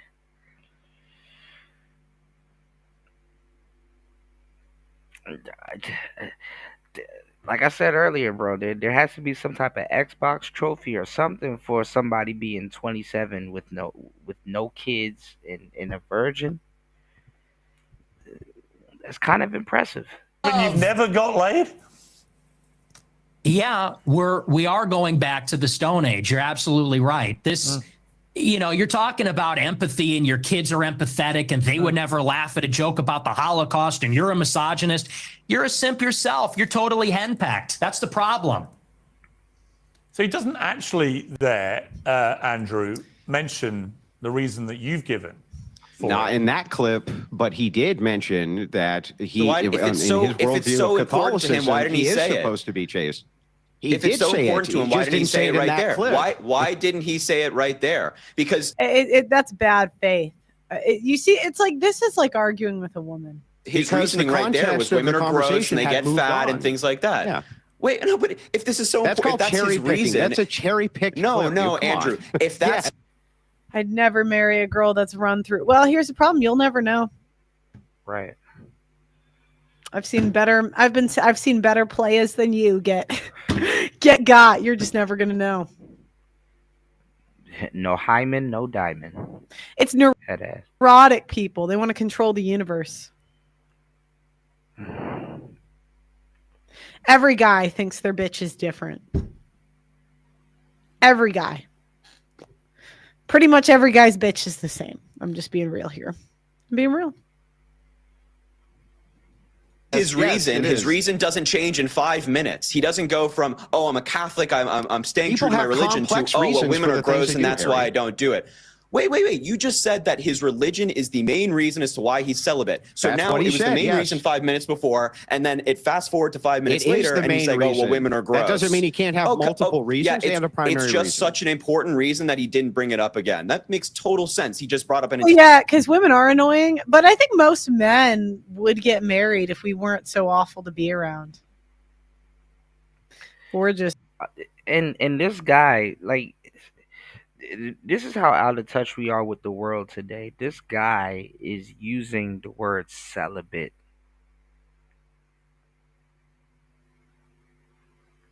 Like, we have to really reword how we handle certain things. Man, shout outs to War Master. Every day, more lies. Every day we stray away from God, y'all.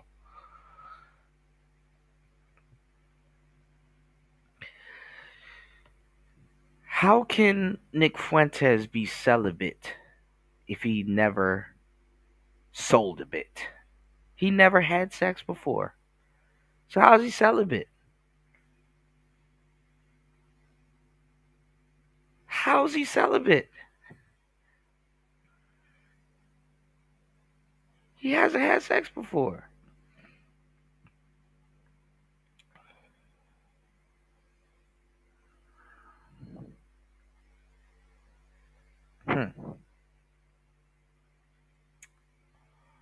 Yeah. We're just not it, you know. entirely different reason. Okay, so that was his which, first plays reason. into his misogynistic That was his first views. reason because it was the most important reason. But in Harry. that interaction, he didn't say anything about religion. And if it's his Nah, it's easy to know. Anyone that's been with a lot of women can tell a 304 was from something as simple as the way they walk. I've seen better players than you get got. That's all I'm saying. That's all I'm saying.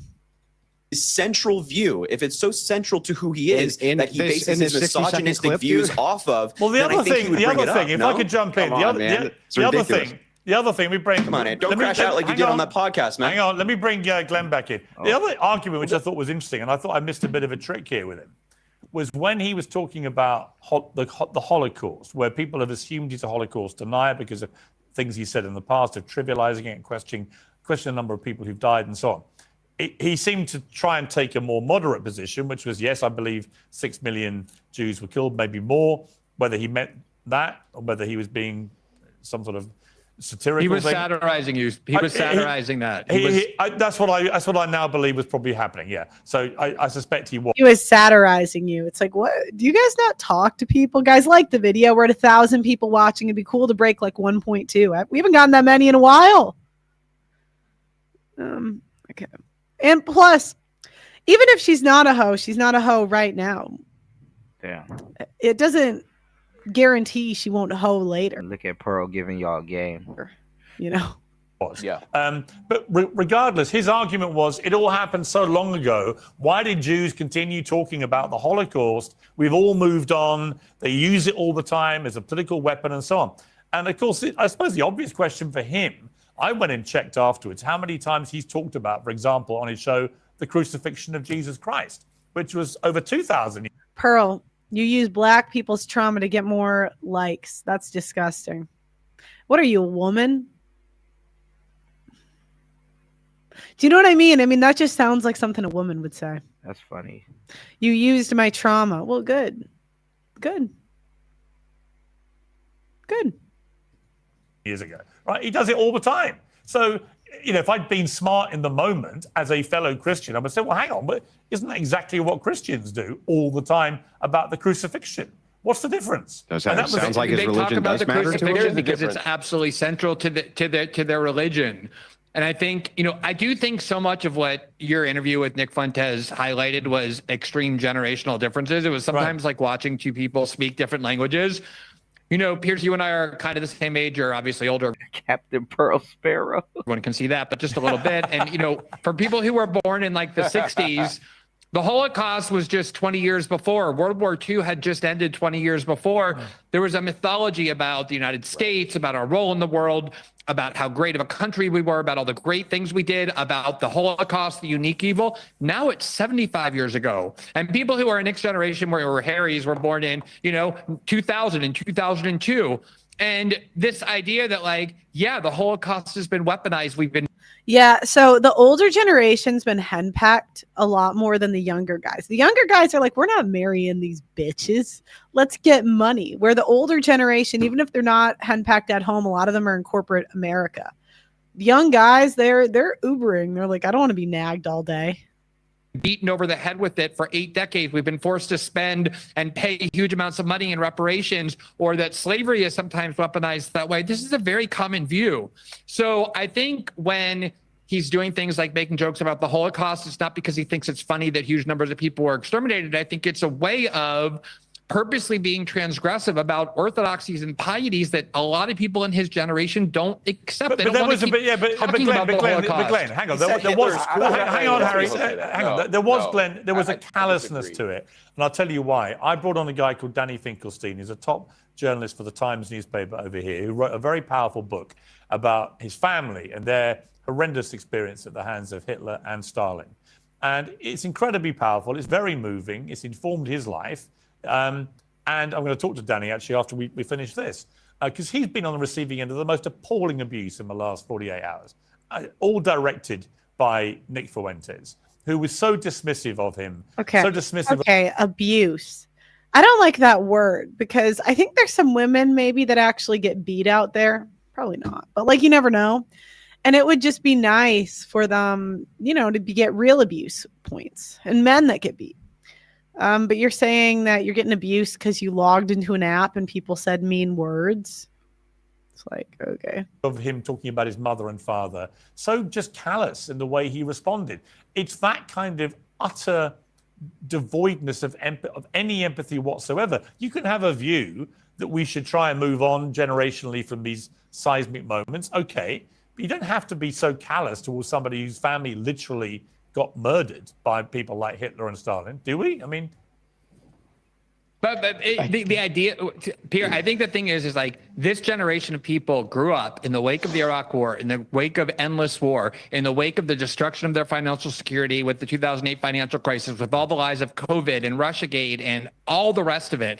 And faith and trust in these institutions have collapsed. So when they look at people who represent institutional thinking and they're told you're not allowed to make fun of this and you're not allowed to talk about this and except in the ways that we prescribe, and we're going to call you all these names unless you affirm all these pieties over and over and over again, one of the ways of rebelling against that is to say, you know, it's a very common generational reaction is to say, F you, we're going to transgress every line that you told us we can't because we hate you. We think that the things that you're doing have been destructive to our lives. And I think like ignoring that part of youthful transgression, which is very common. You know what, Glenn? I think it's a very valid point, and there may well be a generational thing to this. Let me bring in Warren. Just for the record, by the way, Andrew, we've just been through the whole transcript, and he never uses the excuse that you may have heard him do it elsewhere. He talked about clergy, whether women should be allowed to be clergy women and so on, and obviously they can't under the Catholic Church doctrine.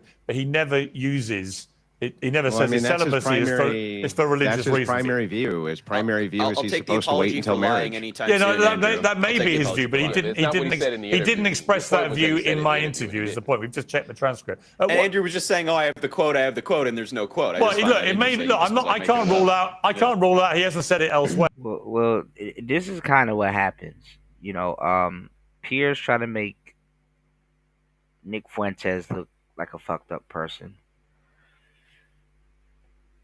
And then peers end up looking like the messed up person. Kind of how it goes. And it may be Andrew's heard him say that before. I'm just saying in my interview, he doesn't sometimes on TV we can just say, you know what, I made a mistake. It's okay to be like, yeah, I got it wrong. I may have heard it elsewhere. Yeah. I like that. All right, let me bring Warren back in. Look, Warren, you're a critical thinker. You know, Glenn's stopped me in my tracks a little bit and made me think about this, right? Because I think there is probably a generational thing here. And I do think that in a way, maybe Mark's right, that by me interviewing Fuentes, the only real winner at the end of the day may be Nick Fuentes, because none of his supporters, certainly from the reaction I've had, have changed their impression of him one iota. I mean, they just assumed he just landslided me and that was it. And I was an old boomer sent packing. And it may be, as Mark says, that other more moderate people quite like some of the things they heard. I don't know. He is charismatic. He's a good talker and he's smart and all these things. I don't dispute any of that. From a critical thinking point of view, where does this take society? If people like Nick Fuentes grow ever more popular, what will happen to a whole army of young men here? Well, last night I held a focus group to try and get to the bottom of this, and I was with over 30 people. The vast majority, 3 disagreed with the vast majority. And what they were saying things such as, I went into this exchange not expecting to like anything about this guy, but what I saw was Pierce not. Yeah, and that's why they kick him off of all the shows, is because he's very likable. That's why when I had him on, I'm like, this guy's great. He's hilarious. And then that was the end of my career. I was cooked. That was it. Contending with his arguments. Yeah, that kind of, I mean, too soon, Pearl. Too soon. I think that's why when you bring up his dad, that's why he gets upset, because he's saying, look, man, I'm here. Let's talk. Why are you talking about my dad? Contend with my logic. It's the same thing when that was his response when you brought on your British friend who told his horrific story, which it's terrible. And you could disagree with his response to it, but I think he's saying, why are we, you're just telling me what you're saying is bad, but you're not really contending with the argument. And I think that is the core problem that has led to this outcome because you can play these clips. There's nothing wrong with that. I don't think he was surprised by anything that occurred in here. That's another reason that you're seeing the backlash, is because it was exactly what people predicted largely. But when you play that clip, it's like, okay, yes, that's taken from a large stream. In the past, people evolve. And if you're asking him in that conversation to expand on that, and then he does, and he does present logic, what I'm seeing is people say, no, you're saying that now, but you're lying. You're playing this game. You're pretending to be moderate. And now you're mind reading. You're saying, I know what Nick Fuentes thinks more than Nick Fuentes. And I do think it's really important in these exchanges to come at it with that first principle of, I'm going to take the wild approach that I'm going to wipe the slate blank and assume that the person who knows the most about what Nick Fuentes actually thinks is Nick Fuentes. And that seldom happens. Yeah, that's like an ambush interview, because it's like, it's so frustrating talking to people. And it's a woman, like women are the ones that put words in your mouth, you know? When it does, I saw a vastly different response to my conversation, but I don't think I challenged him. In that interview, we didn't learn many new things about Nick. It wasn't a good interview. Pierce had no interest in learning anything. Well, it was good because he was so it was such a Pierce was he was too busy trying to play gotcha and ended up looking stupid. I mean, I'm not gonna lie. If I was Pearly, I would pop my shit because honestly, she had a better interview. She had the best interview with Nick Fuentes. Because really, there was nothing that Piers or anybody else can do to try to clear Nick Fuentes' name or who he might be, or Now the reason why it came off as fucked up too, though, is because technically Pearl and Nick got a lot of stuff in common when it comes to they're somewhat nepo kids. But let's go. bad interview that it was good. Do you know what I mean? Any less. Right. That's very. You know what? It's very interesting. It's very interesting. I've been reading. I mean, I read and take note of the more nuanced commentary about it. I don't listen to the groypers all ranting away or attacking me or my family or whatever. I love the groypers. I mean, I'd ask if you guys could please stop tweeting me pictures of my ex-boyfriend. Stop spurging at the current, Yeah, your new boyfriend. But they're funny. I'm going to give them that. They're funny. I think a lot of them are sexless. I won't lie. I don't think a lot of them get laid. I'm just going to be real here. And I don't mean that as an insult, but usually when people spurg about race too much, yeah, sorry, I know. It's kind of No. All right, so what Pearl is talking about, y'all, and this is why she's having a hard time with the white manosphere, is to them you're a mud shark. They call them a mud duck or a mud shark, but it's really a mud shark. Basically, uh,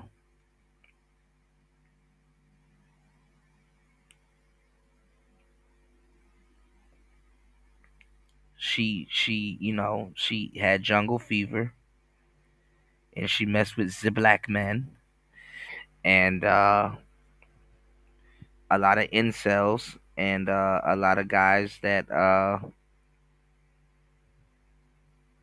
lot of guys will get mad at her, and let me tell y'all where this thinking comes from too.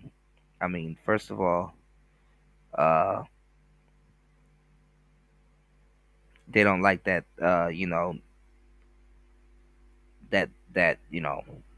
their woman is messing around with a black guy.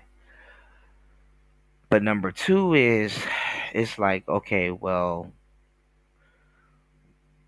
people will be like, well, one of the reasons why we have all of these incels is because the women that would have been available for guys that want families or don't want to be incels, they're out here sleeping with the black guys. So it's like, to a certain degree, it's kind of like them trying to shame their women for being a disservice I know this is funny because earlier I told y'all show me a case or an instance where black men are holding black women like accountable for like race loyalty, because like they can like black women can commit treason as much as possible, as much as they want. FBA, non-FBA, African or whatever, they don't get held to task for race loyalty. White women, oh yeah, they be trying to shove that race loyalty shit down their throat. They're supposed to feel bad for sleeping with black men. They, oh, you sold out on your race, blah blah blah. So they somewhat get shamed for some type of like, some weird race loyalty, you know. Um but the whole thing is that, it's like, oh, look, we got these incels, and Pearl, she's up here sleeping with, quote unquote black guy, when she could have been available for one of these quote unquote incels. That's really what the thought is supposed to be. So it's treasonous, you know. So yeah, they're gonna have a field day with her black boyfriend, whether they're getting sex or not. Because you want to know what it is. It's like, oh yeah, I'm an incel, but if I didn't want to be, you know, you're off somewhere sleeping with somebody else. So I could have wanted you, but you've denied us from, it's that stupid shit. It's some goofy ass shit, bro. But she's spot on when she said that, you know, um, they're a bit sexless and stuff like that, because that's the type of politics that people that ain't getting no poontang. That's the type of politics that they get into, you know. Hooey. Anywho, hold on, y'all. I got, what the hell is this going on in the background? All right, give me 1 second, guys. Because men that get laid know that like the getting laid market is a different arena. It transcends race. Hold on. I want to talk about what I think about interracial dating, because I can actually live. I've seen the downsides of it and the upsides. I've seen both. And no, it is. You're saying it's cope. It's kind of cope for the white guys, because that's why they're mad that the white girls date interracially, because they're losing to like what they would deem lower status men. See? Here, where's this proposal? Proposal. Girl dancing. I think the most important thing for a guy and a girl and a couple. So they're trying to say there's a lot of incels in certain cultures because the women that could give them play is quote unquote dating out. I gotta find this. And I knew this couple was gonna be still married when I saw this clip. The most important thing that transcends race, anything, is that a man is with a woman that views him like this. Okay. Hey fans, don't be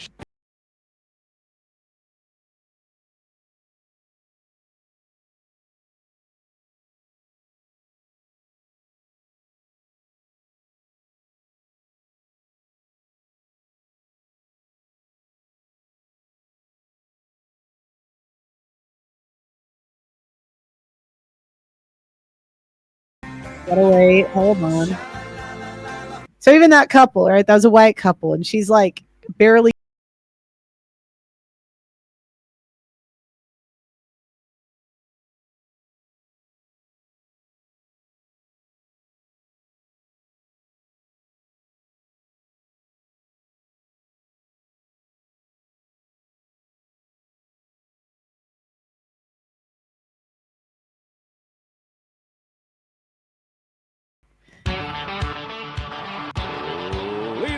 now for the gonna Diamondbacks, propose. shortstop Stephen Drew. I think the most important thing is that you have a girl that's this Really? excited to marry you. I'm not even like I don't really think I want my brother. I wouldn't prefer they dated black, right, or an Asian. I'd prefer. Now, shout outs to Party. Party, I don't know if you were here on the last episode. We were talking about it was a couple episodes ago. We were talking about Future and his brother getting bagged with uh pounds. I think bro had bricks of goddamn fentanyl. Trump recently said that fentanyl is a weapon of mass destruction. That's funny as hell because the government uses it. Uh, I don't know if he got out on bail or whatever, but Future got to be careful with that because if you fund, get him a lawyer, that shit might tail its way back to you. Um,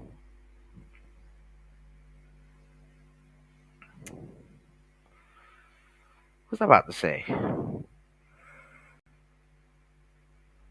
Anyway, too, we got some news too because I think Future 21 Savage had a crazy interview with Big Bank, which was pretty good by the way. I enjoyed it. I think Future had some words about that, right? But why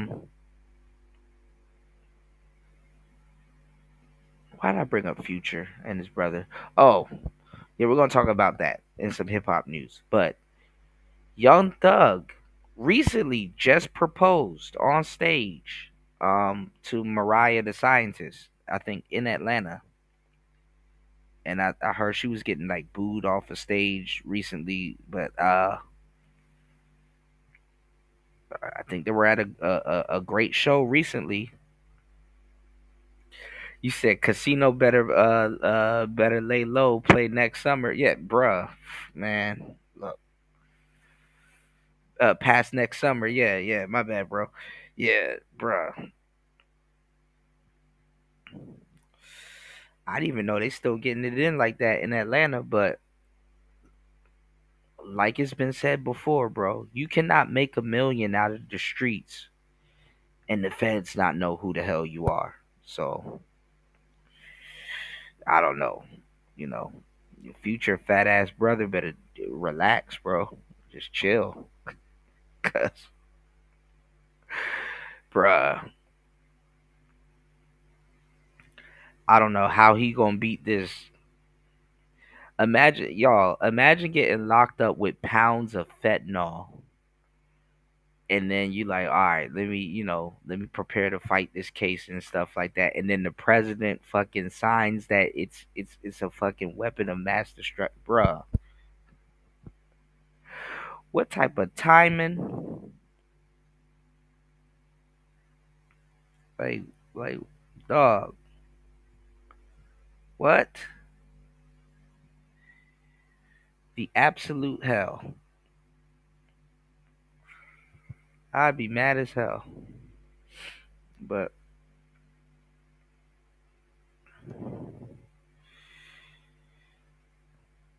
I don't know. Future and 21 though, they might be getting into it again.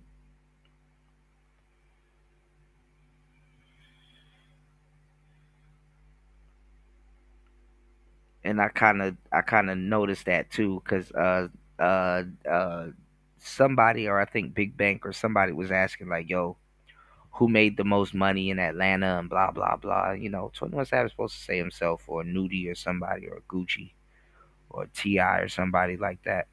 And they were kind of sidestepping around Future, you know.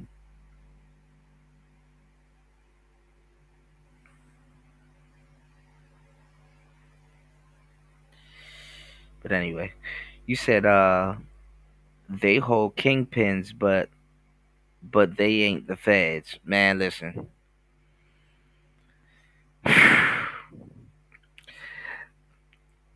I was just looking too on my phone just a second ago. Yeah, they're basically the feds. Right, right. That's what I'm saying. I was just looking too on my phone. They said I think that 1090 Jake just put out a video saying Glock 9 uh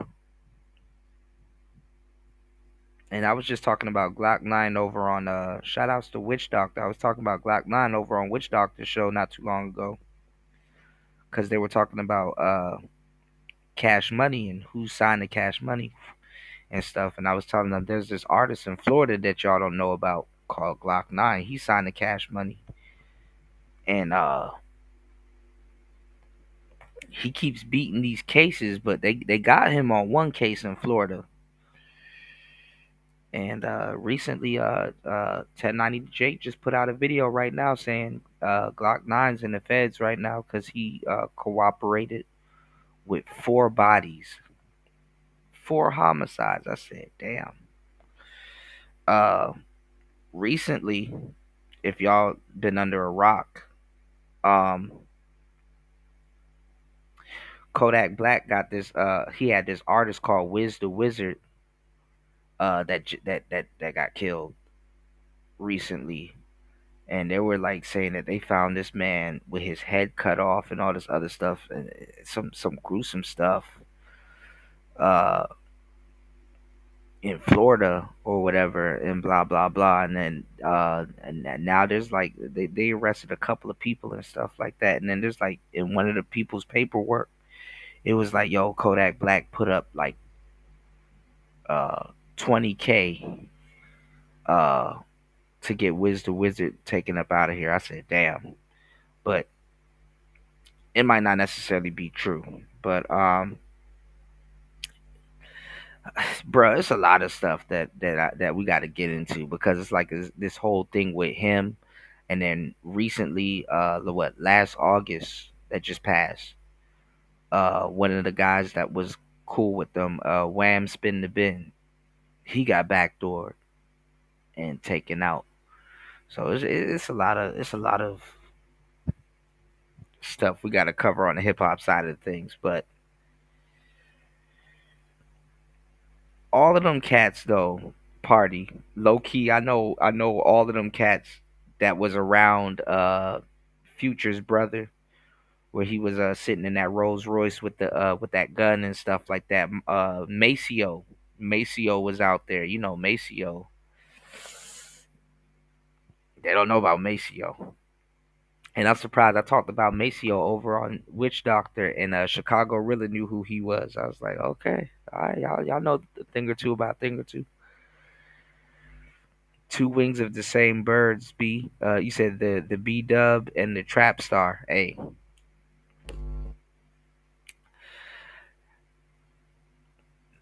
that's what I was saying on the last show, bro. I'm like, how can you really say that the war on drugs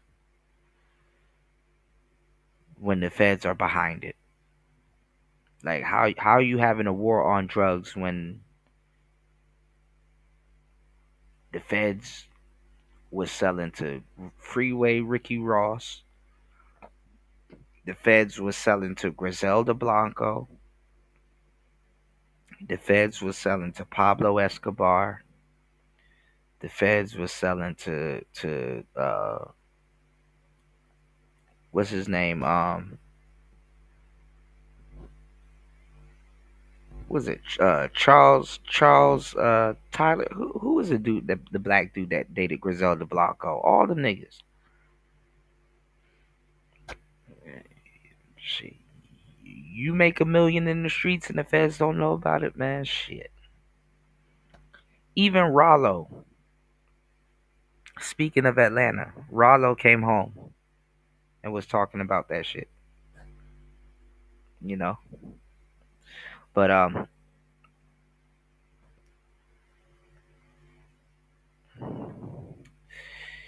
heard Future might be Might be in some beef soon with 21, and then everybody psychoanalyzing 21's interview with Big Bank because they were like, oh, he had to speak on Drake losing to Kendrick or whatever and whatnot, you know. All of these new fucking Kendrick fans and shit like that. Like Kendrick is not, and I repeat, Kendrick is not quote unquote number one or the number one guy. Like Kendrick is not trying to be number one or the number one guy. And then they were talking about some They Not Like Us was like a revolutionary song. It's like, no, it's not. They Not Like Us is like Kendrick's worst fucking song. It's like, they ain't Kendrick fans. Like Kendrick had to literally dumb himself down to do They Not Like Us. Like Kendrick has way better music that his fans know. These new fans know nothing about. You know. You said they could have worked at the plant and secured property. Hey, look, hey, we'll see what happens. Cause people are like, yo, if you're a millionaire, quote unquote, Future's brother or Future, if you're a millionaire, why is your brother selling this amount of drugs and stuff like that? And it's like, because his brother's a millionaire. He is not. Even though he raps, he got some hits too, telling on himself. But your brother's money's not your money, you know? And some people are like, oh, well, why ain't he living off his brother? And it's like, oh, well, no shit, Sherlock. You probably not the first person to think about that, huh? So I don't know. Future better be careful. If he pays for a lawyer, hey, F F free band gang Rico coming. You know.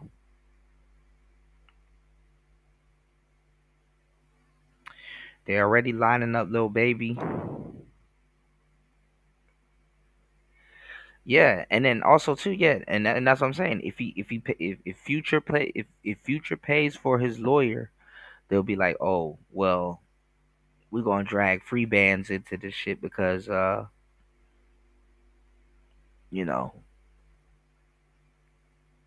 the record label is a front for a drug hub. That's how they get you.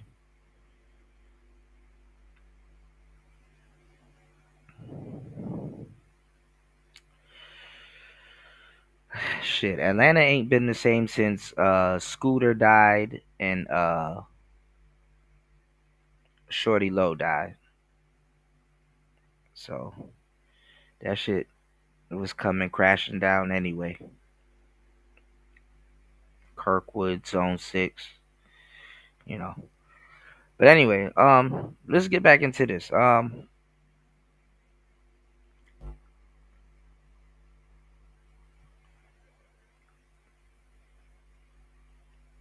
I don't know why. Well, I do know why I brought up Future's brother and went down. I digress. Went down that little rabbit hole is because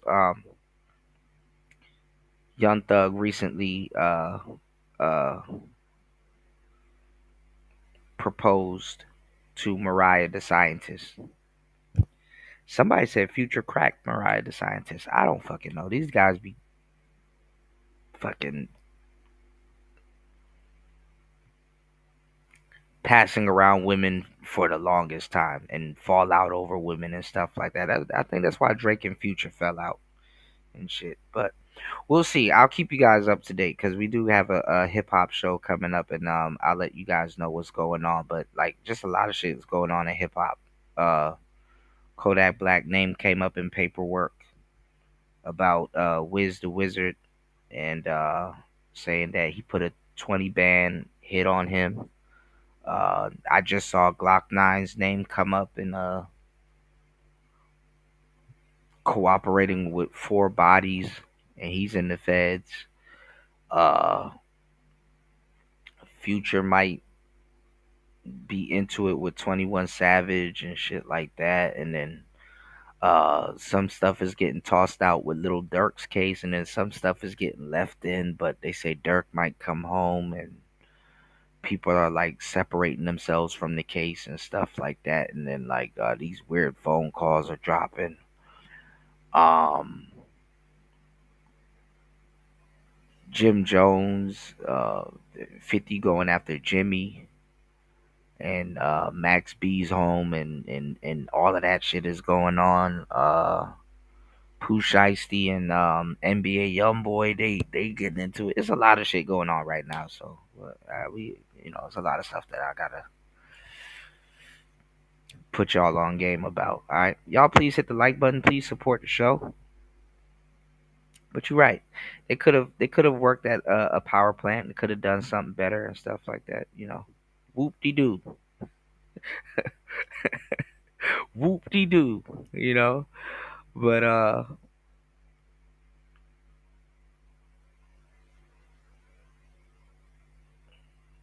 gang banging, selling that coke, giving up hope. For white, right? Just like they vice versa. But it's like, imagine this guy's got two options: a bitchy white woman who's like a Karen. Because a lot of guys think that they're going to be in control of what women like them. You don't really know who's going to like you. But I think the most important thing is that the girl looks at the man like this. And if she doesn't, like that to me transcends all. Because, they say do it for the culture. It's like the culture hasn't done shit for us. You know what I mean?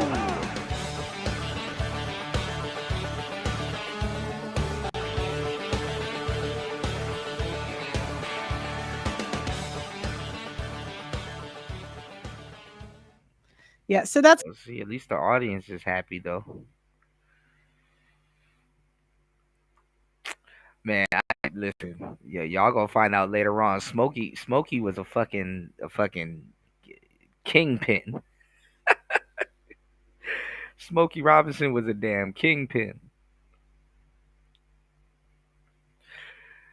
Yeah, gang banging. Shit.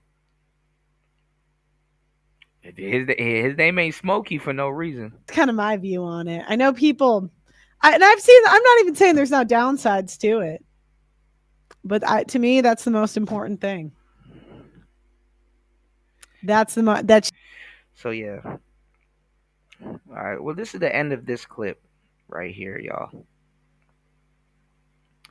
But yeah, that's Pearly Things on Nick Fuentes on Piers Morgan. What was I about to say? Well, that's the problem with America. Even if you're just referring to dating and you're like, oh, this is interracial dating and stuff like that, which obviously there's a such thing as interracial dating, but like I said, it all goes back to race loyalty. Not feeling some type of way if you date out or even calling it dating out. You kind of tied back to your race loyalty. Um, I was gonna get into something different. We're gonna do Erica, Kirk, and Candace Owens on a different show. I don't want to use this race loyalty thing to segue into that. But look, Wiz Khalifa got 9 months in jail. Shout outs to LT man. LT man. I'm not sure if he's still tuned in, but I wanted to talk about that earlier. You know, like he get like 9 months in jail. I think in Romania. It's like, bro, Niggas are still tripping over weed.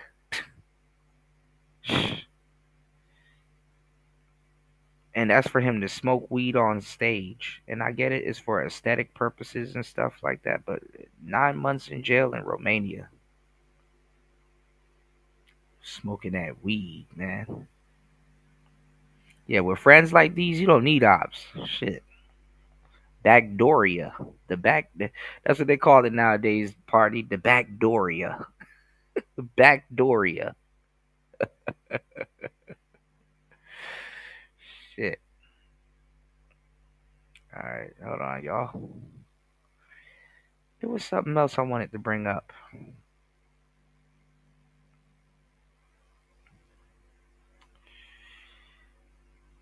Let me see.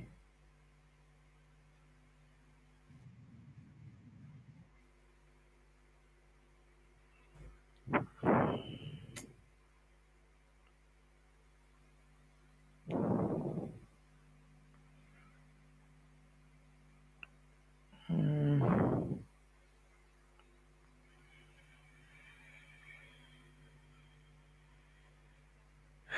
Let me see. Dang, and I was just looking up the ZR1 and Doug DeMiro did a video on it. What? Give me 1 second, guys. I'll be right back. Give me 1 second. Hopefully this plays.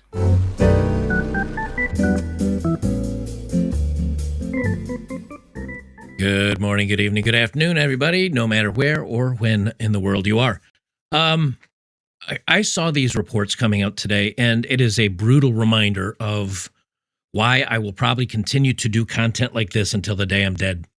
I'm angry.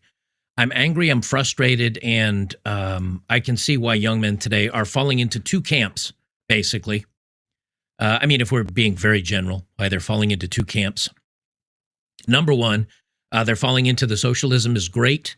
I'm just going to have the government feed me, make all the decisions for me, give me maybe a little bit of food and a roof over my head, and I'll just hang out with my friends and play Xbox or a PlayStation all day long and just check out of society because they don't want me here anyway.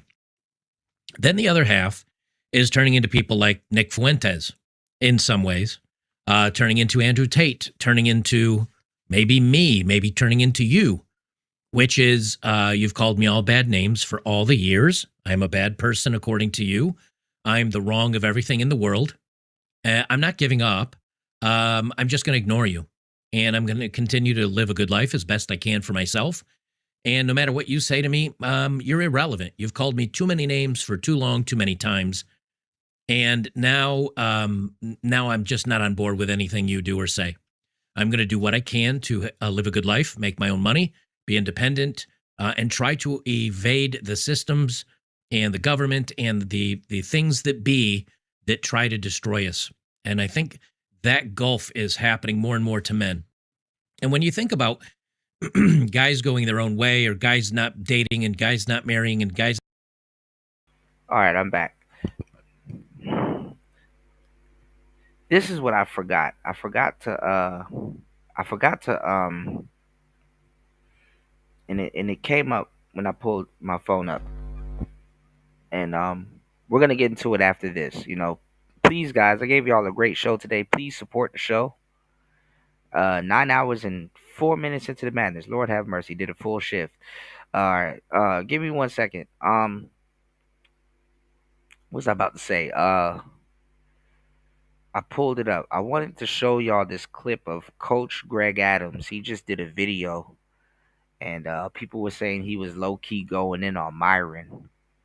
That might be the next arc, Coach Greg Adams versus Myron.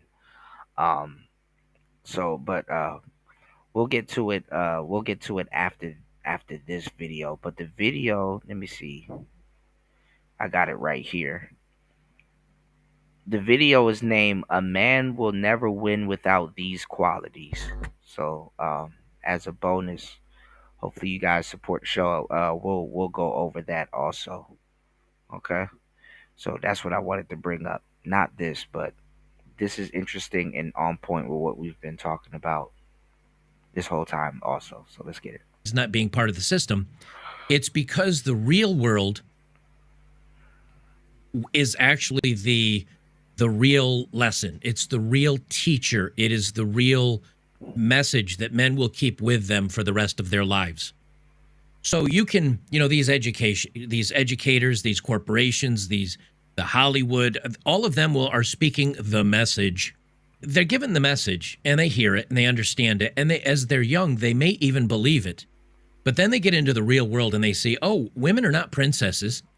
Women are not nice. Women don't care if I'm a good guy and I make good money, and they're not going to marry me. They're not going to date me. They don't want to be with me. Party said these niggas mama never told them to eat before they leave the house. Feel sorry for Wiz, but it is what it is. Yeah, I mean,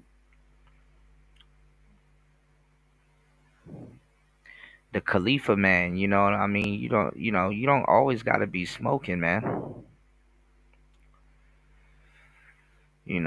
Vape or something. You don't always got to be smoking, man. You know,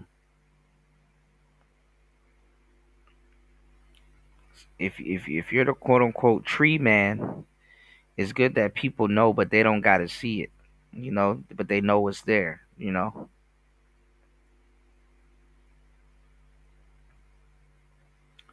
But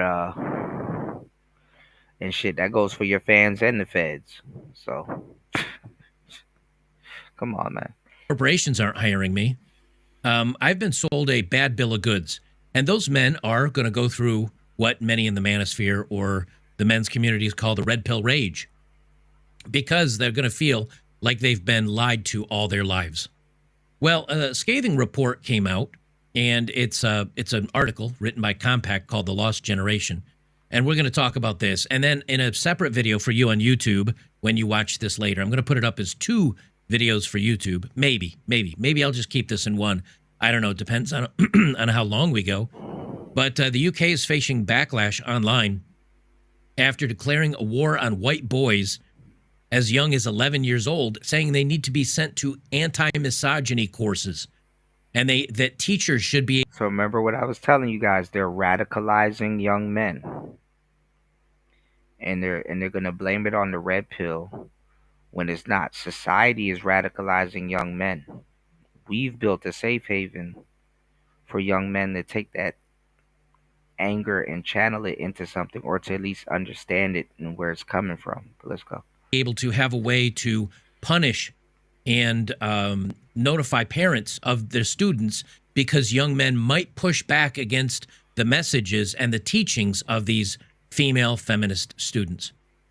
And what's going to happen is they're going to create, I don't know, a portion of men that will fall in line up until they realize the real world is lied to them, or they're going to create young men that push back against the system, because if you think about it, young men naturally push back against the system because that's what we do, right? In the days of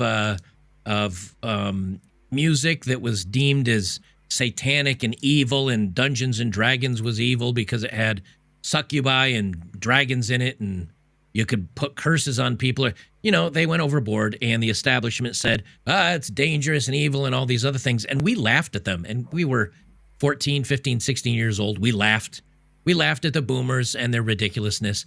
And that's what a lot of young people will do today.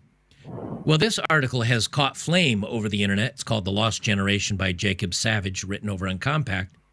I'm not going to read through the whole thing, but I am going to read some excerpts from it, because he's gone through and he's basically said, yes, not only did Hollywood and the media and many of these corporations, because he was actively in Hollywood and the media at the time, not only did they say right to his face, we can't hire you because you're a white man, but comes to find out, even a former Apple worker, which is Real Joel Weil. Let me open his tab in a new tab.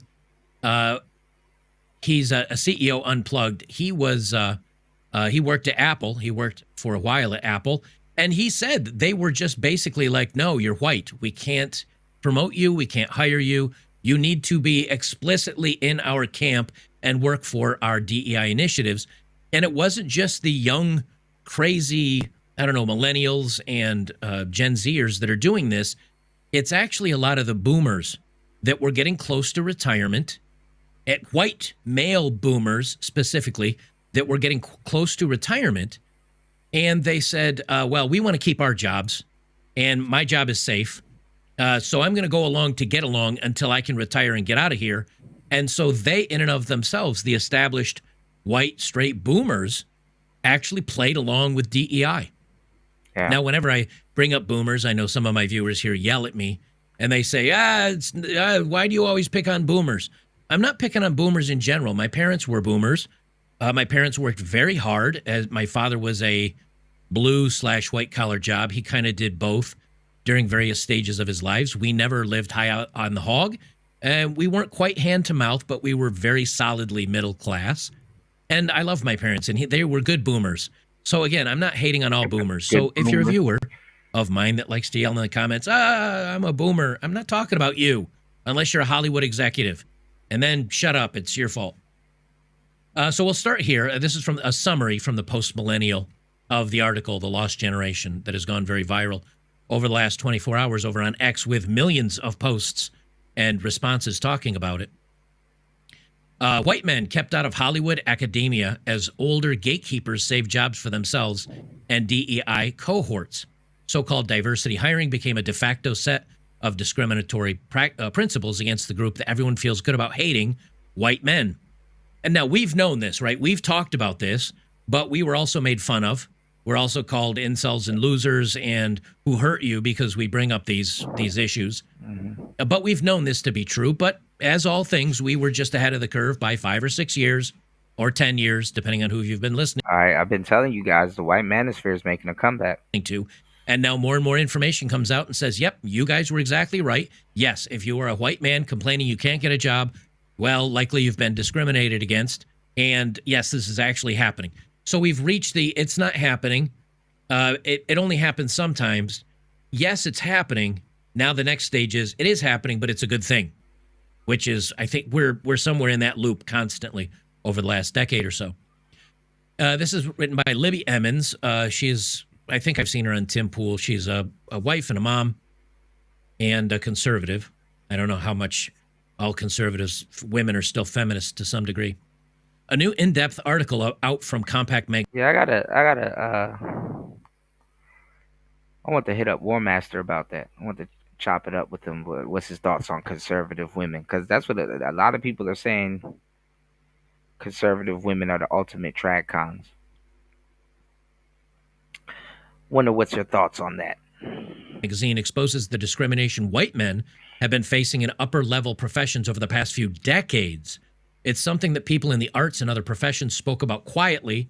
That's untrue. They speak about it loudly on social media. It was an open secret, but now data shows that white men were systematically excluded from Hollywood writers' rooms, medical programs, academia, and other spaces where white men had been a fixture. Now, she says it's been spoken about quietly. Well, I actually have some videos. I will not dwell too long. Let me speed this up a little bit, 1.25 speed. This is a guy reading headlines written from just academia, just university, just colleges. He pulled them up and stacked them together. I didn't bother bringing up the headlines so I can read them. These are real headlines that have been published over the last decade. Let's hear some of these and see, is this quiet? Is this quietly speaking about the problem with white men? Now, this goes on for another minute and a half, minute and almost 2 minutes more. I'm not going to play through the whole thing, but this is just... All right, so War Master said the vast majority of conservative women are feminists. Ooh.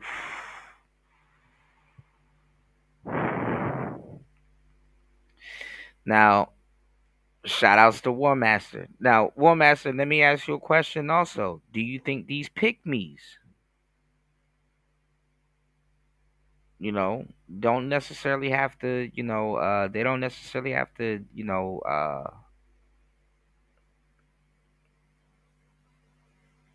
state their, political stances, But do you think these pick me's in these spaces they're really the equivalent? Also, they're feminist also, because look, we drop game on these shows and lay paint where it ain't and do what other channels can't. You know, um,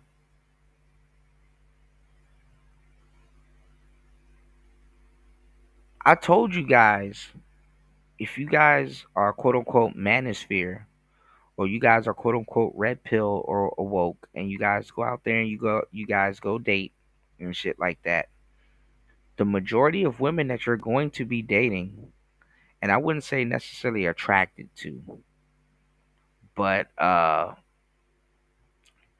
they're gonna be feminist women, you know. Now, I did give you guys a disclaimer and said that if she likes you, she'll hide it. But when you guys get into a argument or a disagreement and stuff like that, that's when that shit is gonna come out.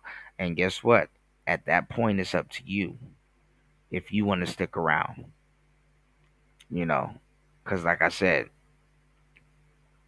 you know, a lot of the women that you're gonna date, they're gonna be feminists. You know, and if she likes you, she'll hide it. But you know, and plus, who are we kidding? At the end of the day, you can't get mad at women for being team women. They're women.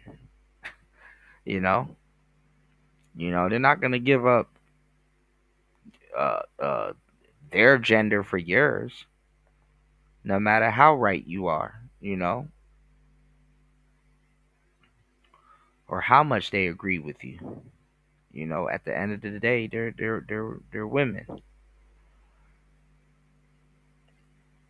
So the SBE is crazy. You said they weren't always pygmies, right? Right. And then that's the thing too. You know, some of the biggest pygmies had to be feminists, or was feminists before they became the hugest pygmies that they are now. So um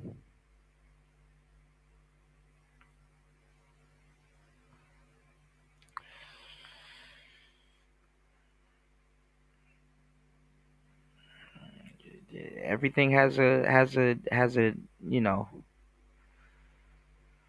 a date to it.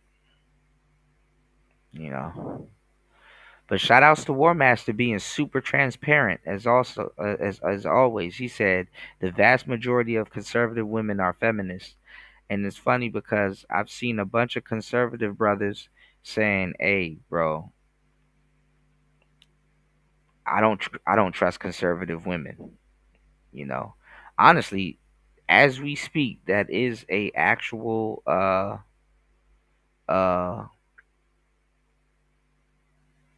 trending topic going around the manosphere again. Making its rounds.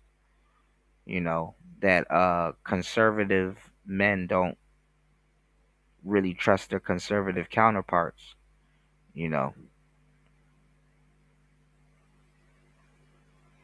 but that lets you know the men know what they're talking about to a certain degree, because it's like, hey, the women that kind of are up under us, they're not. And then think about it also too, man.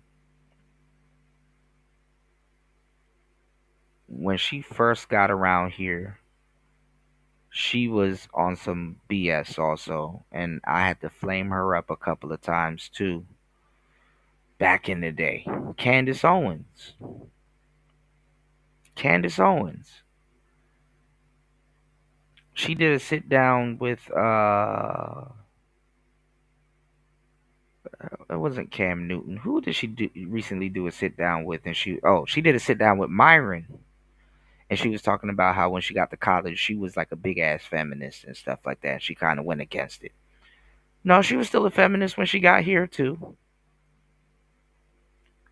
But once she realized And the same thing with Rolo and a lot of those guys. Because Rolo was calling guys chumps and all this other stuff, and then once they realized that, damn, I got a red pill audience. They're backing me up. Then they start claiming red pill, not necessarily red pill, but then they start claiming,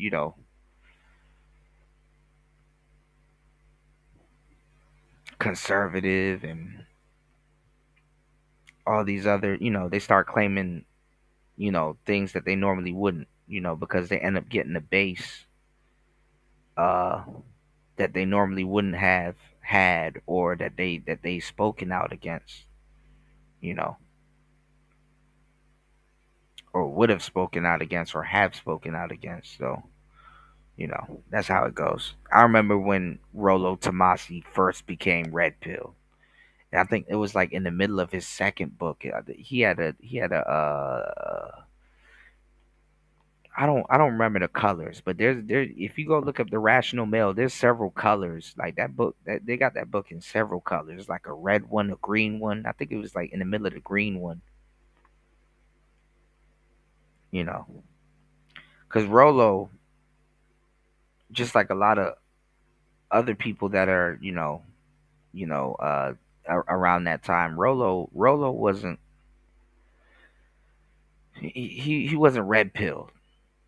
He wasn't around for the original red pill talks, so well, he's always been around. His books and some of the stuff that he's written and people said that he stole into has always been in the red pill communities and stuff like that. But Rolo wasn't around for the initial, you know, red pill talks and stuff. So anyway, let's get back into it though.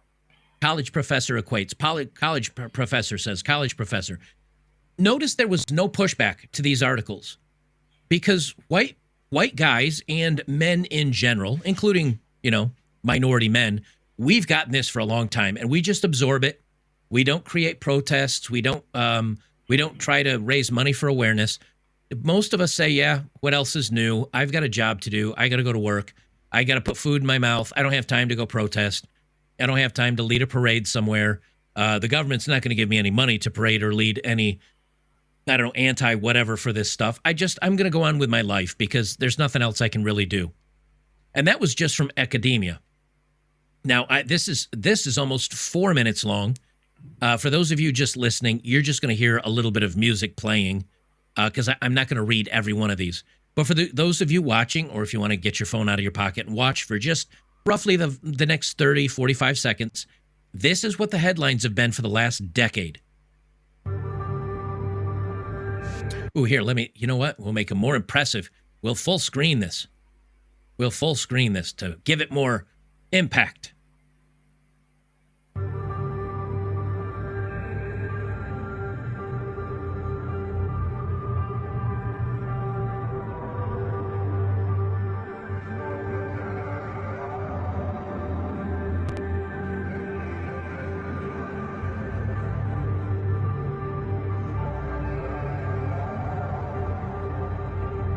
Now, that's 30 seconds of this. This goes on for another almost 2 minutes. Actually, I take that back. This goes on for another 3.5 minutes. Why has this been allowed? Well, because it's fashionable. Because the DEI from younger people, and they get into these corporations, they infected everything. And these are the headlines from the last decade. Well, I mean, I get what Joker is saying, but white white white white men have always gone through shit like this. And I'll give you an example if you were alive long enough to see it. Do y'all remember back in the day the original Lifetime movie network, like LMN, like the original Lifetime, Lifetime shows? Did you know back in the day, all they used to show on Lifetime was them trashing white men? This some real shit. I know.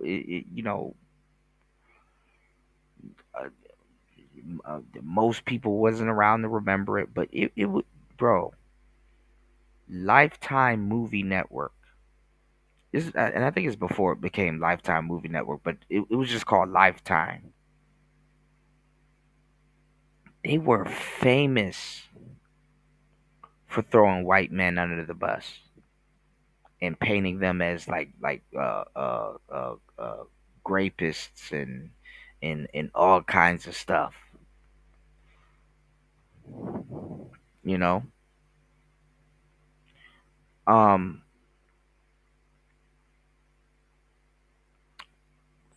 in the glacier community, their fertility numbers are getting low. You know, they're doing sundown towns. You know, they're talking about doing sundown towns and you know, keeping certain coloreds out and repopulating and stuff like that. You know, they got to do, you know, that type of talk now in America. Um, they've always ran these narratives, you know, during these times. You know, oh, why does the hero always got to be white? Or why is, you know, what about the black guy? Or what about this? You know, they've always run these little fucked up, you know, anti-Brad narratives and stuff like that. So, um,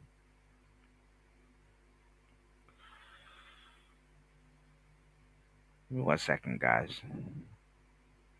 Please hit the like button. Please support the show. If you guys been enjoying the show, it takes time, effort, energy, and money to produce these shows. Please hit the like button and support the show. Put this up here. Okay. So yeah, they always run these narratives and stuff like that. So it's funny that the white manosphere is re-emerging and covering these topics, while at the same time, the square white man has to kind of regroup himself and repopulate. You know, white families have to regroup and repopulate. And if you watch the Piers Morgan Nick Fuentes interview, um, I talked about it then. They kind of got into it a little bit over that, you know. But there's really not much Nick Fuentes could say about that anyway, because guess what? He's a virgin, you know. But you know, his views certainly will affect, I guess, some of the people that's sexually active and you know, that listens to him. But hey, I don't know. You know, maybe he might even agree with what I'm saying, because he said that, oh, we're gonna go in on Elon Musk. You know, he was talking about how he was mad at Elon Musk talking about the fertility rates. And I was laughing because I was saying, hey, you know, Elon Musk has to talk about the fertility rates. I mean, you know, he's trying to get South Africans in wherever. And it looks like South Africans are going to be the next group for, you know, Glacier people to welcome into the fold. So he's not happy about that. So if y'all take anything from this show or the last show, and we're gonna revisit it, is that the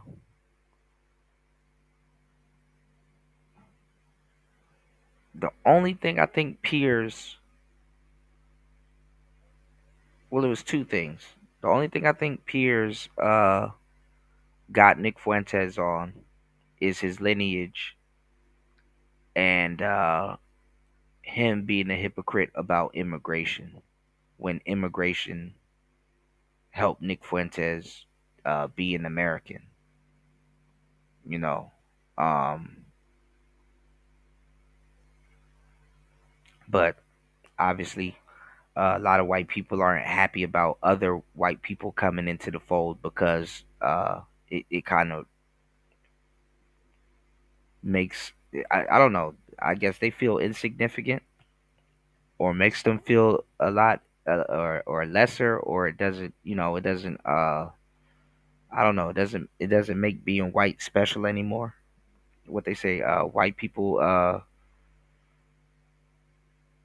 took in Irish people, like that, now like Irish people is kind of in the fold, Italian people are in the fold, you know. Either way, I don't know. I mean, we'll see how it goes, but not too many people are happy about South African people, quote unquote, y'all being into the fold, you know. But yeah, we'll talk about it. But notice these are the narratives that they're always running when their numbers get low and they gotta repopulate or at least try to keep their numbers, the white nuclear family stable, you know. But the quote unquote male loneliness epidemic and non male participation is bleeding into that also. And it just goes on and on and on. Just in this clip alone, I think there are 200 or 300 of these articles written by War Master said, shout outs to the cynical one back in the place to be. War Master said, after the Mexican American War, Mexican nationals became full citizens after the war. They weren't immigrants.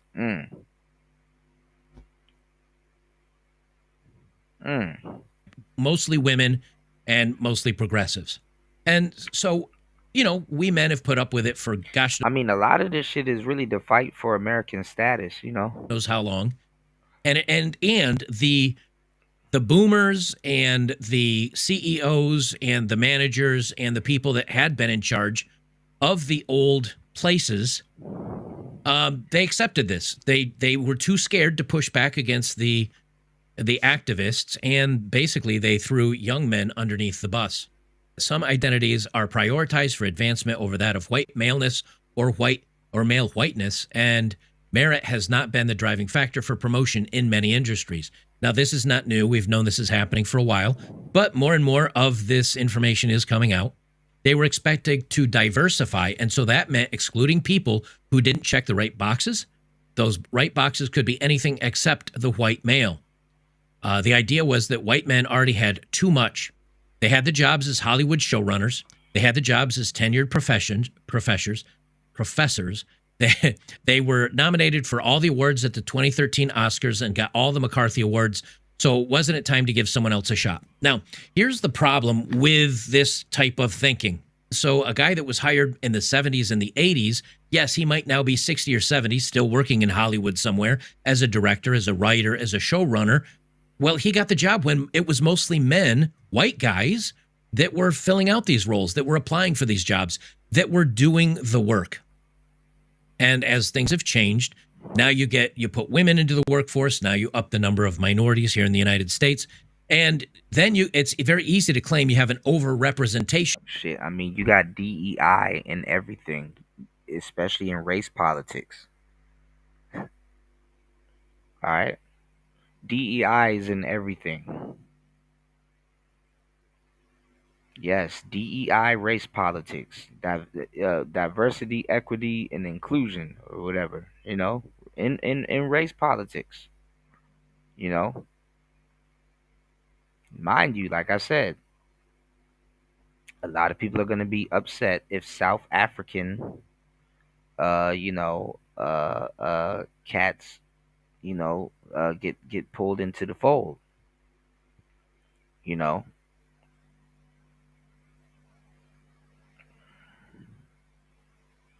All right. Now you got the White House live, and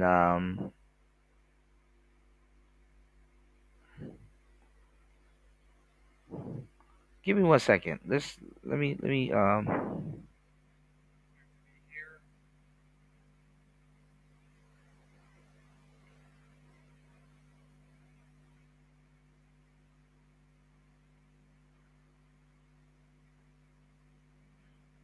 Damn. Okay, they said Trump has announcing that 1,300 people have purchased U.S. gold, purchased U.S. citizenship through the Gold Card program. So, what is U.S. citizenship for sale? What the hell is going on? Give me 1 second, guys.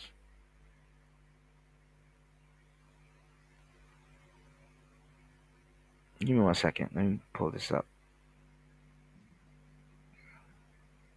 For the American patients, we are onshoring manufacturing to the U.S. to very rapidly, within the time of this administration, have the majority of our products produced in the U.S. Thank you, Mr. President. Thank you, Mr. President. Bristol Myers Squibb is an American company that for more than 6,500 years has been protecting and extending American lives.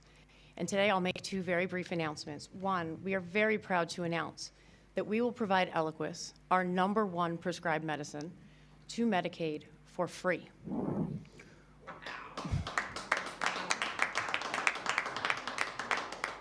We're also answering the administration's calls, as the president said, to shore up the national medicine reserves by donating more than 6.5 tons of Eliquis.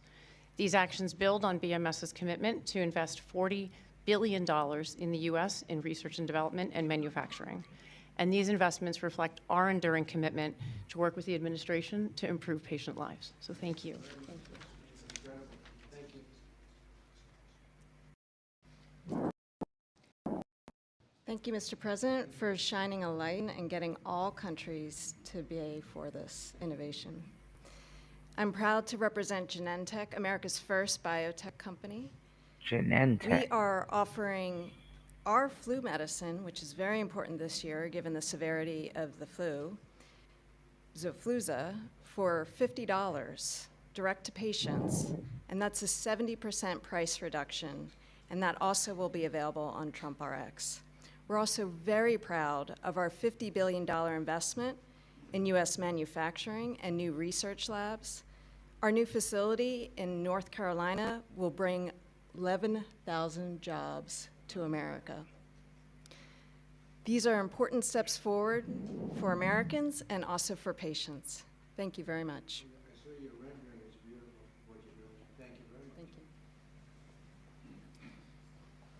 Thank you, Mr. President, to you and the administration. I think this objective of achieving the commitment to affordability and future innovation is extraordinary. And let me just say that the company I represent, Gilead Sciences, the scientists reach for cures every day. In fact, they've come up with medicines that have cured both certain forms of hepatitis and also certain forms of blood cancer. And we just recently launched a new medicine that's only given twice a year to prevent HIV. And we're working with Secretary Kennedy and his entire team, as well as the State Department, as a part of your ex-US strategy to support ending the epidemic really during your term. And so we look forward to working with you on that.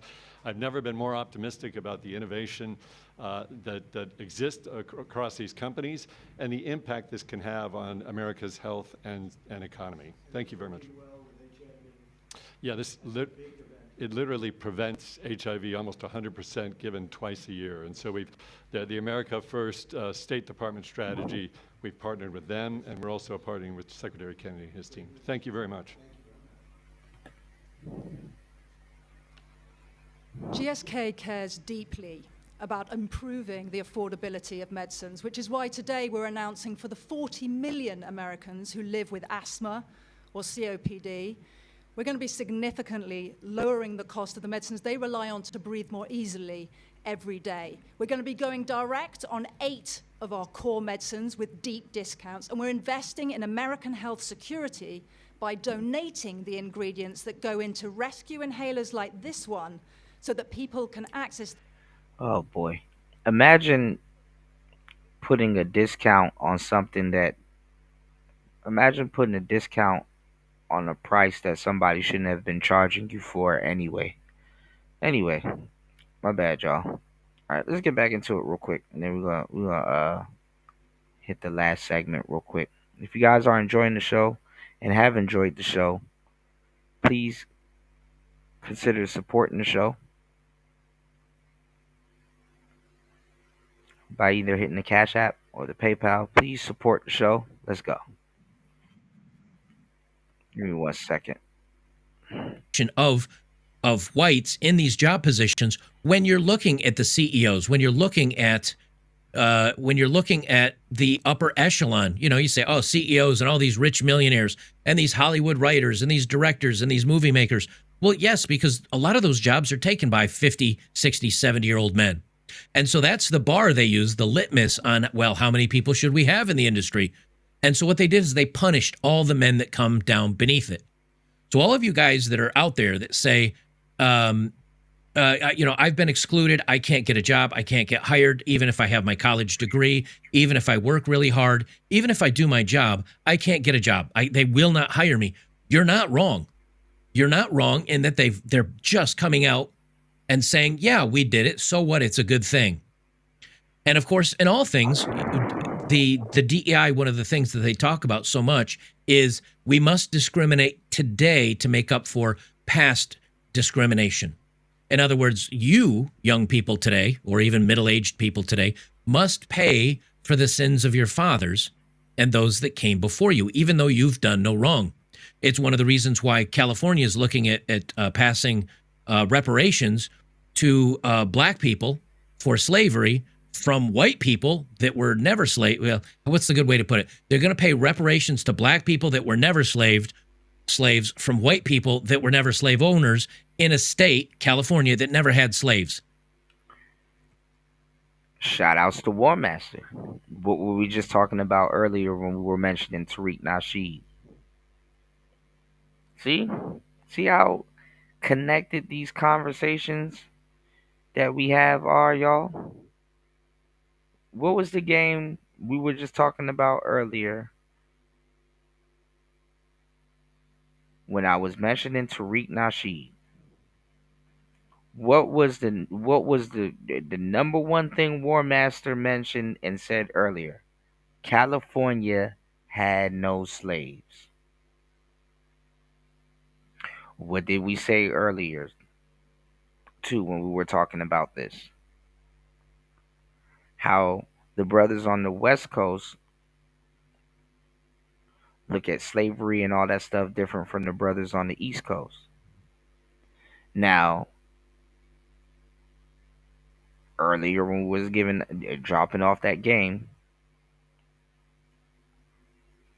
where's Tariq Nasheed from? Shout outs to Flex. He's from California. How in the? I mean, I know he definitely gonna take and maybe deserve his credit for it if it happens.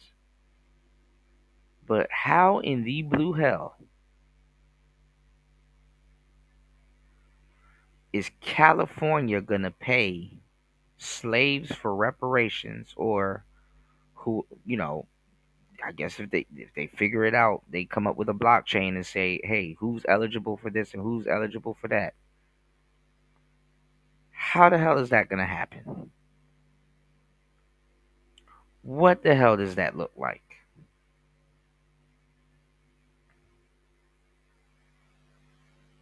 You know, do you take the money, or should you guys take land? I think land in California probably would be a lot better than the money.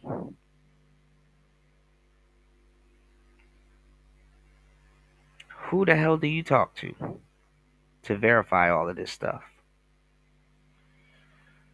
You know, I'm pretty sure DEI is going to get a lot of companies sued. I definitely don't put that past that, War Master, for sure. Yet they're passing legislation to do this. It's because you must pay for the sins of your fathers. It is a new form of religion. They say, but in practice, so-called diversity hiring became a de facto set of discriminatory principles against the group that everyone feels good about hating, white men. In industry after industry, gatekeepers promised extra consideration to anyone who wasn't a white man and then provided just that. For Savage, who is Jacob Savage that wrote this article, the story isn't just about the professional position against white men, but about the older white men who were already entrenched in their careers, who saw no reason to help. Party said, ask King Flex.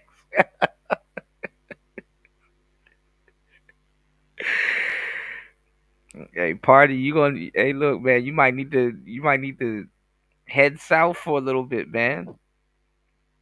Go sit down in Cali for a little bit, bro, and get that check. All right. I mean, hey, Party, you know what would be fucked up? You know how Tariq Nasheed copyrighted or would he copyrighted or patent FBA? Yo, if they wrote that check to him and say, yo, you need to divvy it out. You need to divvy it out to your people. Oh nigga. Oh nigga, it's gonna be a fucking hellstorm. Tariq gonna get caught all kinds of scammers and all kinds of people. That's why I'm like, man, I don't even know why these people regurgitating his talking points when they're gonna be calling him a scammer later on. Let them say, hey, we gave the reparations check to the FBA, the owner of FBA. He needs to divvy it out.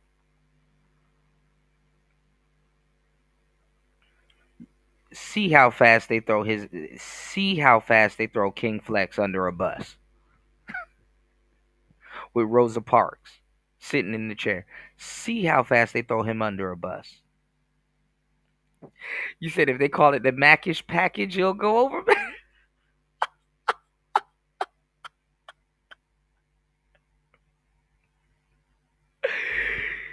Yo. What happened to Jesse Jackson? I heard he's in the hospital. I heard the last time I heard of Jesse, he was in the hospital, and this was recently. Like last week.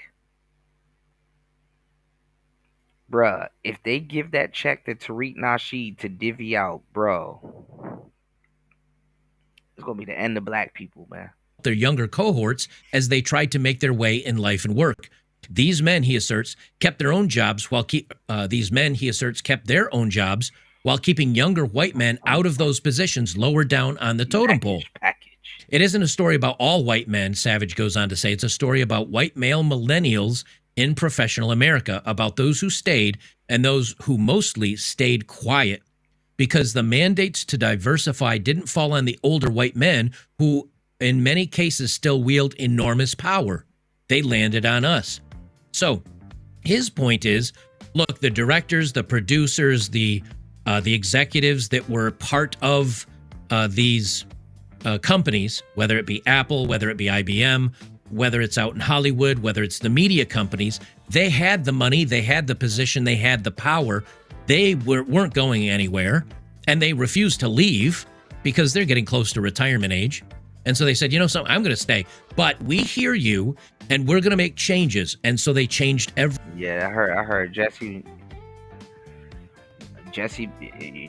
out, y'all. Jesse about to clock out soon, man. So you say he on third base to home, to the upper room. Everything down below them. Now, I'm not saying if this is true or not. I'm not saying I don't know. I'm not an insider in any of these organizations, but there is outside or outside people that have come out to say, yes, this is true. I don't see a lot of older, boomers or even the old Gen Xers that are close to retirement age saying, you know something, you're right. I quit. I'm going to leave my position open, and we're only going to exclusively fill it with a woman or with whatever. You see them retiring someday, but you don't see them walking away. But the point of this is that they've lied to men over the last decade, and anytime a man said anything or pointed this out or showed data showing this is happening, they said, oh, you're just afraid of giving up your patriarchal power. you're just a whiner, you're just a baby, you're afraid to lose power. And they used all these other shaming tactics against men. Where it comes to find out whether it's grading, where SATs for like minorities were given 20 points in admission, I don't know what you call it, admission programs. Minorities were given 20 points in admission programs to get into a college, where a perfect SAT was only given 5 points, and your essay to get into the college was given 3 points, and your GPA was given 7 points. Meaning you could be a white guy or an Asian guy that scored perfect on the SATs or other placement tests, wrote the perfect entrance essay to get into the college, and your GPA was perfect, and you'd get a total of perfect 10 points, but a minority got 20 points just because they're a minority. And now there's information coming out that this actually happened. So as a white guy, you have no prayer. It's just you're put at the back of the line no matter what, just because of your skin color. And if you want to complain, how dare you, you're just crying because you're not in power anymore or whatever. And young men today see this. And again, they're going into those two camps. I don't care anymore. I've just given up. You know, put me in the pod, feed me the bugs. I don't care. Socialism, whatever. Or I'm going to leave the country. Or I'll be a feminist and I'll try to play the game, or I'll identify as part of the LGHD TV community, whatever. And they just basically rot on the vine and they give up. And then the other half, they go follow Nick Fuentes. They go follow Andrew Tate. They go follow me. They go follow. Well, I mean, they have no choice.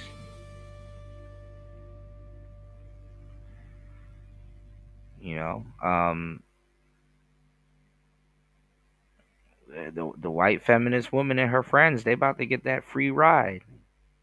You know, they about to get that free ride on your ass. You know, so I mean, hey.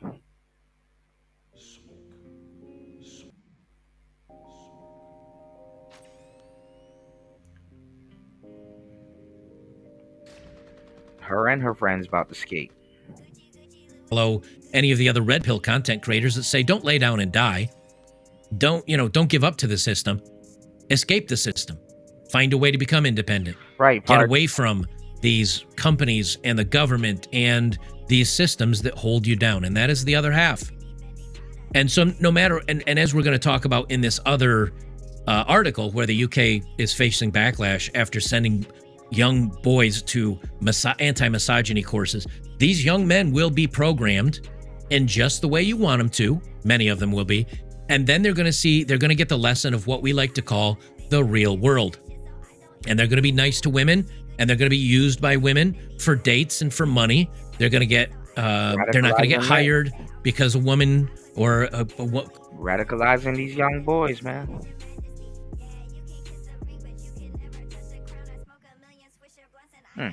Woman of color or whatever you want to call it got high, and they're all of a sudden going to say, hey, I played by your rules and I'm still at the bottom of the bucket, and so you lied to me. Well, it's not even that. I mean, if you're a heterosexual man, you're gonna have to see another subcategory. It's not even just the women and men. I mean, if you're a heterosexual couple and you want a nuclear family, you're gonna see a subcategory of men and women getting put before y'all. Like the L. Gibbet family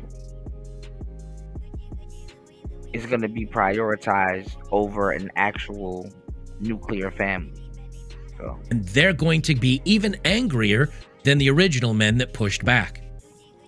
They continue on. Making it in Hollywood or on Broadway is an elusive, dangerous dream at best. And once the deck is stacked against a person, not for talent or merit, but for immutable characteristics like race or sex, the dream of making it is out the window. And the questions mount. As Savage writes, is the media more trusted now than a decade ago? Is Hollywood making better films and television? Is academia more respected? Have these institutions become stronger since they systemically excluded an entire cohort, or did they abandon meritocracy and accelerate their decline? Now, this is a brilliant point that we've brought up multiple times. In the past, let's say 20 years ago, if I just moved to a new town and I picked a doctor out of a phone book and I went in to see them, and they happened to be a female Indian woman or a a black man, or would I really care? Honestly, no.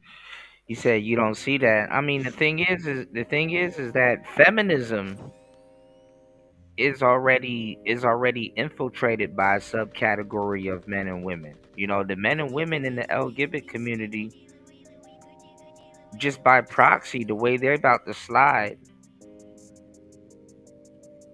they've infiltrated feminism.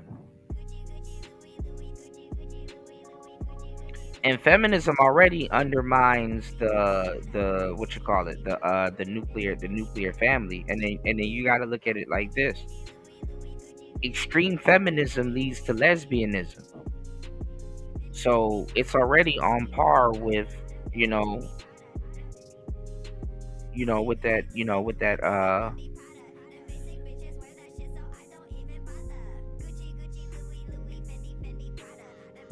which is anything heterosexual getting overlooked.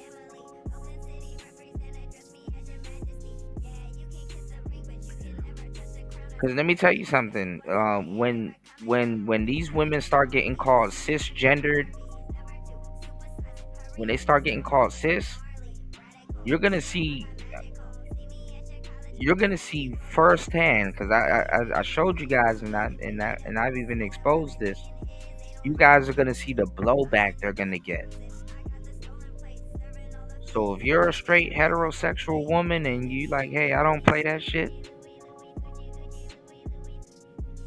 you better make sure you have some men around you to protect you.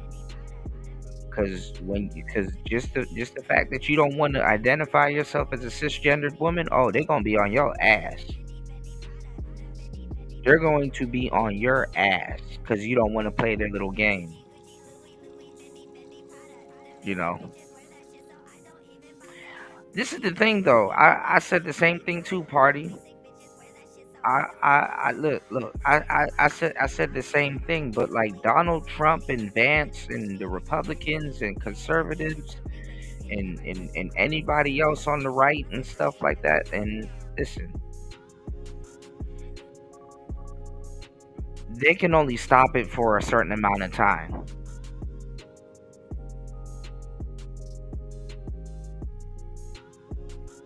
They can only stop it for a certain amount of time, bro. Hopefully we don't see it in our lifetime. Your children is gonna see it in their lifetime. I can 100% say that, party. Hopefully we don't see it in our. We can only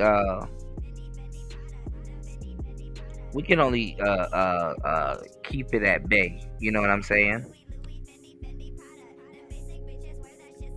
You said it went left for a certain amount of time. I get it, yeah. But I mean, they're gonna like a lot. There's gonna be a president in the future that's gonna undo every single thing Trump has done and stuff like that, and he's gonna look like a hero, or she's gonna look like a hero. Like, you know,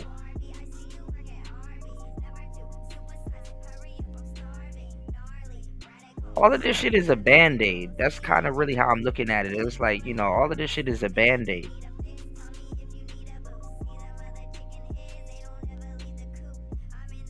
You know, men always have to create order out of fucking chaos.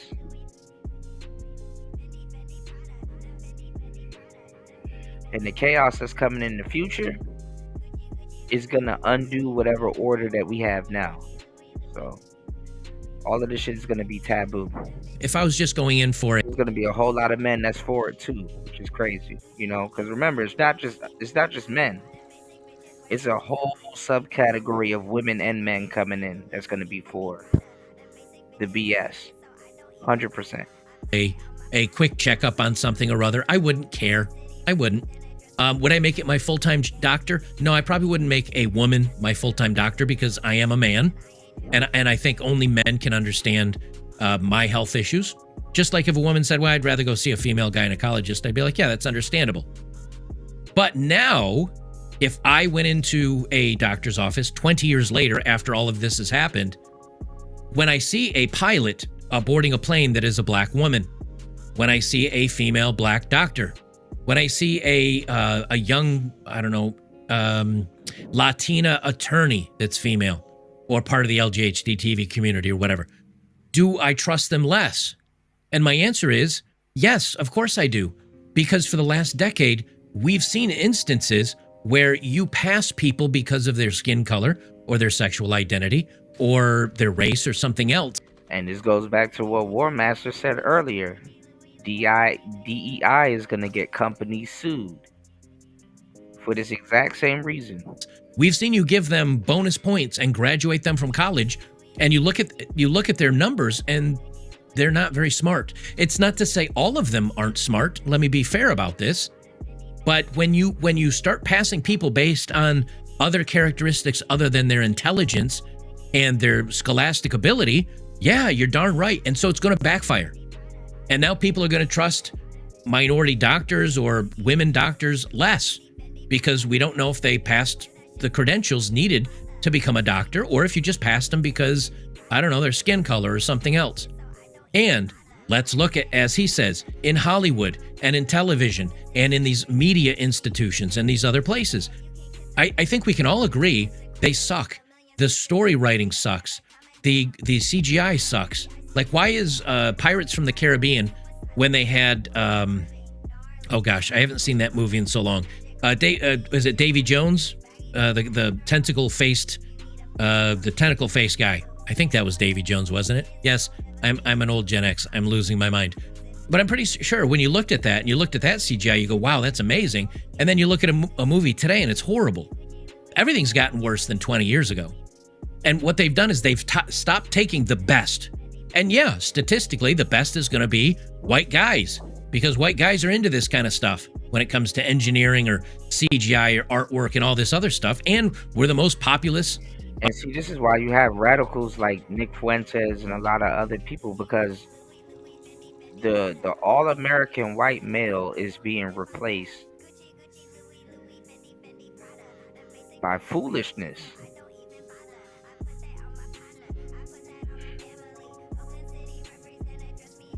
And to a certain degree, or way more households than they would like to admit, bro. Feminism has crippled and brought a lot of white families to their knees, man.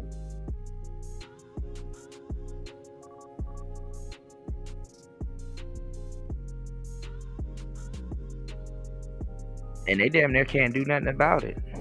Of the United States, like we're the largest numerical number of people here, right? Or just yeah, I think that will happen too. I agree with that party that the quality of a lot will drop and then things will attempt to fix itself. But I think what they will try to do before any of that happens is they'll get AI to try to correct it. Just by statistics alone, it's the largest segments are white people and half of that is men. So yes. So when you specifically say, no, we're not going to take them, no, we're not going to hire you, you're leaving one of the largest demographics out. And of them, a large number of them were talented. And when the people that are passing college and getting the free grades go on and graduate college and then go get a job, well, you're not going to get the best. And the proof is in the pudding. Just look at media and news organizations. Look at the police force flubbing this Brown University crime scene. They've completely messed up. Everything. This is why you say everything sucks today, because everybody is incompetent. We're not hiring our best anymore. And it shows in every single area. He said the changes, Savage notes, begin well before the George Floyd inspired race tirades of 2020, but really kicked into gear. No one wanted white men anywhere if they could help it.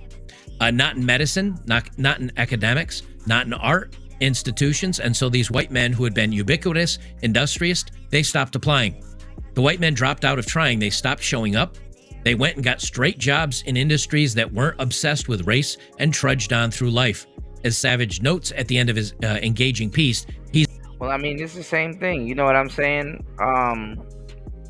When COVID happened,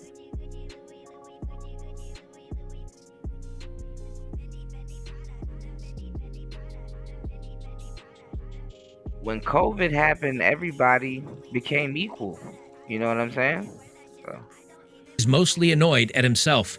Instead of proposing to his lady, making a life for himself, he spent a decade insisting the world treat him fairly, when the world was telling him loudly it had no intention of doing so. He let himself be guided by dream and not reality. Now, when you read this article by this guy, for sure, party. He's a left-leaning guy. He states it in his own storytelling. He's a left-leaning guy. And he was angry and raging because he said, you should treat me the same way that you treat everybody else. I shouldn't be treated differently just because I didn't choose to be white. I didn't choose to be a male. I didn't choose to be straight.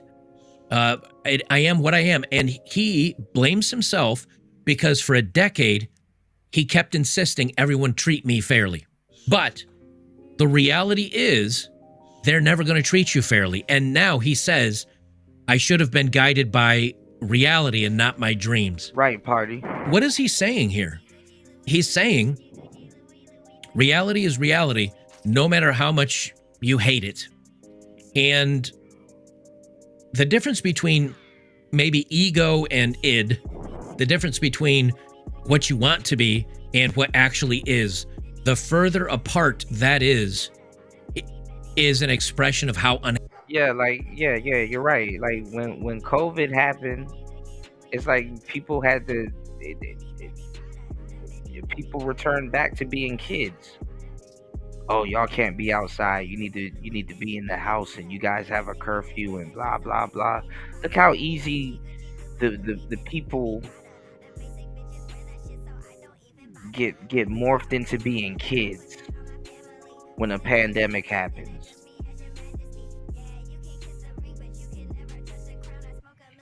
Shit, even AI will undermine you and treat you as a kid with some real shit pop off, which is crazy. happy you're going to be.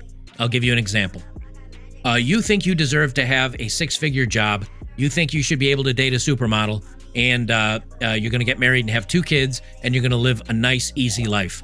But the reality is you're homeless, women don't want to date you, and you can't hold down a job, and you're happy to have a packet of crackers for dinner. But if you are that guy believing you should have... For sure. I agree, party. The supermodel and all the things, you're going to be a very angry individual. Your reality is far removed from your dreams. Maybe that's a better way to put it. But what if you're a guy that says, you know what, I'm probably never going to find a lifelong wife. I'm probably never going to have kids. I make a little bit of money, enough that I can maybe save up and have my own little piece of land and live off-grid someday.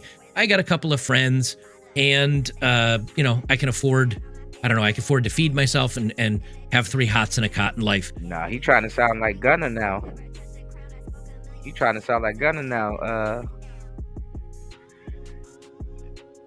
People were going in on him. Literally trying to do the Gunna flow, but let's go. And your expectation is the same thing, because that's, literally very close together. Or your expectation is maybe someday I'll get a promotion. Maybe there's a cute girl I can date someday. And, maybe I won't get that piece of land quite as big as I wanted. Those 2 things are very close together. Therefore, you're a lot happier than someone whose reality and dreams are far apart. That's why I think what's happening to young men today is that their dreams are coming crashing down and are very closely aligned to reality, which means a lot of young men are in reality, maybe not happy, but they're okay. A lot of guys are doing okay in life. Where for women, they're not okay because their reality is in the stars, or their dreams are in the stars, and their reality is on ground level.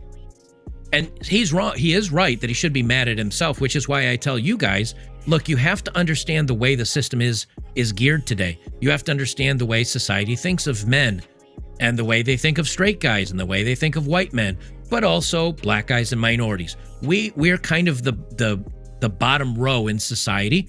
Oh, let me find out. White men and black men gonna have to come together for a common cause. Feminism? Uh-oh. By the way that they've tried to structure things recently. You can rage against the machine, and you can cry, and you can be angry, and you can be infuriated, and you can say you're gonna overthrow the system. Or you can take a deep breath and relax and realize you probably aren't going to change jack and shit. And that doesn't mean give up. It means give up on trying to change the system and learn how to game the system. Learn to use things to your advantage. Learn to avoid the system as much as possible. And that, in many ways, is going your own way. It's playing the game. It's finding your happiness outside of the system that they're trying to force us into. They continue on, this too, as a millennial and Gen X conundrum. Those generations were told explicitly by parents and educators to follow their passions. That passion led them onto career paths that had no guarantees of panning out. When the rules changed and identity factors came into play, those who entered the workforce in and after the 2008 financial crisis were left out. I could have worked harder, Savage writes. I could have networked better. I could have been better. The truth is, I'm not some extraordinary talent. I'm an ordinary talent, and in ordinary times, that would have been enough. I think he's accurate here again.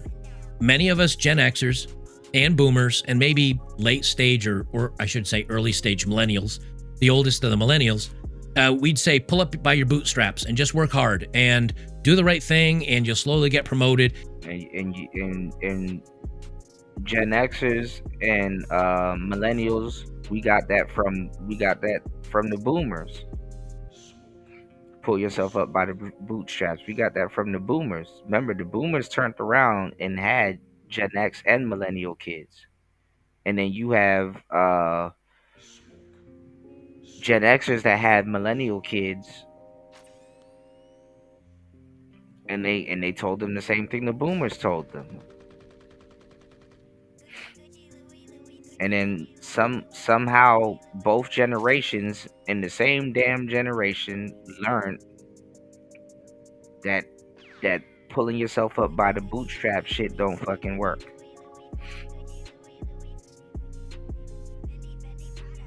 There's other things, you know what I'm saying? And even working more efficiently and stuff like that, you know?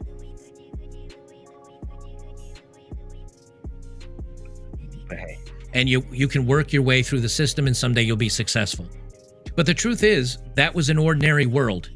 And if you're an ordinary person, that would have been enough. Today, it's not. Today, even an extraordinary individual can be excluded just because you don't fall into the demographics that they want you to fall into. They continue on. It's true that not everyone's going to make it in the career they embark upon. Not everyone's going to make it in life, for factors both related and unrelated to their choices, but gatekeepers should not artificially set the terms, not by all the things. Yes, we agree with that, but the truth is, it happens, and there's nothing you can do with it. This article from Revolver, Apple kicked off the war on white men. This is written just 2 days ago. So here we've got two really big articles that just dropped in the last 48 hours. They say in the mid-2010s, a switch flipped. There was a change that took place in America that we're just now talking about honestly. Across elite industries, the rules changed quietly. Everything began revolving around identity. Who got hired, who got promoted, started revolving around gender, skin color, and sexual preference. And young white men who didn't fit the new favored categories could feel the ground shifting right under their feet. Now, once again, this article says, right, the rules quietly changed. It wasn't quiet if you were paying attention. I've seen it. You've seen it. Many of us have seen it for a very long time. It's just been taboo to speak about it until now. More and more insiders are coming out and stating the truth. This is Unplugged CEO, Real Joel Weil, on his X account. On his time at Apple, he said it was certainly very obvious that you have to go out of your way to hire white guys. This is an interview he had. And, this is about his time at Apple. It was also, it was very clear. Now, this is the other side of white fatigue that they're not talking about. But the thing is that they don't take it out on white women, even though white women have fucked over a decent amount of their share of it, with the Karens and the feminism at work and all that other shit. And, that shit kind of, started sorting itself out. with CEOs and stuff in HR and some of these, you know, some of the stuff that goes on in these business and Christmas parties and stuff like that. But this was the original white fatigue that a lot of Negroids haven't heard about, you know. Here internally, you can't hire white men, or if you do, there's a lot of friction to hire Right, white men. Put it that way. Like, is it impossible? Maybe not, but you know, sometimes that was explicitly stated. It was certainly very obvious. You have to go out of your way to not hire white guys. And my sons are white guys. So I'm like, what am I doing? I'm building a company. I'm fortifying a future that is going to censor and exclude my sons from employment. Like, this is not the future I want to build. And, you know, as the scales sort of fell from my eyes, and like, I have to admit, like, it was convenient for me to not notice these things. I was getting paid a lot of money, you know, like, so I'm at the top of the list of people who need to re-examine their motives. But as I started really looking at this, I was like, wow, you know, a lot has come out, you know? That was from the Dale Stark Show. He's one of those gentlemen that like he says, it would have been easy for me to stay. I was getting paid very well, but I was creating a culture that would have destroyed my own kids. And I don't want to be a part of that. And so he left. And now he's a CEO of Unplugged. But there was a point in time where he was part of the machine that would have done this to, and it would have been easy to stay. And a lot of older adults that saw this uprising that ended up heralding this in, they decided to stay. They decided to keep the money. They decided to sell out the next generation of young men by going along with the, okay, we'll just diversify and not hire the best of the best. We'll just hire. Yeah, for sure, party. Yeah, 100%. It happened to single people because they can dick around people that have families and stuff to take care of, because they know you got to stick around. You have an incentive to stick around.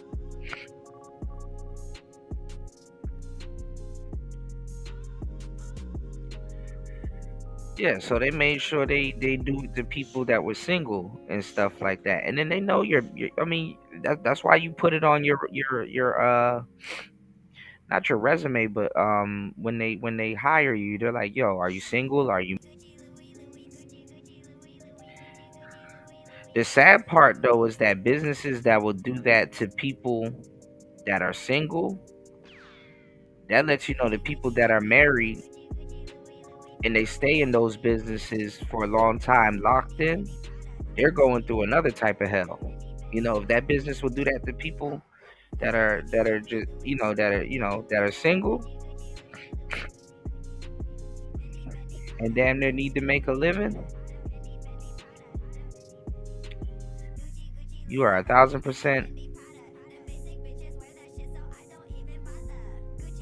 You should be 1,000% reassured that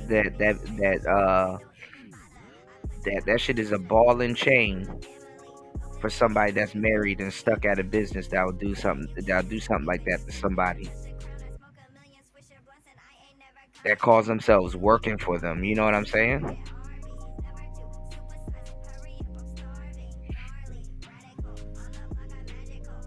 So they make sure they keep married people or somebody that got something to lose. They kind of hold that shit over your head and stuff like that, you know. And then shit, people that have families and stuff like that, and they married, them be the main ones that have to, you know, call off for work, or my son is sick, or this, that, and the third is going on, and they have to negotiate with these people to see, you know, to even be able to see their child. If their child is in poor health or something is going on or something like that, you know. So just imagine having to work with people that do that to single people. For somebody that you know is part of this new diversity. They go on and read more about it. I'm not going to go all the way through it, but this from a Vittorio. The thing about calling DEI economic genocide is it undersells it. Yes, white men were systemically excluded from careers during their peak marriage years, but that's first order effect. Second order, marriage market collapse. Women date across and up. Men without careers become invisible to the women who would have married them and disappear. The eligible bachelor pool shrinks.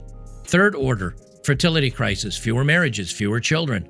But it's worse than men not marrying or having families. The women who won the DEI lottery got careers instead of families.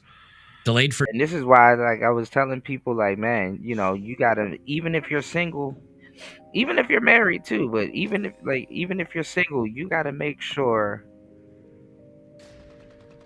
you're not replaceable. You know what I'm saying? You gotta make sure you're not replaceable. Because the moment you become replaceable, shit, you're done ski. Fertility until it was too late. DEI attacked family formation from both sides, excluding men from provider roles and diverted women from their fertility window. Everyone lost. The fourth order, psychological. Young men couldn't even name what was happening to them.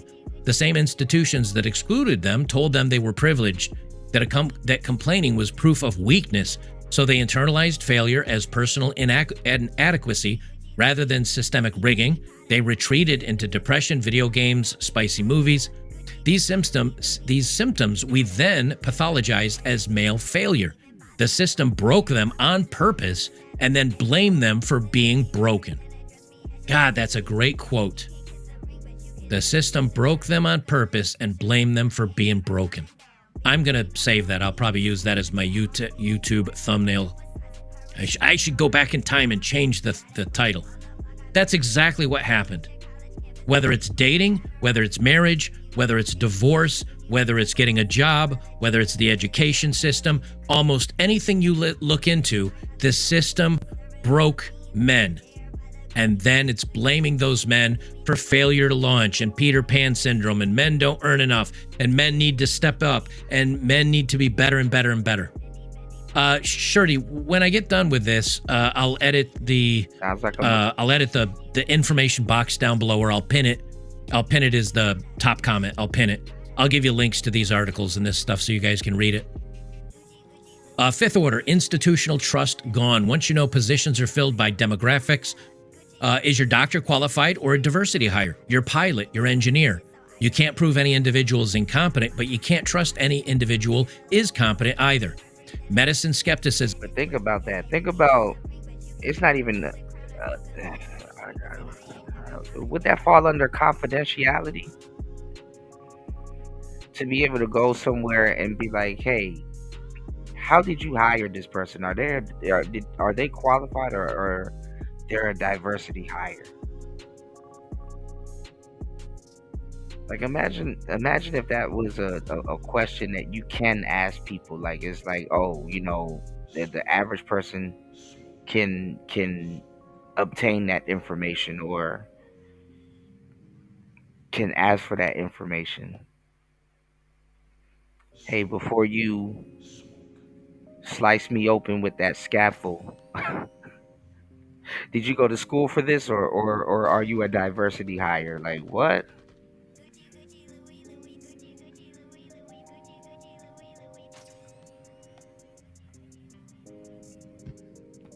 That's crazy. Academic failure, media skepticism, none of this emerged organically. It was manufactured by the DEI hire you can't be sure is qualified to treat you. The sixth order, reality became unspeakable. Noticing any of this was a fireable offense. Pointing out the obvious got you called a bigot, deplatformed, or fired. Pure totalitarian censorship, and the problem couldn't even be acknowledged until now, finally. Men knew they were being cheated but couldn't say it. For sure, party. Women sensed something was wrong with the men, but they couldn't identify it. Relationships poisoned by a dynamic neither party could name. I disagree. Women could name it. They just refused to, or they used it to their advantage. For sure. There are so many women today that were at the time lauding it and saying it was awesome and women were getting their due. Only now do the women realize they need to work for the rest of their lives just to make enough for retirement, because either the men won't marry or don't even want to date them, or the men that they want aren't dating them because the men are superior and the women can't date down because of hypergamy. I think the women could name this. I think they just refused. No, I think you guys give women too much credit. Because to even say a woman can practice hypergamy is giving them way too much credit. You really think and I know it's a crazy thing to say because it is, but it really ain't. Coochie can open up a lot of doors, but not that many doors.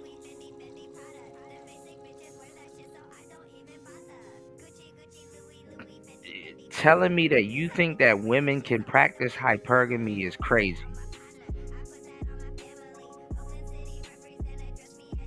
Especially as much women as you think can practice hypergamy. The majority of them are locked out of the hypergamy market. But let's go. 2. And even now, when they can refuse it, they just tend to blame the men still. 7th order, the feedback loop. Fewer eligible men means more women competing for a shrinking pool, more women losing the marriage market, more resentment, more men are trash, more support for DEI, fewer eligible men, and the system accelerates itself. And the worst part is this is just the economic arm. The same people in institutions push the complete package, toxic masculinity to pathologized male identity, the future is female to explicit zero-sum frame delusion, believe all women to weaponize trust against men. Men are trash to normalize open contempt, a coordinated ideological assault on family formation. And even if it had a business model, HR departments exploded, millions of jobs invented to administer the regime. DEI consultants became a multi-billion-dollar industry. Politicians got voting blocks dependent on racial grievances. Established boomers kept their positions while their competition was eliminated. The architects knew what they were doing. You don't accidentally build a system that specifically targets men during peak marriage years, tells them that they deserve it, makes it unspeakable to complain, attacks their identity as toxic, promotes women into career tracks that burn their fertility, then acts confused when society collapses. If you want to suppress the fertility of a specific demographic, engineer the breakdown of trust between the sexes, and make it illegal to notice, the playbook would look exactly like this. DEI should be not edgelord pergamy held responsible for all of this, but it was the weapon. The people who designed it, funded it, made it mandatory, enforced it through HR, fired anyone who resisted, called it opposition hate and racism, but built careers and industries on its maintenance, they knew. And they're... Well, you know, you got guys out here that was benefiting off of feminism, and then it turned around and destroyed their own household too, so... You know, the ones who should be remembered as the architects of one of the worst crimes against humanity. Shout out to Vittorio. He's got 138,000 followers at ITER Intellectus. And he's a self-proclaimed professional shit poster. But this is brilliantly written. I don't even care if he had AI help him write it. He's right. How all the media just came out and attacked and attacked and attacked. All the headlines, all the hate. And they expect us to take it. And then if we fight back and push back against it, we're the bad guys. Just a couple more blurbs, then we'll talk about the next story. Employer cuts men's salary to solve its gender pay problem. An employer that chose to cut the salaries of its male employees by more than $10,000 in response to pay equity concerns from its female workforce has been reprimanded for its abrasive approach. The Fair Work Commission ruled that Youth Homelessness Not-for-Profit U-Turn repudiated the contracts of its long-term case managers when it demoted them and cut their pay by 10% in the name of equity and fairness. This is what we like to call socialism. Socialism does not rise all boats to the same level. It doesn't help the short people climb up on ladders to see over the fence. It cuts the tall people off at the knees to make them equal with everybody else. And that's exactly what this employer did. It just said, well, the men that have been there longer, the men that are better at what they're doing, the men that are successful, we don't have the women in the same position, so we're just going to take the money from the men. And we're gonna have to cut you down to make the women that you work with feel equal. Then demote them for no reason, so we can give it to the women. This is the socialism they want. But you know what's ironic? The women that were working with these men might have dated them. They might have, because those men were managers. Those men had better positions. Those men had more money So the women would have actually been attracted to them and date them because of hypergamy. However, now that you lowered the men to the same level as the women don't want to date those men. So this is what they talk about when they're talking about making the field smaller. In France, students are given exams that are graded blind, meaning they don't know which student took the exam, and the exams were graded by a teacher who knows who took the exam. The exams measure the same knowledge and abilities. It turns out that the boys are graded lower when the grader knows they are boys. He said it's crazy. That energy be making my wife disgusted. I love it. Laugh out loud. Bro.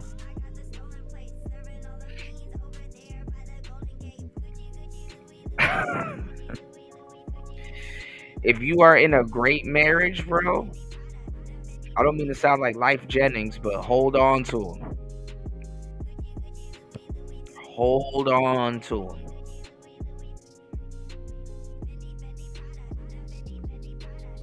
Stay out of the mix, you know?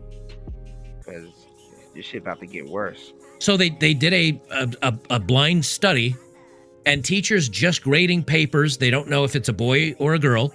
They graded the papers relatively correctly based on the merit. As soon as the teachers knew that the papers were written by boys, they gave the boys lower grades. How do you overcome this? This is systemic hate against men, young men even. This is from several years ago. This story has actually been wiped from the internet. It's from 2021, and I did a video on it. I did a video on this, so I know the story existed. You can't find it anymore. You can find screenshots, but they actually changed the link. So the old link of this headline, you clicked on it, and it said Facebook's race-blind algorithm backfires in their face, finds 90% of hate speech was directed towards white people and men. They didn't change the link, but when you click the link, they changed the headline for the story. So this headline no longer exists. And when you find the old links that are around from Reddit and other places where people posted, hey, look at this story about this, and you click the link, it redirects to a different headline and a different story. Because they knew if they deleted the article link, you could still find it in the archives. But what they did is they changed the story headline and the story article, so the same old link takes you to a different story. Therefore, you can't find this story anymore. As a matter of fact, AI can't even find it, even though I know it existed because I did a video on it. Yeah, you gotta stamp it and record it. And this is the other video I played here for you, which is, and I'll just play this. I'll mute it and I'll play this in the background here, where you can see all the hate on display of the headlines just directly attacking white and men.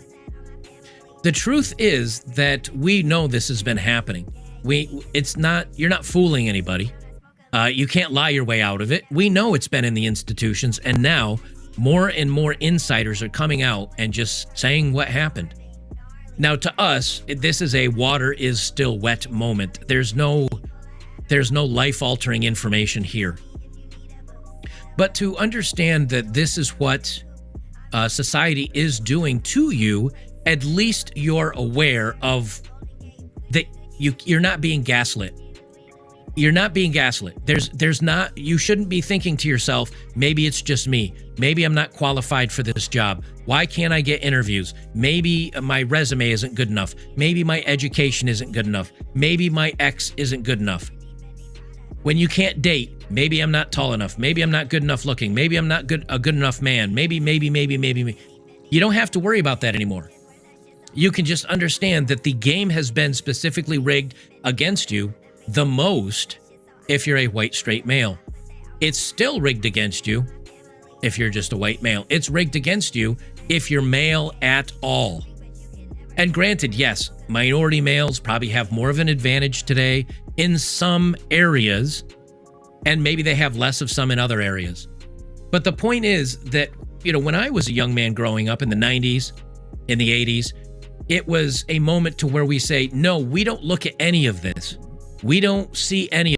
Well, it's crazy. I mean,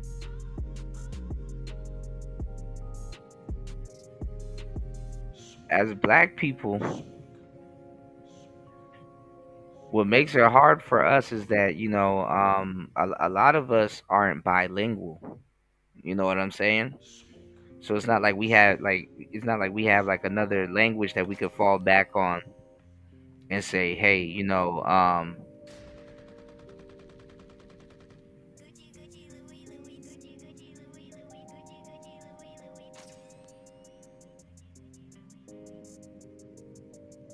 hold on, y'all. It's not like we have another language where we could fall back and be like, hey,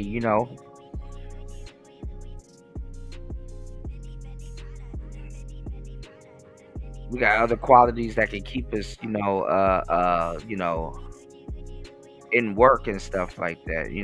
So the first men to go through, well, what I'm getting at, and I kind of just jumped the gun a little bit. The first men to really go through this, and people that the reality he's describing here is the reality of black men.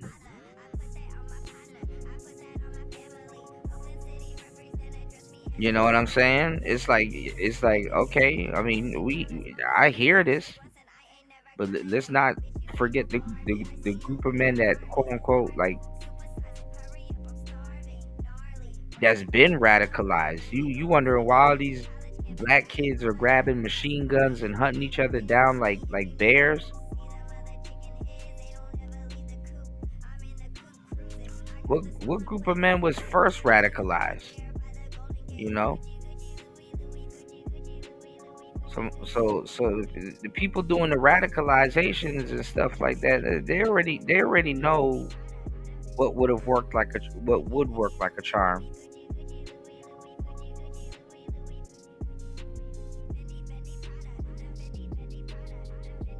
They know what will work like a charm.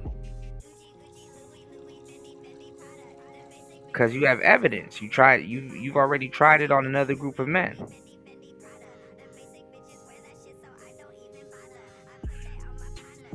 And then the funny part is that, the Glacier kids in America, a lot of them, they're not bilingual also. You understand what I'm saying? I'm talking about the American ones. You understand what I'm saying? They're not bilingual also. So it's like kind of in a similar spot, buddy. Of this, we're going to move beyond this. And that way, if you're a high achieving woman or a high achieving black person or a high achieving gay person or high achieving white male, it doesn't matter. We're going to take the best of the best of the best. And therefore, all you have to do is work really hard and be the best. And no matter what other characteristic you have about you, you'll still. Party said that was old. That was old generation black men. Today's black man is under the thumb of Keisha. Yeah. They on FD signifier time for sure. Yeah, 100%. And still not bilingual. At least you know what saves a lot of foreigners? They're bilingual. That shit don't save niggas, And I mean, to a certain degree, I think every American should learn how to speak Spanish. I mean, it's just the second, a lot of Americans don't want to accept it, but it's the second language, I mean, just that alone, how much jobs will open up for you, But I get it, I get the patriotism, Shouts to everybody here. Please support the show. Please hit the Cash App. Please hit the PayPal.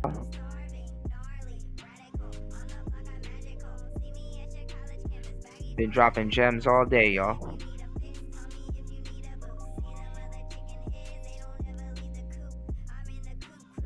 Uh-oh, Degenerate's probably behind. You said, oh, come on, Kuda. We know he's not from California. You mean Tariq? You said niggas today don't know this shit is happening. We're a small percentage in the Negro community. I've been trying to tell people, man, we're exclusive party. War Master said, remember when black women would say to black men would say black men ain't ish or ain't no good men out here? Until black men spoke up, most people believed it. That's some real shit. That's some real shit right there, bro. Likely make it. And they threw that all out. And now it doesn't matter how hard you work. If you're and we encourage their men to speak up. You know what I'm saying? That part, War Master. a black lesbian female, you're going to get the job, whether you're good at it or not. And if you're a black See? Shout outs to War Master. He said that's the language of the invaders. See, I told you a lot of Americans feel they shouldn't have to learn it.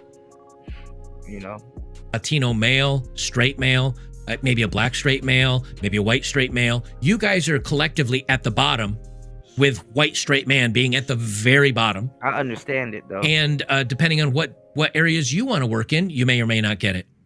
I think if you still get into construction, if you still get into roofing, AC tech, or something where you use your hands and you have to work with your hands and your mind, blue collar work, I think they're still going to hire the best of the best of the best.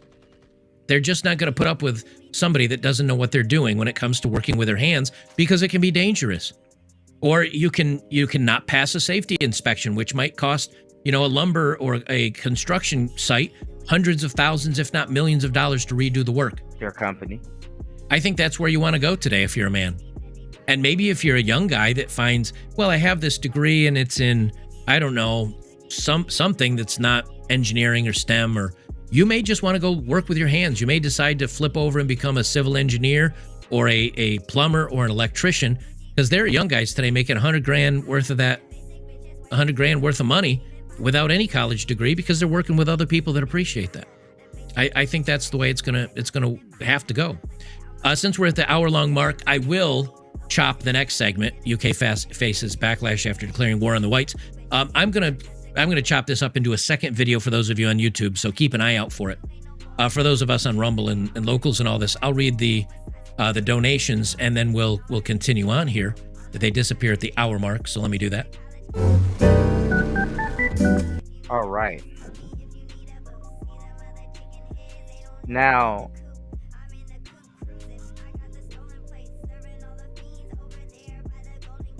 I'm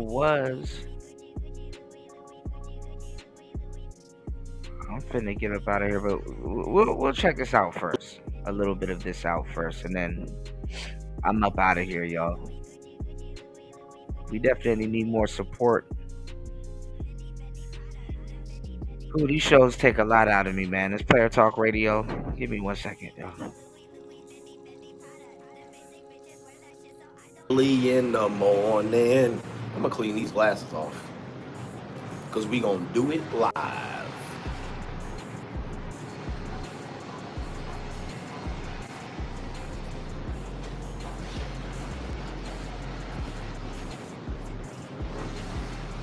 Having my tea and my muffin. Just finished up breakfast by a wonderful view of the beach here in Pattaya. My last day. Oh, he in Thailand. And then I'm on to my Lean Tour 2025. And 3 other places. How many more countries do I have? I have 3 more countries. Come on in. Welcome to the show. We're getting geared up here. It's the end of the year. Do me a favor. I gotta get my other phone.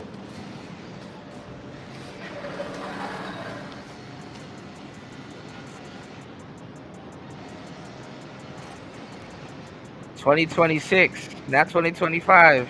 2026, War Master. Hopefully,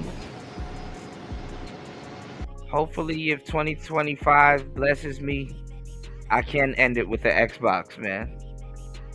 Hopefully. With the way things are going, I don't know, man. Going through a rough time at the moment, but let's go. Hopefully I'm blessed.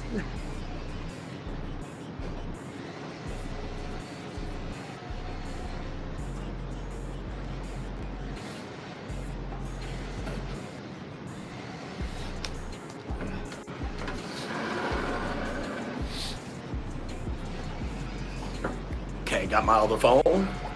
Shout out to you. Appreciate you, man. And he said more Mitch slapping. More Mitch slapping. It's going to be the season of the Mitch slap. We're going to Mitch slap the internet in 2026.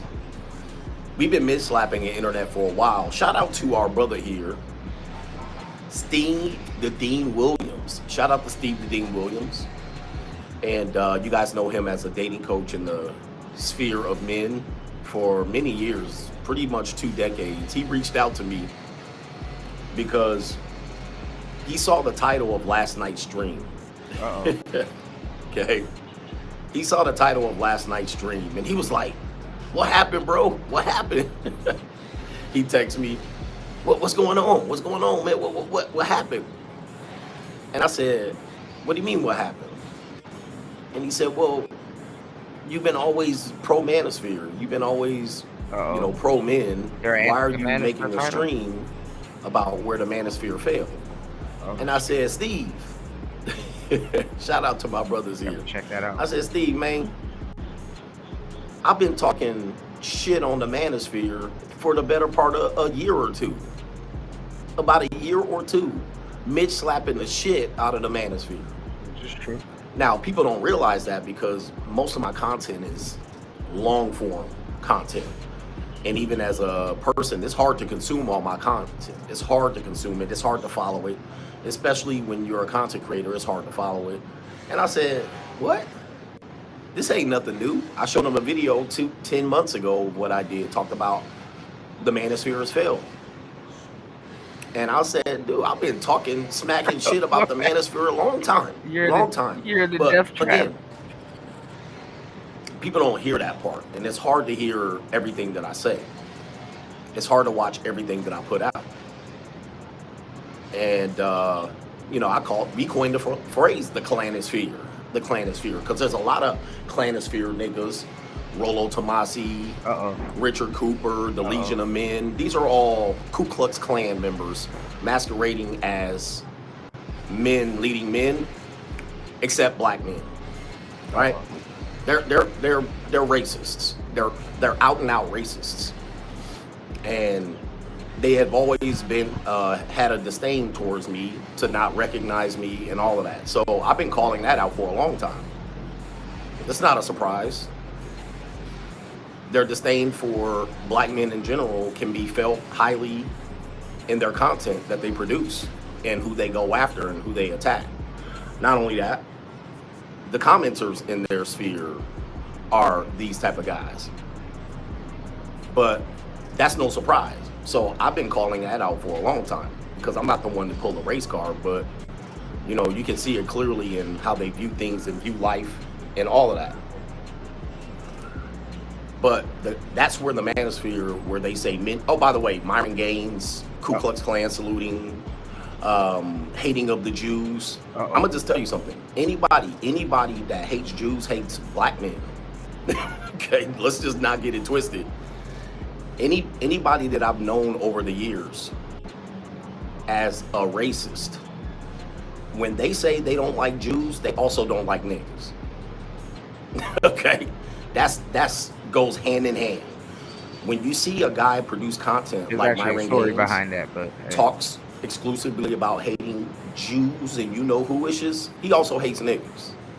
Right? That group almost inevitably, all that are. Well, he's salty at them because they kind of sat around and was like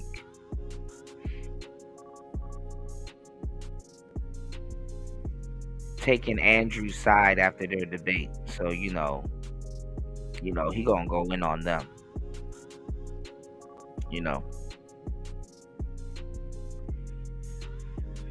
So you know how that goes. But listen, guys, I appreciate you guys for hitting the like button. Shout outs to the show's sponsor and supporter. Shout outs to LT, man. Shout outs to everybody here. I did a full shift, y'all. 10 hours and 50 minutes, all right? Hey, been working my ass off this whole time. It's Player Talk Radio. If you enjoyed the show, please support the show on air. Please support the show off air. Anywhere, because you care. It's Player Talk Radio. I'm your gracious host, DJ Kuda.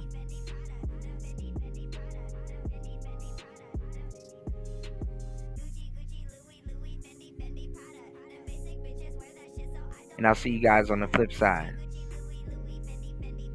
It's Player Talk Radio. Peace.